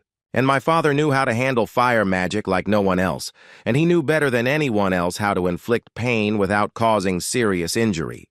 Rain felt his heart clench and swallow hard, imagining what this girl had to go through, and he asked if she would be beaten again if she didn't take first place. Lillian coldly replied that she would now destroy her father if he tried to touch her. Gertrude frowned, not believing that she could threaten a powerful 4-star mage, but Lillian looked confident and did not hesitate. She declared that she would graduate from the academy with the best grades, gain recognition from all the students, and then get rid of her father forever. Her voice was determined and full of inner strength as she warned that she would not forgive anyone who stood in the way of her goal. When she was about to leave, Gertrude snorted and called her dreams ridiculous, reminding her that Krista was the recognized genius of the century. Lillian, without even turning around, said that Krista was not a rival for her, because she was just a hothouse flower, spoiled and weak. Gertrude flushed when she heard this and was about to object because she did not want to offend her mistress. But she was interrupted by Rain's voice, which sounded calm and confident. He said he understood how desperate Lillian was to take first place and the price she was willing to pay for it. But he added that all this is not a reason for him to give up on victory, because he also has a reason to go to the end. And the reason was his friends who were waiting for him too long. Lillian was a little taken aback by these words, but quickly pulled herself together, took a deep breath, and turned away. Finally, she said that she had warned him, and if he interfered with her, then Lillian would have no choice but to get rid of Rain. The Group A exam came to an end, and the two students who received a final grade of S were Krista Worden with 361 points and Hubert with 338 points. Gertrude immediately ran to congratulate her mistress Krista and tell her how incredible she was, and Krista said that it was easy. As soon as the participants of Group A left the illusory space, Group B began preparations. Before entering the magical barrier, each student had to choose a starting point from Zone A to Zone H. Rain carefully analyzed the conditions, taking his time with his choice. Zone A was located at the foot of the mountains, and Zone F was the intermountain area, where the largest areas were, and they were also the most popular, since there were the largest number of monsters and treasures there. While Zones B and C might have the advantage of visual control since they are mountain peaks, it was easy to get surrounded by other students. Both wooded areas D and E were good for cover but difficult to see, which could be very disruptive. Rain closed his eyes for a second, taking a deep breath, as if listening to the voice of intuition and inner combat experience.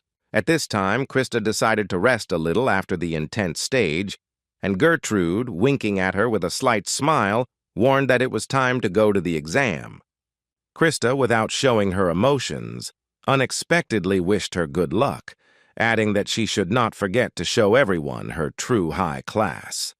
As soon as the distribution of the participants from Team B was completed, Gertrude's body flashed with light and disappeared from Krista's sight. Elin and Caroline watched with interest, resting their chins on their hands and pondering the capabilities of each participant. Elin knew very well what the stern and demanding professor named Marchena really expected from her students. These were the abilities to quickly analyze the situation, the ability to adapt to changes and demonstrate skill in combat conditions. In essence, this exam became a test to identify the true talent of a wizard and determine the direction of his future development. That was why Aunt Ellen sincerely hoped that her nephew Rain would show her how to properly deal with arrogant types like Lillian. As it turned out, Lillian, following the example of Krista Warden, also immediately chose the most dangerous Zone F without hesitating for a moment, because only here could one score the maximum possible number of points,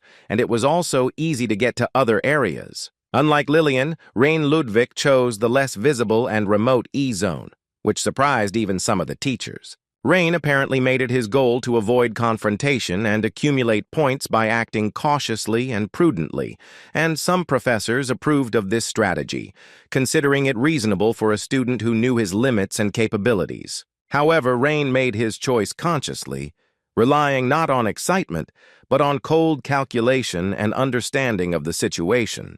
He knew that in order to achieve high results, it was necessary not to get involved in meaningless battles, and not to waste energy in vain. Alan, observing this, made a remark that although he was an annoying guy, he was actually interesting to watch. Caroline was surprised that despite his strong abilities, Rain still acted extremely reserved and cautious. But before she could finish her thought, Rain suddenly collided with another participant right on the battlefield. The test subject who appeared before him instantly tensed up, her eyes widening in surprise for a moment.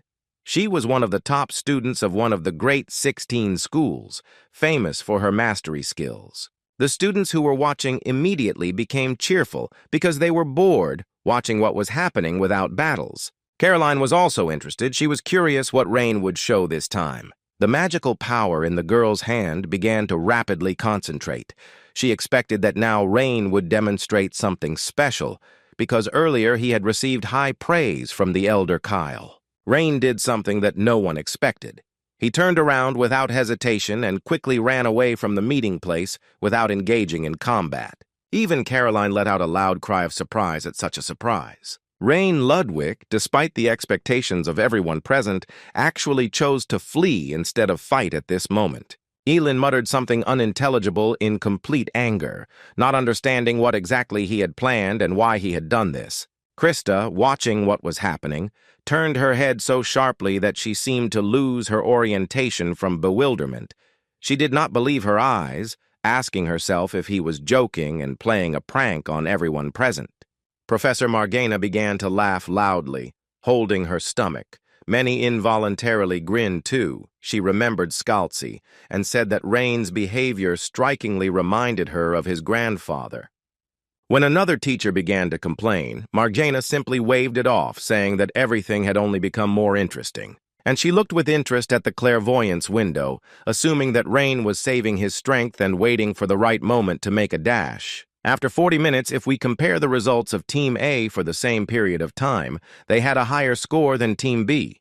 The 10 members of Team B, who were in the lead in collecting points and finding rarities, were shown in the clairvoyance system covering their actions. At the top of the list was Gertrude Phantom, a girl from a noble family whose name was rarely heard, but whose talents were undeniable. Few knew that Krista had hidden her true potential, and now she could show off her full power without any extra pressure. A native of the Eastern Mountains, Gertrude moved freely across the uneven slopes and handled physical challenges with ease. She accumulated points by deftly moving between points of interest, relying on her endurance and natural intuition as a mage. Professors warned that being too hasty could backfire, as leaders sometimes make mistakes due to fatigue. At the same time, the question arose as to why Lillian of Rivendell, despite her power, still does not appear at the top of the table. When they saw the information on the screen, the professors' faces began to express bewilderment, because the data displayed seemed absurd to them. It was in last place.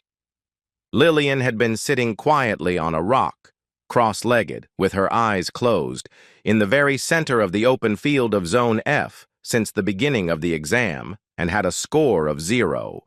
No one could understand her tactics because she showed no initiative at all. One of the students turned to Elin in surprise, but she only indifferently suggested that Lillian might not be interested in the current account at all. Elin's attention was on Rain, who was already in 13th place and was only collecting treasures, and he fought the monster only once when it accidentally crawled out in front of him. Caroline asked Elin if Rain had been in the mountains often, since he was in a mountainous area and moved very dexterously.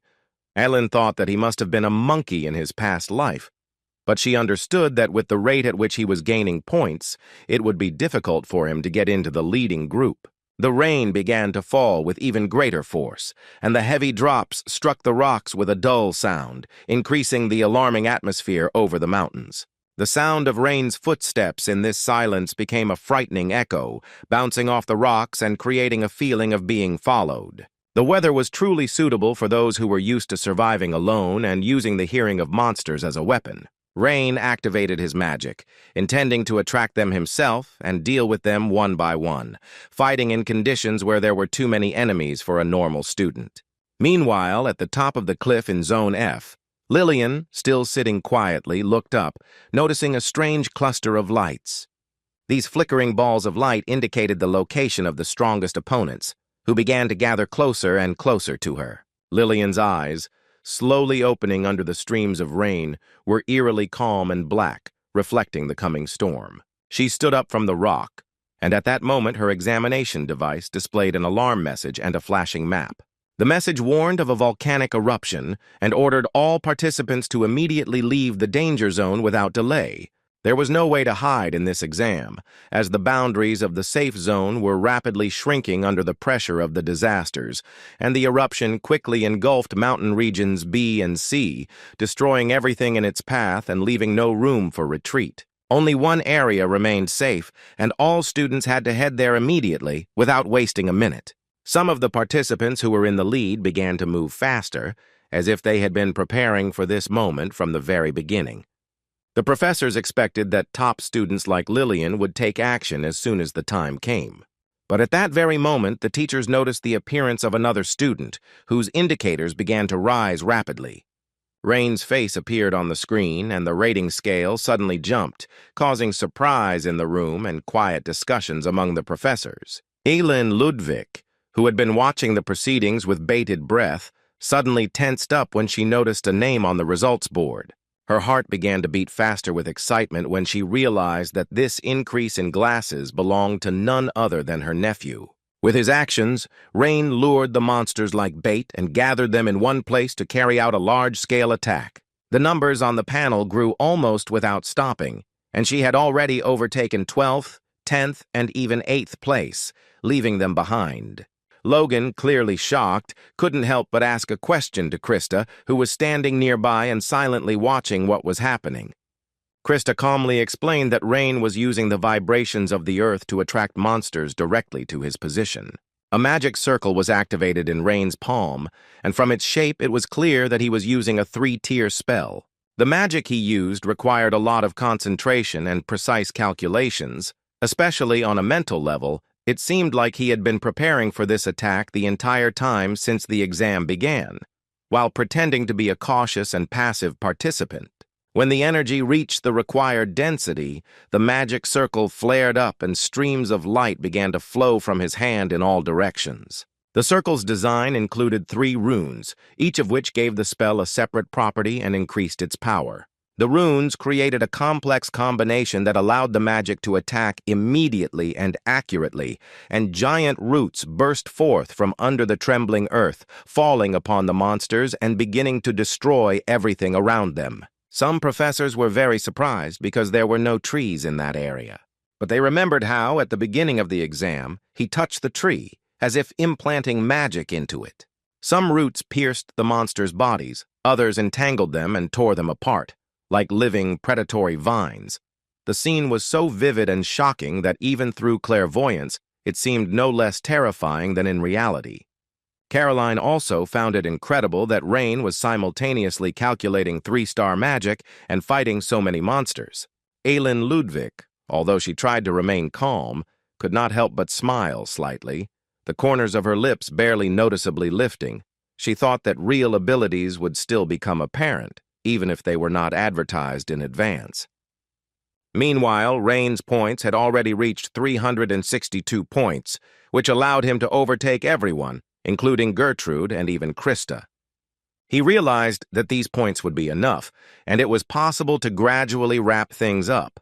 Kyle saw that the battlefield had shrunk considerably due to the fact that everything was flooded with magma, so there were almost no jewels or monsters left. It seemed that Gertrude would hardly have time to get around Rain.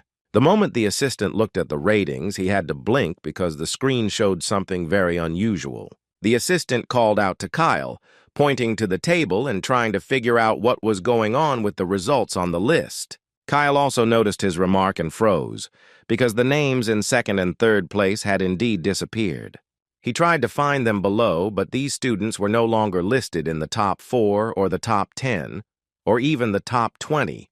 They had disappeared completely, and no one could say what exactly had happened to them, because everything looked too strange. While everyone was focused on Rain, the disappearance of the 2 strongest students went almost unnoticed, as if they had simply been erased from the arena map. Kyle activated clairvoyance magic to rewind the last minutes and see what happened to the students who held high positions. As soon as the recording appeared on the screen, the entire audience froze, because what they saw was shocking and even frightening. First came an ear-piercing scream, followed by the appearance of a student burning in flames and turning into a charred silhouette. The second student, who was collecting the treasure, was also caught in a barrage of flames that burned him, leaving no chance of salvation. Lightning illuminated the figure standing next to the remains of the bodies, and everyone instantly recognized the features of the girl with black eyes. It was Lillian Karain, the one who rose from the bottom to 3rd place in an instant, eliminating her strongest rivals. The murder of several students by one person shocked not only the students, but also some of the teaching staff. Now all she had to do was catch one of the first pair, and then she could take 1st place without further fights. The professors were shocked because those who easily took 2nd and 3rd place were eliminated in a matter of seconds, Marjana thought, tapping his toes on his leg, and an image of her father with the same merciless nature appeared in his mind. At the moment, the table looked like Rain was in the lead, with Gertrude and Lillian following closely behind him. Gertrude herself, looking at her magical device, could not understand where her closest pursuers had gone. A feeling of anxiety overwhelmed her, and a shudder ran through her body, as if a thin needle had been pierced right between her shoulder blades. It was a feeling of threat, and the body itself reacted, pushing off the ground sharply and sliding to the side. Where she had stood a second ago, there was a violent explosion of fire, blazing with such force that it blinded everyone around. Without wasting any time, she straightened up and tried to concentrate, because the attack was clearly not over. Fire eagles began to swoop down from the sky, blasting the ground one after another, turning everything around into a field of fire. The column of flame rose so high that it was visible even from distant parts of the arena through the rain and curtain of smoke. Krista clenched her fists at the clairvoyance window and shouted her friend's name, even though she knew she wouldn't hear her in battle. Lillian frowned slightly as she didn't feel like her attack had hit its target and dealt damage. The next moment, Gertrude's figure burst out of the fire itself and, without wasting time, rushed into a counterattack. Lillian instantly activated high-level fire magic. Engravings began to glow on Gertrude's palms, which were symbols of family magic passed down through generations. The fire moths flew towards the target, which suddenly appeared behind Lillian, ready to fight, but Gertrude was not so simple and immediately activated magic, hitting the ground with her palms to create protection. The battle became so fast-paced that the students watching it could not contain their jubilation and delight. They were simultaneously amazed at the skill of both girls and could not decide who to worry about more. And Krista, watching everything that was happening, bit her lip and tried to restrain herself from rash actions. Lillian briefly considered that perhaps she should have acted differently with those students she had eliminated earlier without hesitation. But Gertrude, clenching her fists and casting a piercing glance at her, said coldly that it was now too late to regret such decisions. Lillian realized that she was not dealing with an ordinary student, but with a truly dangerous opponent who required an unconventional approach and increased caution. The fireball that flared up in her hand rushed towards Gertrude with great speed, leaving a trail of hot air behind it.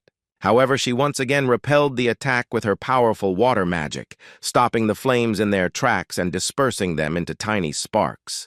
Gertrude, raising her voice, warned that the attacks would not change the score, and suggested stopping the fight so as not to waste energy in vain. Lillian realized that a direct attack wouldn't work and tore the necklace from her neck as if it was her last resort. The beads instantly came to life, swirling through the air with increasing speed, emitting a dim but disturbing light. It was a technique created in the school of Rivendell, where spells were stored within talismans for instant use in battle. The method allowed to avoid unnecessary calculations, speeding up the formation of circles, simplifying formulas, and revealing runes with almost no delays. This strategy greatly increased combat effectiveness by reducing the time between activating magic and striking. One of the beads flared up and transformed into a flaming ball filled with a rune, ready to activate at any moment. As the light on it intensified, the word "Ran" glowed, and the ball crumbled into dozens of fiery moths that flared up in the air. A stream of fiery creatures shot up, then turned sharply and rushed towards the target, which appeared right behind Lillian. Gertrude was not so simple, and immediately activated the magic, hitting the ground with her palms to create protection, and engravings lit up on her palms, which were symbols of family magic passed down through generations. The entire space in which Gertrude was located was completely engulfed in flames, and the air trembled with heat. However, a sudden curtain of water rose up and swallowed the fire, creating a passage into which she immediately dove without losing her pace. Gertrude jumped out of the watery haze and delivered a sharp kick from above, directing all her power at her opponent's head, but Lillian, barely catching the movement, arched and took a step back, allowing the blow to pass by without losing her balance. Without wasting any time, Lillian launched a counterattack while her opponent was still in the air. But Gertrude, pushing off from a nearby tree, changed her trajectory and delivered a powerful kick to Lillian's face. It was a calculated and precise counterattack that caught Lillian off guard and surprised everyone watching. After the powerful blow, Lillian's body flew several meters and crashed into a thick tree trunk with a dull sound. Krista and Logan were stunned into silence, unable to believe that Gertrude had achieved such an advantage. Using water magic, Gertrude filled her body with strength and, without losing momentum, rushed forward to develop her success. However, Lillian quickly stood up, activated a fire spell, and a stream of flame roared towards the enemy. Gertrude reacted with lightning speed, raising a water shield that stopped and suppressed the flow of fire until the very end. As they came dangerously close to each other, Gertrude raised her leg, preparing to deliver a crushing blow. But Lillian, sensing the danger, made a quick jump upward, dodging the attack and maintaining her balance, and immediately tried to counterattack. But Gertrude already knew what she was doing, and when her souls glowed, the spells that directed the water upward were activated. Streams of water burst from deep within the soil and crashed down on Lillian, trapping her in a watery mass that restricted her movement. The audience appreciated the precision and coordination. Because the Panton family has always been famous for merging magic with physical technique, Gertrude used the underground waters perfectly and intentionally stood in exactly that place. Gertrude grabbed Lillian's arm and pulled her forcefully out of the stream, throwing her onto the damp ground with complete confidence in the outcome. She pressed her down and immediately threw her hand back to completely throw her opponent off balance and force her to surrender. Gertrude knew for sure that Lillian would not be able to use the talisman if it got wet and lost its structure. For Rivendell, contact with water was destructive, because moisture damaged the properties of the paper and interfered with magical calculations. Lillian lay there, not making a sound, and only silently looked into her opponent's eyes despite the pressure and pain. Gertrude's hand reached back, and the joint in her fingers began to twist with a distinctive sound, breaking the inner silence. But instead of fear, there was calm in Lillian's eyes, as if what was happening to her did not bother her at all and did not even concern her. The words that came out of her mouth were clear. She doesn't use talismans because of slow calculations, but for another reason. Gertrude frowned, not immediately understanding what was being discussed, since she had always considered her opponent to be simply technical but limited. Lillian lifted her tongue slightly, and a dark mark flashed on it, clear as a seal engraved with ancient magic.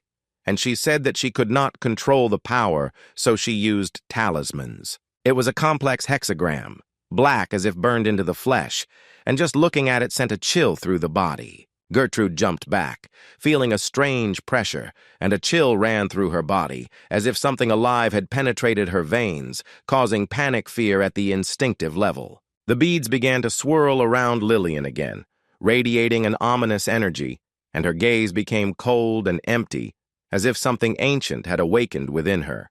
Gertrude, noticing how a new force flared up around her rival, could not hide her surprise, because the remaining beads began to glow. The beads spun faster and faster, turning into a continuous stream of magic that quickly gathered into a dense energy core. The next moment, a blinding light cut through the space, causing everyone to close their eyes for a moment, and Lillian began to yell for someone to come out. The fiery flame burst into a bright light, and a massive figure began to form within it, inspiring awe at first sight. A mane of flame fluttered in the air, scales shimmered with red sparks, and the air around trembled from his breath. Gertrude froze in place, and indeed everyone present, because no one knew much about this magic. When Lillian ordered to attack, the creature pushed its muzzle forward, and a tongue of fire, as if alive, moved towards the opponent, emitting heat. Gertrude was at a loss for words, for the strength displayed in the duel was beyond the ordinary. It was a fire python, among the 4 fire divine animals that the Rivendell school was proud of. It was considered the best summoning animal, and it was said that the python was used as a power by the founder of the Rivendell school himself. The fire python was famous for being very selective in choosing the master with whom it made a contract, and Liliana seemed to have only a third of the strength, since it was impossible to summon it under ideal conditions. Aelin Ludwig squinted at the battlefield, realizing that before her was a python, a flaming serpent from ancient history, and she couldn't believe that a girl had summoned it at 16. Everyone around was shocked to watch as the young student summoned one of the most legendary creatures of the Rivendell school. Krista Warden felt uneasy, realizing that it was almost impossible for even professionals to resist such a force. If the hawk represented attack, the fox an illusion, and the toad defense, then the Amugi combined all of this in one creature. Such an ideal balance between pressure and defense made it almost insurmountable even in the most dangerous battles. Gertrude barely managed to dodge, and the hot air behind her made her freeze from the sudden heat. Everything around burned up instantly. Such an ideal balance between pressure and defense made the python almost insurmountable even in the most dangerous battles. And when the Amugi's mouth fell on the rock, it instantly melted, leaving behind only ash and sparks. Gertrude saw that the python continued its attack and began to run away wherever her eyes could see. Lillian pointed the talisman at her opponent, and the flaming serpent transformed, rushing forward with monstrous speed. Then the fire python took Gertrude into a circle and chose her as its target, and it looks like it will continue to act until the end. Realizing that she would not be able to dodge, Gertrude felt her entire body tense up from the coming blow. Even teachers began to sound the alarm, realizing that such a blow could leave a permanent mark on the student's mind. Professor Marchena hesitated and raised her staff to interrupt the exam, but she did not dare to disrupt the flow of events. At that moment, Rain's gaze appeared in the lower corner of the clairvoyant screen, and his eyes began to shine with a strange light. Rain remembered training with Grandpa Scalzi when he said that 3 times was the maximum for a guy's magical power. After all, the higher the level of magic that Rain would like to compete with, the faster he would find his own limits of what is possible. Grandfather warned that at the limit, it was no longer possible to use higher-level magic and to hit a ceiling with no chance for further growth. In other words, he wanted Rain to think about when to use magic correctly. Rain had already used up almost all of his mana on the hunt, and now his body refused to obey even simple thoughts, and he had enough points. So he thought about just waiting in a safe place, holding the defense. Watching the battle between Gertrude and Lillian, he initially felt that there was no point in deliberately risking his own safety for the sake of others. But when he looked at Gertrude, who stood in the middle of the chaos with a haggard face, he wondered what he would have done in her place. Gertrude remained motionless in the very center of the whirlwind, and the scorching wind slapped her face and blew out the edges of her clothes.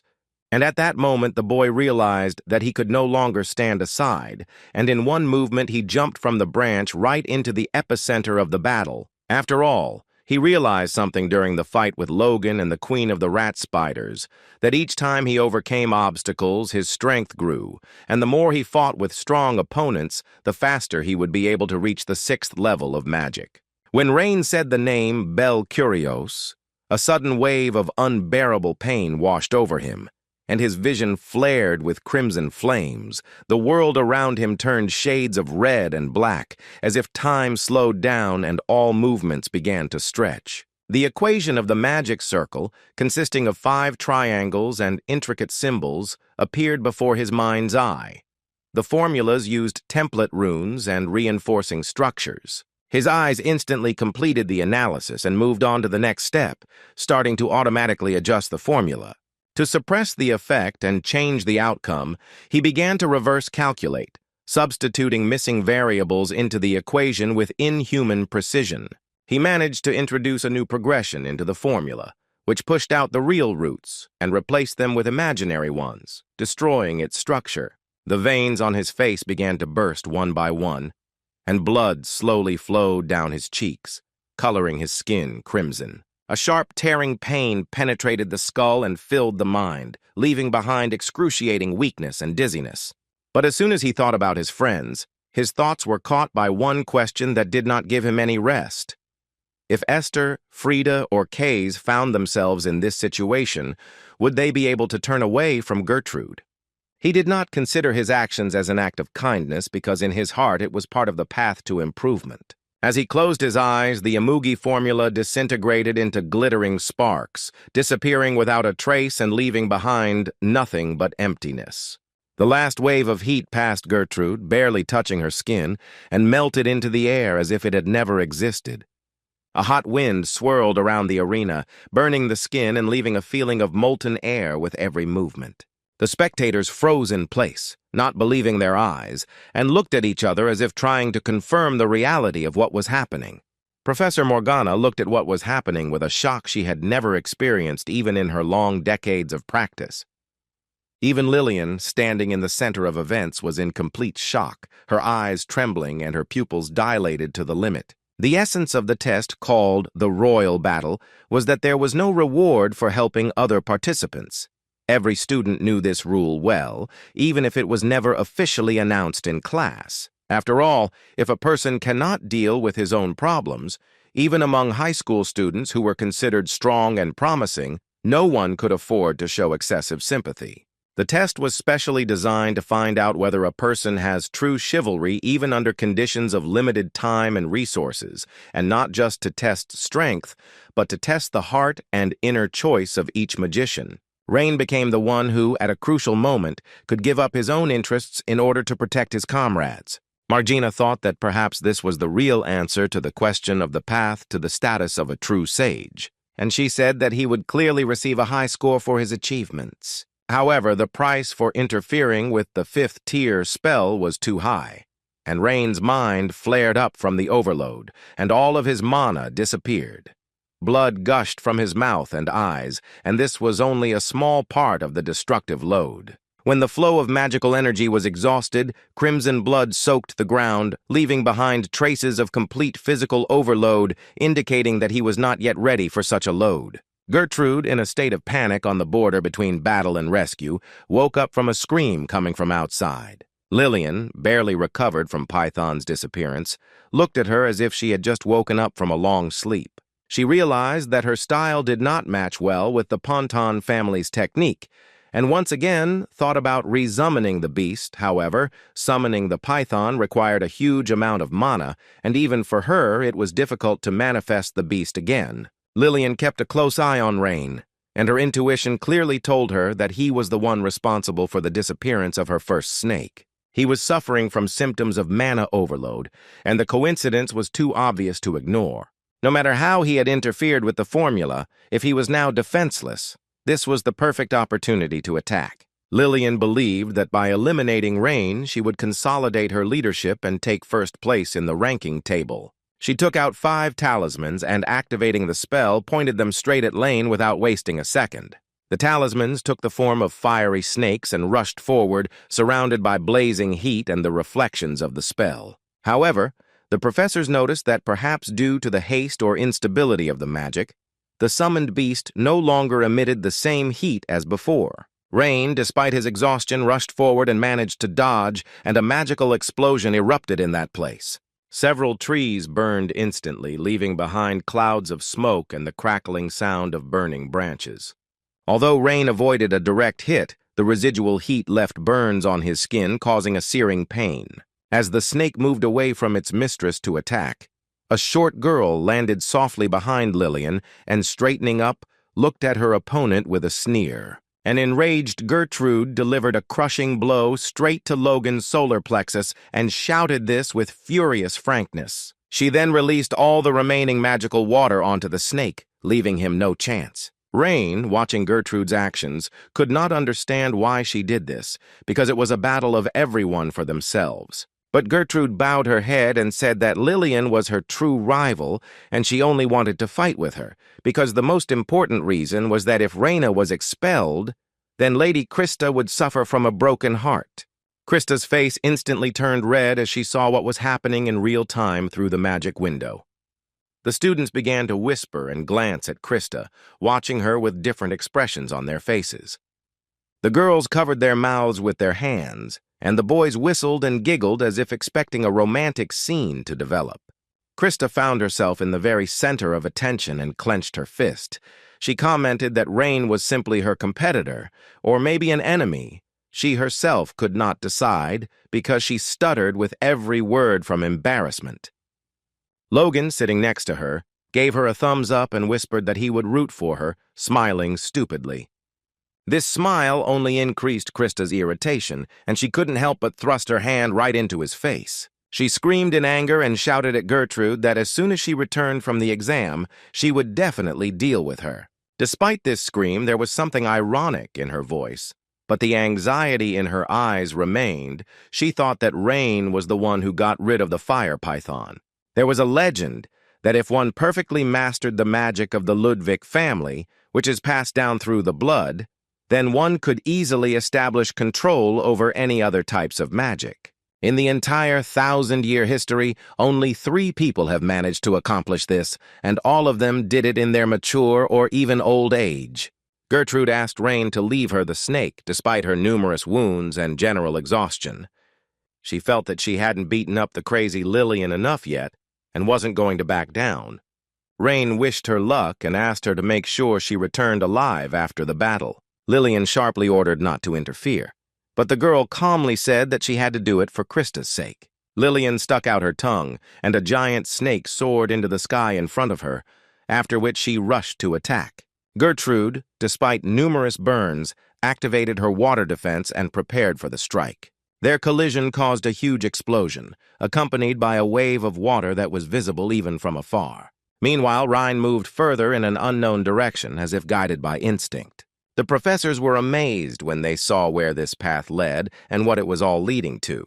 A whole crowd of low-ranking students appeared before him. It seemed like they were all gathered to attack Rein.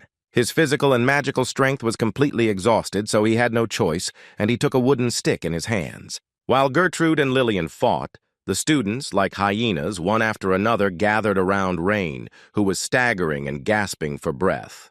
But almost all of them were low-ranked, and fear and inexperience were visible in their eyes. Rein suggested that they retreat, after which he promised to be lenient and warned that even if they united, they would hardly be able to defeat him. One of the students agreed with this, believing that the young master was several times stronger than each of them individually. However, the student standing behind him suspected something was wrong, because such a strong opponent would not have come to an agreement without a reason.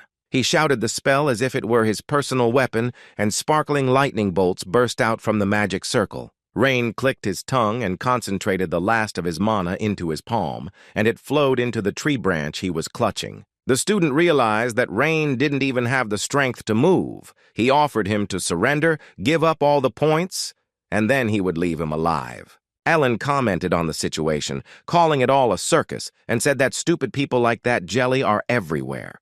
Caroline agreed with her, adding that they simply had a strategy of finishing off the weakened for easy points. When Rein received a powerful blow, he realized that even low-ranked players should not be underestimated because their attacks were noticeable. The enemy went on the offensive again, using magic, trying to finish off Rein completely. Rein, dodging another attack, suddenly slipped on a flat surface which looked almost comical. However, having failed to dodge, he delivered a powerful kick and a jump, unexpectedly striking the enemy. Then, using all his remaining strength, he brought down a tree branch on the attacker, and he flew back several meters. The professors watched this with their mouths open, and Caroline, not believing her eyes, looked at Elin in amazement. She asked how Rein knew Osirius's style, but Elin looked equally surprised and said that she didn't know, and could only explain it by the fact that he was a genius who could grasp everything at a glance. But the professor understood that he would not be able to counterattack in any case, and the other said that from the high-speed calculations of 3-star magic to the martial arts of the Osirius school, it was impossible to even find fault. But the distribution of magical power itself left much to be desired. In this sense, Krista was slightly superior to him. The students had already begun to think about another attack on Rein because from his appearance it was clear that he had no strength left, and they thought that if they attacked him in pairs, then that would be the end of it. And Aylin thought that her nephew definitely used Bel Curious to stop the fire python. Because of this, there was almost no mana left. Professor Morgana thought that helping others is a good thing, but if there are not enough resources, then it can be considered a waste of time. All the students standing on the mountain moved to attack. They argued about who would go first because everyone wanted to get more points. When the students began to activate the magic, Morgana then wondered what the grandson of Scalzi himself would do. But a yellow flash shone in Rein's hands, which was strange, because he had no mana. And then this flash hit all the attackers. All the professors were surprised because from his condition it was clear that he had no mana at all. Professor Line said it was just Rein's sword with electrical properties. The sword was in a plasma state, and the moment when the opponent's feet touched the ground from the rain was used, which caused an electric shock. But many, even if they knew how to do such a technique, it is not a fact that they would be able to perform it. This indicated that Rein was very experienced. There were still 2 students left. One of them looked at Rein and realized that it was not for nothing that he was a contender for first place. However, it seemed to him that Rein had no more trump cards left, so he decided to attack. But suddenly his conversation quickly stopped. The second surviving student fired right into his face. and looking at his huge, Earth-like hand, he decided that it was he who should defeat Rein and also pass the exam successfully.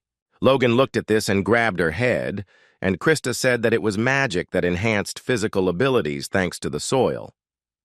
The enemy's body was completely covered in earth, but this magic did not work well with martial arts based on physical strength. The red-haired guy asked Rein to give him the points, threatening to hit him, after which it would be very painful. But Rein, smiling, replied that he had no intention of giving up and saw no obligation in it. The enemy decided that Rein was just a fool and rushed into the attack, expecting an easy victory. A huge figure made of stone rushed forward, loudly promising to grind Rein into dust. Rein grabbed the same branch he had used earlier, swung it, and it began to stretch out as if it had no end. A powerful blow broke through the Earth fighter's defense, and he flew back as if he had been hit not by a branch, but by some kind of heavy weapon. This was Osiris's technique, which was created together with Rein. Looking at the fool who was screaming in pain, Rein said that he shouldn't have looked down on him. But the Earthman was still standing on his feet, although such a blow should have shaken even his insides. And Rein warned him that if he failed the exam, he would immediately receive an F grade. After all, the professors observed the exam with such a supposedly simple grading system that later, probably, it would be necessary to make changes to the grades. In short, the exam was also one of the grading criteria. Rein said that they were all students. Not only were they unable to score points, but they also failed in their attack and lost to someone who had completely used up their mana and relied on martial arts alone. But the problem wasn't even the F grade.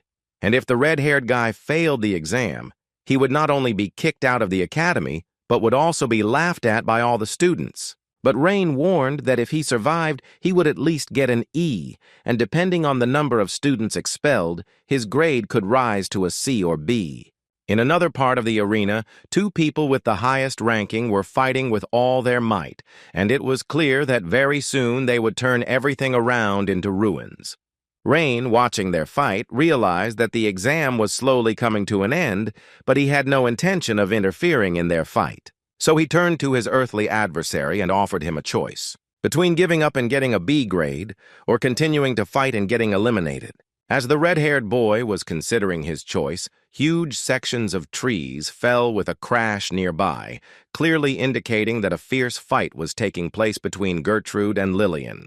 Rein was completely oblivious to what was happening around him, as he was completely focused on his opponent's response. The Sandman's thoughts revolved around the fact that the B grade itself was not bad, but he sincerely believed that he deserved a much better result. He thought that he had no right to retreat, because as soon as he gave in, everything would collapse, and everything he had striven for would be lost. And even more so, anyone looking at Rein will say that he is holding on to the limit of his capabilities because he put in a lot of effort, repelling the attacks. The Sandman decided that there was no point in delaying because there would be no more such chances. It was time to wipe Rein's points into dust. Krista and Logan watched the scene with complete surprise and deep concern, watching Rein's every move. And Rein calmly but firmly warned him once again that if he continued the attack, he would lose and be immediately expelled. But his opponent didn't listen, moving forward in the hopes of stealing points for himself and surpassing the others. And then Rein raised his head, and in his cold and menacing gaze one could clearly see the realization that the enemy had made a fatal mistake. The red-haired guy, meeting this gaze, froze for a moment, seized by a strange and incomprehensible inner fear. Their confusion proved fatal, because while they were wondering what to do, a siren sounded, and the magical devices on their wrists began to glow. The system announced that the exam was over, and all students were ordered to finish the battle and return immediately. Rein even smiled slightly when he heard the signal of completion, as if this was the moment he had been waiting for his whole life. After that, he simply collapsed to the ground, completely exhausted and unable to move anymore. The sandy student gritted his teeth in regret because he realized that he was just one step away from victory, but did not have time to take the last step. Aylin let out a loud breath when the siren sounded because her heart was about to burst out of her chest from worry for her nephew. And Caroline told Aylin that they seemed to have a serious problem because the fighting between Lillian and Gertrude was not stopping. Despite the end of the exam, both girls continued to fight, demolishing everything in their path as if they hadn't even noticed the signal. The professors frantically shouted at them to stop immediately or their points would be deducted for breaking the rules. But neither Gertrude nor Lillian reacted, immersed in rage and ignoring everything around them, including the orders of the teachers. Professor Margana would not stand for this and slammed her staff down on the barrier surrounding the training area. The force of her blow caused a huge crack to appear across the field, as if space itself had given way under her magical wrath. Only then did the girls stop, feeling a threat that was stronger than their internal conflict. Margana sternly said that having strength meant nothing if one's mind was still at the level of a beginner. She added that the exam was officially over, and if they didn't want to get the lowest marks, they had better return immediately. Gertrude looked at her hand in surprise, because all her burns and wounds had completely disappeared without a trace. The remaining students, realizing what was happening, remembered that all this time they had been in an illusion created inside the barrier. And Gertrude and Lillian continued to exchange glances, as if they were about to enter into battle again, despite the warnings. Professor Margana shouted that she was asking them for the last time in a friendly manner to immediately leave the barrier. She angrily called them stubborn because they made her repeat the same thing over and over again. The assistants anxiously warned Margana that she had already deactivated the barrier while one of the groups had not yet completed the exam. Hearing this, Margana, with a huge scream, demanded that the protective barrier be immediately restored and everything returned back. Meanwhile, the students were walking towards the exit from the barrier, and behind them a voice was heard, full of rage, which was hot as fire and needed no introduction. Rain recognized the voice of Lillian Corraine and didn't even turn around because he knew exactly who was speaking. When she demanded an explanation of what he had done with the python, he replied that he first wanted to ask her one question that had been tormenting him for a long time. She asked him sharply what he meant, and he calmly asked if she didn't respect her father. This question became a sore point for Lillian. Her mana began to bubble, and her body temperature instantly rose. She asked if he was going to pick a fight with her, but Rain calmly said that she was acting like Dadan. After all, in order to get rid of her father, she needed to get first place. And whatever the reason, she destroyed everything that stood in her way and quickly rose higher. But wasn't this the life her father wanted? After all, the way Lillian burned her opponents for the sake of a goal was no different from her father's actions in the past.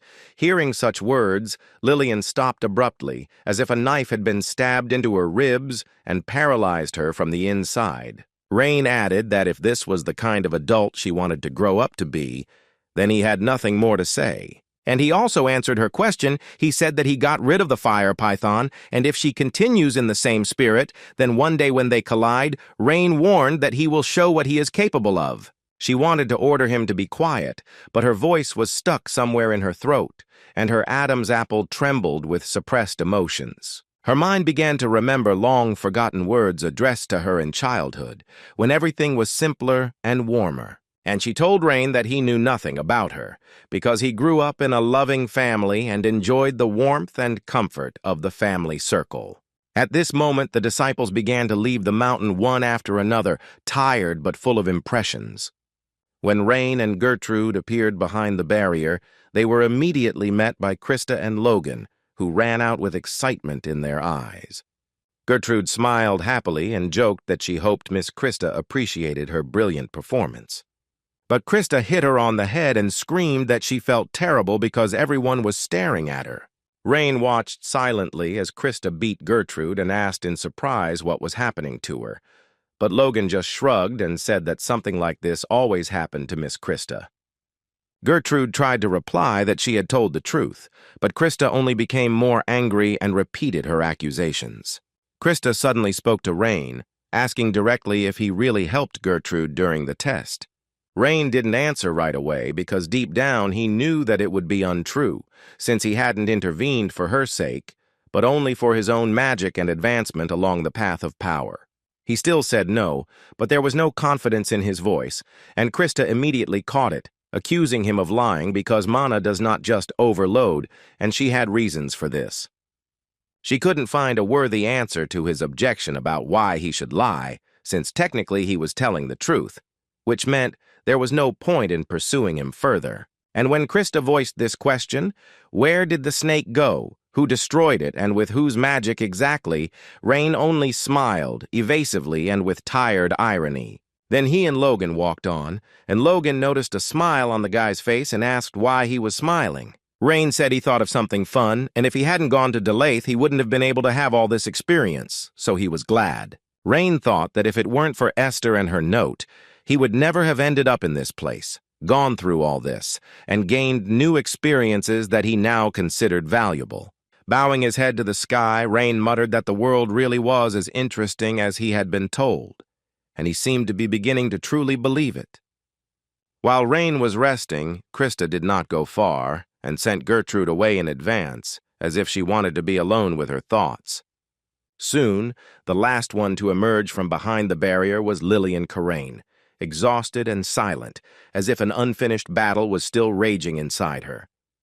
When Lillian decided to sit down, Krista crossed her arms and glared at her, accusing her of bullying her sweet follower Gertrude.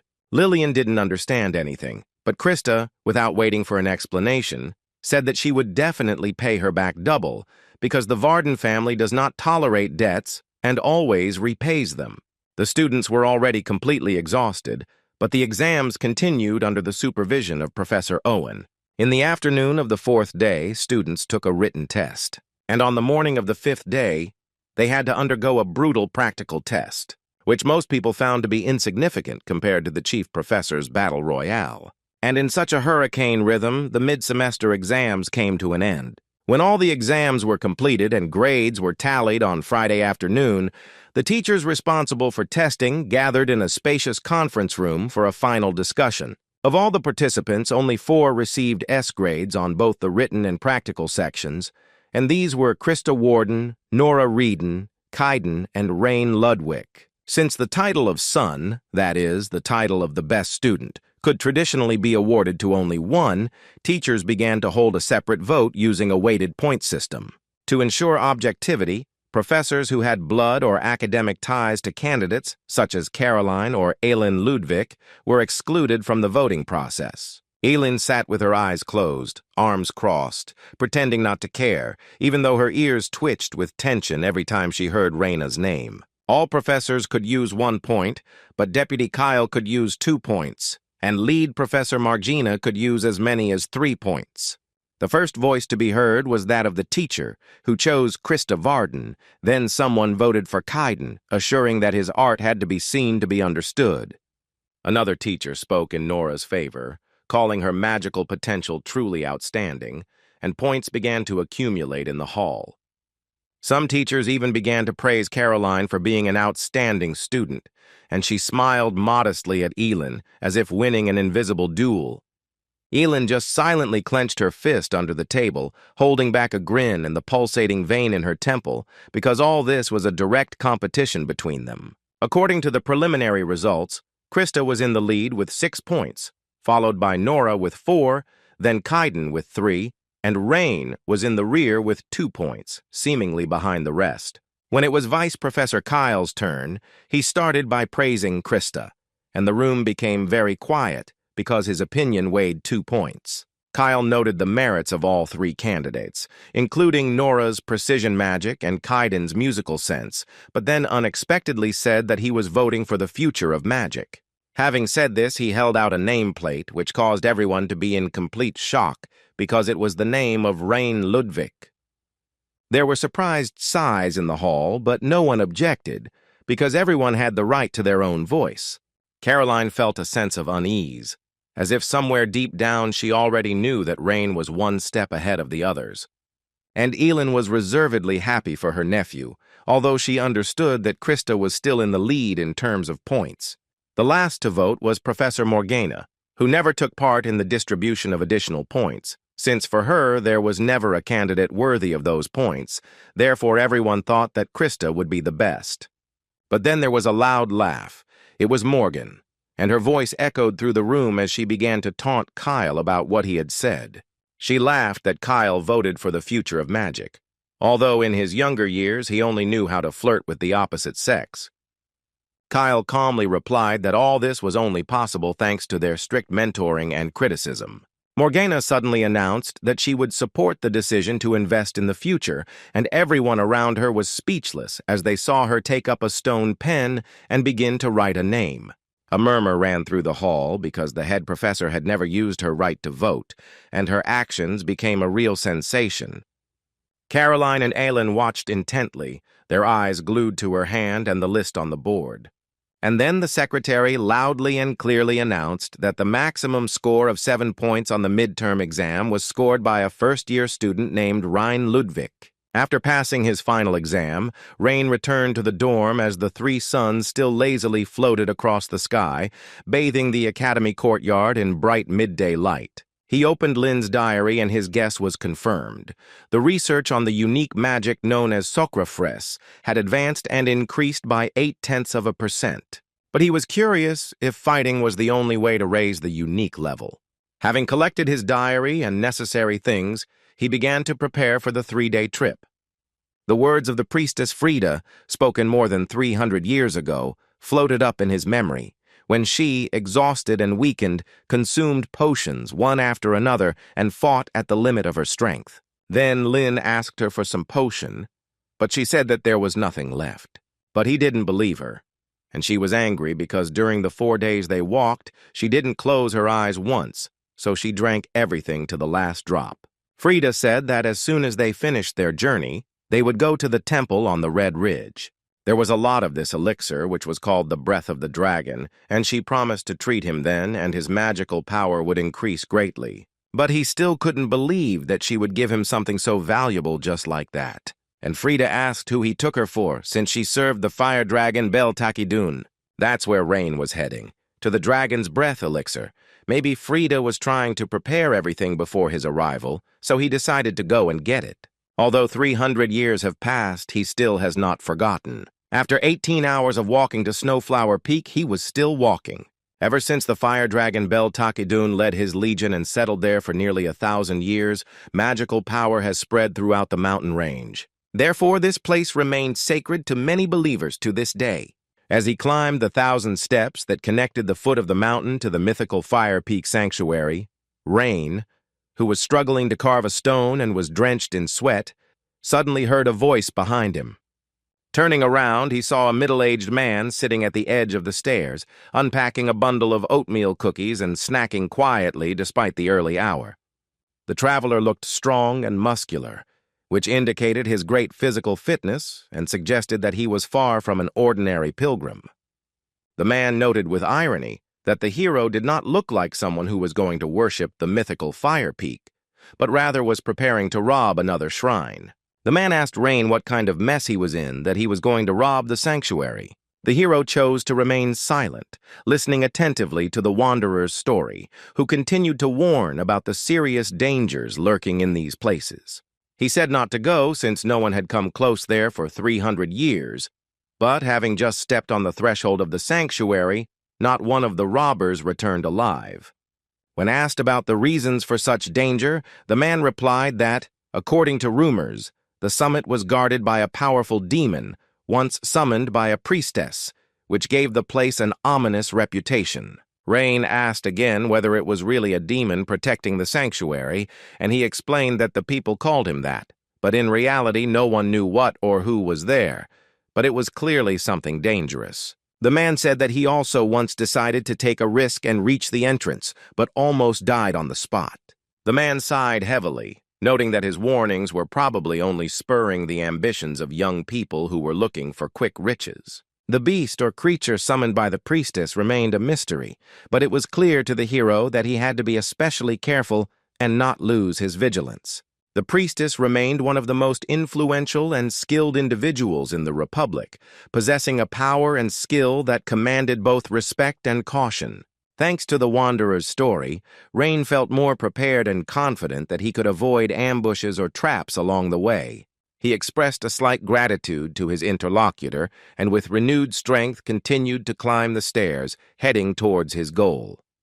When his leg muscles began to ache and his calves began to cramp, a winding path was discovered not far from the steps, leading in the direction he needed. Taking one of the lanterns that illuminated the steps, the hero carefully stepped onto the mountain path, lighting his way in the darkness of the night and listening carefully to the surrounding sounds. In the mountains, the night silence was both deep and alive, with the constant chirping of insects and the occasional eerie cries of wild animals and mysterious creatures. At such moments, memories would suddenly emerge, filling the mind with images of past adventures, including the first meeting with the priestess Frida at a similar time of night. He recalled conversations and moments when he experienced conflicting emotions, walking alone, sometimes laughing, sometimes falling into melancholy, reflecting on the path he had taken. The gentle climb finally ended, revealing before him a view of an ancient temple built from red volcanic rock. Rain couldn't believe that the journey to the temple would take so much time and effort. Questions swirled in my head about where I should go first, and what dangers could await me inside the temple or in the surrounding area.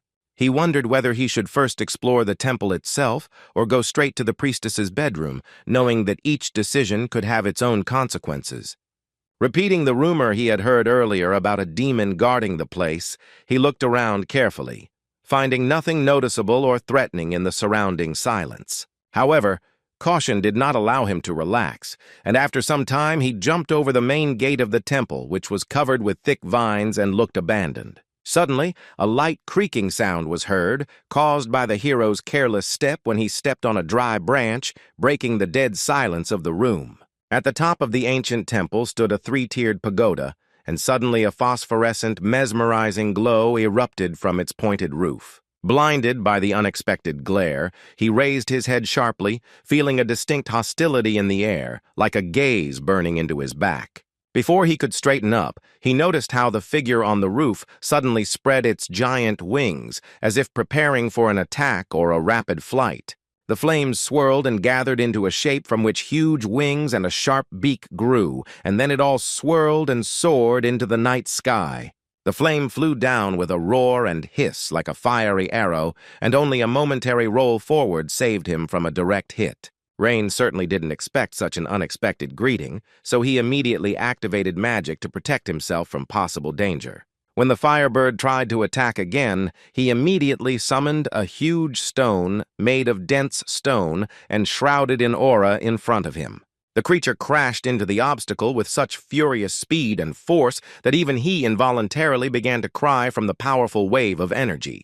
And without wasting a second, as soon as the collision occurred, it immediately soared back up into the sky, leaving behind a whirlwind of heat and light. The smell of burning hit my nose sharply, and it awakened in my memory the memory of the very day when it all began and the burnt hair became the beginning of the story. He remembered how, during their first encounter, the creature that landed on his head suddenly released flames, scorching the top of his head. Frida then laughed until she cried, watching as Bibi, like the squad's mascot, joyfully circled around, proud of her trick and her whole appearance.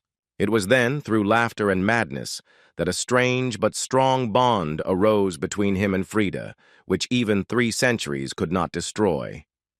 And then Rain thought, maybe the one attacking him was Bibi. Could that little bird Frida, whom she raised as her own daughter, really grow up like that? He shook his head, as if driving away hope, and whispered that this was impossible, because more than 300 years had passed since then. The fiery shadow, having flown over his head, immediately leveled out in the air, and with renewed strength soared back into the sky, leaving behind a trail of heat. A booming quah rushed towards Rein, filling the street with unbearable heat, from which several strands of Rein's hair became noticeably shorter.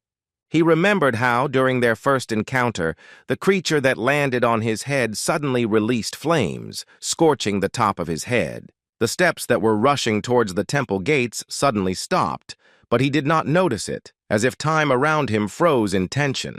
In this temple there were no eyes to see or ears to hear, only silence and old stones that bore witness to the past. Rain barely managed to force a sound out of his throat, and a hoarse voice full of excitement almost broke in the air, sounding strangely high. He said Bibi's name, addressing the void, as if checking if someone who was lost forever would hear him. The flames swirled high in the sky, searching for the intruder and waiting for the moment to strike again, shining in the darkness like a living torch. He shouted again, louder this time, as if trying to break through the years and distance. Rain called out Lin's name and asked if Bibi remembered him. When Rain cried out again, this time with greater force, the fire in the sky seemed to tremble and break into a rapid flight downwards, the fiery wings leaving a shining streak in the sky, like the imprint of a comet illuminating the temple with ancient reflections. The scream he hadn't dared to shout since returning to this world burst out, filling the entire space with longing and hope. The creature skidded to a halt in midair just before Rhine, frozen with its beak raised and a strange spark in its eyes. It repeated the name awkwardly and slowly, as if remembering how to pronounce forgotten words after long years of silence. The sound of the name sounded muffled at first, but gradually acquired rhythm and clarity as if returning from oblivion, and it clearly said to Lin. Rain stood there, unsure of how to react, as a memory that had become almost a myth came to life before him. Rain recalled how they had a mascot competition back then, laughing as a team, and the name sounded fun and free. Bibi was not just a parrot, but a creature with a bright soul, brought to Frida's squad as a special gift. When Bibi heard a familiar name but did not recognize the voice, he perceived everything that was happening as a trap, and with renewed fury released a stream of flame towards Rhine. The fiery jets flared in the air with even greater force, and Rain felt the heat permeate the space, filling it with red-hot magic. He automatically summoned a semicircular water barrier, surrounding himself with a wall of moisture, and when the flames struck, everything around was covered in thick steam. In the thick steam, he felt a strange tremor in his chest, as if his heart responded to a familiar voice from the past. Doubt fought with joy, but in every drop of water he felt an inner tremor and almost childish excitement. He called Bibi again, trying to prove that although his appearance had changed, inside he remained the same friend. The parrot stubbornly stomped across the surface of the water, frowning as if he couldn't believe what was happening. But he didn't back down. Rain frantically searched for something that would leave no doubt, a sign that could explain everything at once, because there must be some shared memories. He activated the magic and launched a huge stream of water at Bibi. The bird flew away a few meters, which gave Rain a little time to think. He raised his hand and the magic, scattering into tiny water sparks, began to slowly swirl around him. Rain was sure that this simple spell was supposed to awaken memories lost 300 years ago. These light drops fell like winter snow, and with them a picture from the past, full of light, returned to Rhine's heart. Where the sky was blue and clear, the whole troop stood together, and in their eyes was reflected a joy that was no longer there. Then this water dance would delight Bibi, and the parrot would circle in the air, flapping its wings merrily over their heads. This spell was their special moment, not recorded in books, but left a vivid imprint in Rain's memory. The picture of the past arose in his mind, clear and vivid, reminding him of things that were more important than any heroism and battles. Bibi, as if catching the familiar rhythm of magic, lowered himself to the ground and stared at the dancing drops with an expression of recognition. He said the name in a trembling voice, as if he didn't believe it could be said again, as it had been long ago. Rain nodded breathlessly and whispered back, as if afraid that a loud voice would destroy this fragile magic. At that very moment, the parrot's flaming body began to shrink, its wings curled up, and all the rage that had enveloped it disappeared. The flames had completely died out, and now before him stood a creature with golden feathers and a bright crown on its head. Bibi fluttered onto Rain's hand and began to clean his feathers, trembling slightly, as if he was overcome by a wave of overwhelming excitement. Bibi jumped on Rain's hand and couldn't believe that the timid magician Lin was in front of her. It was Bibi, who was always there even when the entire team had long since disappeared from the horizon of time. When Rain realized this fully, his legs gave way and he fell, no longer able to hold on. Rain noticed that Bibi remained just as noisy, She hadn't changed at all. A strange sound came from his chest, a mixture of wheezing, laughter, and sobbing which he could not control. Bibi was more than just a talisman. He became a piece of the past that returned in defiance of the laws. The parrot, shaking his wings, reminded that he waited because his friend promised to return, and that was all that was needed. He moved Rain's head as if he were dancing with joy, all the while saying the name he held. Rain, sobbing and smiling, could not hold back his tears, because for him all this meant more than words. Late at night, Rain sat with Bibi on the steps of the temple, looking at the starry sky and feeling how everything inside gradually froze. After reuniting after 300, they spent the whole night talking, enjoying the time spent together. Bibi told him what he had missed, and then they told each other what had happened to each after his revival. But unfortunately, they didn't have any extra time, so the conversation was generally brief. As the sky turned purple and the first hints of dawn began to appear over the horizon, Rain broke the silence with his voice, and he asked if Frida had really told Bibi to wait for him. Questions were spinning in his head about why they had waited for him for so long and what was so important about this assignment after so many years. He did not believe that Frida could have left Bibi here just like that, without putting deep meaning and an important purpose into it. Rain knew that Frida loved Bibi more than anyone else, because from the very beginning she raised her as if she were her own child.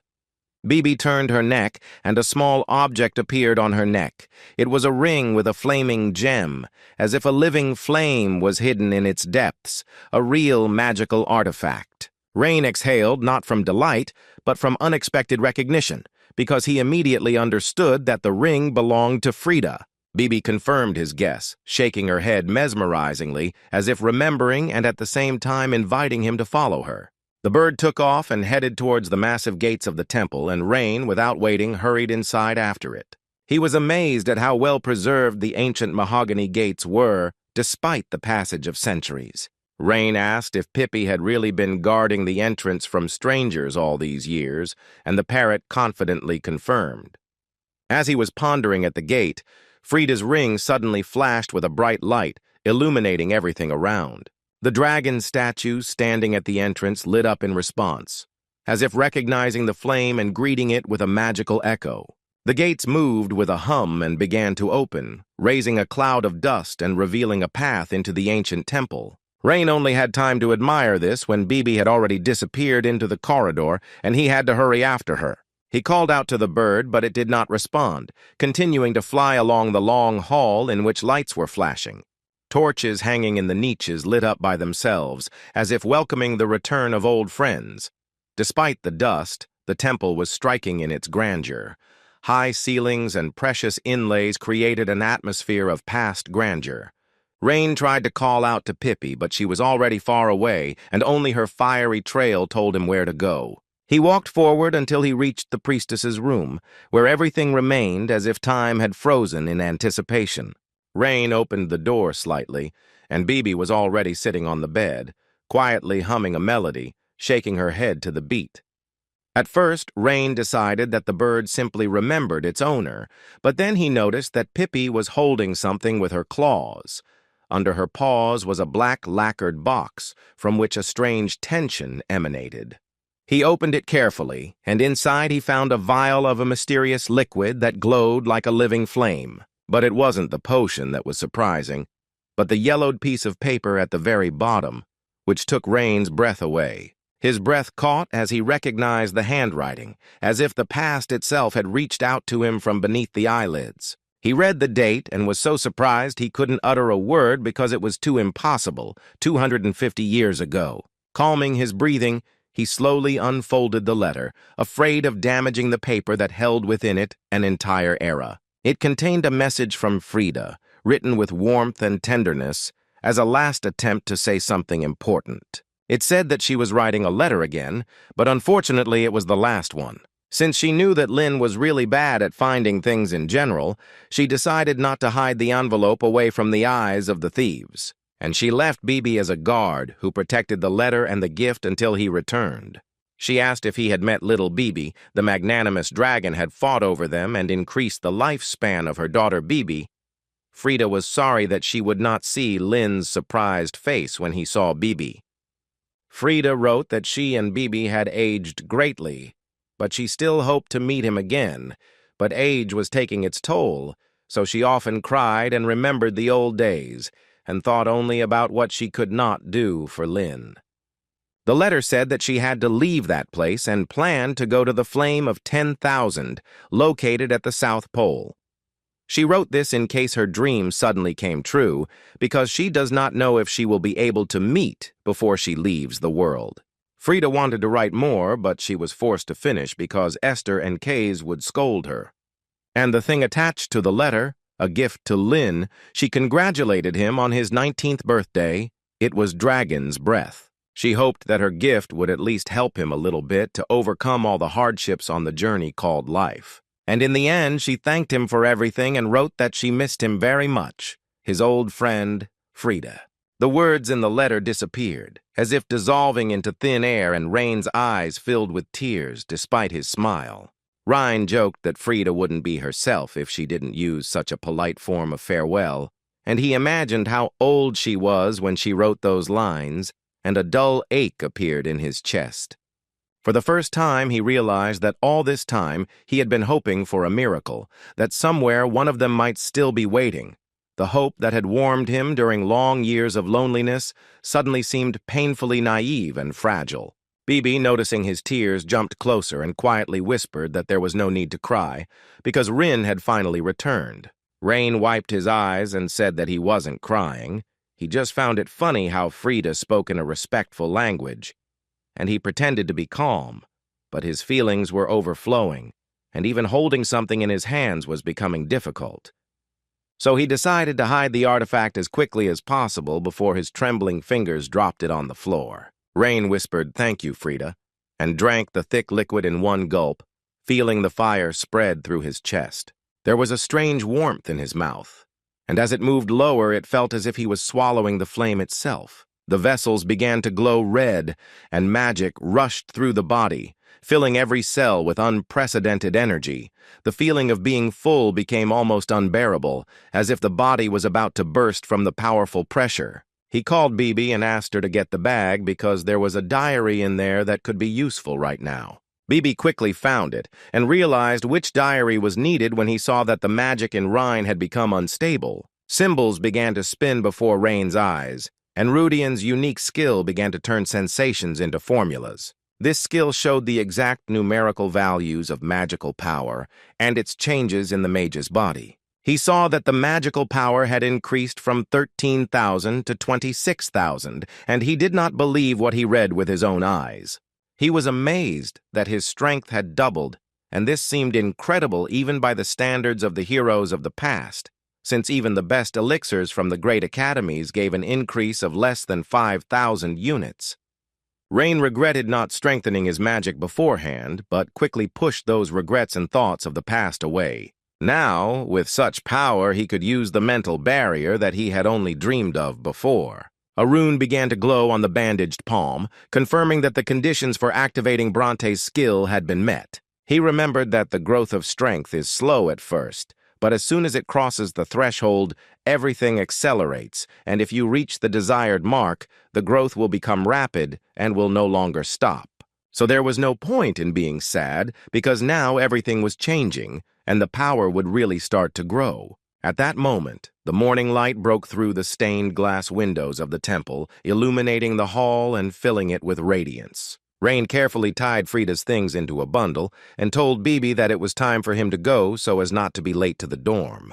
Bibi confirmed this with a nod and repeated the parting words, as if he too understood the importance of the moment. Rain asked if Bibi wanted to come with him, and his eyes lit up, but he quickly lowered his head in doubt. Bibi said that he had to wait for Frida, just as he had waited for Rin, because he had made such a promise and could not leave. Rain had a hard time containing the heaviness inside him, wondering if this little creature had really decided to be alone again. He no longer wanted anyone to wait alone, and suggested that they wait together so that there would be no more cold or loneliness. Bibi, as if not believing what he heard, asked again with a slight hope in his voice, and Rain smiled at him in response with a kind nod. He explained that Frida was such a person that if she were alive, the world would already know about it, and they could meet her together. Bibi was hesitant at first, but then her eyes lit up and she fluttered onto Rain's head, swaying to the rhythm of joy. Repeating the word together, Bibi flew up onto the guy's head and quietly whispered it over and over again, as if she didn't believe that it was really happening. So they left the temple, one with a smile, the other beaming with happiness, sitting on his head, as if it had always been like this. As they left the temple, the dawn sun spread over the land, filling everything around with soft light and hope. At that moment, the massive gates of the temple slammed shut by themselves, and the air was filled with solemn silence. Rain turned around and asked Pipi what she would like to eat, and she chose corn without hesitation. He chuckled and remembered how, in the distant past, Bibi would pounce on corn kernels with the same appetite. The cool spring morning could not break through the warmth that warmed him from within after this important meeting. It was that special warmth that penetrates deep into the soul and remains there forever, like a precious memory. When Frida finished the letter, she froze for a moment, still holding the pen, while Bibi peacefully finished his grains nearby. She called out her companion's name, and she jumped up cheerfully, as if everything around was the same and nothing had changed. Frida looked at her with a gentle smile and told her that it was time for her to go, even if her heart did not want to hear it. Bibi stopped eating and met the gaze of her old friend, in whose eyes there was everything: sadness, care, and tenderness. She asked Bibi to wait for Lin so that he would not be alone, so that there would always be something familiar and warm nearby. Bibi nodded, promising to wait as long as it took, because Rin was not just a friend, but part of her family. Frida said that it would be a difficult journey, and that Pipi might be alone before Lin arrived, as she did not know that the wait would take hundreds of years, and could not imagine how long the journey would be. But Bibi replied that she would wait anyway, because Lin was important, because he was a friend, because he was Lin. Frida hugged her, squeezing her tightly, as if she was afraid that there was something final in this farewell. And perhaps this really was the last time they embraced under this sky, in the spring wind. Frida whispered that she would be waiting in that place, and asked Pippi to be sure to pass this on when Lin was ready. Rain went to the academic department of the main building of the university to register Bibi at the academy in accordance with the rules, and he wanted to register her as a postal bird. The woman thought it was strange because usually owls were the postmen, but Rain insisted that first impressions were deceptive and that she was actually incredibly talented. They even arranged water procedures. To prove her intelligence, he asked Bibi to repeat a few words after the man to show her unusual abilities and prove her giftedness. But instead, Bibi began to shake her head from side to side, beating out a strange rhythm, as if she were deliberately performing an absurd version of the dance or a parody of what they wanted from her. Rain tried to explain that she was imitating movements, not speech, and asked her not to make him look stupid in front of the academic committee, because he was genuinely embarrassed. He realized that Bibi had staged this performance on purpose, as if she was deliberately teasing him, making him look like a strange and overly sensitive owner attached to an exotic pet. The staff looked at him sympathetically, deciding that the student was too lonely and too attached to his bird. Despite this, the registration continued, although one of the employees noted the possible risks and asked Raina to think about whether to register or not, but she did not advise it. Because the parrot could be caught and eaten by an owl, and besides the owls, there were also many dangers around. In addition, parrots have a fairly low sensitivity to magic, so it would be difficult to use the Rhine bird as a messenger bird, and their size was very small. As luck would have it, at that moment, a large gray owl, the official envoy of the academy, flew into the hall. She sat down next to Bibi, and the girl began to tie a message to her leg. Then the owl stared at Bibi with eyes full of icy challenge, as if testing the strength of the one who dared to stand next to her. The difference in size between them was so noticeable that even Rain involuntarily tensed, anticipating a possible incident. But Bibi was not afraid. On the contrary, she raised one wing and released an elegant fiery arc from its tip. The owl, feeling the heat, flapped its wings in panic and disappeared, and a stunned silence fell over the hall. The employees looked at each other in shock, not believing their eyes, because few expected to see fire magic in an ordinary parrot. They thought that perhaps it was a sun parrot, although it was hard to believe, since these rare creatures were considered almost legendary, since there were no more than 100 of them on all continents. To stop the flow of arguments, Rain wearily confirmed that it was indeed a sun parrot, although he didn't really want to pursue the topic further. But the girl was even more surprised. She thought it was amazing and asked where Rain found her. Although it was not impossible for a child from a great magical family to have such a companion, she still dreamed of touching him. When she politely asked to touch Bibi, Rain did not object, because he saw sincere admiration and interest in her eyes. Immediately after this, she approved the registration without unnecessary formalities and reported that everything was in order with the documents. While Rain filled out the paperwork, the bird deftly interacted with everyone, causing admiration and affection. After the check-in, Rain called his companion, and she flew up on his head, settling down as if she had always belonged here. Rain told her with a smile that now she was in a new house, and tomorrow they would even go to school together. She began to ruffle his hair, as if agreeing with his words, and assured him that she would make an effort to make everything work out. Returning to the dorm room, Bibi immediately plopped down on the bed, burying her beak in the pillow, as if she had passed out from fatigue. Rain asked if she was tired. She answered that of course she was, because she had been diligently defending that temple all the time, and had not been able to rest for a day. He then wished her good night and to rest well, because there was a lot of work to do tomorrow. In the morning, Rain was walking through the schoolyard in front of the main building, and Kyle was just heading towards the main building, and he noticed that there was still a slight shadow of fatigue on the young man's face after the recent intense exam period. Rain was a little embarrassed by the teacher's attention, but still bowed as a sign of respect, as befits a diligent student, and said that he was just thinking.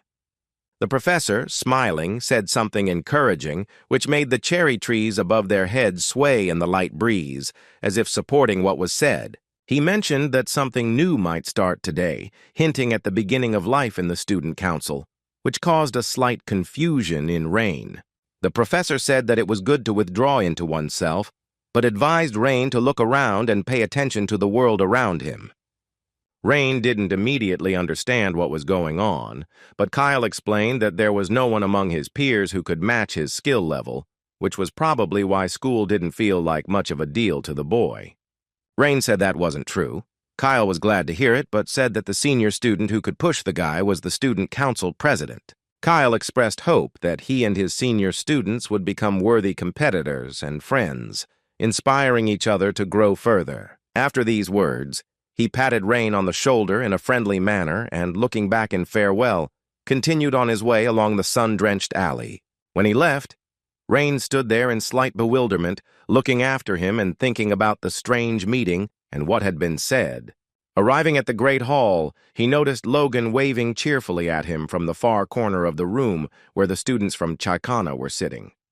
He sat down next to him, and Logan enthusiastically declared that getting an S on all of his exams was an almost impossible achievement that was worthy of recognition. Rain said he had heard of 3 others with the same rating, but Logan was quick to point out that it was Lillian's rating that was key. He noted with enthusiasm that thanks to this result, Rain could now get into the student council as a class monitor in his first year. Rain then thought about it, because Kyle had indeed mentioned this earlier, but he still didn't understand how it was related to him. Logan explained that starting from freshman year, the students who performed the best in both midterms and semester exams would be awarded the right to join the student council, and most of the presidents took this path. Rain asked half-heartedly if the council was some kind of club, and if he could opt out if he didn't want to, and if he was busy, and the student council seemed like it would only add work. Logan was so shocked that he couldn't find the words right away. And then, with indignation in his voice, he began to scold him, saying that such a statement could cause a wave of criticism, because many students only dream of getting into the council. Rain apologized for his careless words. admitting that he seemed to not fully understand the importance of what was happening around him. Meanwhile, the auditorium filled up, and the university president, the stern and majestic Madelia Page, took the podium. She was followed by two assistants who began to unfurl a huge poster, preparing to announce the results the old-fashioned way.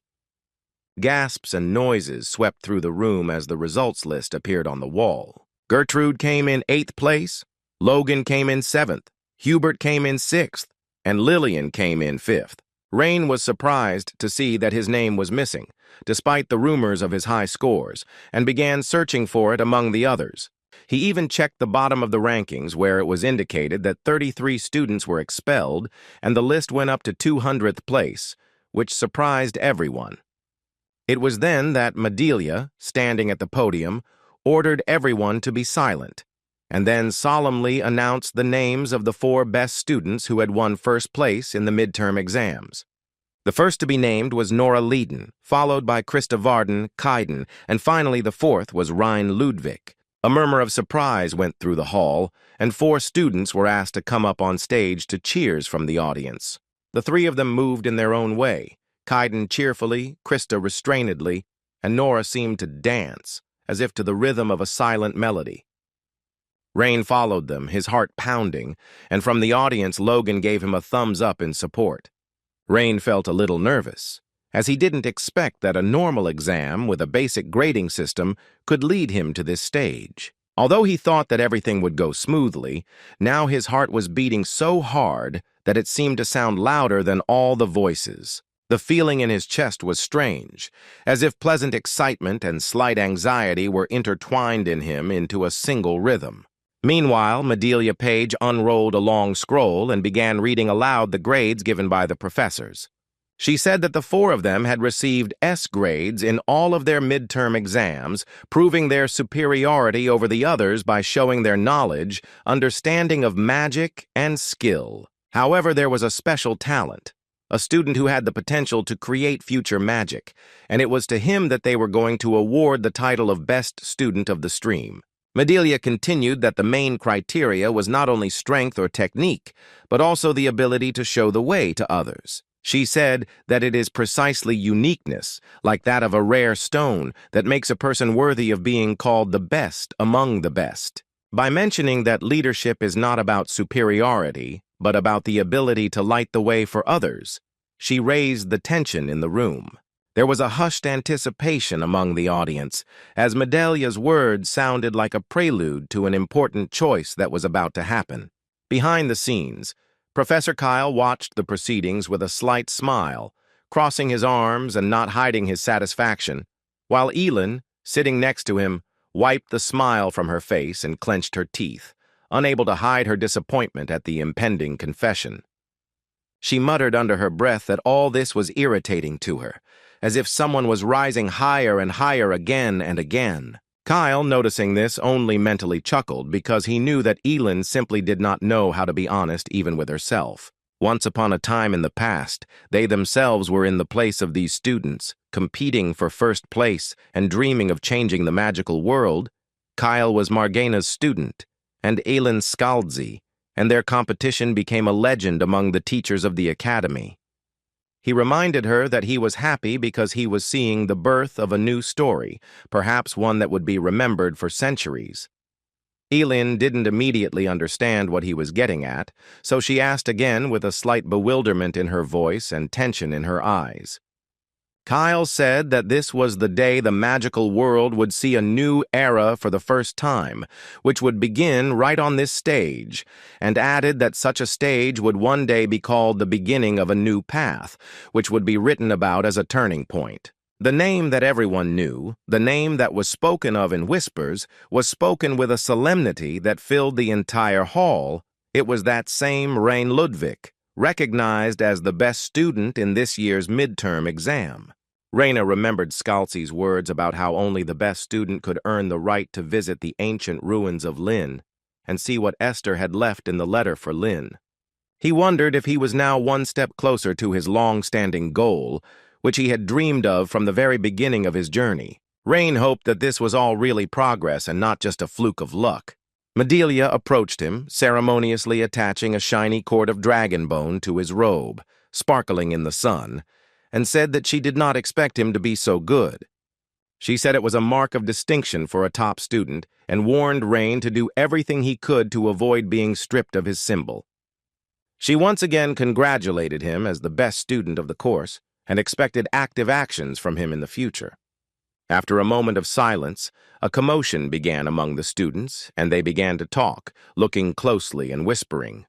Someone exclaimed in surprise, because for many it was unexpected that it was Rain who ended up in first place. Many could not believe that the young man, who was previously called a disaster, had surpassed the elite of the entire academy. It was said that he had surpassed the disciples of the 8 great factions, which in itself seemed impossible, and only Logan was happy for him. After that, the names of the remaining 3 were announced. Krista took 2nd place, Nora 3rd, Caden 4th, after which Paige reminded that Delayton was just a passage point. Finally, she ordered them not to relax, to continue to develop and move forward, and she will expect initiative and active actions from them. Nora watched Rain with interest, her gaze sparkling with fire, and she looked impressed by the result. Caden watched silently, without expressing any emotions, as if he already knew how it would end. Krista, on the other hand, stared at Rain's profile for a long moment, then sighed heavily and looked away. She admitted defeat, remembering how she had lost to him in the previous test, although she had considered herself the strongest at the time. It didn't just taste bitter, it burned from the inside, as if emotions had left a taste of blood on the tongue. She consoled herself with the fact that they both received the same marks, and the difference between them was quite insignificant.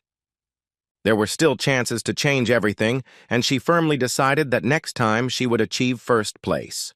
She promised herself that she would not cry because of defeat, but would shed tears only when she achieved victory. Professor Caroline, watching her student, smiled tenderly, proud of her inner fortitude. She knew that efforts were not in vain, and even if they were not immediately visible, they would bear fruit one day. She believed that perseverance in difficult times was more important than natural talent, and that hardship builds character and overcoming weaknesses leads to true strength. Caroline believed that it was when things weren't going according to plan that true winners were born, so she mentally encouraged Krista, knowing that failure could be the beginning of a great journey. During the lunch break, all the students were chatting excitedly, as if they were discussing Rain's first place. Gertrude, as always, told everyone her annoying jokes. And suddenly a girl with short blonde hair and playful eyes entered the classroom. She immediately turned to Rain. She said that he was cool, becoming the best student. And she asked if he remembered her, since they hadn't seen each other for so long. There was indeed a small history of acquaintance between them. Rain remembered that he had met her once at a family council that had taken place some time ago. This second-year student wore the same dragon bone cord as Rain, showing that she was also the top of her year, and her name was Sandra Keppel. She also greeted Krista happily, waving at her, while she responded with a reserved expression, pursing her lips. Sandra said she was sorry because she was sure that Krista would be the best student in the first year. The other students who witnessed this scene blinked in surprise and began to whisper, all recognizing the girl as coming from a famous Western magical dynasty. Her fame was that from the moment she entered, she never gave up first place, showing brilliant results. The girl's reputation in the academy was outstanding, and the strength emanating from her inspired respect even among the senior students. Sandra, as if not noticing the whispers and glances, grabbed Rain by the hand and dragged him along the corridor. Rain wondered if this was the student Professor Kyle had mentioned with such seriousness. Sandra said with a smile that everyone was waiting for him and hinted at the large number of things that needed to be done, since they were going to the student council. When asked if she was the president of the council, she laughed, waved her hand, and said that she was not even vice president yet, but only a modest secretary in her second year. Rain frowned slightly because after hearing the professor's praise, he expected to see someone much more formidable. Then Sandra was surprised that Rain didn't know the student council president. Rain asked what family or faction the president belonged to, and Sandra, hearing this, snorted cheerfully, as if amused by his ignorance. Laughing, she said that the president had no family or clan, and that he had allegedly trained himself somewhere on the streets. According to her, even despite the lack of patrons, no one could compare to him. Rain blinked in confusion, not understanding how a person without family and nobility could break through to such a height. Sandra added that everyone called him a master of his craft, and there was respect in her voice. Rain froze internally, because even the title of master was an unaffordable luxury for a commoner. He wondered why the aristocracy had not rebelled against this and banned such a provocative title. They reached the 4th floor of the Mountain Dragon building, which offered a panoramic view of almost the entire campus. Only the oldest and most respected clubs in the academy were allowed to use the premises of this ancient building. The council room he was led into was spacious, shining, filled with magic and an atmosphere of discipline. Sandra ceremoniously introduced Rain as the newest member of the student council and possible future president. The council consisted of only 4 students, each of whom had placed first or second in their year, and Sandra began introducing them to Rain. First up was Felix Drake, the soft-spoken vice president with the Dragon's Roar seal on his ring. Rain noted that Felix was a third-year student, meaning he had managed to survive the harshest conditions of the academy. Sandra then pointed to Travis, a cold-eyed sophomore doing paperwork in the corner, formerly the office clerk but now in charge of accounting. Rain asked in surprise if all this amount of paperwork really related to their duties. Sandra nodded calmly and explained that at the beginning of the semester a lot of work had accumulated, and now it was his task. But from tomorrow, some of the work would fall on Rain, so he needed to try. A look of horror appeared on Rain's face, as if he had fallen into a trap before he even had time to understand anything. He asked, hopefully, how much time a day this work took and whether any concessions were possible. Sandra laughed and said that meetings are held daily, and if tasks arise, they must be completed to the end. Rain barely held back a sigh and began to mentally think about how to quickly leave this council, because he believed that he did not have enough skills and abilities to be part of such an ideal team. He thought that there should be someone more suitable and knowledgeable for that position, and it was also necessary to take into account the predisposition to any kind of work. But then someone at the window turned with a sharp movement, and his voice carried through the silence of the room. When this person said his name, Rain felt his heart tremble and his back became cold. The first thing that struck Rain was not the magical power, but the frightening and superhuman beauty of this man. Even his own appearance seemed pale against the background of the ideal, almost unearthly features of that guy. Sandra introduced him as Valencidis, the same student council president he had asked about recently. But the real shock came not from the words, but from a strange feeling, as if residual black magic hung in the air. No, these were not remnants, but rather a premonition, barely perceptible, but clearly familiar to him. Rain knew this feeling. It always arose in him when a high-class black magician was nearby. Even Lin, if he had looked through his eyes, would have called this man a master among masters. Although he was outwardly calm, he emanated a magical threat, pressing like a piercing wind at your back. And then Valencidis coldly said that expectations were not met, and that Krista Varden, who came last time, was much better. Felix tried to object, saying that the whole school was in an uproar because Rain had surpassed all the students from the 8 great schools and become the best. But for Valencidis it didn't matter, because it wasn't about talent, but about attitude. Sandra smiled, hoping to ease the tension, but even she didn't dare argue openly. The president asked if he had expected to be carried around in arms here, as in an aristocratic house, and Rain calmly replied that he had not expected anything like that and had not sought it. Valencidis continued with an icy expression, asking why his reaction had changed when he learned about the common affairs.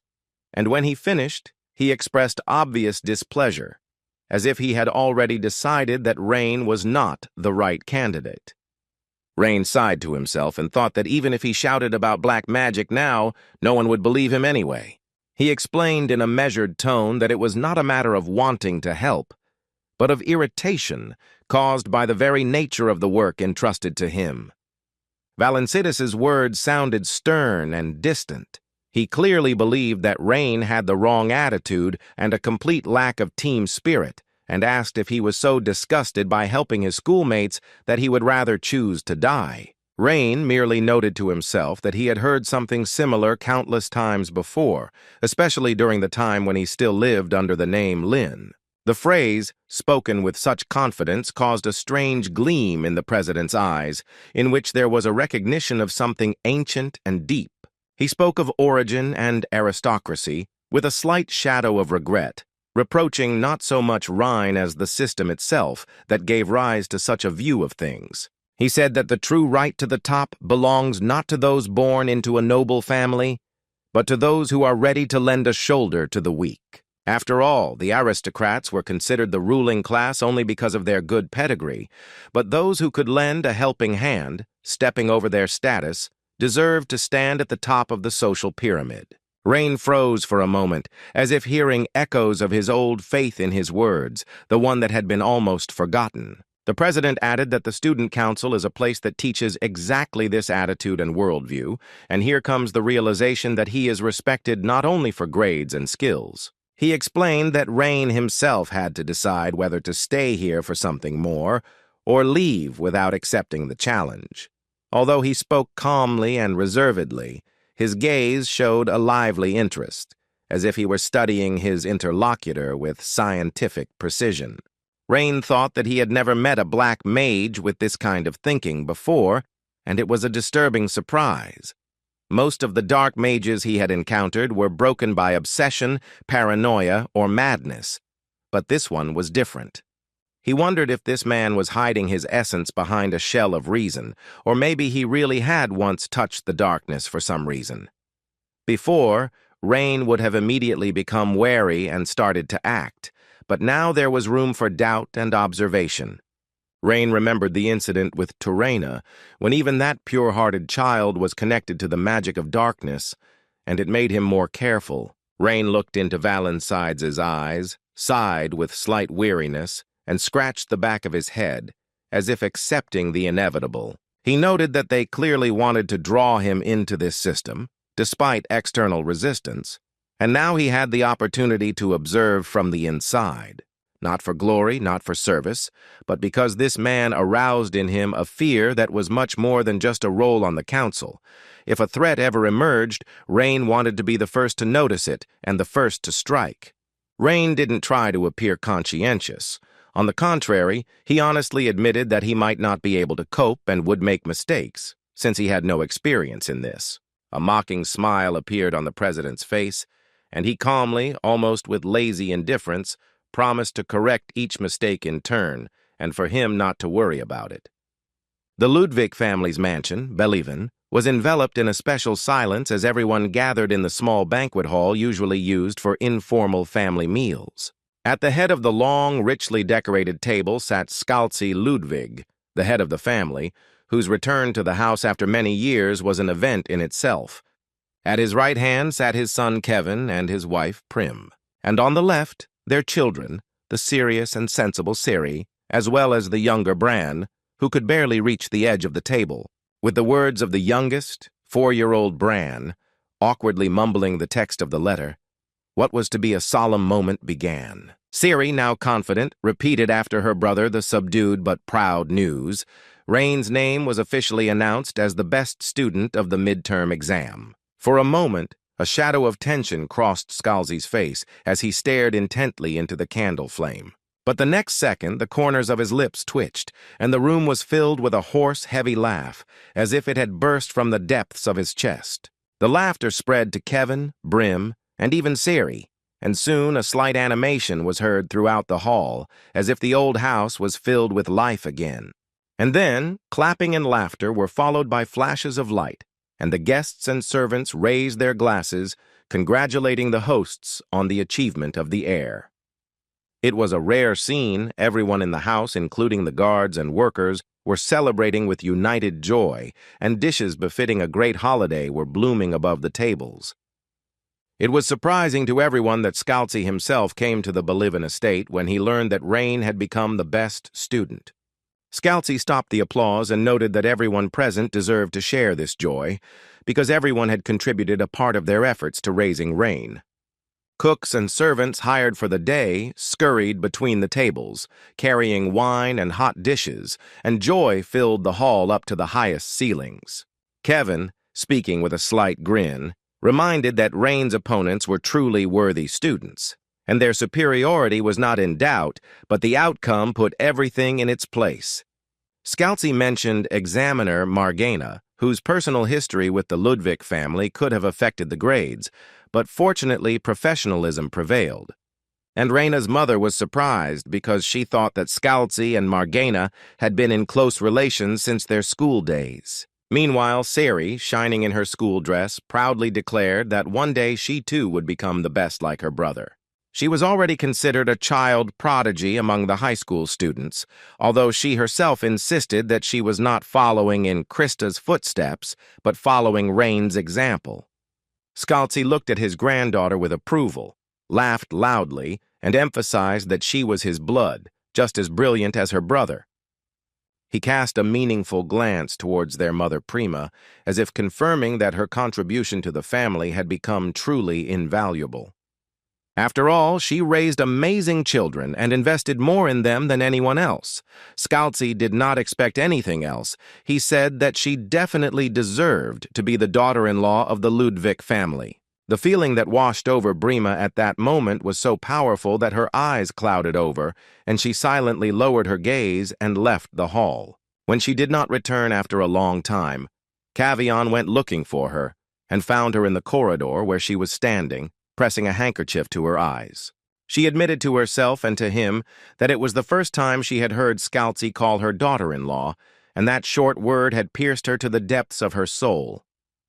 And all because Prim was from the family of a fallen baron with no status or abilities, and there was a huge gap between her and Kevin, who was a descendant of one of the great families. Scalzi Ludwig, who wanted his son to marry a daughter-in-law from the royal family, or a daughter-in-law from one of the great families, was categorically against their wedding with Prim. But since Kevin did not give up until the end, the two people's opinions were radically different from each other, and in the end, Scalzi told Kevin that he was no longer his son, and then left the estate. And from that moment on, Prim always felt guilt and regret. After all, the father who loved his son so much broke off relations with him because of a girl. They even had to fight each other. And Prima shouted at him that if they had not gotten engaged, Kevin would have occupied a higher position and the relationship with his father would not be so tense. Kevin reminded her that if it were as she said, then Rain would never have come into this world. And also Sari and Bran, because their children were the best gift for Kevin, and Scalzi agreed with this like no one else. Kevin hugged Prima and asked her not to cry, because their children had only recently entered that world, so they would surprise them more than once. One could say that the office work of the student council looked like a blessing, but upon closer inspection, it looked more like a regular routine with an endless pile of assignments. Meanwhile, every day, Rain had to constantly move his hands and eyes while his mind was drowning in an avalanche of papers, memoranda, and complaints. The older Travis, a second-year student with gray hair and a blank face, instructed him coldly, showing no sympathy. When Rain asked if there was always so much work, Travis explained emotionlessly that the whole mountain of work had accumulated during the exam period, and now it had all been dumped on the newbie. It was difficult with her. She spoke as if from instructions and seemed more like a mechanism than a person, and he even admitted that he was a victim of the established tradition. An hour later, Rain sighed and leaned back on the bench, gazing at the clear spring sky, as if trying to escape from the annoying duties, at least mentally. He couldn't believe that all the work had to be done by the end of the day, and all the letters had absolutely meaningless content. Most of the complaints and requests were ridiculous. Some complained about couples who were too much in love, others were interested in the tastes of the council president. Only occasionally were there any sensible thoughts, such as dissatisfaction with the cleaning of the campus, although it was not the students who were officially responsible for it. At that moment, One of the sheets of paper, having fallen from the folder, was caught by the breeze and landed at the feet of the man whose presence Rain sensed immediately. It was Valencidus, the student council president, whose aura was as cold and sharp as it had been on the day they first met. Rain realized that the president had not appeared by chance, and he asked him in a reserved manner whether he had come to check whether he was shirking his duties.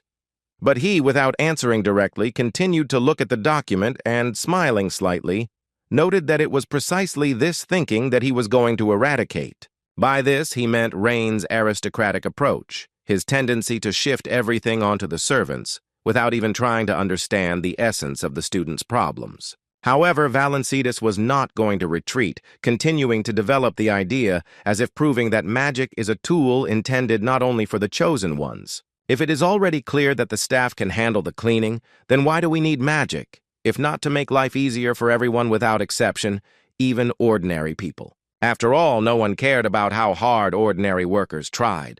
Was it natural for ordinary workers to sacrifice themselves for the sake of raising outstanding wizards? The idea seemed absurd, because even students sometimes couldn't cope with runes and formulas, and magic remained inaccessible to ordinary citizens.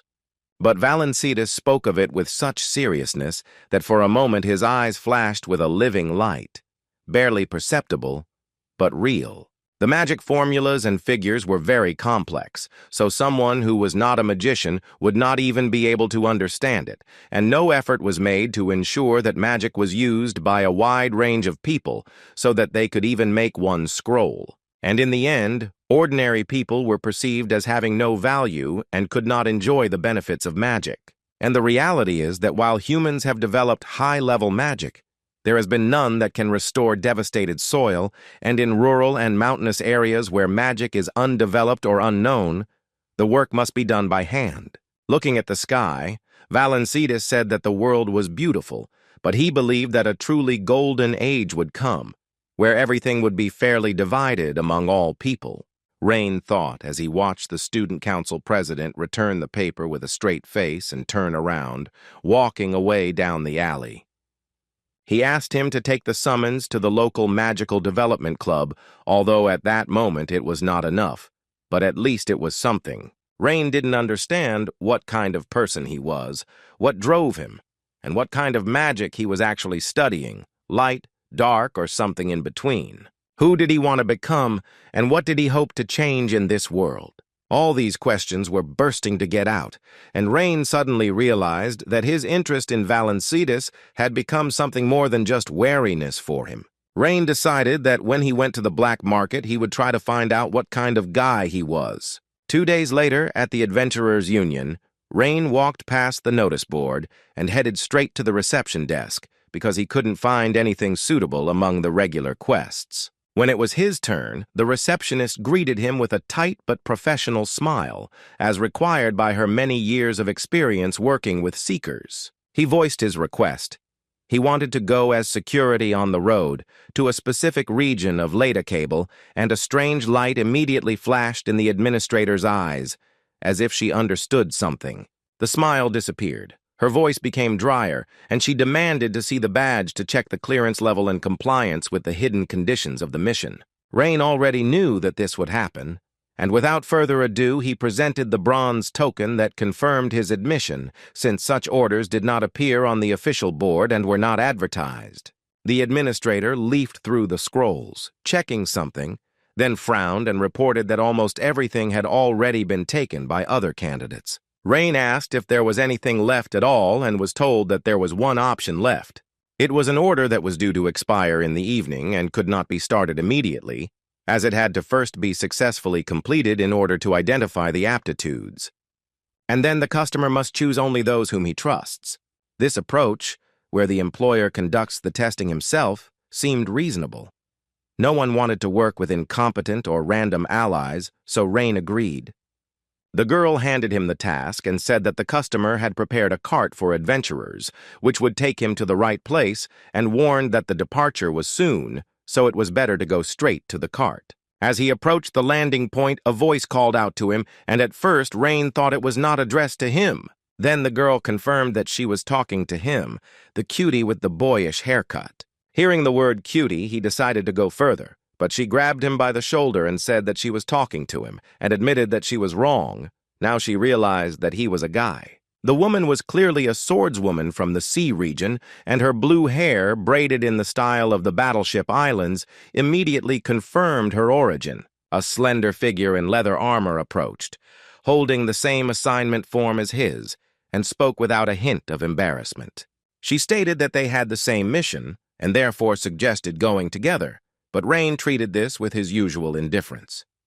He briefly refused and tried to leave, but she shouted at his back why he didn't want to go with such a beautiful lady, and joked that he was so handsome that she mistook him for a girl.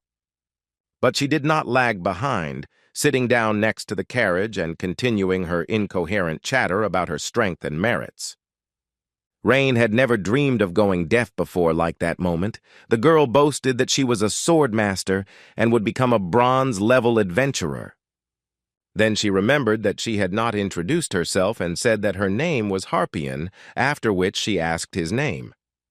Rain, in turn, introduced himself by giving his first name, keeping silent about his last name since he did not intend to reveal his origin. Harpian muttered thoughtfully that she had heard that name somewhere recently, but fortunately she couldn't immediately remember where. Then, luckily for Rain, their conversation was interrupted by a man who was also an adventurer and was heading off on the same mission. He entered the carriage with a large spear and said that there would be 2 more people with them. They were joined by 2 more adventurer girls. Only Harpian was chatting something, and the rest of the seekers sitting in the carriage remained silent, and only the creaking of wheels and rare sighs interrupted the silence on the road. They all agreed that they would try to complete the task perfectly. As the carriage left the city and entered the forest, it became dark, and for the first time during the trip, one of the passengers spoke. The muscular spearman asked about the purpose of the trip, but the coachman answered briefly, saying that he had arrived at the place where the owner was supposed to meet them. The carriage stopped in a forest wasteland. Surrounded by gloomy silence, and the atmosphere immediately changed. It became alarming and uncomfortable. There was no one around who resembled the client, and one of the women with daggers, apparently from the Thieves' Guild, frowned. The coachman walked outside, ignoring their reactions, and began handing out scrolls to everyone, containing maps and instructions. Rain glanced at the scroll and immediately recognized the area. It was a large city, from which he had just recently left, and on the map there was an inn marked at the western gate, from which he had left in the morning, and this only increased suspicions about the purpose of the mission. The female thief was indignant, clearly expecting to meet the customer here in the forest, and not in the city hotel, as the plan indicated. The coachman merely reminded them that the guild had notified them in advance of the format of the task, in which a preliminary check was a mandatory step. As the coachman's words rang out, a strange movement flashed through the forest, and the next moment several arrows cut through the air, fired without warning. Without hesitation, Rain snatched the staff from his back and, taking up one of the defensive stances, deflected all 3 arrows with movements similar to the rocking of an elephant. His actions surprised even those who were accustomed to surprises, because for a magician such behavior was more the exception than the rule. The remaining seekers immediately took up combat positions, not knowing where to expect the next blow. Another arrow flew in with a quiet whistle and stuck into a nearby tree, without hitting any of the test participants. The adventurers instantly scattered to the sides, taking up positions and watching the forest in different directions, waiting for the next shot. Harpian looked at Rain in confusion, not believing that he could block the arrows, since she thought he was an ordinary mage with no physical training. The spearman grinned, as if waving off the danger, and mentally noted that it would be a shame for a silver rank to die from a random arrow. Despite the sudden movements and the alarming situation, the air remained calm, as if the shots did not carry any intention to cause harm. The woman carefully picked up one of the arrows from the ground and confirmed her suspicions. The tip was real, but not loaded with lethal intent. The coachman, not hiding his grin, reminded that the task included a skills test, and only those who passed would be hired. He explained that what was being assessed were the basic skills that were used in security work, so he asked us to think about it that way, and he said to those who were not confident in themselves they could return to the cart since it had not been attacked. However, none of the adventurers moved from their place. Each one silently and firmly accepted the challenge, ready to go through the test to the end. A slight surprise flared up inside Rain. The method of selection through traps and a sudden attack seemed unusual to him, but intriguing. The thief, throwing her weapon, thought that they were attacked with the intent to destroy, but she felt no malice or aggression from the attack. She thought that perhaps it was not a human who shot. The thief slammed her weapon into the ground at high speed and listened intently to the pulsations of the soil. A moment later, she unmistakably identified 5 hidden observers, considering that such a number did not reach the level of a serious exam.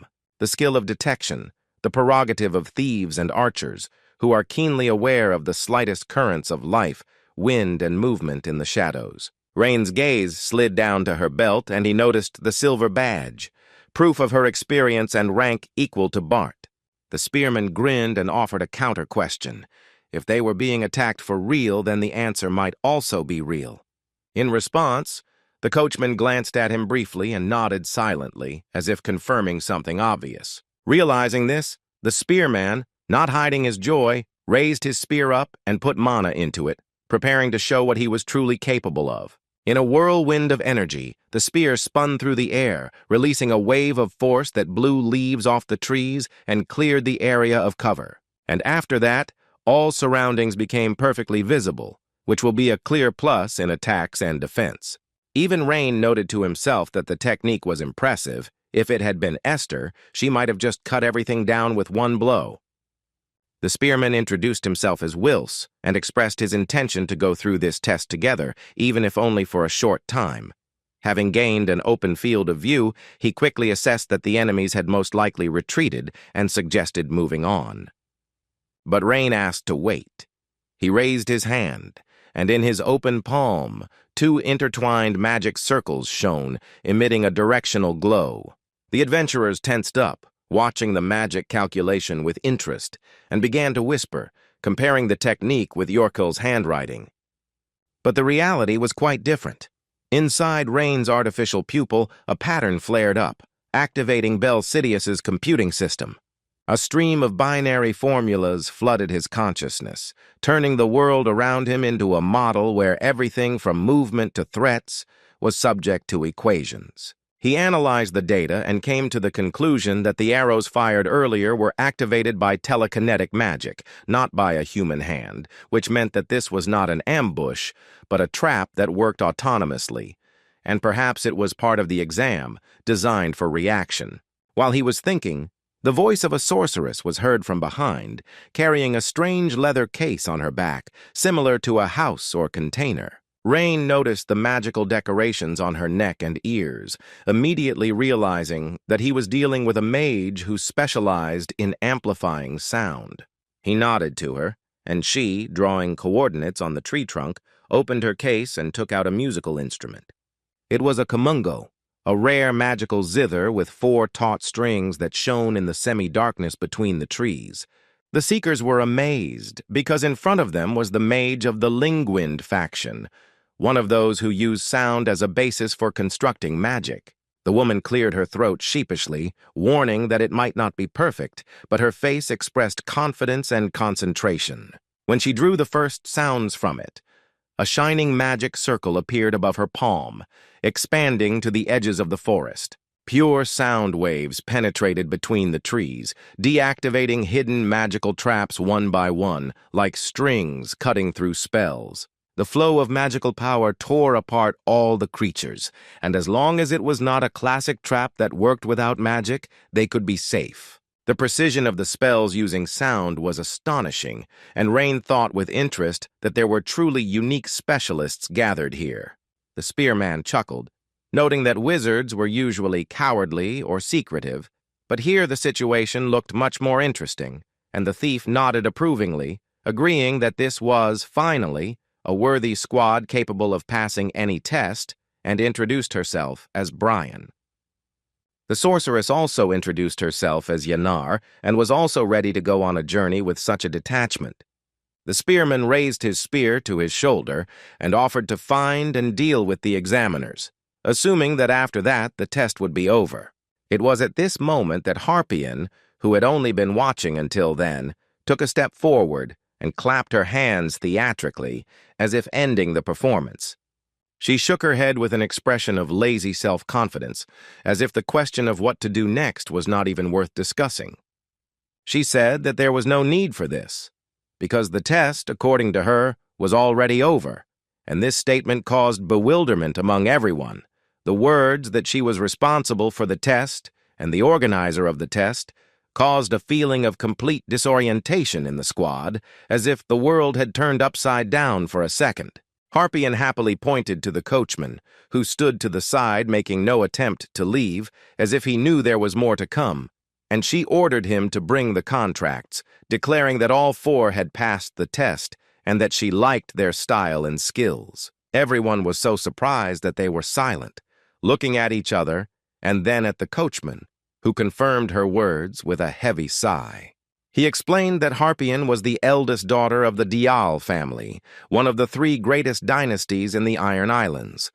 Although her behavior had no trace of aristocratic refinement, this did not prevent her from possessing real power and status. Rain remembered her rank with suspicion, thinking that the badge might be counterfeit, but upon inspection he was convinced that it was genuine.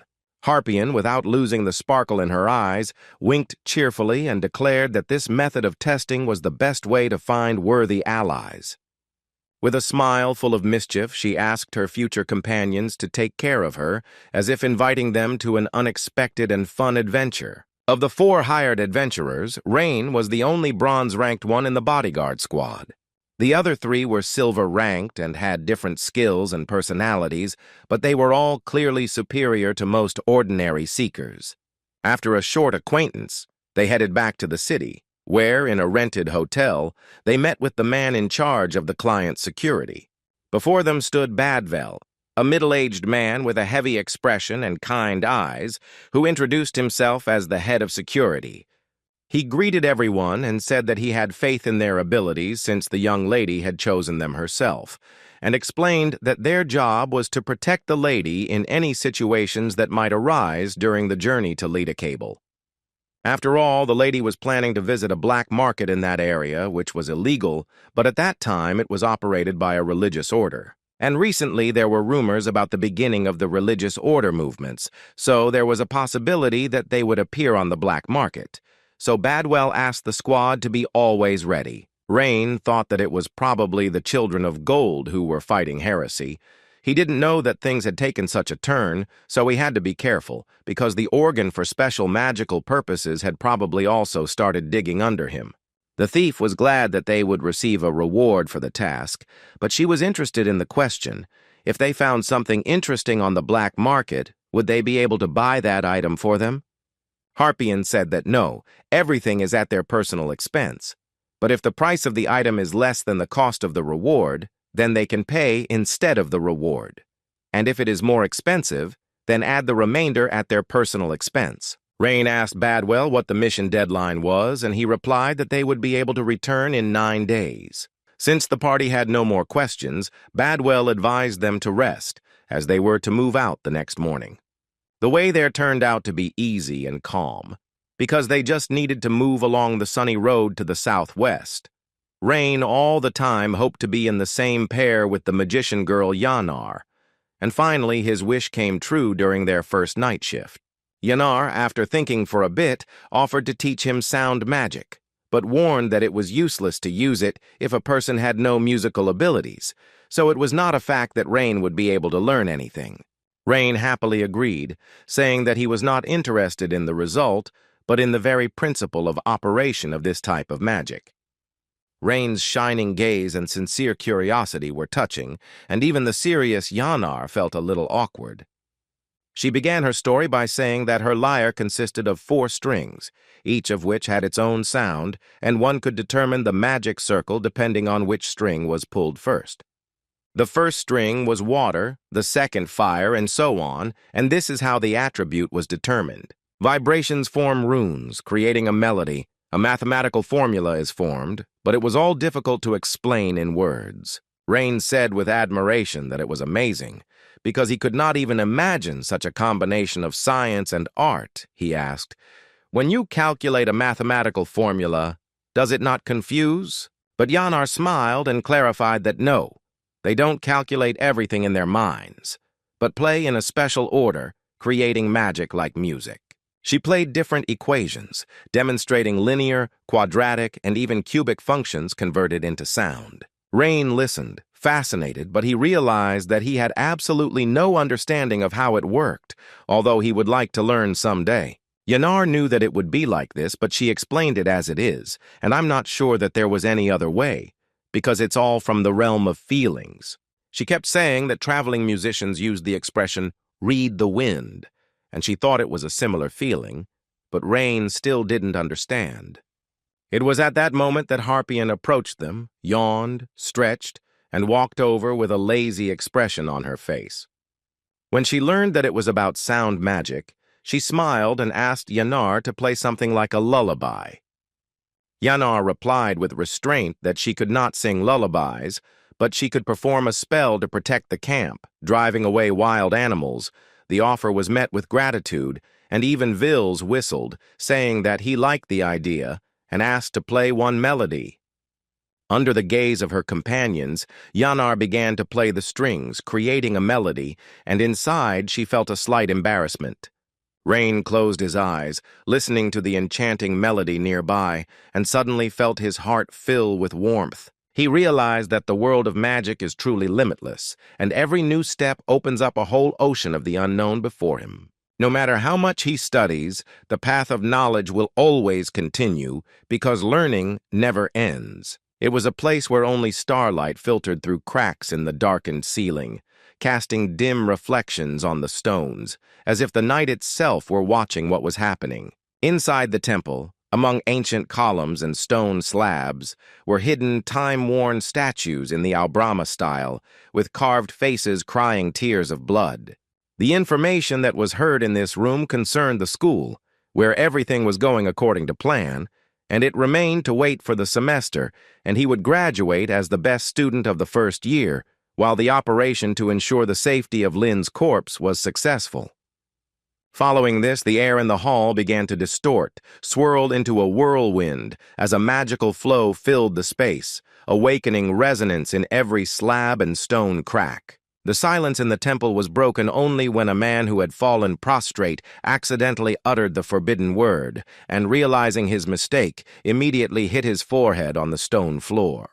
When the clouds of smoke cleared a little, the figure of a woman sitting on a throne became visible. It was Lady Terena. After a short pause, there was a clarification, and then the man, with blood dripping from his forehead, cautiously reported the movement of two figures, numbers 3 and 6. He added that Libani, one of them, would not only take what was needed, but would also cause a bloody massacre, distracting and misleading the opponents. Everyone was expecting only the approval of the woman, whose power here was beyond doubt, and every rustle in the hall died down in anticipation of her decision. The golden pipe in her hands, decorated with an engraving in the shape of a dragon's crest, slowly smoldered, emitting warmth and a slight glow of magic. She did not rush to answer, and only the exhalation that dissolved into the air made it clear that the decision had been made, and this decision was simple. All actions were permitted, without restrictions and doubts. As dawn began to slowly break over the horizon, the gray outline of the city's watchtower appeared through the mist. The city was smaller than the stories had suggested, which puzzled Wills, the spearman, who had expected something more impressive, given the place's reputation as the center of the Empire's black market. The thief merely chuckled in response to the doubts, explaining that the above-ground city was merely a window display, while the true essence of Leda Cable was hidden underground. She claimed that the underground part of the city was twice as big as the one on the surface, and the Thieves' Guild controlled public order. Then the spearman wondered what the administration was doing then. The girl said that they were all in cahoots here, and the administration was receiving bribes from the bandits. And Rain wondered why the daughter of an aristocratic family needed to go to the black market. The spearman suggested that it was for the sake of collecting things, because rich people lost their heads in front of all sorts of outlandish things. The thief said that in their mistress Harpian, the case was a little different since the Dial family made their fortune through trade, and there were rumors about how exactly they inherited the status of the head of the family. Rain and everyone else became curious and asked the thief to tell them more about the rumors. She said that the Dial family had a rather unusual way of receiving inheritance. The status of head of the family was given to the descendant who possessed the most valuable and rare jewel. Therefore, when the head of the family was of advanced age, all his streams traveled around the world in search of artifacts. The peculiarity of merchant families was their focus on real skills, and if there was a desire to run a business, then the head of the family would need certain skills and a mindset. The spearman wondered what to do with the information he had received, because they were simply doing their job to protect the client, for which they would receive money. Badwell said they were ready and free to go and told everyone to gather at the south gate of Leda Cable. Soon, each of the accompanying persons was given a package with an image of the desired object. A music box, decorated with the inscription, "My beloved Brené."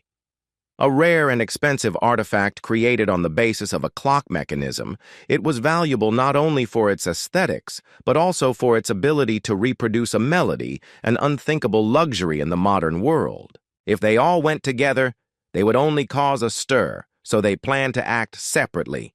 The soldiers should move in pairs and search everything along the route. When the box is found, one person bargains, and the second person calls the lady. Harpian warned that when a target is found, it doesn't matter what condition it's in, because its cost doesn't matter. So the main task is to find the item. Bander also ordered the adventurers to fulfill their duties. Brian must monitor the situation, assess who can create a real danger and has bad intentions. Yanar, since she could not immediately enter the battle, was ordered to find a place where she could track the movements of each member of the group and, if necessary, immediately react. And Wilson Rain were the direct bodyguards of the lady, and no matter what happened, they had to protect her. For simple fortune seekers, the way down was via earthen ladders and rope bridges. But Harpian, as an invited guest, descended on a special lift from the Thieves' Guild headquarters, straight into the central square of the underground city. The underground city of Leda Cable, nicknamed the Ant Cave, lived up to its name, with dozens of narrow entrances leading into a labyrinth of tunnels where people scurried about like insects in a swarm. There was a putrid stench, the dampness and stench of sewage woven into the air so thickly that it seemed almost tangible, and amidst all this chaos there was a hum of voices, smells, and magic.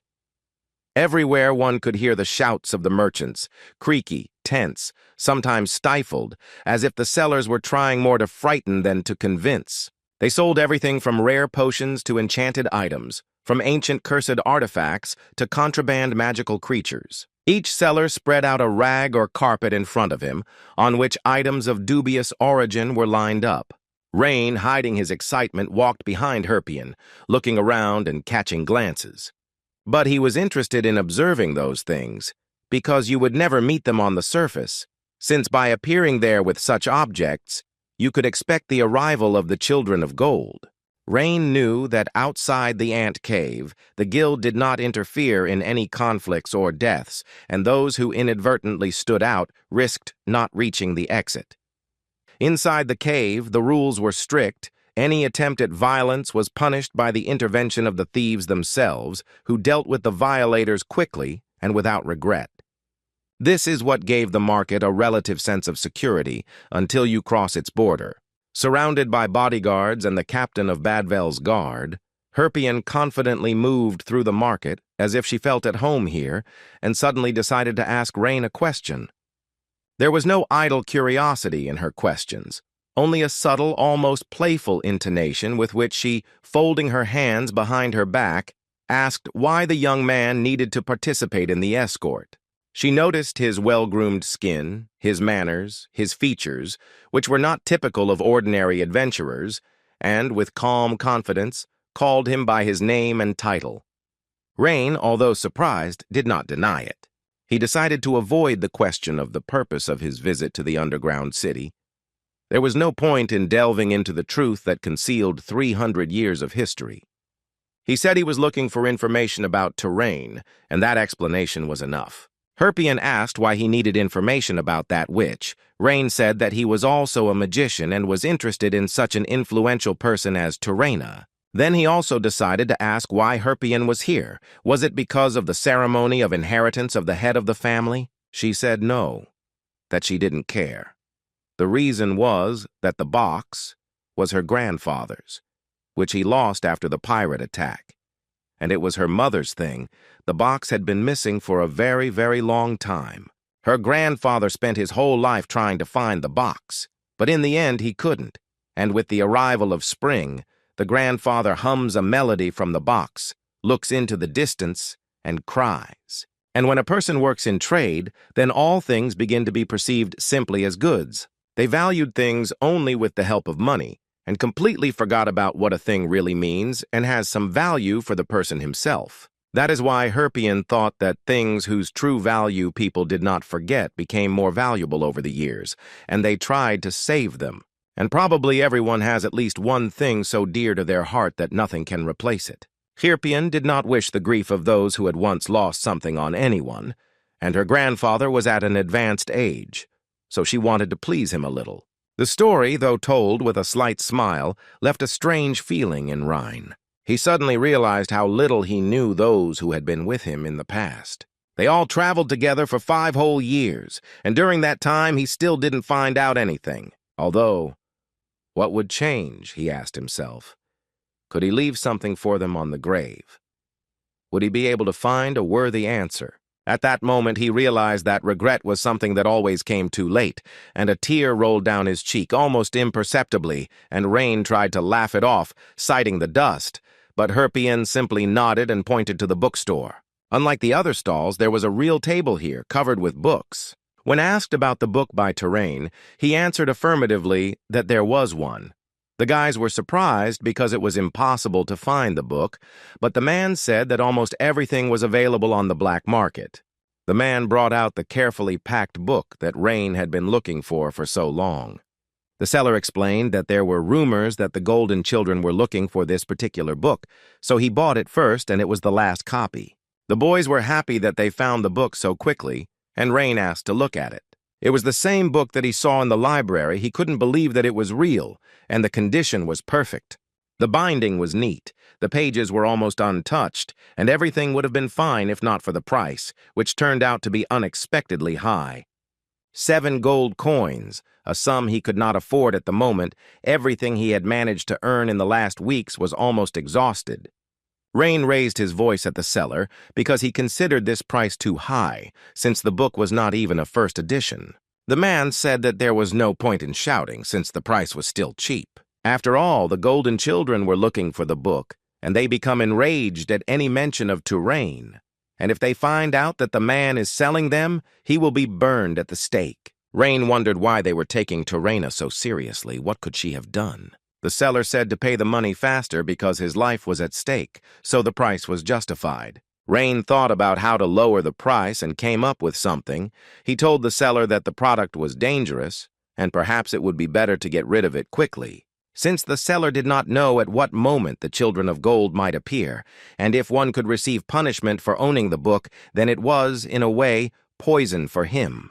And then Rain slammed the table loudly and asked if he really thought that someone would come along and decide to risk their life to buy the book, and he was ready to buy it right now. Rain told him that no matter how much the seller loved the money, he would not take it to the next world.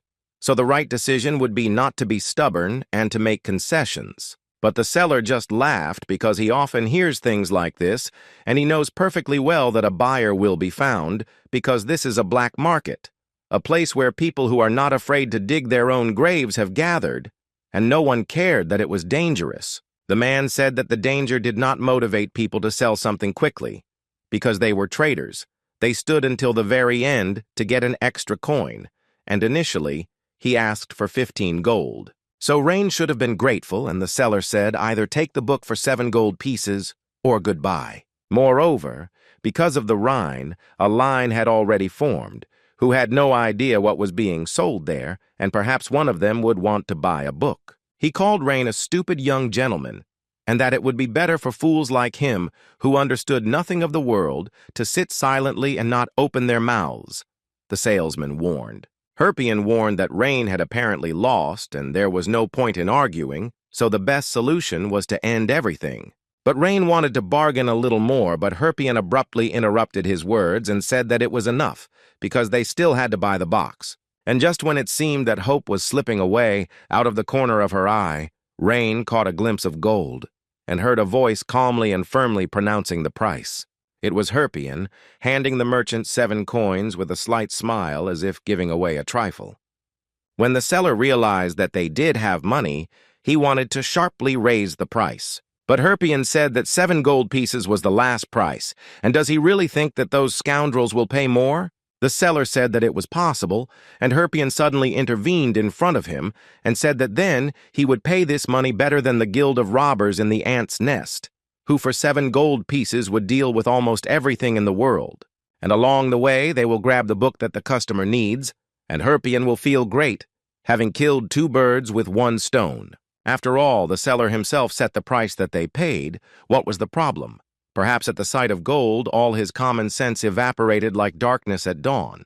Then the seller realized that it was better not to argue and thanked them for the purchase. Herpion immediately handed the book to Rain and told him not to worry about the prices, since he didn't have 7 gold coins anyway. Instead of the usual gratitude, an inner uneasiness arose, as if the gift was not as simple as it seemed. Herpion, as if sensing his tension, began talking about his grandfather and her ability to smell the scent of luck. She couldn't explain exactly what it meant, but every time she was lucky with people, something responded to her. Or maybe it was intuition. It was difficult to explain to her, but in any case, she considered it an investment in connections, because if they get along, then perhaps they will work together, and they will be very lucky in the future. Rain thought that she had made him a debtor. It was immediately obvious that she was from a family of merchants, but he still thanked her and said that her intuition was very useful. Herpion smiled back at him, hoping that it would continue this way. Meanwhile, in the 11th cave, a Thieves' Guild member, lazily leaning against a wall covered in moisture and the smell of dampness, carefully examined the people passing by in search of oddities or possible profit. He frowned as he noticed an unusual couple in identical green robes moving down the corridor with too much confidence and defiance. The man seemed absolutely calm, and the woman could barely stand still, not stopping to quickly move her legs as if she was holding something inside herself. The thief whispered his surprise at their appearance, as it was rare for a madman to risk appearing here in such clothes, which were defiantly similar to those worn by practitioners of the dark arts. If he had even the slightest skill in sensing magical power, he would have realized that the woman was giving off an anxious and unstable pressure, and he would have retreated immediately. However, instead of being cautious, he decided to be impudent, and with a rough movement touched her shoulder, as if he wanted to push her out of the way, not realizing that he had already crossed the line. Almost instantly, his body began to pulsate and swell strangely, after which, with a dull bang, he shattered into pieces, covering everything around him with blood. The blood that flew out from the explosion came into contact with the other thieves, and the next second, their bodies also began to distort and crumble into pieces with a roar. Against the backdrop of bloody walls and charred bodies, the girl, covered in red goo, giggled quietly, as if the sight gave her a strange pleasure. The tall man remained motionless, showing no emotion, and calmly noted that their plan had not yet received official approval from above.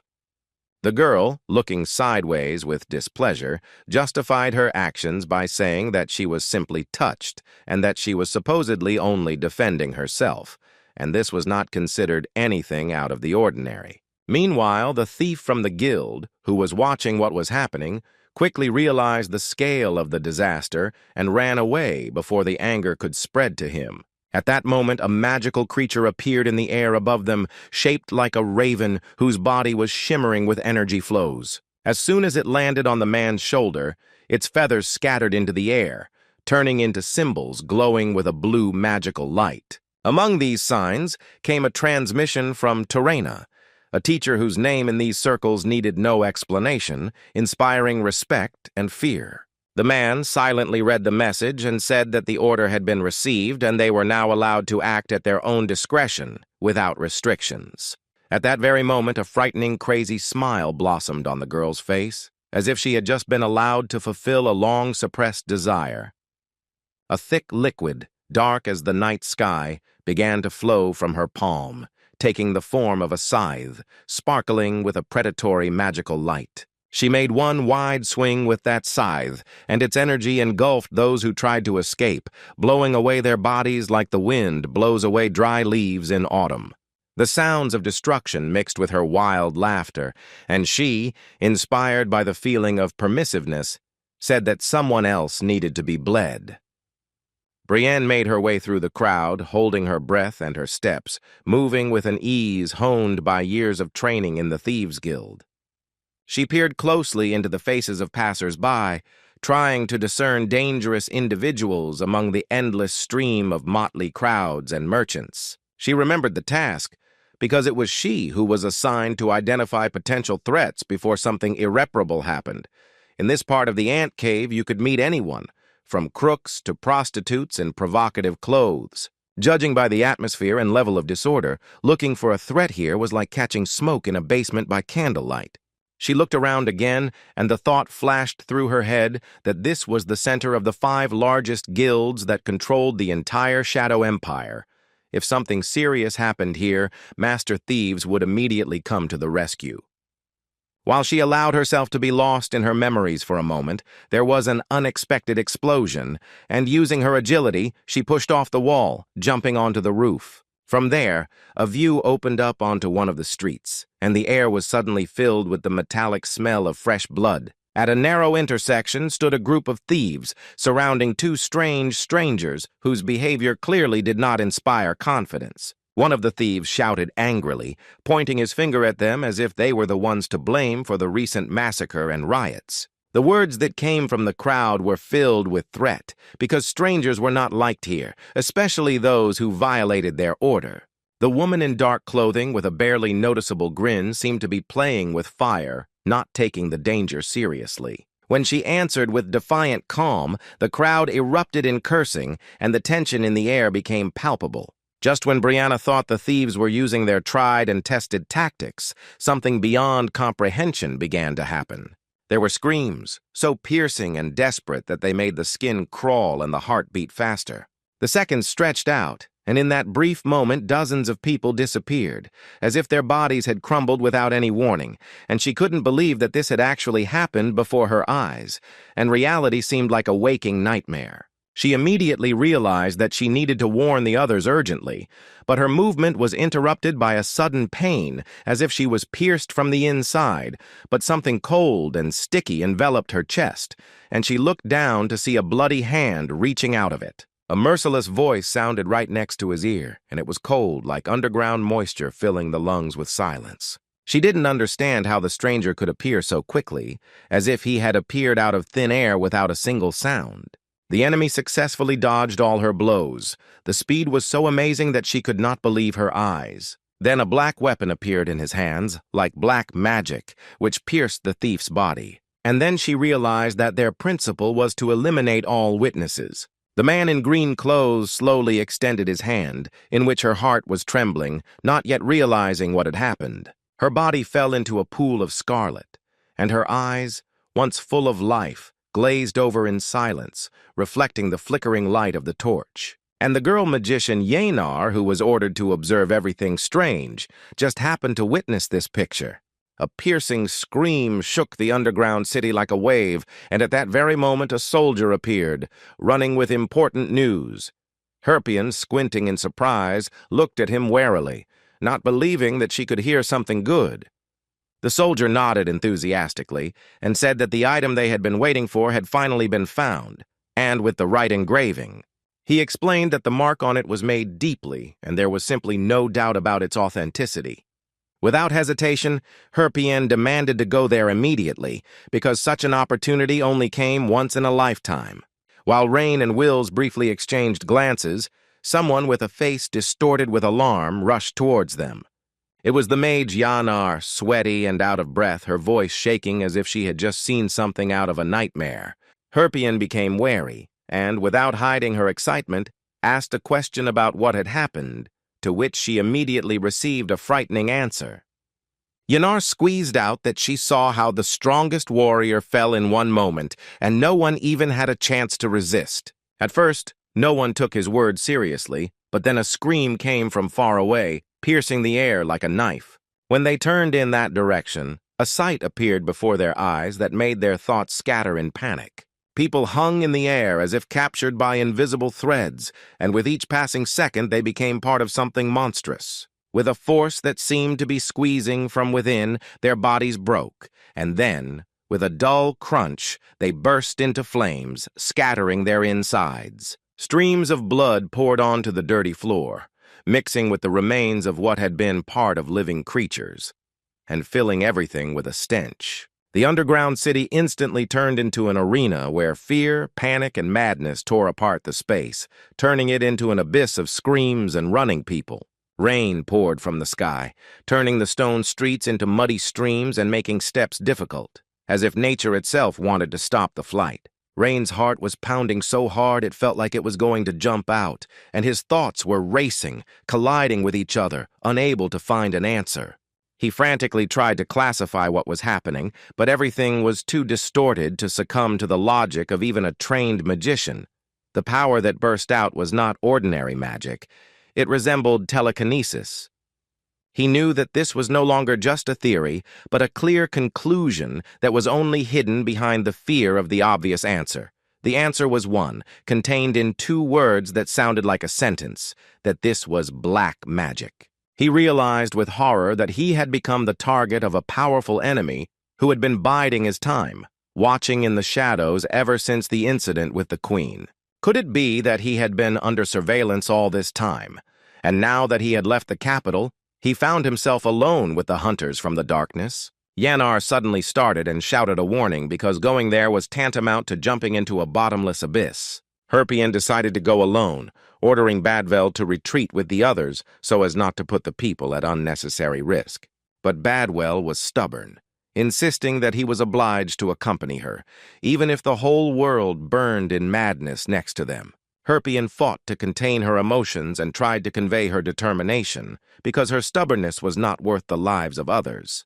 While they argued, a crowd surrounded them, and their voices were drowned out by the general noise, but Herpian herself remained adamant and calm. She proudly recalled that she had reached the bronze rank on her own, as if trying to prove that she was capable of more.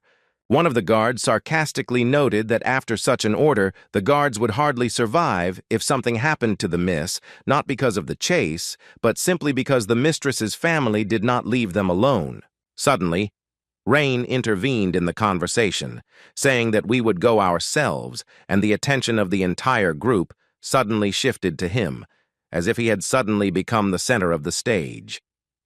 Wills gave him a look that was a mixture of reproach and irritation, but Rain himself looked calm.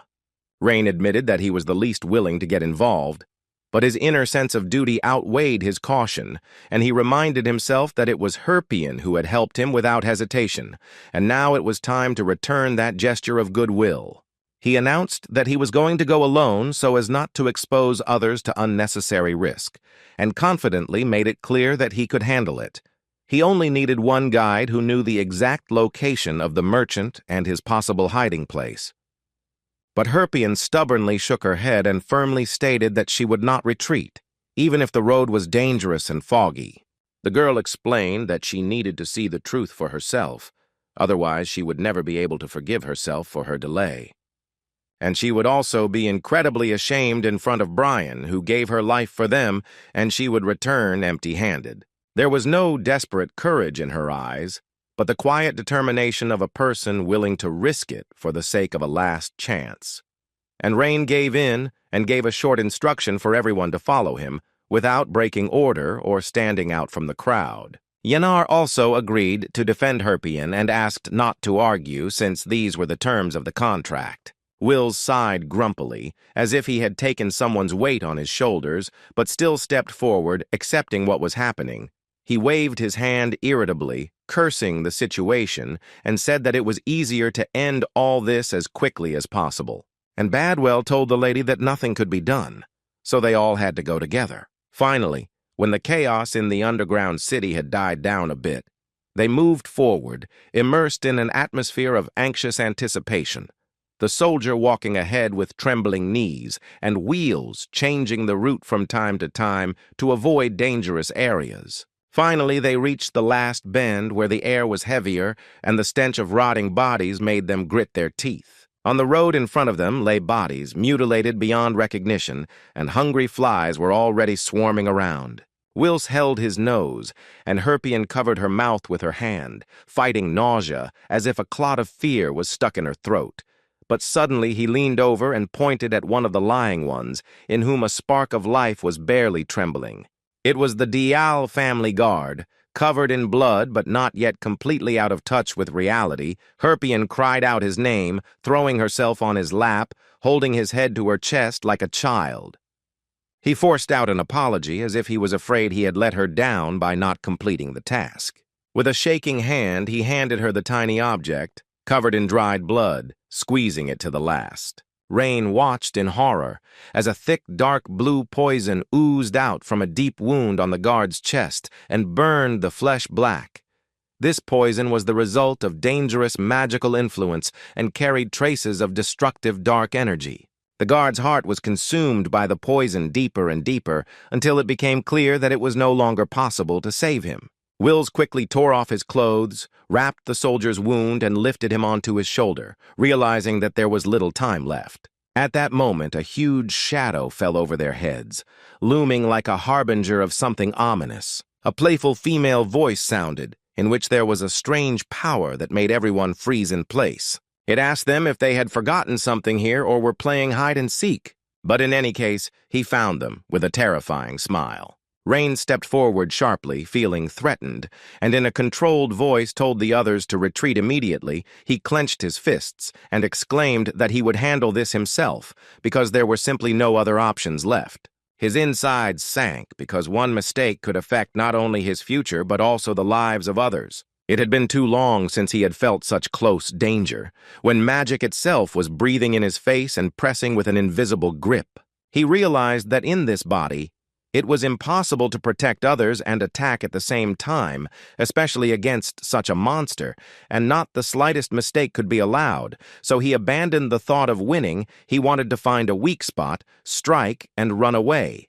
The woman looked at him with interest and a half-smile, as if trying to understand how naive he was. She took a step forward, her eyes sparkling, and a spark of surprise mixed with anticipation flickered in them. She played with her voice, asking if he really thought he could handle her, as if it were a normal argument, and the tension hung between them like a taut string.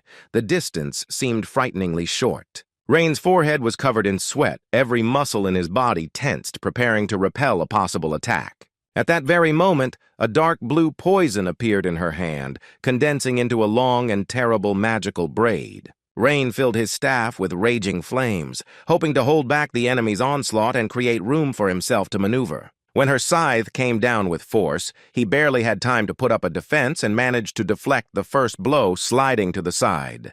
The girl looked at the guy's technique with interest, recognizing the familiar features of a rare school and being surprised by his level. Their weapons clashed at close range, and the air shook as her scythe pierced his flaming staff. Herpian watched this intense battle and suddenly thought that perhaps she should go back and help Rain. But the other members of the group stopped her because Rain looked completely different from those who fell before him. Libeni recognized the style of Osarius's staff with interest and thought that this might be his student. Rain responded by noting that her scythe technique was remarkably similar to his own movements, and he wondered if she might have also studied at the Osarius school, since she used a similar style. However, doubts arose because she used black magic, which was not usually taught there. He came to the conclusion that the chances of winning in close combat against such an opponent were almost zero, and even if he could hold her off, one wrong move would lead to catastrophic consequences. She, meanwhile, called upon the power from the subtle space, calling out karma, the name of the tower and the runes, demanding from the magic of the dance of destruction. A high-speed spell with 2 stars shone in the darkness like a cry of terror before a storm. The witches of the Republic used ancient formulas, turning the runes into a miracle woven into the fabric of the world. And other signs filled the air, scattering around her with magical radiance, and flew forward with a roar. Rain concentrated and began to construct a magic circle corresponding to the level of the two stars. He chose triangular and square shapes, engraved a vortex and DI in the center, as required by the spell. By combining the elements of earth and fire, he gave them the effects of rotation and hovering, enhancing the magical resonance. Libeni narrowed her eyes in surprise, noticing how quickly he had made the calculations and activated such a powerful spell. With a powerful burst of spell, the earth shook and rose up like a wall, while flames swirled around. The wall of fire met the black magic wave, and their collision caused a terrible screech and an explosive storm. As the magical fog began to clear, both fighters stood facing each other, tense and wary. Libeni noted with a gleam in her eyes that he was unusually strong, as if it had become amusement to her.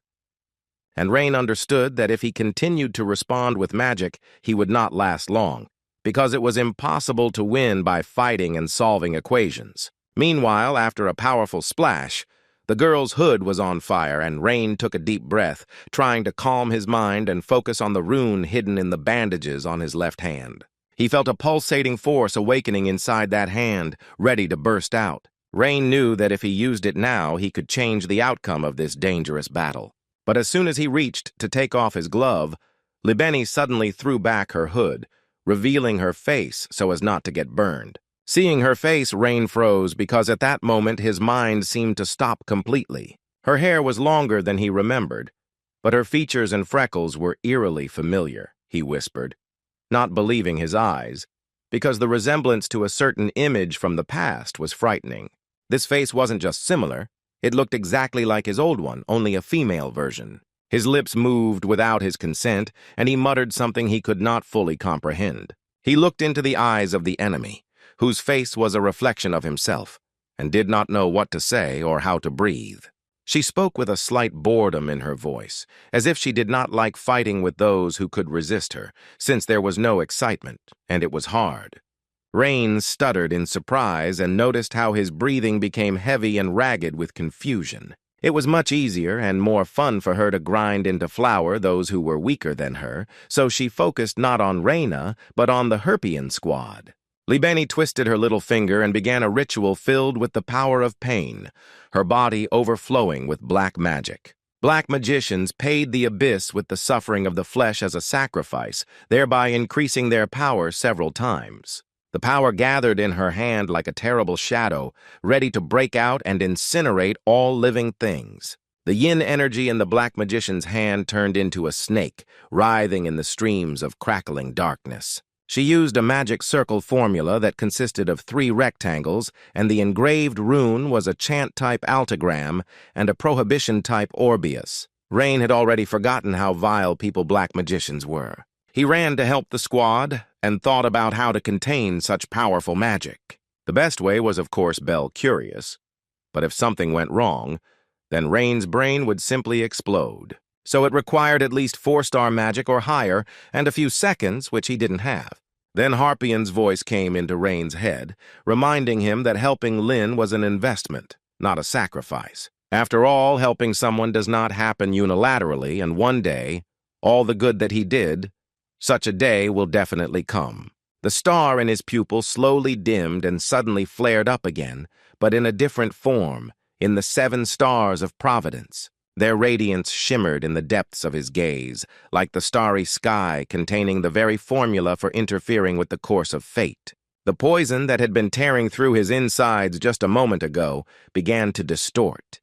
As if being sucked into an invisible funnel, it stretched out, contracted, losing its shape, and finally crumbled into sparkling particles of light, disappearing without a trace. Libeni looked on in amazement, and without wasting a second, she darted forward like a ghost, her scythe flashing through the air like black lightning and cutting through Rein's staff. And then the blade, it entered from the side, below the ribs, and went all the way to the collarbone, leaving behind a trail of burning pain. Blood arced through the air and scattered into droplets. His body was thrown far back, like a rag doll thrown by a gust of wind. And Libeni came up with a smile and said that it looked like it was time for them to say goodbye. She laughed at him and said that this is what happens when you try to help someone.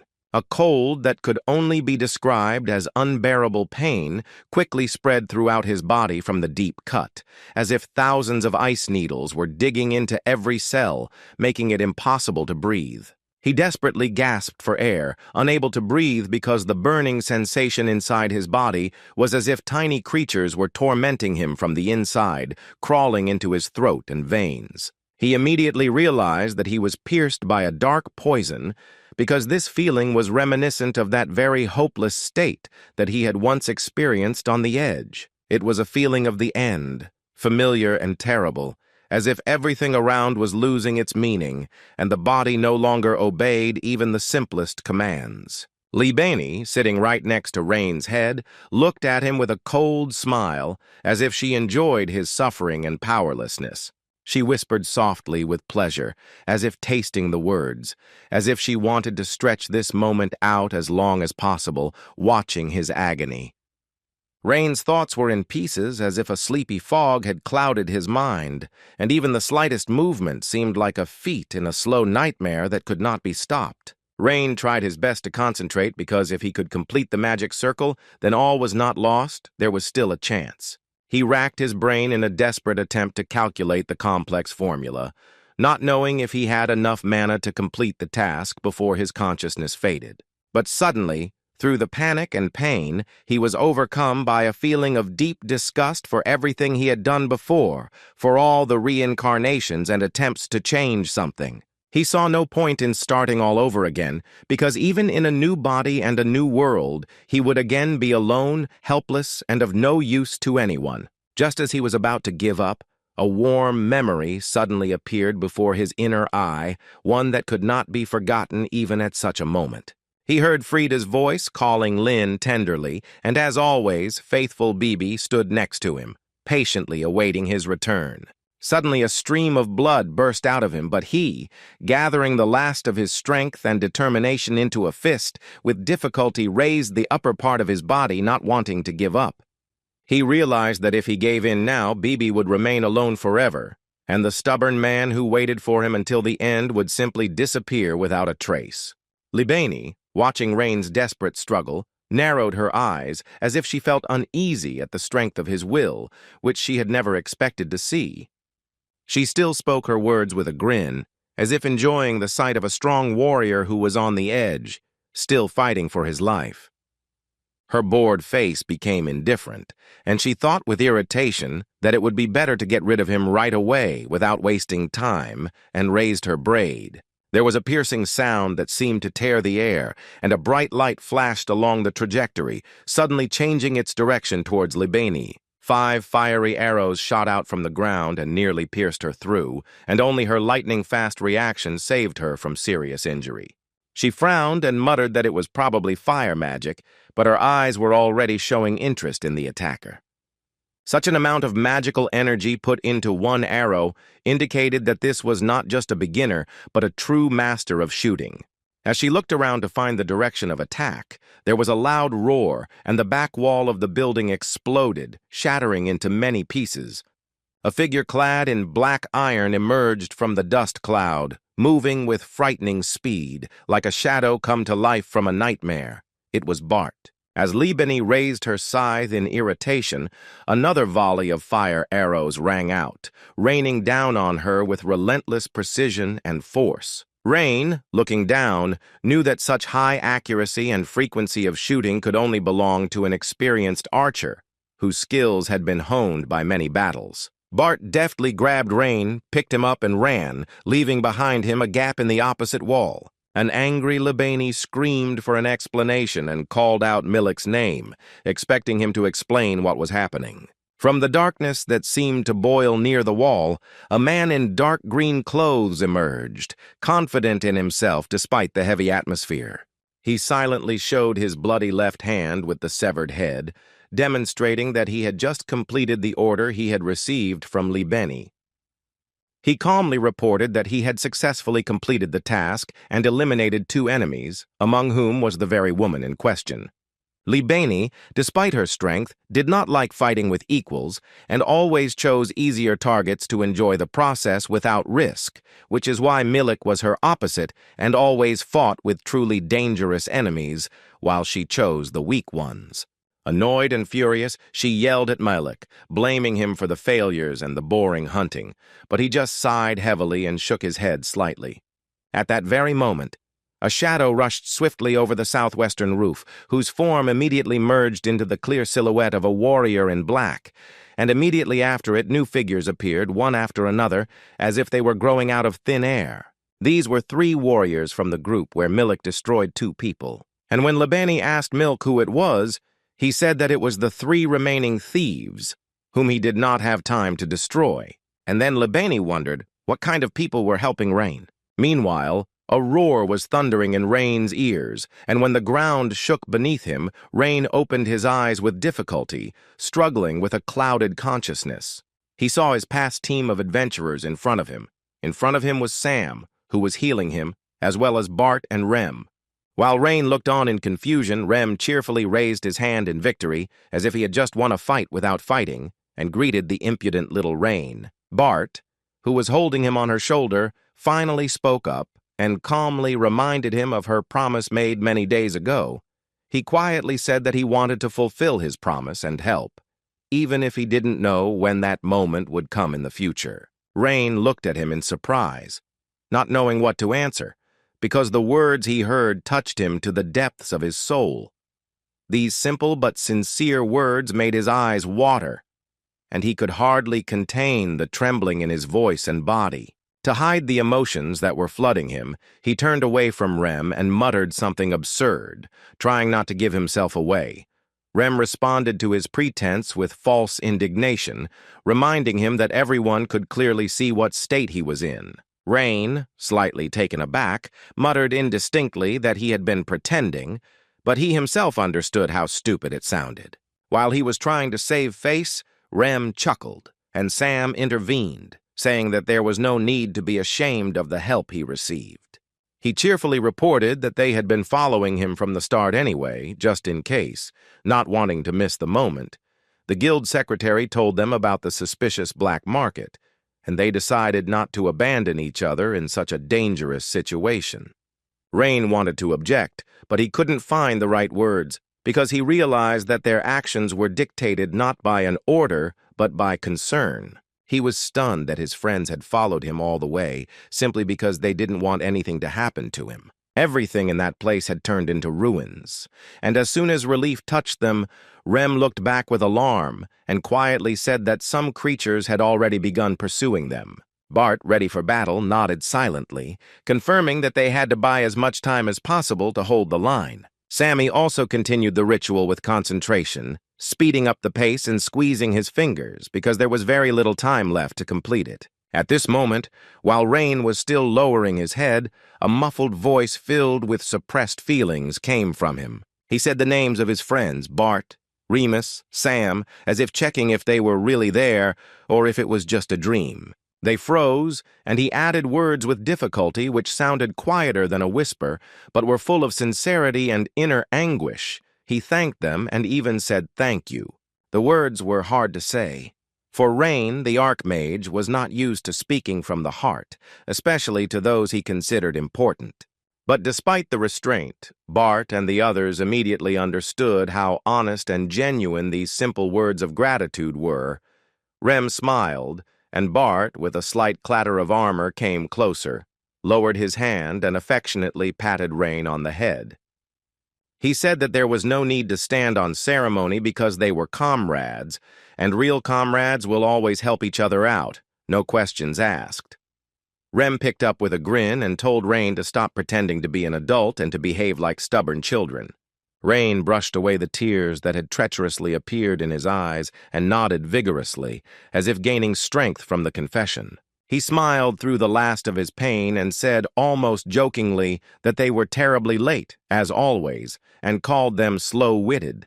But this joy could not last forever, and when Rem and Bart were about to move forward, Rain raised his finger and asked to wait just 10 minutes, smiling weakly and promising that he would definitely finish what he started if they gave him a little time.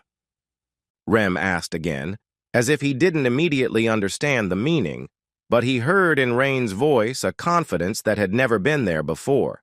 He grinned, assuring that he could hold out for even an hour.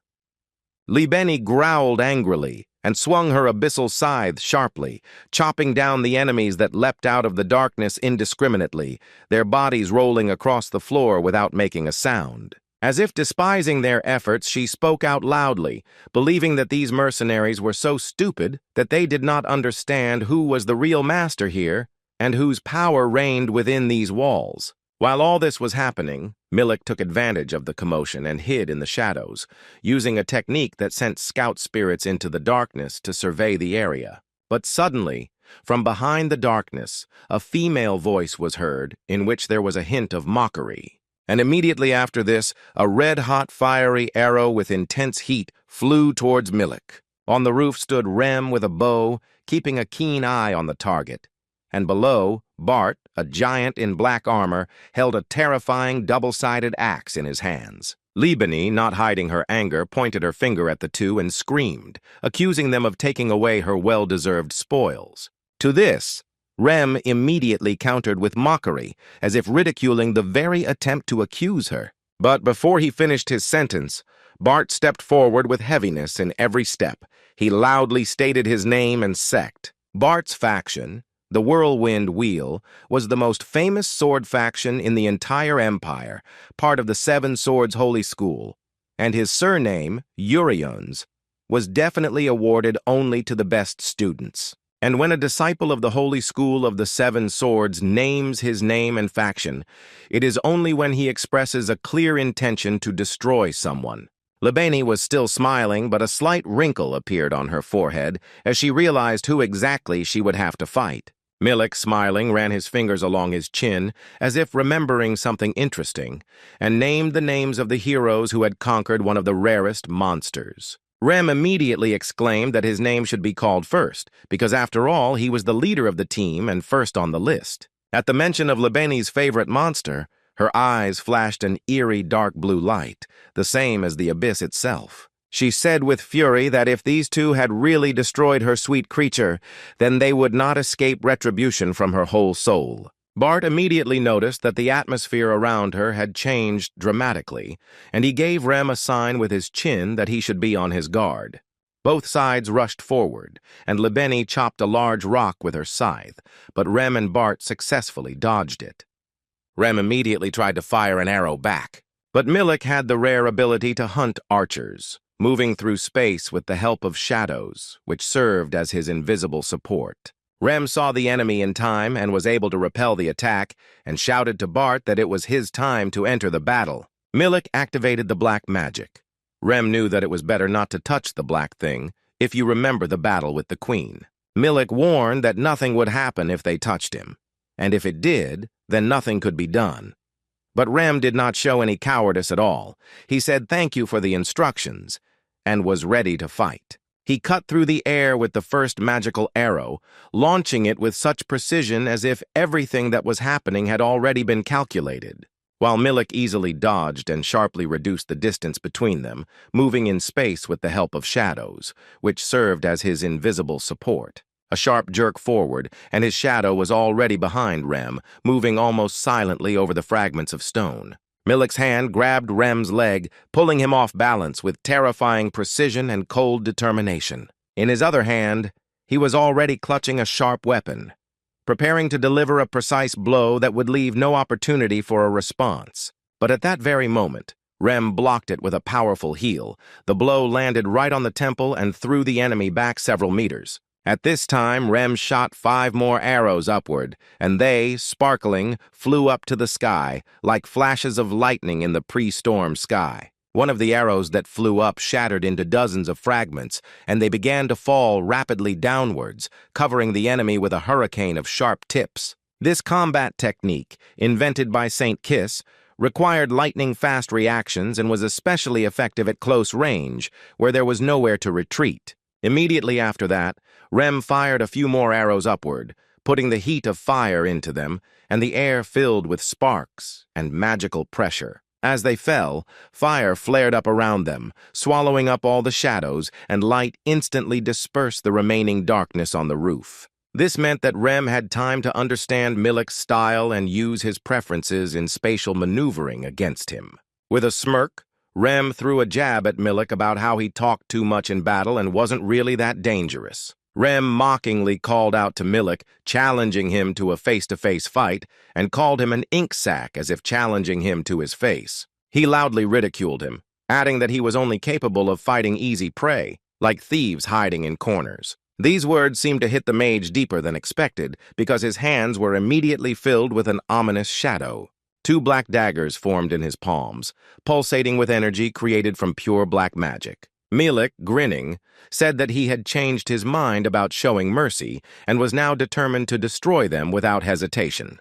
Without wasting a second, Milik rushed forward and his silhouette dissolved into the shadows as if the air itself was trembling with tension. Rem immediately fired arrows one after another, hoping to stop his swift impulse at least for a moment. But the dark magician easily fought them off with his daggers, and every movement was like a dance filled with darkness and fury. Meanwhile, on the other side, the blades of an axe and a scythe collided, and blinding sparks flew around them as if the metal was breathing out its own flame with each new blow. As Bart sliced through her braid with a powerful blow, Libeni summoned a huge sledgehammer into her hands, created from a clot of black magic that pulsed and smoked in her palms. She brought it down with a furious cry, hoping to crush the enemy with one blow of pure destructive force. But Bart's axe met the blow head-on and stopped the magic sledgehammer as if it were just a toy and not a weapon of destruction. Libeni's eyes widened in surprise, and she did not believe that anyone could stop this madness with brute force.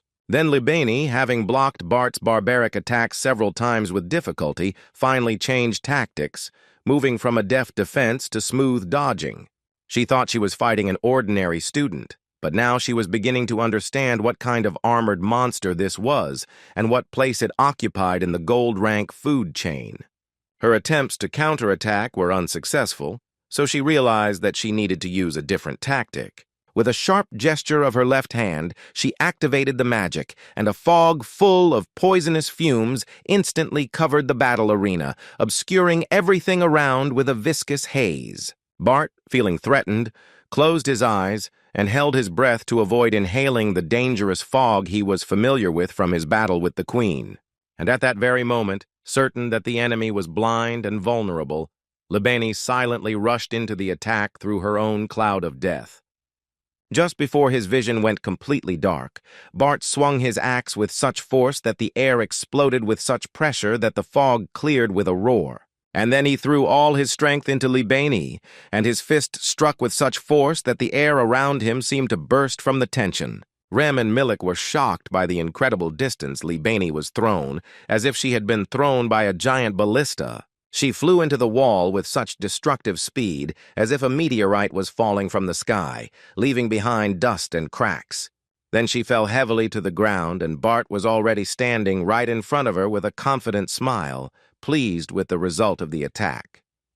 He looked down at Libeni, calmly preparing to strike again, as if everything that was happening was routine.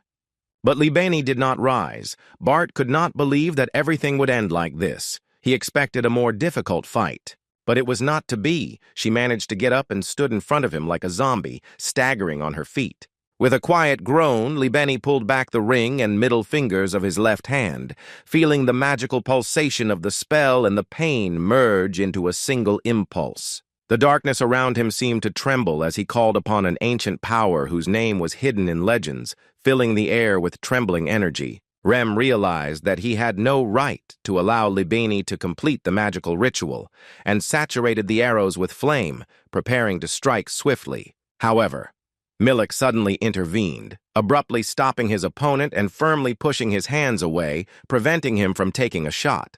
The power of the spell, enhanced by black magic, could destroy everything in its path, and even the most skilled magicians would be powerless against such an onslaught. The next moment, Bart threw his axe towards Libeni, hoping to interrupt the course of events and change the outcome of the battle. And his muscular body, filled with strength, rushed forward, leaving cracks on the stone floor with every step. However, the reason for the throw was not to lighten the weight, but to use a clever technique born in the school of the storm wheel, where the body and weapon merge into a single rhythm. He knew that holding the weapon constantly limited his options, but letting go of it and then catching it before it struck meant gaining new freedom in attack. This method allowed for a change of pace, confusion of the opponent, and an opening for unpredictable attacks, including close combat with bare hands. An ominous call rang out through the roar of magic and the clatter of footsteps as Libeni completed the ancient ritual, pouring the last of his mana into it. The situation was becoming critical because the distance between them had disappeared in a matter of seconds, and Bart was already preparing to strike with his entire body weight, and the axe, which had left a shimmering trail behind, was now racing through the air, returning to its owner. Bart put all his rage and strength into his fist, not thinking about the consequences, only about reaching the target before the axe returned to his palm. His plan was simple: crush the enemy with a blow comparable to a hammer before Libeni had time to finish the spell. Those watching this moment held their breath because everything happened too quickly to even comprehend. At that moment, the axe crashed into the ground, flashing runes, darkness flowed from the blades, and Bart's armor stretched into a distorted, menacing shape. Bart missed but didn't stop, and Libeni, dodging for a split second, touched his breastplate with cold determination. The fingers, filled with black magic, began to pulse, transmitting a spell into the armor that was designed to completely destroy living matter. Rem couldn't believe that his comrade's life could end like this, and Libeni, whose whole face was covered in blood, wished Bart a safe journey. Bart barely had time to realize what was happening before a stream of forbidden energy burst out of him, distorting the space around him like a giant funnel, sucking in everything in its path. Rem rushed to help, deciding to support his comrade in the fight, but Milik stopped him with one strong kick, not allowing him to move forward. At this point, Bart was already trapped in a black magic trap with virtually no way out, and it seemed his fate was sealed. Libeni, watching the unfolding situation with a predatory smile, prepared to deliver the decisive and crushing blow. The mist that burst from Libeni's hand enveloped the armor, and the space around it began to shake, as if collapsing under the weight of magic. A moment of confusion flashed in her eyes because she expected an immediate result, but everything looked different than it should have been. She realized that the spell had failed not because it was weak, but because something had interfered with the very fabric of magic. From the depths of the darkness came a voice, alien but confident, as if its source stood above the very concept of reality. Rain, barely standing on his feet, appeared in sight, covered in his own blood, his eyes glowing in the darkness like two shards of dawn. He didn't just endure the spell, he broke its essence, erased it from the world as if it were just an illusion in the sand. Rain activated the magic triangle, and a powerful energy sparked around him, instantly changing the space, filling the air with a tangible tension and power, as if nature itself was calling him to action. Milik, standing nearby, could not hide his surprise. His eyes widened from the incredible power emanating from Rain, because he had seen something like this very rarely and expected something completely different. At that moment, Rain released a huge fire strike, so strong and large-scale that the flames swept through the streets, burning everything in their path, engulfing not only the opponents, but also threatening to destroy entire houses around. The fire spread in waves, illuminating the dark sky and reflecting in the eyes of those present, creating a sense of imminent catastrophe and impressive power that was difficult to stop even for the most experienced magicians. Rem, seeing this whole picture, allowed himself a light joke, noting in his calm tone that he was now indebted to Rain and would perhaps have to thank him with something simple, for example, by inviting him to dinner. Rain apologized for not coming as quickly as he wanted, but said that now this battle was his. Bart came up and also thanked for the help, because he was on the verge of death. But he did not understand Rain's words, because the battle seemed to be over. But Rain turned towards the scorched space and immediately realized that it was not over yet, because a silhouette was slowly appearing in the flames, not wanting to disappear. Through the veil of heat and smoke, Libenia's body was barely visible, barely keeping her balance on her feet, as if her will was trying to resist reality itself. Everyone couldn't believe their eyes because her body looked almost completely burnt, but she still continued to stand. Rain slowly removed his bloody gloves, revealing his palms covered in strange bandages as if hiding an ancient secret. Meanwhile, Milik warned Libeni that she could most likely develop internal wounds, and he advised that it would be better to retreat after such an attack and take revenge when the body is renewed. But Libeni was not going to retreat. She looked at him with broken eyes, and she had only one desire: to destroy him. Two dark circles slowly rose from her hands, surrounded by trembling shadows, as if the abyss itself was responding to her call. Rain glanced briefly at his allies, urging them to stand back, because the next step was going to be something special. He told them to consider it an honor, because they would be the first to see it. The 4 runes were arranged clockwise, glowing with a bright light when power was applied, forming an unrivaled magic circle.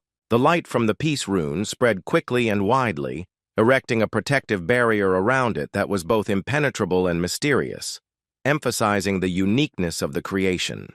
The magic circle known as was a unique creation that only Rain himself could create, spreading the glow of runes across the 4 cardinal directions, protecting himself and his allies. Milik, always reasonable and calm, watched what was happening in amazement, doubting that such a thing was possible for such a young guy. After all, the mental barrier was a technique only available to sages who had reached the 6-star level of magic. Libeni quickly dismissed the idea, considering it a deceptive illusion that could not withstand real power. And a moment later, Libeni released a powerful negative destruction spell, and a whirlwind of energy crashed down on Rain, trying to break his defense. She didn't perceive Rain's actions as magic, because for her, magic only began when a tangible power emanated from her, causing everything around her to tremble with force. Libeni did not feel this force, so she stepped forward with absolute confidence, without hesitating for a moment, confident that nothing would stop her. Rain activated a magic circle, the shape of which was complex and included 2 triangles superimposed on each other. The engraved runes of Journey and Field gave the spell the properties of levitation and a stable barrier that extended for several steps around. Rem and Bart looked at what was happening in amazement because for the first time they saw magic that was so different from everything they had encountered before.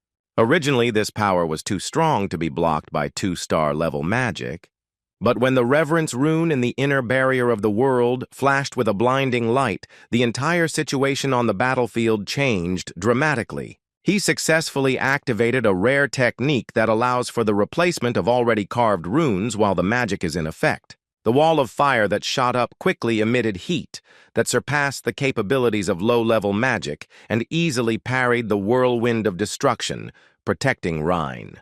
Milik and Libeni also did not believe their eyes, because history knew only 3 who were able to change the neglected runes: the witch Frida, her student Terena, and the Archmage Lina. The moment Rhine crossed his arms, a bright beam of fire burst out from the wandering rune, and the bodies of Libeni and Milik began to tremble involuntarily, feeling an extraordinary power. They had absolutely no idea how to get out of the situation now, because they were surrounded by threats from all sides, and there was no way out in sight. But despite all the chaos, they finally realized that the destructive 4-star magic that destroyed the Queen came from Rain himself, not from the scroll. It was impossible not to feel shocked when the sky was filled with the light of flying sparks, as if magic itself had gone out of control and was raging without limits. The ability to change already written runes was considered the highest skill, accessible only to the chosen few who possessed the ancient school of magical writing. Milik, realizing how out of control the situation was, cast a water elemental spell, trying to stop the flow of sparks that were threatening their lives. But it also couldn't help. He saw such cool magicians for the first time, so he decided to send a scout to report the information. Milik insisted that they urgently needed to escape, but Libeni was overcome with rage and the intention to bring the fight to the end, not listening to either common sense or her ally. Milik shouted that this magician was too tough for them and they needed to retreat. She lost her mind in a flood of emotions and continued to rush forward, obsessed with the thought of victory, as if not noticing the growing threat. Rain activated the evaporation and field runes, creating a magical fog that blocked perception and allowed him to hide in the chaos. As the steam quickly spread out in all directions, Rain extended his hand, and the light from the Reckoning rune enveloped the field, causing the air to tremble with the density of magic. He used the 6 principles of formation to combine the base symbols and create new suppression and swelling runes, completely changing the structure of the spell. Among the thousands of formulas inscribed in the calculation rune, Rain instantly found the ones he needed, solving complex calculations as if his consciousness had merged with the mathematics of magic. The formula he used was an improper integral that calculated coordinates to within the smallest deviations within the region. The mages watching what was happening froze in stupefaction, not understanding where Rain got such runes from and why they began to act with such force.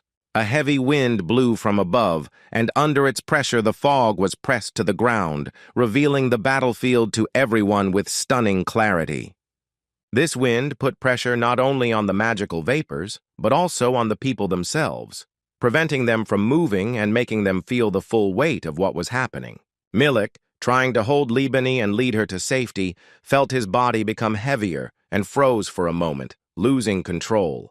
And Libeni stuck her head into the ground and realized that she had lost the campaign. Once Turena, the creator of Libeni, said that without the ability to transform runes, there can be no talk of true success in the art of magic. Once it became clear that Libeni was incapable of such a transformation, she, who had been considered ideal, was immediately recognized as a failed creation. The girl, driven to despair, decided to resort to the last resort and without hesitation sacrificed her own hands to strengthen the flow of black magic. Her mutilated hands were filled with 2 rotating magic circles, from which intense energy emanated, ready to burst out and crush everything around. At that moment, Rain activated Bear Curious, releasing an elusive wave of influence that penetrated the very core of consciousness and destroyed the illusion of control. Libeni, as if colliding with an invisible wall, fell sharply to the ground in front of her, losing the ability to stay on her feet under the pressure of force. Rain pointed his finger at them, and in that instant, fiery vines erupted around their bodies, engulfing their limbs and giving them no chance to move. In the midst of the magical chaos, there was suddenly silence, broken only by the heavy breathing of Rain, who dropped to one knee and barely suppressed a cough. He let out a breath, realizing how close he was to the limit of his capabilities and that all his magical power had been used up to the last drop. Rem rushed forward to support the staggering Rain, looking worriedly at the one who had just accomplished the impossible. Rain warned his opponents that any movement would cause the flames to activate, and he raised his head heavily, trying to hide his weakness. And Rem and Bart, looking at Rain, smiled and joked that they told him not to overdo it. This fight became a test of endurance, in which Rain had to use force beyond his physical and magical limits. If everything had not ended at this very moment, the consequences could have been much more dire. Milik, feeling weakness in his body, clenched his teeth and looked at Rain with amazement, as if for the first time she saw something incomprehensible in him. He wanted to know who he really was and why his power resembled something ancient, forgotten, and frightening. Rain asked them the same question, and in response, Libeni first laughed, and then her face distorted with internal struggle and anger. When she laughed, the fiery vines pressed her tighter, and she told him not to be arrogant, because he had only changed the runes, and she considered herself the real one. She convinced herself that she was real, created with Lin's soul, and trained in magic like no one else, believing in her superiority. When the meaning of her words reached Rain, he involuntarily widened his eyes, trying to comprehend that someone was going to use the body as a vessel for his essence. He wanted to know who could dare to do this. But before he could ask, the strange rune in Libeni's body began to spew black smoke. She kept talking about her future strength and promised herself that next time she would definitely achieve victory, no matter what. Libeni made no attempt to attack, but merely raised her gaze to the sky and cried out to her mother in prayer, hoping for forgiveness. The smoke that engulfed her body began to destroy her flesh, distorting her shape and filling the air with the foul scent of decay. Those around her stood frozen in shock as they watched her body disintegrate on its own, as if dissolving into an unknown force. Milik realized that his actions were driven by his mother's will, which did not allow exceptions, and erased those who violated the established order. After certain conditions were activated, black magic was triggered, consuming them both in an irreversible ritual, and all that remained of Lebeni's body was a flaming skeleton, which slowly crumbled into sparks, leaving behind a trail of extinguished magic. Without even waiting for the final blow, the fiery prison activated on its own and engulfed Milik, whose gaze remained calm. Rem watched the spectacle with disgust, biting his lip and trying to hide his concern for Rain, whose condition was alarming. Bart came closer and asked how Rain was feeling, but he didn't react, just silently stared at the charred remains. Rain repeated to himself what he had heard earlier, wondering what those who were able to create vessels for other people's souls were planning. Rain's consciousness was overloaded, because this was not the first time he had encountered black magic, which was capable of changing the very essence of a person. And he could not understand what the black magicians were planning. He staggered, lost his balance, and collapsed, completely exhausted. Rem covered him with his cloak, feeling the heat coming from his body, as if something unquenchable and alive was still burning within him. He noted that Rain, as always, gave it his all and despite his fatigue continued to radiate an inner fire. Bart pondered the mysterious inner world barrier, which few knew about and which only added to the mystery of the Rhine. Rem shrugged, admitting that he had wondered, not for the first time, what kind of person Rain really was. The underground wind blew over them, reminding them of what had happened and keeping within itself the warm trace of the battle that had just ended. Bart quietly said that whoever Rain was, he was still their comrade, and walked forward, carrying him on his back. Rem grinned as he caught up with him, and as if in answer to his own doubts, admitted that he had never thought otherwise. The anthill incident ended with the late intervention of the Golden Children and the Magic Special Forces, who arrived on orders from the Department of Magic. The 5 thieves' guilds that had secretly ruled the empire for many years suffered a crushing defeat and quickly scattered across the regions, and the number of victims exceeded 2,000 people, and this became the largest disaster in the history of the criminal community of the empire. The head of Leda Cable was handed over to the imperial court by the Golden Children, who accused him of ignoring a shadow trade on such a scale. There were rumors that everything that was happening was carefully planned by the imperial court itself in order to get rid of the guilds immediately. Suspicions only grew stronger after the unknown person who carried out the massacre disappeared without leaving a trace behind, especially since only participants in the black market and criminal organizations were destroyed without affecting outsiders in any way. Amidst this horror, a man walked calmly, biting into an apple and curiously examining the unattended shops. He noticed that most of the things had disappeared and came to the conclusion that something important had already been taken with them. A woman named Tyrande approached him, her face haggard and her eyes bloodshot, yawning and clearly not having slept well after the night's work. Doran reminded her that an investigation was based not only on evidence, but also on an understanding of the reasons and logic behind what happened. He wondered why the crows had arrived before them and caused destruction instead of simply taking the item and leaving. Maybe they wanted to attract attention, but why would they when they could have done it quietly and without making any noise? He concluded that despite the destruction of the anthill, the Holy See would completely cleanse it without a trace, but the woman doubted this, because the sea clearly knew about the existence of the black market but did not intervene for years. Doran took the larva from the pool of blood, placed it on the counter and covered it with a transparent frame, as if conducting an experiment. He explained that the larva may die in the trap, but if left undisturbed, it may evolve and become a threat. Comparing the larva to human society, he noted that the world is maintained in such a way as not to fall apart, but also not to develop.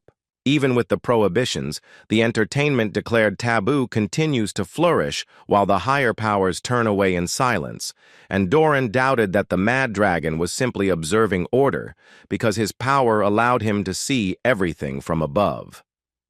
The woman, hearing this, scratched the back of her head, realizing the analogy with an anthill which, even if destroyed, will definitely appear again.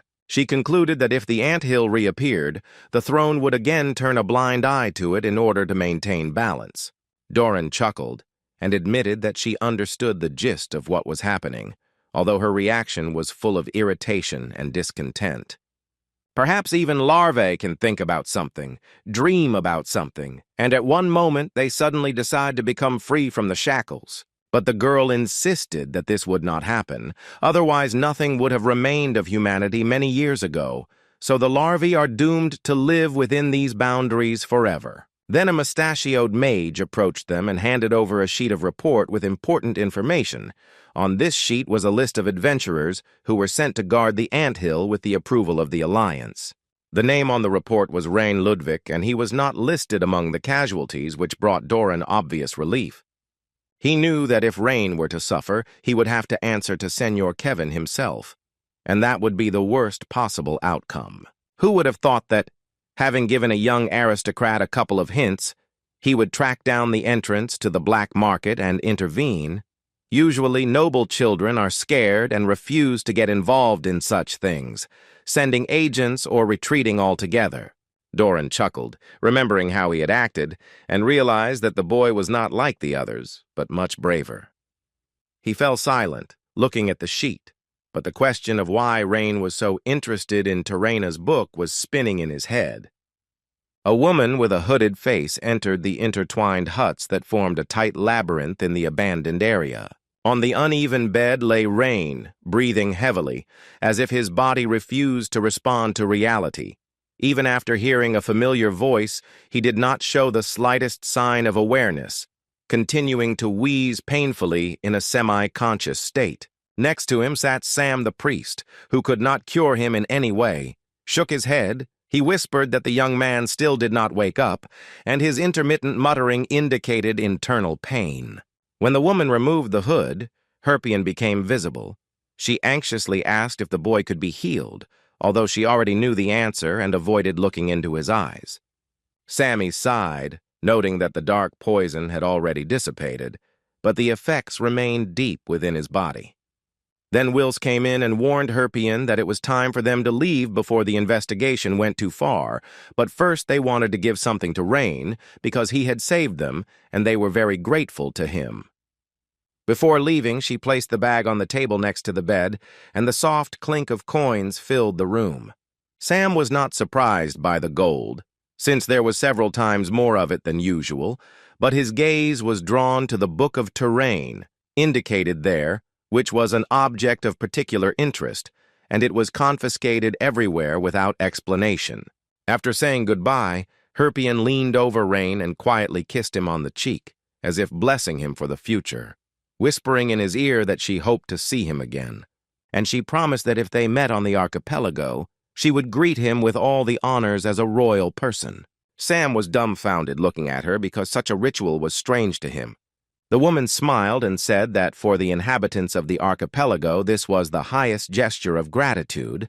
When they want to express their highest recognition, they kiss on the cheek, something like a greeting or farewell. The ancient temple of the Black Church had an ominous aura that swirled in the air like thick myrrh incense, and the refracted light created the illusion of distorted space. As the crow made of magic flew in, the energy currents on the throne platform began to stir, and the vague outlines of several figures appeared. One of the servants standing at the foot of the throne conveyed information that caused the magical shadows to stir and begin to whisper. According to the report, the third and sixth top seats were now empty, as their owners had been defeated. Terrena, whom they called Mother, could not believe that someone could defeat Libeni. Some doubted that Milik had fallen, for he was cold-blooded and reasonable, and could not be defeated without reason. Number 2 was expressing extreme anger. Number 5 was clarifying the facts, and Number 1 remained silent, sitting with his eyes closed. And another one said that there is nothing surprising about this. It would have happened anyway someday. One of the magicians reported that before disappearing, Milek managed to send a magic crow with a short message. This message contained words about rain, dangerous magic, which confirmed the seriousness of what happened. He insisted that he needed to be removed immediately. The phrase about rain caused speculation, because if Milek concluded that he was dangerous, then it seems that this is indeed the case. Number 5, who was in the Alliance branch, was simultaneously using telekinesis to look through hundreds of documents at the scene. He found out that out of the 13 registered mages named Rain, only 4 were alive. Then they thought that perhaps Rhine is not a name, but some kind of code? He then noticed that only one of them, Rhine Ludwig, could match the dangerous level, as he had reached bronze rank in less than a month. Some figures laughed, considering this an exaggeration, considering it another piece of trash among the general pile. They thought it was a joke, because how could Libeni die with such an enemy? Number 5 said that she only voiced the facts that she looked at in the documents, so she asked not to escalate the situation. One of them asked if Rain was the same genius from the aristocratic family. They confirmed, calling him a young talent, because he received the highest rating among the current golden generation of Delayton. Another denied it because at that age, hiding one's powers was nonsense, insisting that they were not in a fairy tale. There was some arguing among them. Some did not believe that Libeni could suffer because of such a brat, despite how talented he was. And the latter believed that given Libenia's character, the possibility of death due to carelessness could not be ruled out, since she too often stuck her nose where it wasn't needed. And one of them said, "What goes around comes around," a kind of heavenly punishment. And these words angered the other black magicians. The girl immediately separated them and asked why complicate things when they could simply catch and destroy everyone. But number 5, she said that it wouldn't work with Rain, because he was the descendant of a great magical family, and was in Delayton, where it was difficult for them to get to. But one of them said that there was no need to go to school, because number 1 was already listed in Delayton, which made the task easier. So they warned number 1 that Rain was probably very strong, according to Milek, but he was still no match for number 1, so they ordered him to make it look like an accident and destroy him. Then number 1 came to Terena. She ordered him to get rid of everything that would be an obstacle to him. Number 1, who was called Wallen, said that he would immediately deal with Rain as soon as he was sure that he was acting in Leda Cable. After the signal given by the woman, who blew out a cloud of smoke from her pipe, the figures in the hall disappeared one after another. Left alone, she reminded herself out loud that Libeni was her creation, born through transmutation. She was a precious child, raised by Terena from infancy. Despite years of mentoring and teaching, she felt no emotion at her departure, perhaps because she never gave her warmth, or because she gave up tears 3 centuries ago. She remembered the moment when Lin gave her a bamboo hat and asked her not to worry, because he would definitely return and continue to teach her magic. But after those promises, nothing happened. 300 years passed, but the hat he had given her then remained with her as the only symbol of the past. When several years had passed since Lin had been placed in the icy sleep, Terena was sorting through books. She hoped that she could get him back, and she thought that the fact that her master still hadn't opened his eyes meant nothing. Every day of her life was spent remembering him, and if he still hadn't woken up, then something in the foundation of the magic was broken. She came every day to their statue of heroes and said that she would definitely save them. 200 years after Rain was placed in icy sleep, her attempts were still ongoing. Finally, after studying witchcraft and the structure of the elemental structure for 200 years, she discovered a fundamental flaw in the main system of transformation. For the first time in all that time, she allowed herself to smile and believed that she could revive her master Lin. She immediately ran to the dragon's lair to discuss her plan. But her work, which she had invested centuries into, was rejected by the dragon race and immediately condemned by the head of the Holy See. The mad dragon Haradaraman believed that it was possible to influence the body, but was unable to overcome the barrier separating the soul from life. However, she believed that if the soul was still rushing about in the cold, it could be returned, and only for this was it worth risking everything. She put the pipe that had once belonged to her mentor, Frida, into her mouth and inhaled deeply the bitter, acrid smoke. After which her palm gently slid along the edge of the bamboo hat that held the warmth of the disappeared man. She looked up at the cracked ceiling where the stars were hiding and exhaled slowly towards the night sky. She repeated to herself that there was very little left, that the path was almost completed, and the day of the meeting was already near. A soft, warm breeze blew gently across the field, and Rain opened his eyes as the carriage rocked slowly as it moved, and as he sat there looking around at the world, the creaking of the carriage and the pleasant wind reminded him of something long forgotten. Sammy was sitting on the box, holding the reins with a smile, and his voice sounded unexpectedly lively and calm. Through the clanking of black iron, Rain heard Rem sitting next to him with Bart, who was discussing his upcoming visit to the city. Talk of the road, stability and strict control reminded Rain of fragments of the past. While a sharp pain pierced his head, memories emerged one after another, and he realized that what seemed like a dream was actually reality. Rem told Rain that he must have extensive connections, since there could have been problems at the Leda Cable checkpoint because of Terena's book, but people from the special department escorted them. When Rem said that the man had a squint and an unpleasant smile, Rain immediately realized that it was Doran Slide. When Doran helped, he said that this was a manifestation of love from their future boss towards them, and then asked his people to let them go under his responsibility. Hearing that they were simply allowed to leave the city made him think about the people who had interfered with his fate. He realized that he was indebted not only to Doran, but also to everyone who went with him, despite the danger and fear. And Rain thanked his comrades because he could not have survived without them. The guys exchanged glances and couldn't believe it, because sincerity was rare for Rain, and they weren't used to hearing such words from him. Bart and Sammy smiled softly, as if they understood his silent appreciation and accepted it warmly. But Rem broke the silence, theatrically playing along and forcing Rain into a noisy scuffle with him. Sammy laughed and Bart tried to stop them, but there was warm goodwill in his voice. Late in the evening, they arrived at the western gate of the city and managed to enter before the gates closed. If they had been late, they would have had to spend the night on the street, which would have been extremely unpleasant. As he hopped off the cart and stretched, Bart came closer and spoke heavily of the breakup. Rain tried to brush off the seriousness of the moment, but there was an unfamiliar anxiety in the air. They said they had followed Rhine all the way to Lacatable just to say goodbye, and if nothing had happened, the conversation would have taken place there. Rain didn't understand at first, because they seemed to have said goodbye after the mission with the rat spider, but they said that the situation was a little different, and they wouldn't be able to see each other for a while. When the phrase about the summons from Trident Point was heard, Rain felt his chest tighten. He immediately understood what it was about, because a summons for an adventurer meant a special level task. The guys must go to the sacred land of adventurers, where only true masters can operate. But there is a very dangerous territory there, adjacent to the crazy land of Harbadonia, and only adventurers with a silver rank and above could work there.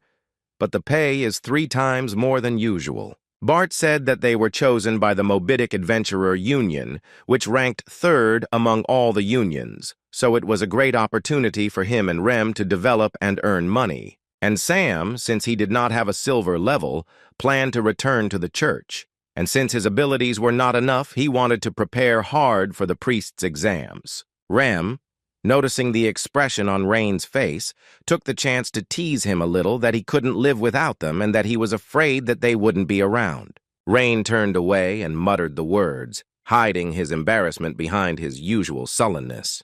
He wanted to tell them to stay, but he couldn't stop them for his own selfishness. He understood that this was a chance that everyone dreams of, so he just needed to congratulate them. Bart suddenly knelt down and placed his hand on Rain's head with unexpected gentleness. In this rough but warm gesture of a warrior's farewell, there was all the restrained affection.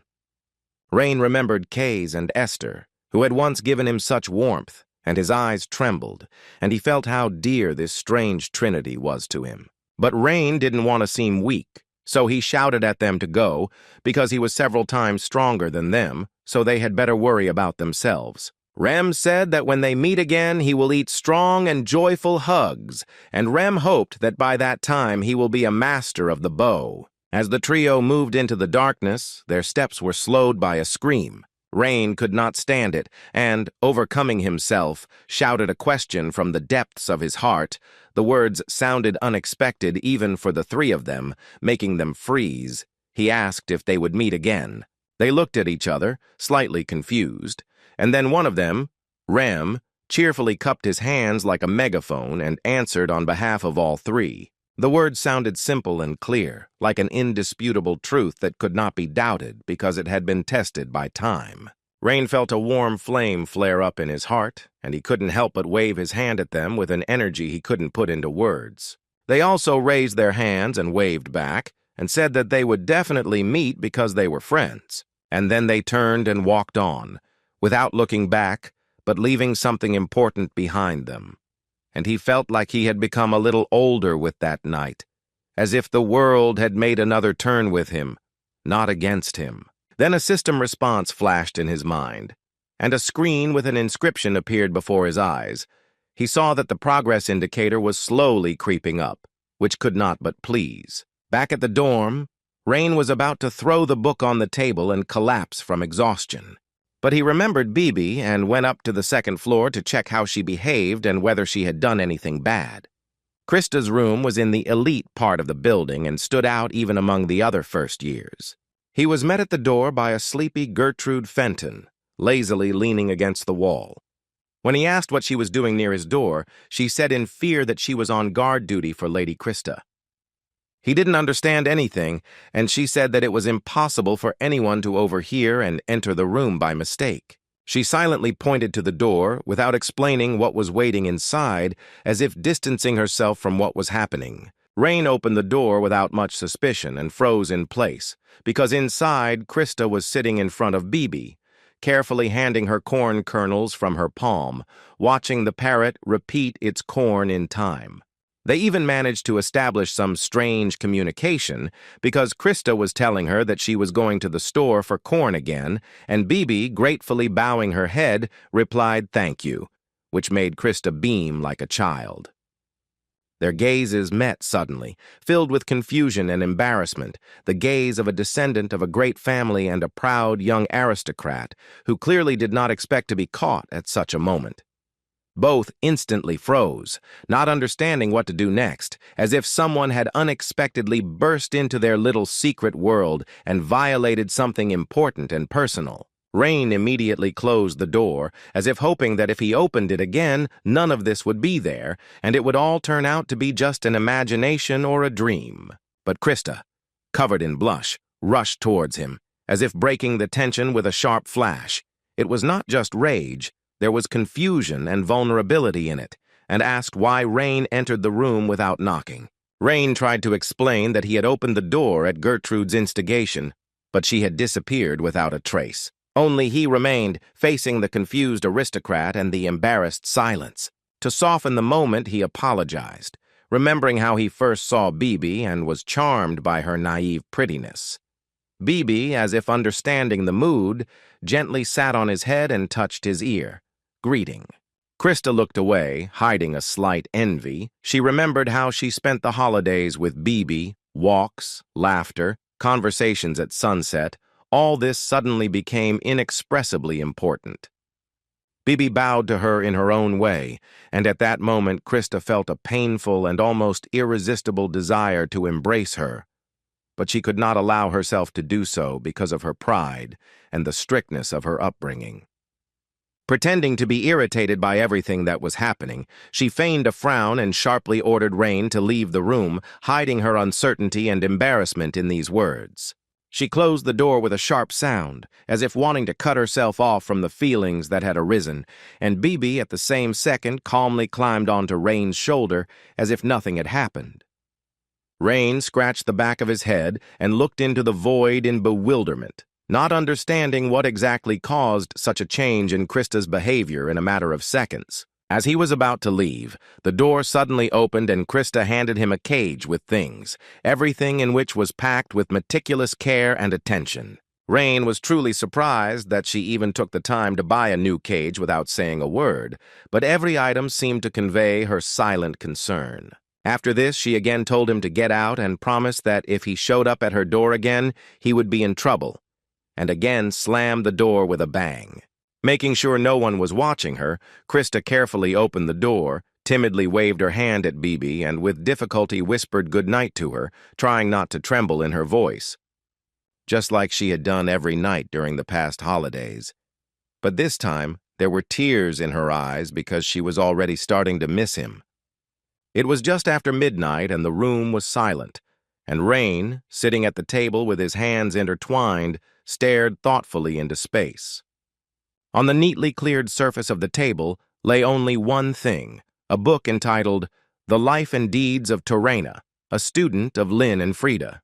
For some reason, he lacked the determination to open it, as if the pages did not contain knowledge, but something he was not ready for. And Rain decided to ask Bibi if he remembered Torena. The bird answered without hesitation, with a joyful gleam in her eyes, calling Torena her friend and Lina. But when Rain asked how she felt after his disappearance, Bibi suddenly turned away and fell silent. The parrot's silence seemed too strange, as if he was deliberately avoiding an answer, as if he was hiding something important. When Rain carefully repeated the question, he noticed that his friend no longer expressed joy, but only looked away. Bibi didn't say a word, as if he hadn't heard, but from the expression in his eyes, one could tell that a storm was raging in his soul. Rain felt uneasy. He felt that there was something significant, perhaps even very personal, hidden behind this silence. But gathering his courage and taking a deep breath, Rain opened the book, and first he saw the title, Childhood. After the end of the war, the priestess of the fire dragon, Frida, decided to take Torena as a student, and so began full-scale shaman lessons. At 13 years old, Torena became the youngest shaman, and even after she officially received the status of a priestess, she never forgot to empty the ashtray, as Frida asked her to do. And at the age of 29, Torena became the first person in the history of the continent who simultaneously studied both magic and witchcraft, and from that time on, Torena began to help the poor free of charge, traveling around the world. Torena, who had returned after a 7-year journey, was named Frida's successor, and after the Republican House unanimously elected her as a priestess, she became known as the Shaman of Tobacco Ash. After that, Torena tamed the dragon and led all of humanity, and for more than 80 years she carried out her activities. But after that, the highly respected Ash Shaman laid down her obligations and withdrew from society. Rain muttered in confusion, trying to understand why a book that had nothing sinister in it had been banned for no apparent reason. On the next page, his gaze fell upon a portrait of Torena looking majestic, and he couldn't help but smile as he took in her striking beauty. Under the portrait, it was stated that she always carried with her the bamboo hat left by Lin and the pipe given to Frida. Rain called Bibi over and asked with irony in his voice if Torena really valued this old and battered hat. Bibi, who had been sitting quietly until then, immediately became animated, began to spin around the room and flap her wings joyfully. She confirmed that Torena never allowed others to touch the hat because it was especially dear to her. For Rain, it was also a valuable gift, because the headmistress gave him the hat when he left the tower to protect him from the southern sun. He smiled with a hint of pride. Torena became the youngest shaman in history. She held this title longer than anyone else, and there were many interesting entries in the book. Possessing such a level as hers, she could quite possibly achieve the magic of immortality. The forces created by Torena were primarily an ice vortex bridge and a combination of light, flame, and cold. These were the powers that, through the restoration spell and strengthening magic, enhanced the restorative powers of the frozen body. Rain was surprised to learn that many of the techniques resembled his own Great Return of the Small Sun, a magic he had only used once, at great risk, to save his life and enter this world. Now he realized that Torena was not just inspired, but almost obsessed with this complex and unstable technique. Despite the fact that the world lived in peace, she was researching magic that could only be useful in the most difficult times. He couldn't say exactly why she did it, but he felt that there was something more behind it than just interest. Rain closed the book and sighed, experiencing mixed feelings, admiration, sadness, and a slight pride for his student. He wanted to believe that Terena had lived this life with dignity, and he was proud that he had once played a role in it. In his memory, Terena emerged, the same girl who always clung to him and called him master, knowing no bounds in her devotion. He was upset that he could not return to them all, as he promised. He whispered words of praise softly, as if hoping the wind would carry them where she could hear them, and fell asleep right there at the table. One weekend morning, bathed in bright sunlight, Rain grabbed Terena's book, carefully wrapped it in cloth, and set out on his way, feeling a slight anxiety in his heart. Rain knew he had to deliver the book to Karen no matter what, and he knew the librarian would have to not only register the book, but also falsify documents and put an official stamp on it, which was risky in itself. Running out of the main gate of the dormitory with a hurried step, Rain suddenly collided with a person who appeared out of thin air and dropped the book in confusion. Due to accumulated fatigue and the effects of poisoning, he was unable to stay on his feet and fell heavily, feeling dizzy from the blow. A man bowed before him with an outstretched hand, and Rain, without thinking, accepted the help, but looking up, froze in a daze. Before him stood the student council president, Valencidis, a man with a cold gaze and an impeccable reputation that inspired respect and anxiety. Valencidis picked up the book, carefully brushed the dust off it, and looked at the cover without showing any emotion, but Rain felt sweat sliding down his palms. The cover had a title related to the witch Terena, and at that moment Rain's inner voice screamed, sensing trouble. He tried to understand whether Valencidis was following him because he was also a black magician, and the thought of a possible trap did not give him any rest. Doubts plagued his mind, as Valencidis could be connected to his former enemies, but he had no proof of this. Rain tried to remain calm, knowing that any sign of fear could give him away. There was irony in Valencidis' voice and a strange light in his gaze, as if he saw something more in Rain than an ordinary student, and he asked Rain if he had already read the Kinga. Rain understood that any word could be perceived as a confession, so he answered with cold confidence, carefully choosing his intonation, because in front of him stood a man who was capable of crossing out someone's life and destiny in a matter of seconds. So he replied that even if he had read it, he was not going to become like her. Valencidis asked Rain if he really didn't know that all books related to Terena were banned. And when Rain confirmed that he took it from the library, he said that it was a big problem, because the Children of Gold had come to the central library to check. The situation was becoming hopeless, because on one side there was a warlock, and on the other side there were inquisitors, thirsty for accusations and executions. And when Valencidis was about to leave, he turned around, but Rain suddenly asked what would happen if he didn't return the book. Valencia said he was going to help him through the back door of the library, and when he was refused, he said it casually without looking back. Rain immediately grabbed his sleeve, realizing that missing such an opportunity would mean signing his own death warrant in this game of shadows. Rain spoke in a flattering tone, trying to sound naive and friendly, as if this was all a joke and he just wanted to talk. Inside, his mind was working at full speed, calculating Valencidis' possible motives and every possible outcome if things failed. He knew that in this invisible war one could not show weakness, especially in front of someone who might be connected to Libani and knew more than he was saying. They walked through a campus filled with the animated voices of students who stopped every now and then to say hello to Valencidis. Some asked him for advice on mathematics, others complained about the lack of funding for clubs, but he listened to everyone calmly and honestly. Rain watched this with bewilderment, unable to understand how a man who could be so open and attentive could hide danger. As they turned toward the garden that led to the back door of the library, the atmosphere changed, as if the world had become quieter and more wary. In a secluded place, Valencidis suddenly asked the question whether he looked like a good person because he did good deeds. Rain shook his head, and Valencidis commented with a grin that appearance, behavior, and words could easily mask true intentions. Rain wondered if he was hinting at someone specific, like Terena, but decided not to pursue the topic out loud.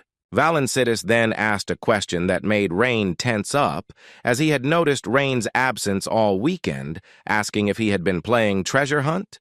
The guy began to think that Valencidis seemed to have understood everything, most likely because of the smell of sewage that came from the book. The situation became extremely tense. Rain was silent and did not know what to answer, and then Valencidis decided to turn to him. Rain realized that he had exposed himself, and immediately the magic triangle in his hand activated. Rain was ready to attack, but something distracted him. At that moment, from the depths of the garden came a dispute, the voice of which Rain recognized unmistakably. It was his aunt, Professor Aylin Ludwig. He rushed forward and saw Aylin arguing with two inquisitors at the back door of the library, holding a confiscation order. The Children of Gold accused her of stealing the book, but Aylin denied it, proving that she did not take it. But they insisted that her first and last name were listed on the library card, and she continued to insist that someone had made a mistake and that this couldn't be true. Rain ran to Aylin. She didn't expect to see him there at all. Seeing her nephew, Aylin quickly assessed the situation and, without losing her composure, theatrically accused Rain of being slow and inefficient. She pretended that Rain took the book and forgot to give it back, as always, because she knew what would happen if they found out that he stole it. Aylin took the book from him, which left Rain completely confused, and the inquisitors looked at each other, not knowing how to react, and she came up with the idea that she took the book for herself and asked her nephew to take it to the library. But he forgot. Then she turned to the Children of Gold and said that she really did take the book, but she thought that her nephew had already given it back a long time ago, so she denied it. And pretending to be completely stupid, Aylin gave the book back and asked why this book was banned.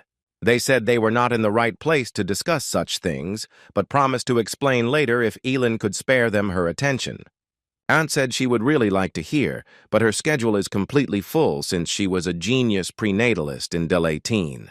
Rain realized that his aunt was deliberately taking the blame to protect him from suspicion, and he felt a mixture of gratitude and alarm. Then she turned to her nephew and told him to go to school and not waste time. She would figure it out herself. As Rain walked away, Aylin wondered why he needed that forbidden book. Now, because of him, she had to cover for him, something she hated to do because she was fair, but she understood what punishment could await him. Karen, who was absolutely exhausted after the interrogation, explained to him in detail the reason why she had written Rain's name on the library card. And when she remembered that first-year students in the first semester were not given books from the library, they changed the name to Aylin, so Karen was constantly apologizing. And Rain said that Professor Aylin, who was stopped by the Children of Gold, was awaiting interrogation, and he was embarrassed to realize that his aunt was drawn into the situation because of his delay. When Karen, noticing his anxiety, nevertheless asked where he got the book from and whether he had heard what happened in Ladadable, Rain shrugged evasively. He knew it was better not to tell that he had found the book in Leda Cable, so he decided to keep it a secret, and decided it was time to leave so as not to run into more questions. When he was about to leave, Karen suddenly bowed low and thanked him for his help. Rain was surprised because in his opinion he hadn't done anything special except that he had found himself in the wrong place at the right time. But for Karen, it meant much more. Rain waved off the words of gratitude, hiding his embarrassment, and holding back the warm feeling inside, he quickly left, trying not to give himself away. Rain's expressions were too frank. Valencidisi noticed this immediately, watching what was happening from the shadow of the garden. He came to the conclusion that Rain's talent as a magician was truly outstanding, but as a spy he looked extremely unconvincing. When the young man activated his magical power, responding to his subtle killing intent, Valencidisi finally confirmed that this was indeed a man who had dealt with the mages from Leda Cable. The smell of old sewage that clung to the binding of the book made it clear that this copy had come from a special place, known to few, from an ant's nest. Valencidisi sighed heavily, as if holding back irritation or despair, and a dark blue flame burst from his palm, instantly consuming the book he was holding. The leather binding had turned black and turned to ash, and with it the last traces of the title had disappeared. the apprentice of Lin and Frida, the life and deeds of Terena. He had quietly switched the book back when he had deliberately run into Rain at the main gate of the dormitory. The book that the Inquisitors seized contained the correct library seal and would not arouse suspicion. Valencidisi borrowed it from the central archive in advance so as not to leave any traces, so the case will be closed quickly. He watched dispassionately as the book's ashes scattered into the air, and without saying a word, he disappeared into the darkness as if he had never existed. Rain spent the weekend thinking, trying to come up with ways to survive, as someone who was once considered a potential threat was now an outright danger. Walking around Valencidisi was like walking on a fragile shell where any word could lead to disaster. Valencidisi's goal remained unknown, but its very nature was no longer of primary importance, because the most pressing problem had become the possibility of his own death. The only consolation in this situation was the increasing progress of the unique magic, which seemed to accelerate whenever he encountered a serious enemy. Dark spells had great potential, and Rain was becoming increasingly convinced that this was the path that could unlock his power. He could not forget the words of Libeni, who was so similar to Lin, especially her strange phrase about the vessel intended for him. However, it seemed premature to worry about this, since Lin's soul had long since settled in this body. A much more serious threat seemed to come from Valencidisi, whose motives remained shrouded in darkness. While he was thinking, the parrot Bibi, leaning over the corn kernels, repeated fragments of his thoughts, as if sharing his master's anxiety. Rain couldn't help but worry about Bibi, because despite his former strength, with age he became weaker, especially in front of serious opponents. He regretted that he dragged him into this journey, and from helplessness, he collapsed on the table, closed his eyes, and fell asleep. The next day, Rain, holding back his excitement, stood at the door of the office where the affairs of the most powerful man in the academy were conducted, and still did not fully believe that he was allowed to enter. His request for a consultation, which seemed too bold even by the standards of ambitious students, suddenly gained strength thanks to his name alone. Inside, surrounded by golden rays, Medelia Page sat like the embodiment of authority, radiating that serene power that needed no shouting. She met the young man calmly, without a mask of formality, but also without condescension, with a look that assessed the essence, not the form. The conversation began with formal phrases, as if it were a meeting of two equals, where everyone had something to lose. The majestic woman, relying on the stories of the professors, praised Rain and immediately got to the point, not allowing the conversation to deviate from the main thing. Rain didn't lie and retold everything as it was about the incident with the book. He said that he actually took the book, and when he was going to return it, the fighters against heresy came, and at that moment Aunt Elin was nearby, who decided to help him and fell into the hands of the Golden Children. Rain admitted that her arrest was entirely his fault and asked Medelia to somehow help his Aunt Elin. She looked at him as if she wanted to hear not the request of a student, but the intention of an adult. Not about what happened to his aunt, but about what he was going to do himself when fear and responsibility collided inside. She accused him of using his status to get the book, even though he knew perfectly well that first-year students could not borrow books from the library. But Melania could not turn a blind eye to such violations of school rules, because then there would be no order in the school. The silence in the room only increased the uneasy atmosphere, and the clock hands seemed to tick louder on purpose. Rain cautiously offered to make a deal, hoping that it would help find a way out and not cause further problems. He reminded her that he was the best first-year student and the future heir of the Ludwig family, so he would be able to provide whatever she asked for, even if it was something insignificant. Hearing the offer of a deal, she smiled faintly, finding it uncharacteristic for a simple student. And internally, she was surprised by his confidence, not being used to the fact that even adult magicians addressed her so easily. Most of the students were at a loss in front of her, even afraid of her gaze. But he calmly conducted the dialogue without losing his composure. She remembered calling him a useless youth during a conversation with his father, who had only chuckled at the time. The father lovingly said that his son was simply still young and inexperienced, and he just needed to wait a little while for the right time. With these thoughts, Medelia rested her chin on her hands and smiled quietly, as if she recognized that very tomorrow in Reina. She decided to listen to him further and find out what he was willing to offer to make the agreement mutually beneficial. Rain started to explain, but Medelia interrupted him, and suddenly her gaze became more serious.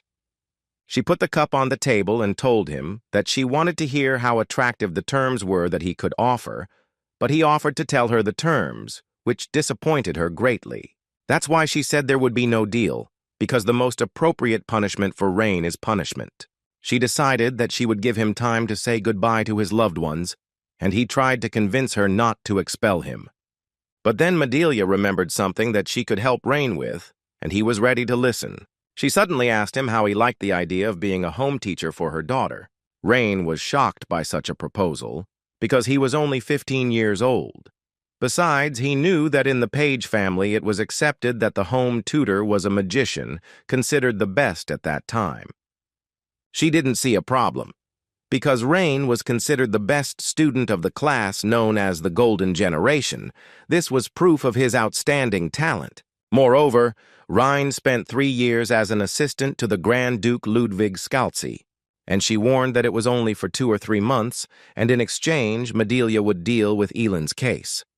Rain thought about it, trying to figure out how onerous such an agreement would be, and whether it would be worth it. He didn't hesitate for long, because the benefit was obvious and the problem could be solved with minimal losses.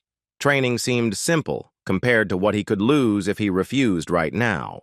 The guy nodded and agreed, since there was no other choice, and Medelia smiled in response, because that was exactly the answer she was expecting.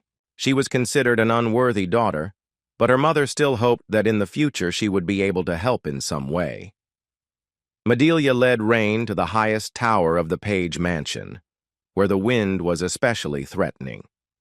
The height of the tower seemed strange, and Rain couldn't help but wonder if it was there to keep her from being free, like a dangerous beast, and he wanted to know what kind of person was hiding there if they were keeping her so high, in solitude and silence. Medelia just chuckled, dismissing his suggestion and explaining that it was not a conclusion, but her own choice.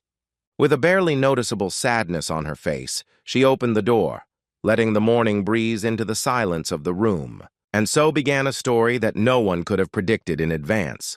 With a light creaking of doors and a rustle of air, the summer wind fluttering the curtains, bursting inside and filling the room with a feeling of freshness and something long forgotten. The room was littered with books, among which stood out a telescope standing by the window, like a guardian of solitude. Against the backdrop of this disorder, the figure of the girl, turning away from the book to the uninvited guests, seemed especially fragile. Medelia restrainedly introduced the guest, assuring that he would become a good mentor, capable of teaching a lot.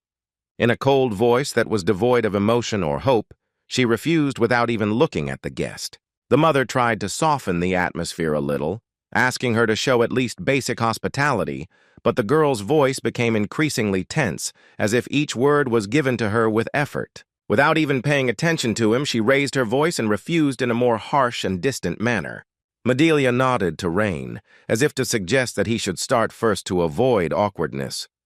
He remembered how politeness was the most important thing among aristocrats, especially when it came to first impressions, and having gathered himself, Rain introduced himself with restraint but respect, using all the formalities required for such occasions. The girl rejected the very possibility of communication, stubbornly repeating her refusal, not hiding her irritation. The mother tried to remind her of etiquette, but received in response a rude order to leave her chambers. As if something inside her had broken, she grabbed the nearest book and threw it with all her might to the side. Breaking into a scream, the girl furiously threw objects off the table, not controlling her actions. Books, inkwells, tablets, everything flew to the floor, turning the room into a field of internal riot. Words full of rage burst from her lips. She screamed as if trying to shut herself off from the whole world. The mother called out to her again, but in response she received only even more rude, pain-filled cries. Rain understood everything. She did not want to study. did not want help, and tried with all her might to close herself off from the world. Having almost decided to abandon the idea, he suddenly felt something strange. The girl bent down to pick up the book, but was unable to get up. Her body went limp, and she collapsed to the floor. Her skeletal legs, unable to support her, trembled with tension, as if they were about to disappear. Rain couldn't help but notice this, and carefully tried to clarify if everything was okay with her. She shyly, almost in panic, threw books in his direction, as if hiding something she didn't want to show. When she crossed to the other side of the room, she moved using only her arms, as if her legs were a burden to her. These movements were full of pain and effort. Each of her movements was reflected in her trembling eyelashes. Finally, asking almost with tears, she ordered to leave, and the guests could not stay longer. Rain and Medelia came back down and sat down at the table.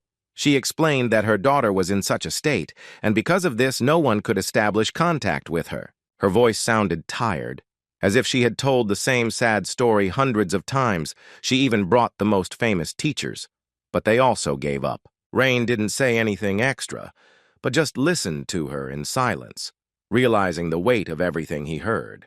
He still decided to clarify what was bothering him, or whether her problem really concerned her legs, and bitterness was reflected on Medelia's face, and she slowly nodded, confirming his guess.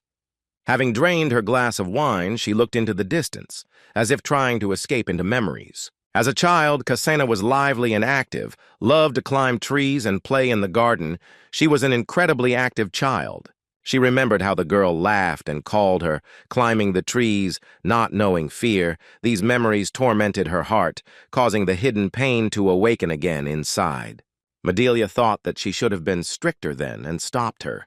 At that moment, a thin man with an anxious look and a reserved posture entered the hall. As soon as Rain recognized him, he immediately bowed, catching the familiar glint of the emblem on his clothes. On his robe glittered a blue dragon, a symbol of power and belonging to one of the rulers of the empire.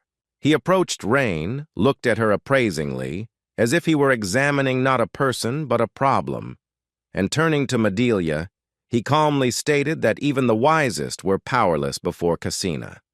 He made it clear that he had no hope for the new student, and that the child's involvement in the process could make things worse. Medelia immediately refuted his opinion, noting that Rain was not an ordinary child and could not be judged hastily.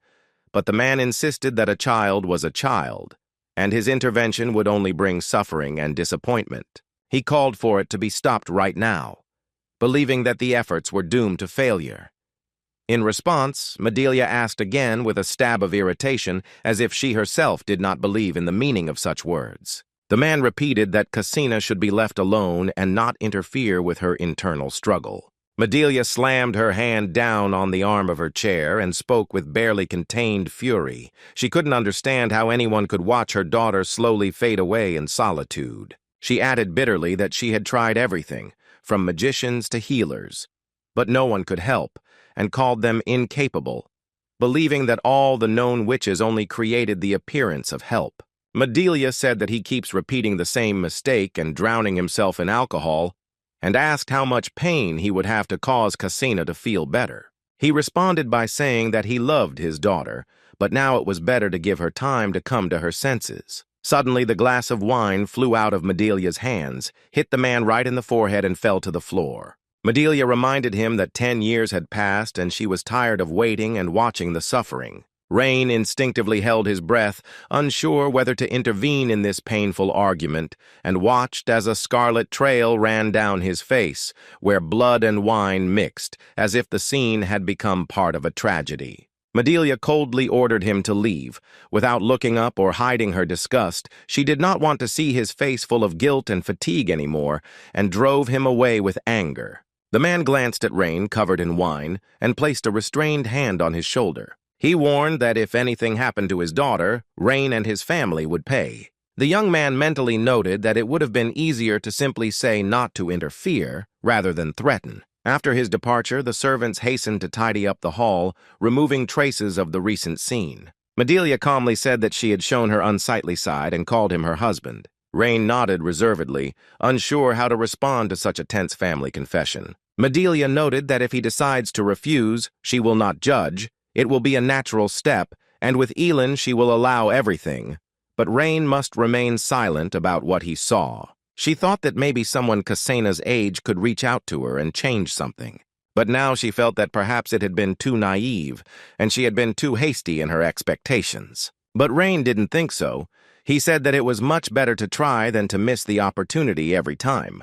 He then thanked Medelia for taking care of Aunt Elin's case, and since she had already agreed, Rain was not going to back down from his commitment, so he decided to help. Medelia was surprised because Rain saw the state Kasena was in, but that was exactly why he was ready to become her mentor, especially since her father did not tell her to leave, and this meant that both of them were not against his mentoring. He himself did not know why he said this, but something inside was troubling him and pushing him forward, and the image of Kasena and her gaze did not leave his thoughts and seemed to ask for something without words. And with cold calculation, he confirmed that he was ready to try and asked to entrust him with the task. Medelia's eyes, looking at the glass with despair, began to tremble, as if the wine reflected her inner storm. She believed that simply waiting for the child to cope on his own was not enough, because upbringing required participation. Medelia had said similar things to Kevin Ludwig before, when he also wanted to stay out of it. Brim intervened then, because since childhood she knew how to resolve conflicts without losing her kindness. She suggested arranging something like a test, where the first one to get out of the shell would help the other. As he approached the Page Mansion Tower once again, his thoughts were far from friendly. He didn't want to get closer. He didn't strive for warmth. And when he opened that door again, he was finally convinced of this. Everything in the room was the same as before, and only the girl's gaze at the book was different.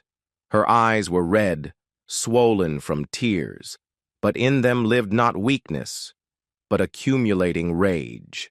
She did not hide her irritation at his presence, and turned away, as if not wanting to acknowledge his existence. The words he spoke did not matter, because her attitude was determined in advance. She wanted him to leave, as everyone who came to her on behalf of others left, and it seemed she knew in advance that no one would stay long. But the young man did not leave, and his silence cut through the silence like an invisible blade, from which one could not hide even behind sarcasm and threats. He replied that he was contractually obliged to be there, and although his voice was calm, there was an insistence in it that was impossible to ignore.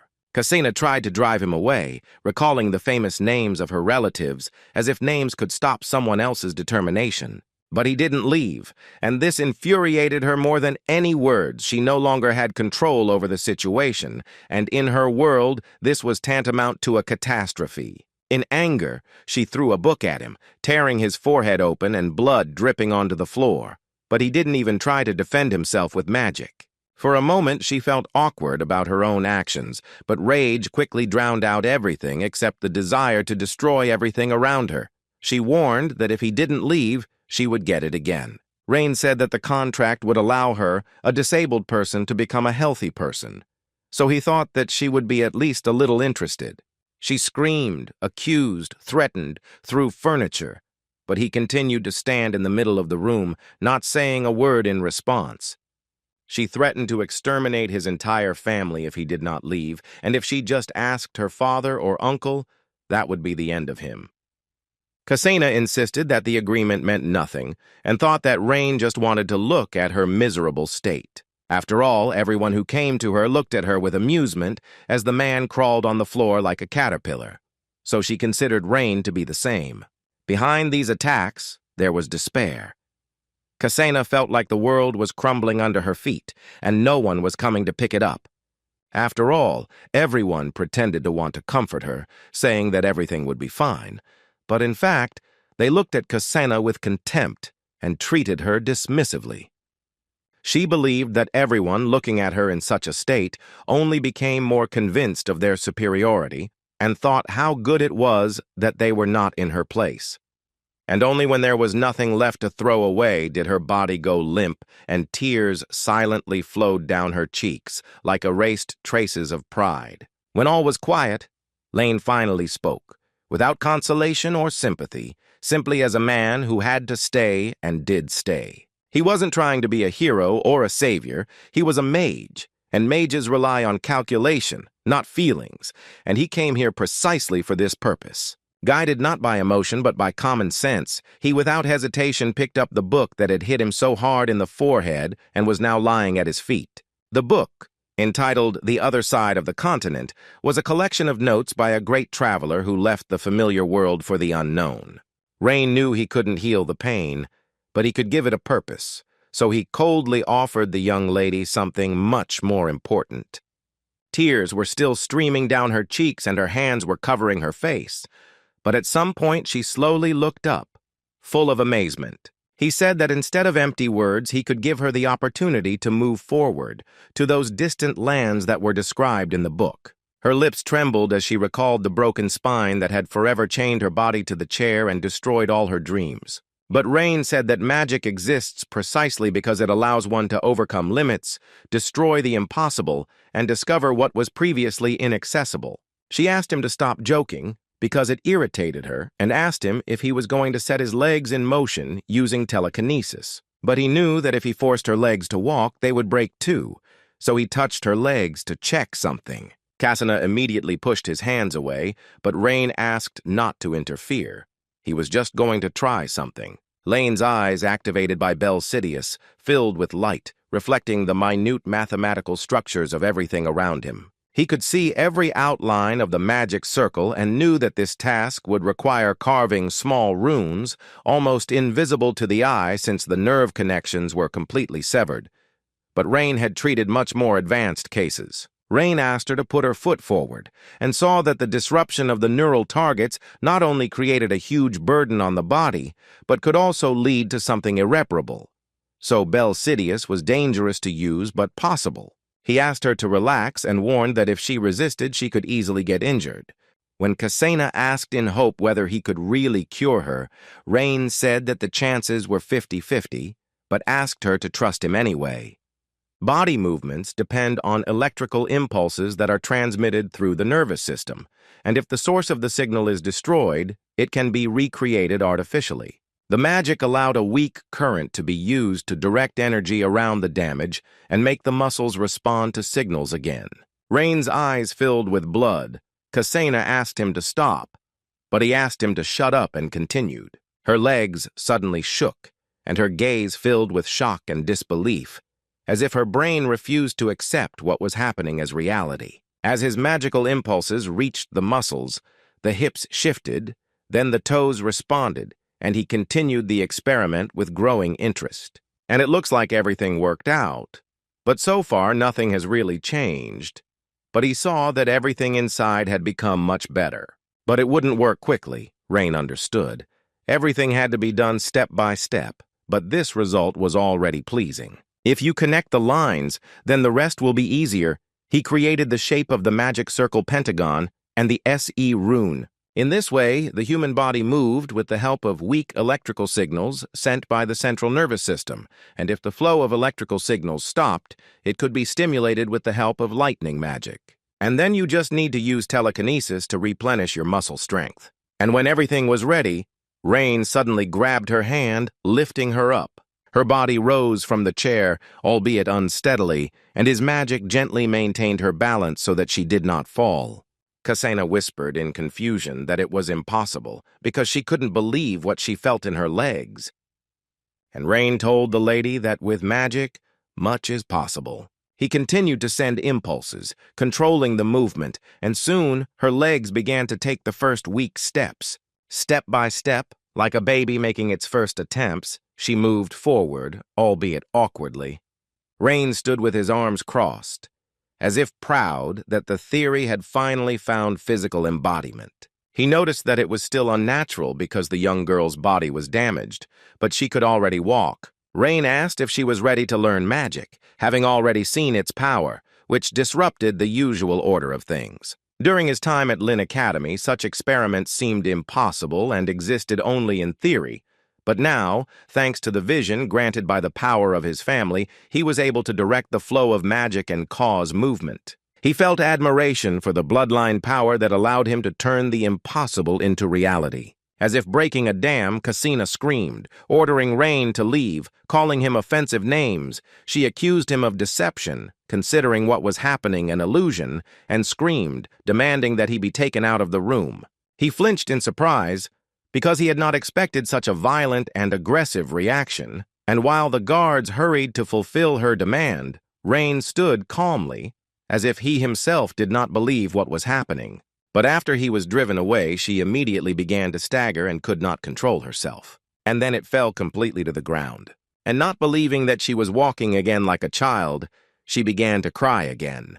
The next day, in the Mountain Dragon building, in the student council office, the sound of rustling papers could be heard. Since the holidays were just ending, there was still a lot of office work left to do.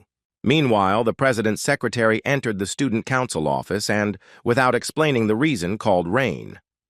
She didn't even bother to hint why he was needed. She simply led him down the corridor to the very office where Medelia was already waiting.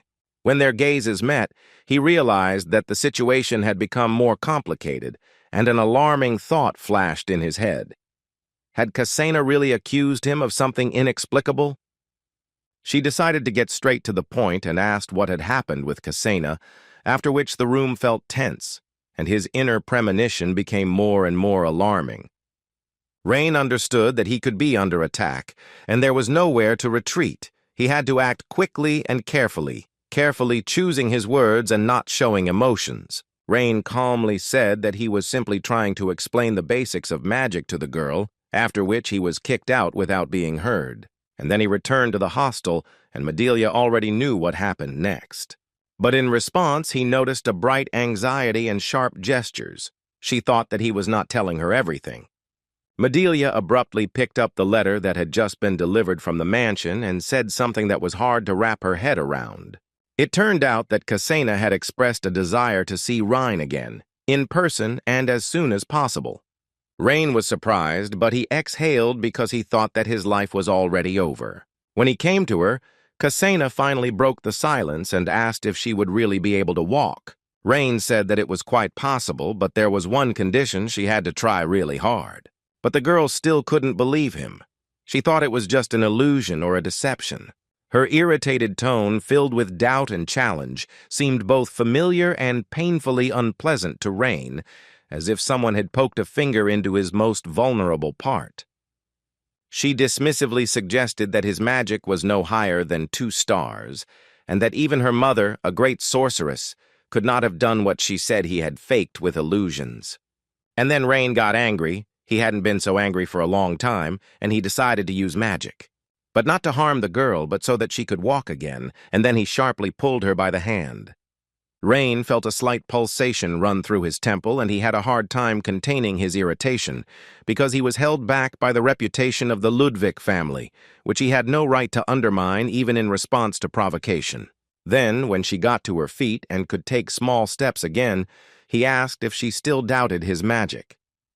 He tried to explain that every magician has his own specialization, but her skepticism only grew, especially when she called him a lousy magician, as if mocking all his achievements. He couldn't respond as he would have in the past, but instead decided to make a move that would have made anyone feel overwhelmed and suggested a walk around the city as a test.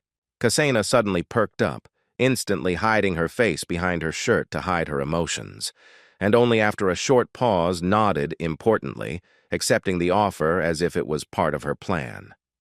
He was about to go to the director of the academy for permission, but she immediately objected, lowering her voice and looking down, as if she was overcome with fear of what might follow. Cassina explained that if her mother found out, she would immediately assign guards, and then the city would become a stage for her, where she was just a fragile girl at whom everyone would point fingers. Cassina wanted to see the city without prejudices and a protective wall, just as an ordinary girl, and not as the heir of one of the most powerful magical families. This confession touched Rain to the quick, because he himself had often felt such looks when he was just starting out as a hero and faced the contempt of the powers that be. But in that case, they couldn't go together unless they quietly ran away, but then Rain could be put in prison as a kidnapper. Everything was only getting more confusing, and Rain began to feel irritated when long-forgotten words, a voice, a Lin from the past, who once promised himself not to give up and bring magic to others, suddenly surfaced in his head. He sighed again, realizing that perhaps there was a way, albeit a difficult one, but a real one, that they could use. He said the windows in the young lady's room were large enough for 2 people to pass through at once if they were careful, although the high sills seemed designed with protection in mind, but still left room. Cassina immediately reported that there was a barrier on the window, installed by her mother, who had anticipated an escape attempt and blocked the exit. Rain confidently replied that it was no problem and summoned Bel Curious, activating the magic that shone in his blood-red eyes. The silvery white flower that appeared in his gaze effortlessly destroyed the magical barrier created on the window. When the darkness that had been holding Cassina back disappeared, she blinked in complete confusion, as if she couldn't believe that she had finally been released. However, Rain knew that Medelia had foreseen much, and as soon as the seal was broken, the mansion began to sound an alarm. The magical barrier began to emit light, warning everyone around it, and its pulsating glow engulfed the entire tower. He said briefly that there was no time, and without hesitation climbed onto the windowsill, ready to jump into the unknown. He was taking a risk, but he felt that this could be the key to Cassina's trust, because this time it was she who was in control of the situation. Cassina, without thinking, stepped towards him, and Rain lifted her up with telekinesis, holding her as if he had done this before. Before them lay the city, shining in gold and shadow, so beautiful that for a moment everything around seemed to stop. The city, whose name was kept in their hearts, opened up before them like a picture created by the hands of time and magic, and beckoned them forward, and Cassina trembled with emotion and joy, as if she did not believe that she was seeing it with her own eyes, and her voice pierced the evening silence. Rain looked at her and softly remarked that the scenery was indeed beautiful, as if it was the first time he had ever seen it up close. At that moment, the door behind them burst open with a bang, and the guards rushed in along with the knight who was accompanying them. One of the guards screamed, looking at Rain with shock and alarm, because what he saw defied explanation. Before his eyes stood a young lady, leaning on her own feet, with an expression of happiness that he had never seen before. And as if wanting to cement this moment in their memories, Cassina smiled radiantly, like a child who had discovered a new world. She loudly announced that she was going for a walk and added that it was all a secret, especially from her mother, even though it had become impossible to hide. Those around her stared at her with complete incomprehension, and the chief of the guard cried out, overcome with confusion. Rain couldn't believe that she was standing there and then moving forward, as if what was happening was beyond reason.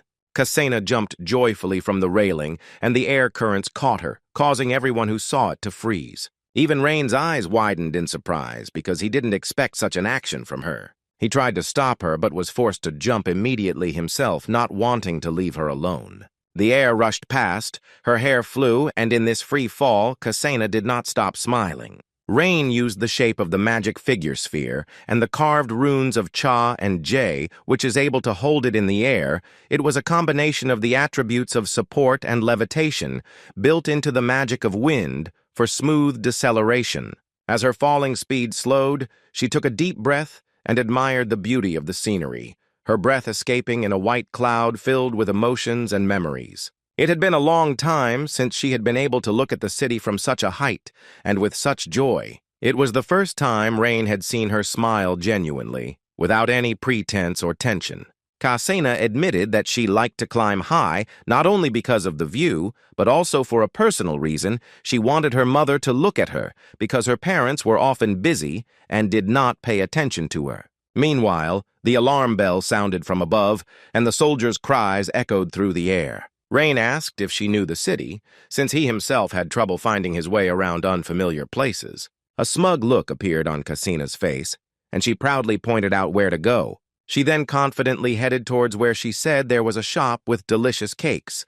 Rain nodded, continuing to control the direction of the fall with magic to land softly. The people below began to talk among themselves when they saw them, and there was a slight excitement and surprise all around. Cassina, excited by what was happening, hit Rain on the arm and warned him of her intention. She wanted to run immediately after landing, simply because she was full of joy. Although it was a new experience for Rain to control her nervous system with magic, he didn't stop her and allowed her to move forward. He felt that he was unable to refuse this bright and lively smile, which awakened in him something human and stubbornly forgotten. When they touched the ground, Cassina rushed forward barefoot, and her hair flew behind her.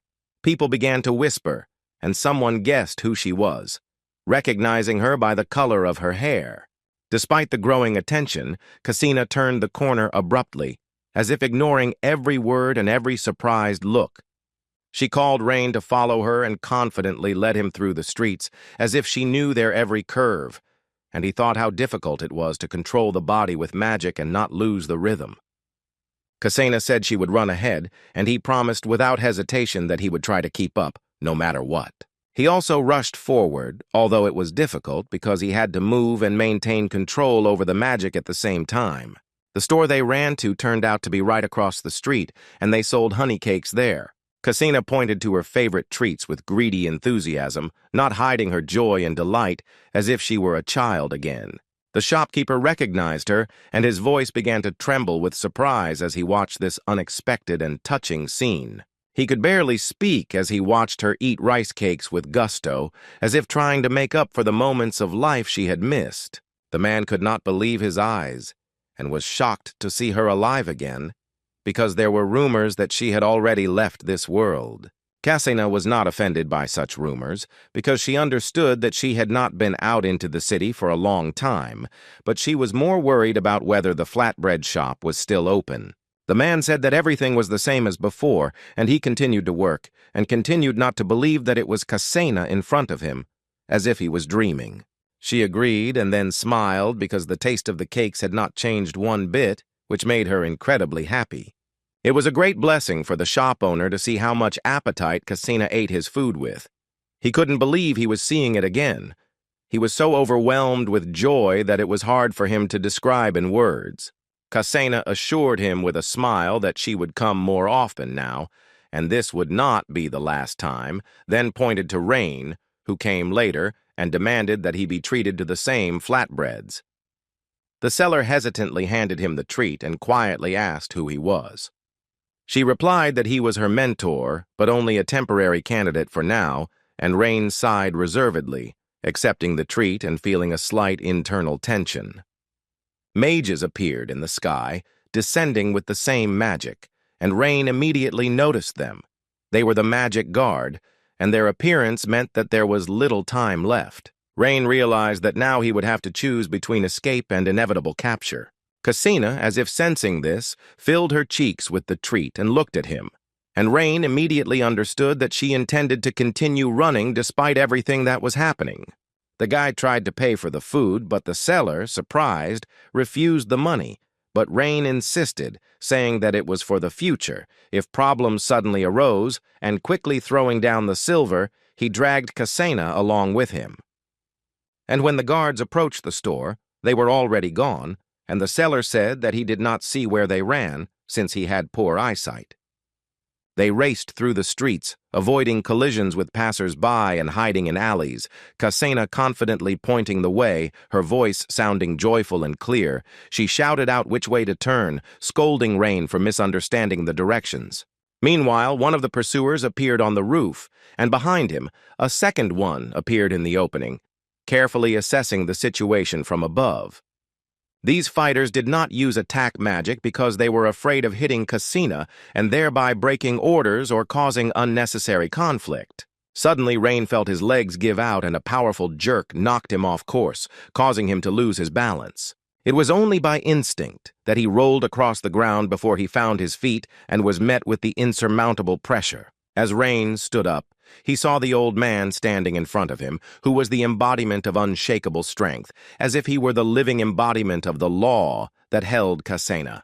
There was no malice or personal hatred in the old man's silent gaze, but only the duty to carry out the order in spite of everything. 3 glowing rings of mana slowly swirled behind him, emphasizing a level of training unattainable for ordinary fighters. Behind him, the warriors stopped, not daring to interfere with what was happening, because the outcome depended on Rain's next step. The old man issued a warning that attempting to escape would force him to act and use force that he wished to restrain. He asked them to make a wise choice so that they would not have to upset the balance and cross the line that still remained. There was no anger in his wrinkled gaze, only silent determination and the pain of following an order he didn't fully agree with. The magic guard silently took up positions on the rooftops, cutting off any escape routes. But Rain didn't move, not intending to run away no matter what. They were suddenly surrounded by guards, and in that tense moment, Jurin approached them, breathing heavily and leading a squad as if he had arrived from a battlefield. He looked at Rain with dark suspicion, clenching his fists, and threw an accusatory question, not wanting to hear any explanations. Rain calmly replied that he had simply fulfilled the girl's request to show her the city, as if he had not noticed how the situation was heating up. One of the guards, unable to bear his calm, hit him hard on the head, and Rain, losing his balance, fell to the ground. Jurin did not believe that it was limited to a walk, because he could not imagine his daughter moving independently without magical support. He was so shocked by what he saw that he stopped thinking rationally, allowing his feelings to control his every decision. Jurin ordered Insane to act as if he had no doubt about the justice of the decision, without knowing the full extent of what was happening, and demanded punishment for Rain, insisting that his actions threatened the safety of his daughter. Insane was visibly hesitant, as Rain came from a magical family, which complicated the situation and required caution. Jurin, without accepting objections, again reminded them of his high title, demonstrating that he had no intention of giving in. The knight reluctantly touched the hilt of his sword, showing his willingness to carry out the order even if he didn't approve of it deep down. But despite the pressure and the situation, Rain knew that there was still a chance, because he believed in the man standing next to him, and that person was Kasena, whose determination was revealed the moment she loudly declared that she was protecting her teacher, and the knight immediately stopped, as if her words possessed magical power that even he could not ignore. Jurin didn't immediately understand what had happened, and blinking in shock, asked again, not believing his ears and not recognizing his daughter. Kasena responded with pain and hurt, calling her father stupid because he never tried to truly listen to her. He tried to object, reminding her that Rain had supposedly lured her, but his words didn't sound convincing against the backdrop of her tears. Rain held his breath as he watched the scene, knowing he was right and didn't need to prove it, and Kasena insisted that Rain was the first to understand her desires, not as a duty, but as a living desire for freedom. Jurin, in desperation, suggested walking with security, but Kasena reminded him how it looked from the outside, like a performance. Her words were full of resentment because her father always thought about external security, forgetting about the internal pain.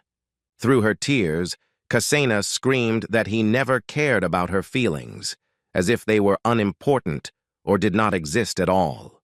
The decisive moment came when everyone froze, even the experienced guards, not knowing how to react to her piercing words. Even Jurin, who was on the edge, could not contain his confusion, feeling that he was no longer in control of what was happening.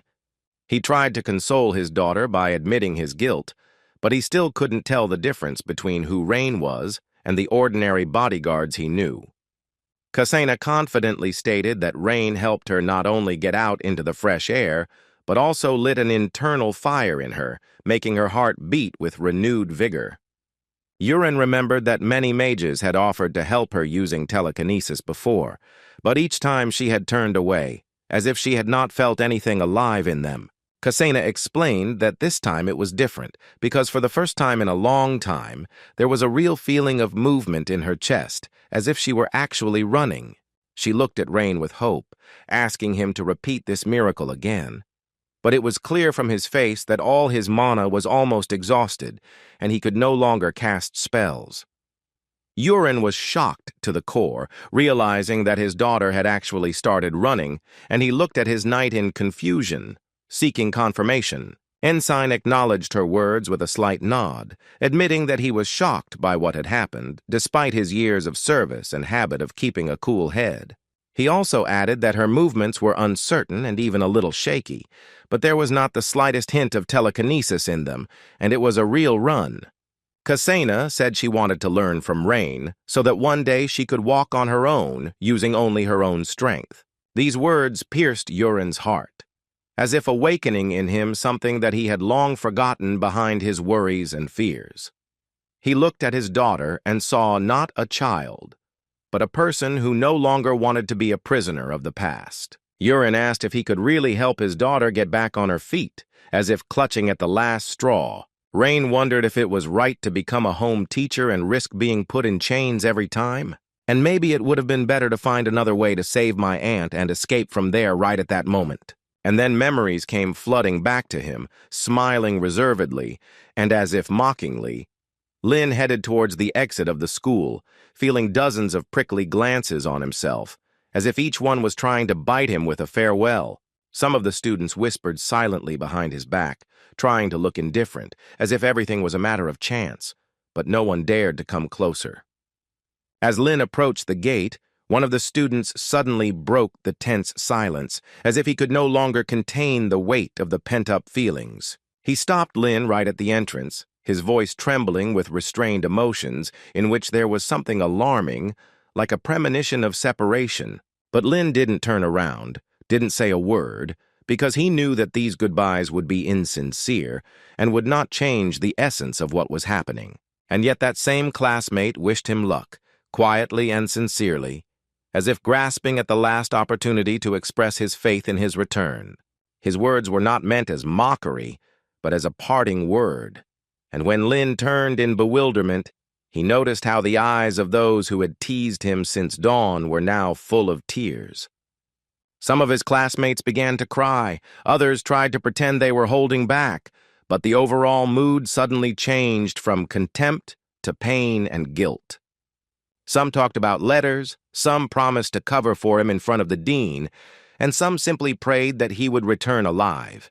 And these farewells sounded more sincere than anything Lin had heard during his entire studies.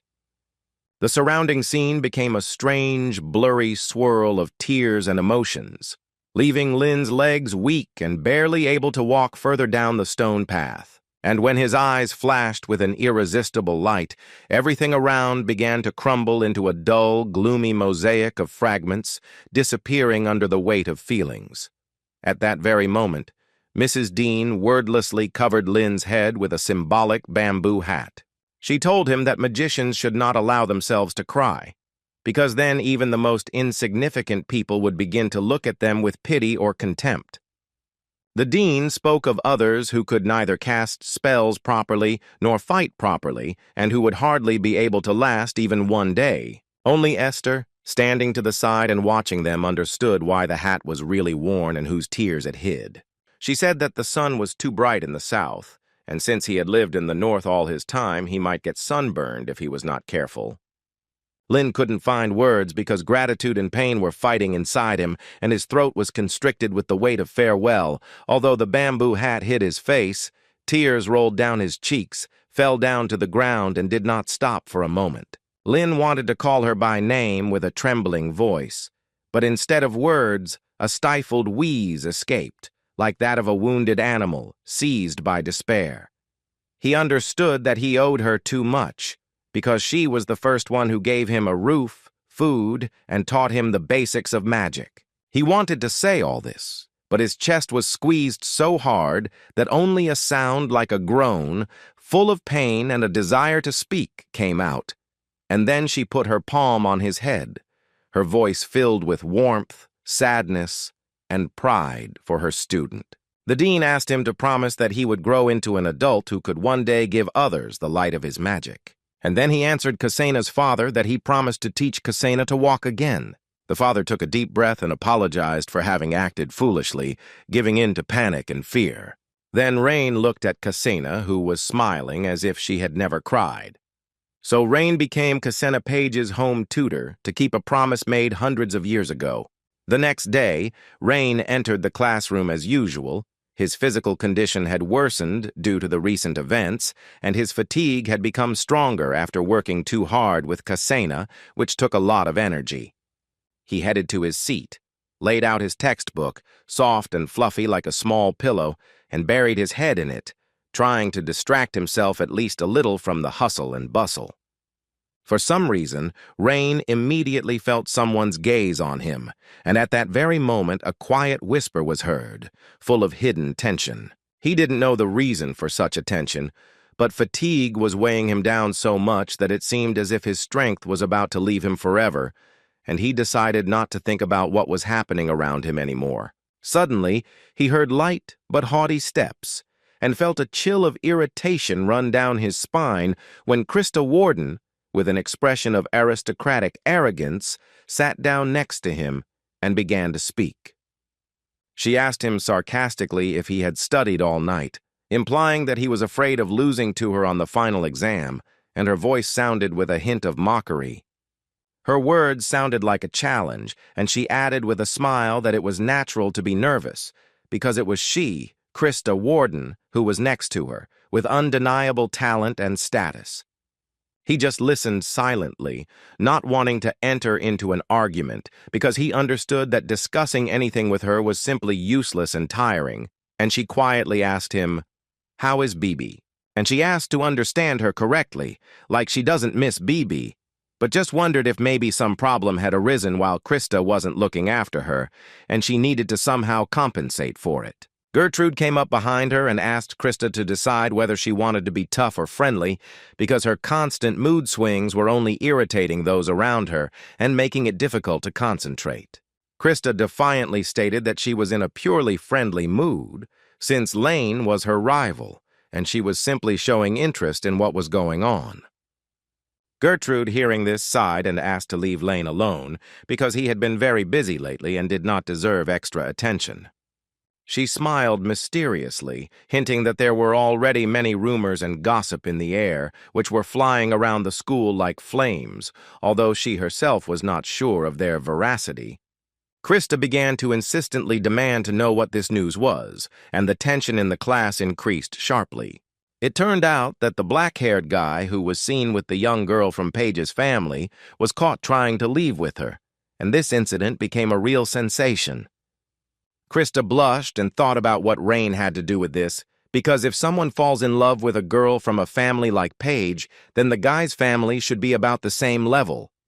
And it was absolutely impossible for a commoner to accidentally start dating the daughter of the Paige family. Then the beloved must have a connection to magic, and be equal in status, and also be talented enough to be recognized by the rector. And Gertrude noted that the daughter of the Paige family was the same age as her, so her partner was probably the same age. But Gertrude said that it was not known whether that person was studying in De Layton, but Krista did not think so because she would have found out who he was, the very first one. But then I thought that if this is still a student of their academy, then he must be from the 5 great families. And then she realized that in the same year as them, there was only one outstanding wizard who was recognized by the rector, and the description matched: black hair and red eyes. Krista, blushing, suddenly hit Lane on the back of the head, expressing her displeasure that a romantic relationship could develop in such a sacred place of learning.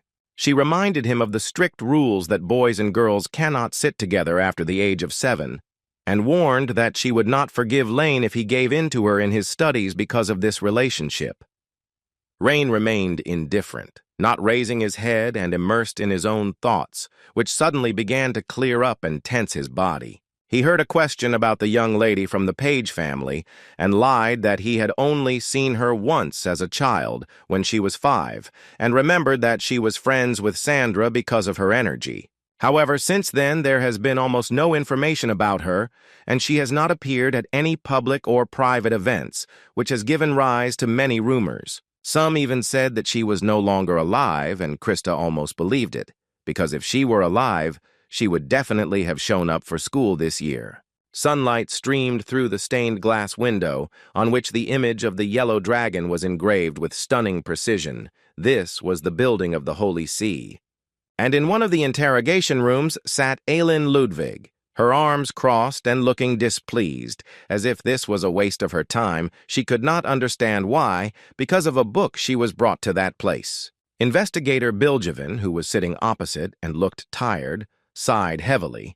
He restrainedly but firmly asked Elin to take the situation seriously, reminding her that their time was limited and jokes were completely inappropriate here. The investigator reminded her with a grim expression that Elin should understand how serious a threat Terena, who was at issue in the case, could be.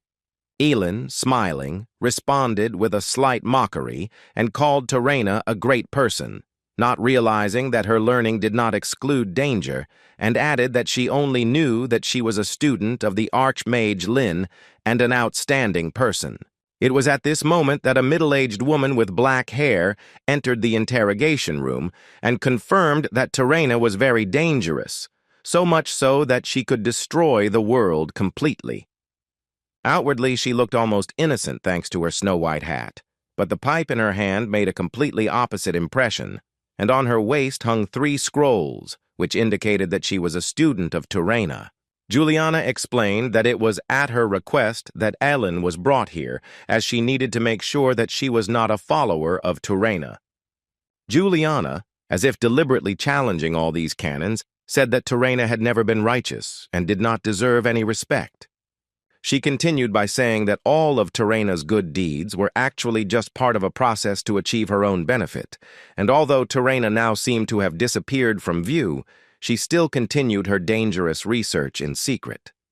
At that moment, Elin was finally able to collect her thoughts and turned towards the shaman, squinting and trying to catch the motive of the lie in her voice. The word goal sounded wary and tense, as if something had awakened within her that had been bothering her since the moment she saw this woman.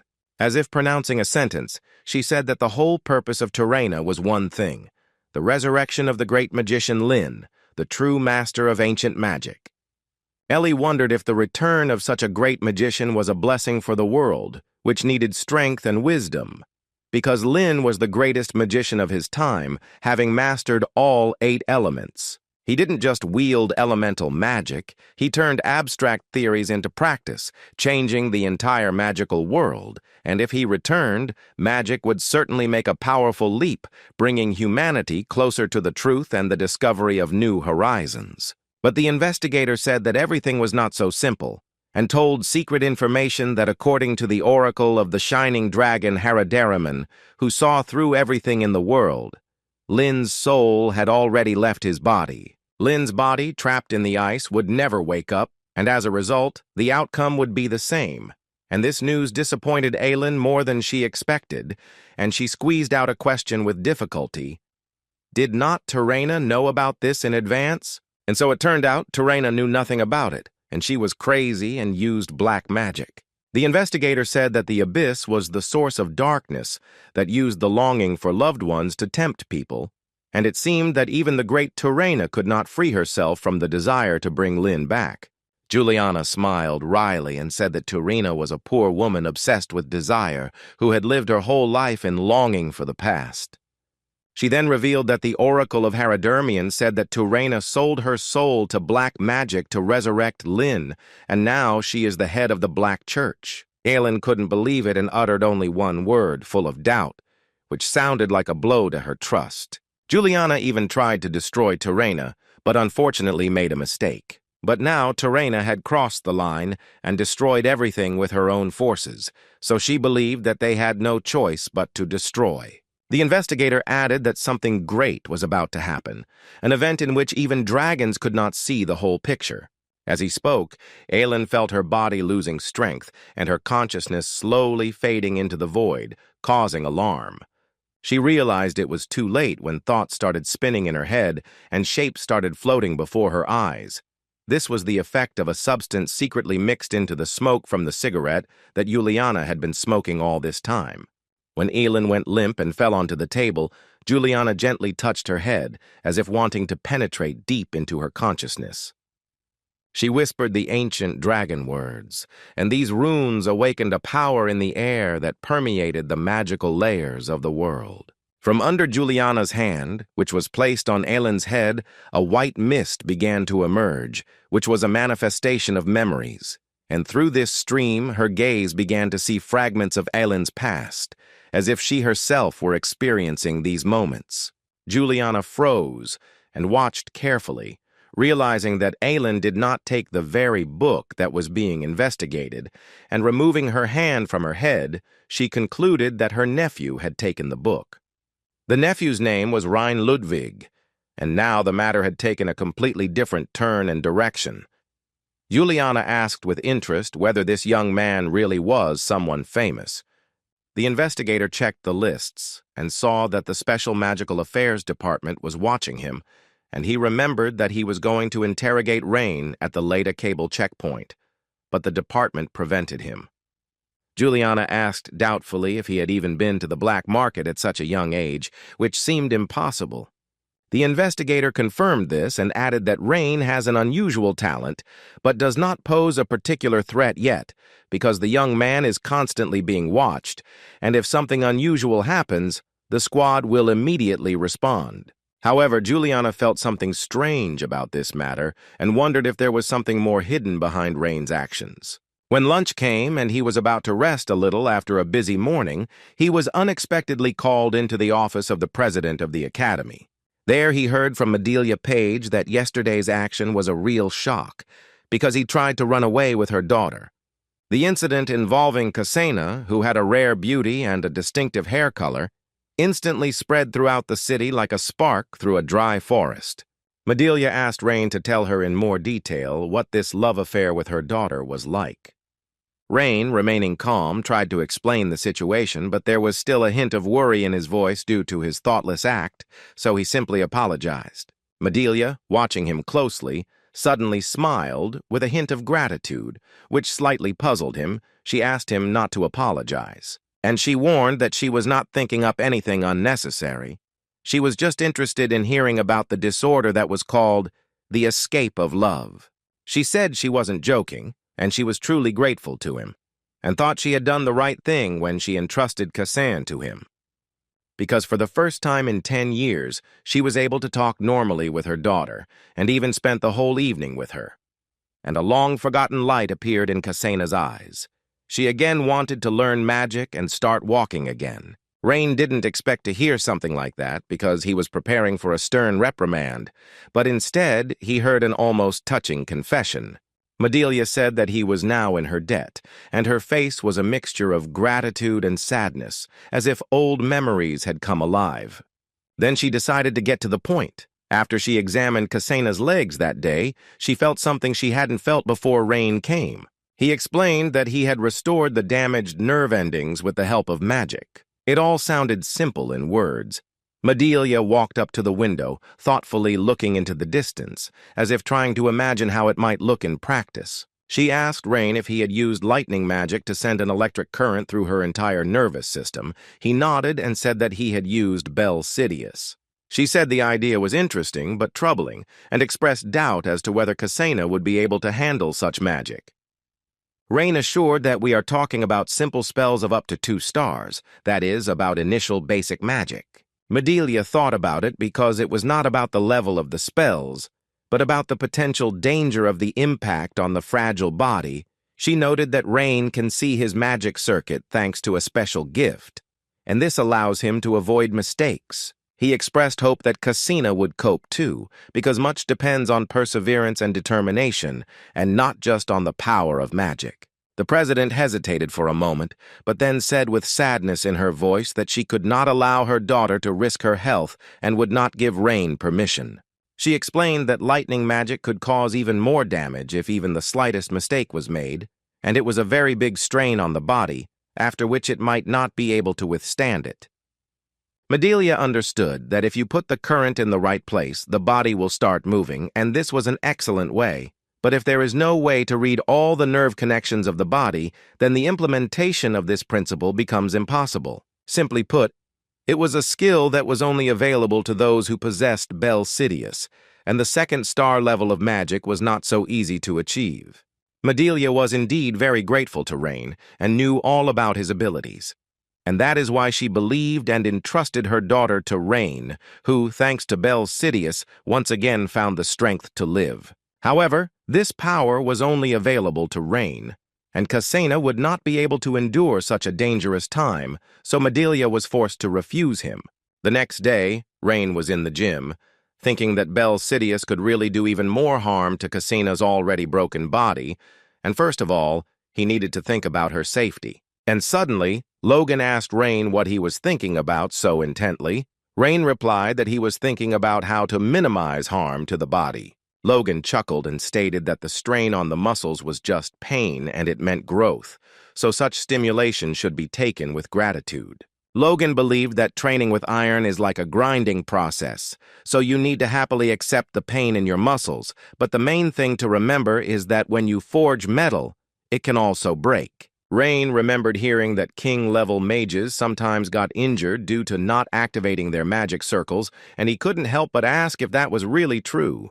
Logan calmly confirmed that this was true, because magic also followed the laws of the world, so it was impossible without a return payment. Then Rain said that it was unlikely that any of the newbies would dare to start right away, because the fear of pain is quite natural for those who do not know how it works, and Logan chuckled when he heard his words and grinned as if he heard something naive. He confidently said that newcomers use a special inscription, Chuchjok, a tattoo on the chest, slightly different from the standard, which reduces the risk of injury to the body. Therefore, beginners, no matter what they do, will not get a single injury. It was convenient, something like insurance. And in addition to minimizing injuries, there was also growth and change.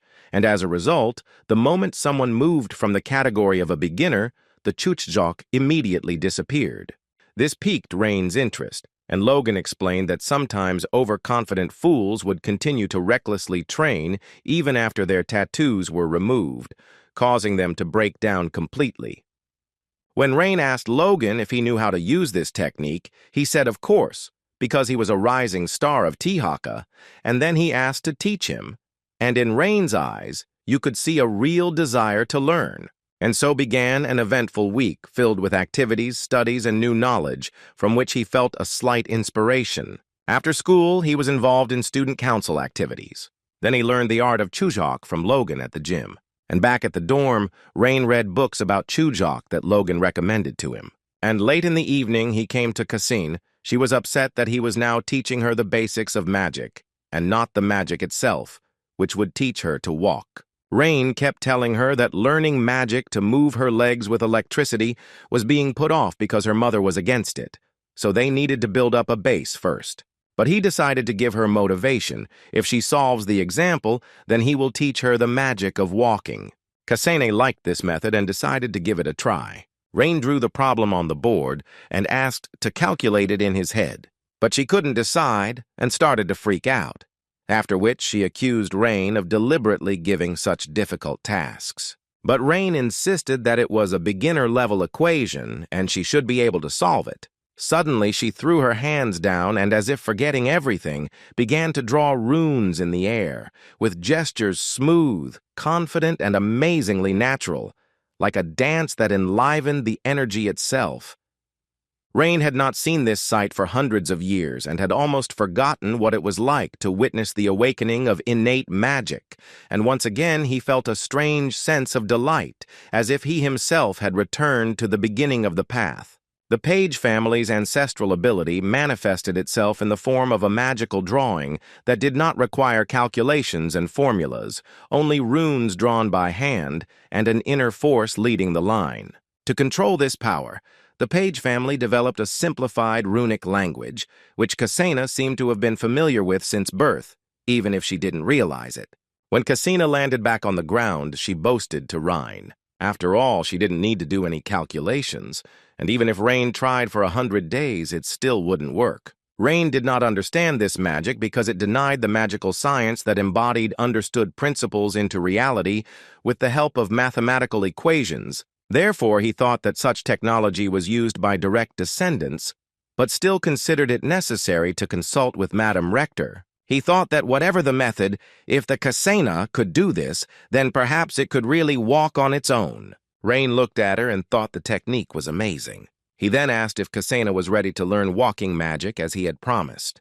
He spoke slowly, asking her to listen to the end, and explained that this was only impossible given her current level of training. Confusion crossed her face and she froze, unsure how to react to his unexpected continuation. Rain said that he would now help personally, but first he needed to apply magical signs, and so he asked her to take off her skirt before he could finish the phrase. A heavy book, lifted by telekinesis, whistled and hit him right on the forehead. Rain, rubbing his forehead, noted that with such telekinesis power she would be able to master magical control of the body very quickly. In response, Cassina angrily asked what exactly he was saying, not believing a single word. He lifted his pant leg, revealing the magical mark on his leg, and looked calmly into her eyes, as if inviting her to trust. She stared at the symbol with confusion, not immediately realizing why he was showing her this and what it was supposed to mean. Rain reminded her that he had promised to restore her mobility and repeated that he would not go back on his word. He said that it was a chujok that would reduce the load of magic on the body. Then he activated the shape of the magic figure pentagon and used 2 runes, and the chujok represented the properties of the lightning magic built into it. He suggested that she move her hand and feel how the brain gives the body a command to evoke the same sensation with magic. Cassina was silent, only nodded weakly, trying to catch this sensation in herself, as if she was listening to invisible signals. Rain explained that it was a signal from the nervous system, and she could use magic to transmit it to the desired point. He explained that the chujok was sending a signal, but with the help of magic, and the rune was chosen to provide only wave stimulation instead of electric current, so the body would not be subject to strong stress. At that moment, Rain did not move his toes himself, but the mana of the chujok excited the nerves and movement occurred. And this is exactly how Cassina will be able to walk. But the most difficult part was the foundation, the movement of the fingers. But she had to take off her skirt so that Rain could draw a chujok on her legs, something she was afraid to do. He explained that the work was very delicate, so it would take about 2 or even 3 hours. And since Cassina could twitch during the procedure due to nerve impulses, he needed to bind her with magic. But she was scared and didn't want to take off her skirt, but Rain explained that he wasn't interested and wouldn't be impressed by her underwear. After these words, she became very furious, although it would seem that they should calm her down. Rain explained that when he works, he will be completely absorbed in drawing the signs so as not to make a mistake, so he won't even notice everything else. Cassina then agreed and asked Rain to turn away, then warned that if he said anything strange, she would castrate him. After hesitating, Cassina blushed, slowly took off her skirt and sat down, slightly lowering her head. Previously, such small things were done by the maid, but now she could control her body with telekinesis. This allowed her to carefully lift her leg, allowing Rain to get to work. He said that after he applied the tattoo from the hip joint to the ankle, he would draw a circle in the spine area. Rain sat nearby, heating the steel tip over an open flame, trying to stay focused. He warned that it might hurt, but the main thing was not to move, because then it would be dangerous for both of them. Rain took her thin, almost transparent leg and began to carefully draw a sign on the skin. A mistake could lead to irreversible consequences, so absolute precision was required. The pain cut through her skin, but Cassina held back, tensing her body and trying not to move. Her breathing quickened, her cheeks turned red, but she continued to endure. At that moment, the nanny was walking downstairs and heard some sounds. She remembered that in Cassini there were just lessons with a home tutor. She thought that Rain was so young that she didn't trust him after their first meeting, but they seemed to get along well together. The nanny smiled because the young lady had been sitting in the room and crying all the time, and now she had finally come to life, which could not help but please. But then she heard Cassina scream that she was in pain. Suddenly a nanny, one of the few who were allowed to come in, entered the room. She froze when she saw her mistress crying in her underwear next to a man holding an instrument in his hands. A muffled sound of surprise escaped her lips, and her eyes widened in shock and uncertainty. Without a moment's hesitation, she swung the knife she was holding, aiming at the stranger's head. Cassina quickly interjected, begging him to stop before the situation got out of control. The lady said that this was all confusion and wanted to explain everything, but first asked to close the door. Cassina whispered that everything that was happening was their common secret, which could not be revealed to anyone. The nanny did not believe her own ears when she realized that her mistress would be able to walk again. Rain asked the nanny to take Kasena's hand and tell her stories from the past to distract herself a little and make it less painful. The nanny said that she would do everything possible for the mistress. And after 2 hours they finished, Rain immediately asked about Kasena's well-being. The girl felt a little unpleasant pain, but in order to start walking again, she was ready to go through this several times. Then Rain asked her to try activating the magic circle of the spine part. As she began to activate the circle, the nerves in her legs began to glow and become excited. Kasena couldn't believe her eyes, but she felt something strange and asked Raina, or would she really be able to walk? Then she noticed that her legs weren't moving, and it seemed like nothing had changed. Rain clenched his fists and got angry that he had made a mistake somewhere, and in doing so he had given hope to Kasena. He couldn't believe that he had given hope and then taken it away. It was the first time this had happened to him, so he didn't even know how to apologize properly. The nanny asked Kasena not to be upset, assuring her that next time it would definitely work out. But suddenly, through her tears, Kasena whispered, as if afraid to believe her own words, that something had moved inside her. Rain didn't immediately understand what she was talking about until he heard her voice break and talk about the little finger that twitched for a moment, as if alive. She began to wave her hand, showing how the tiny toe on her foot was trembling.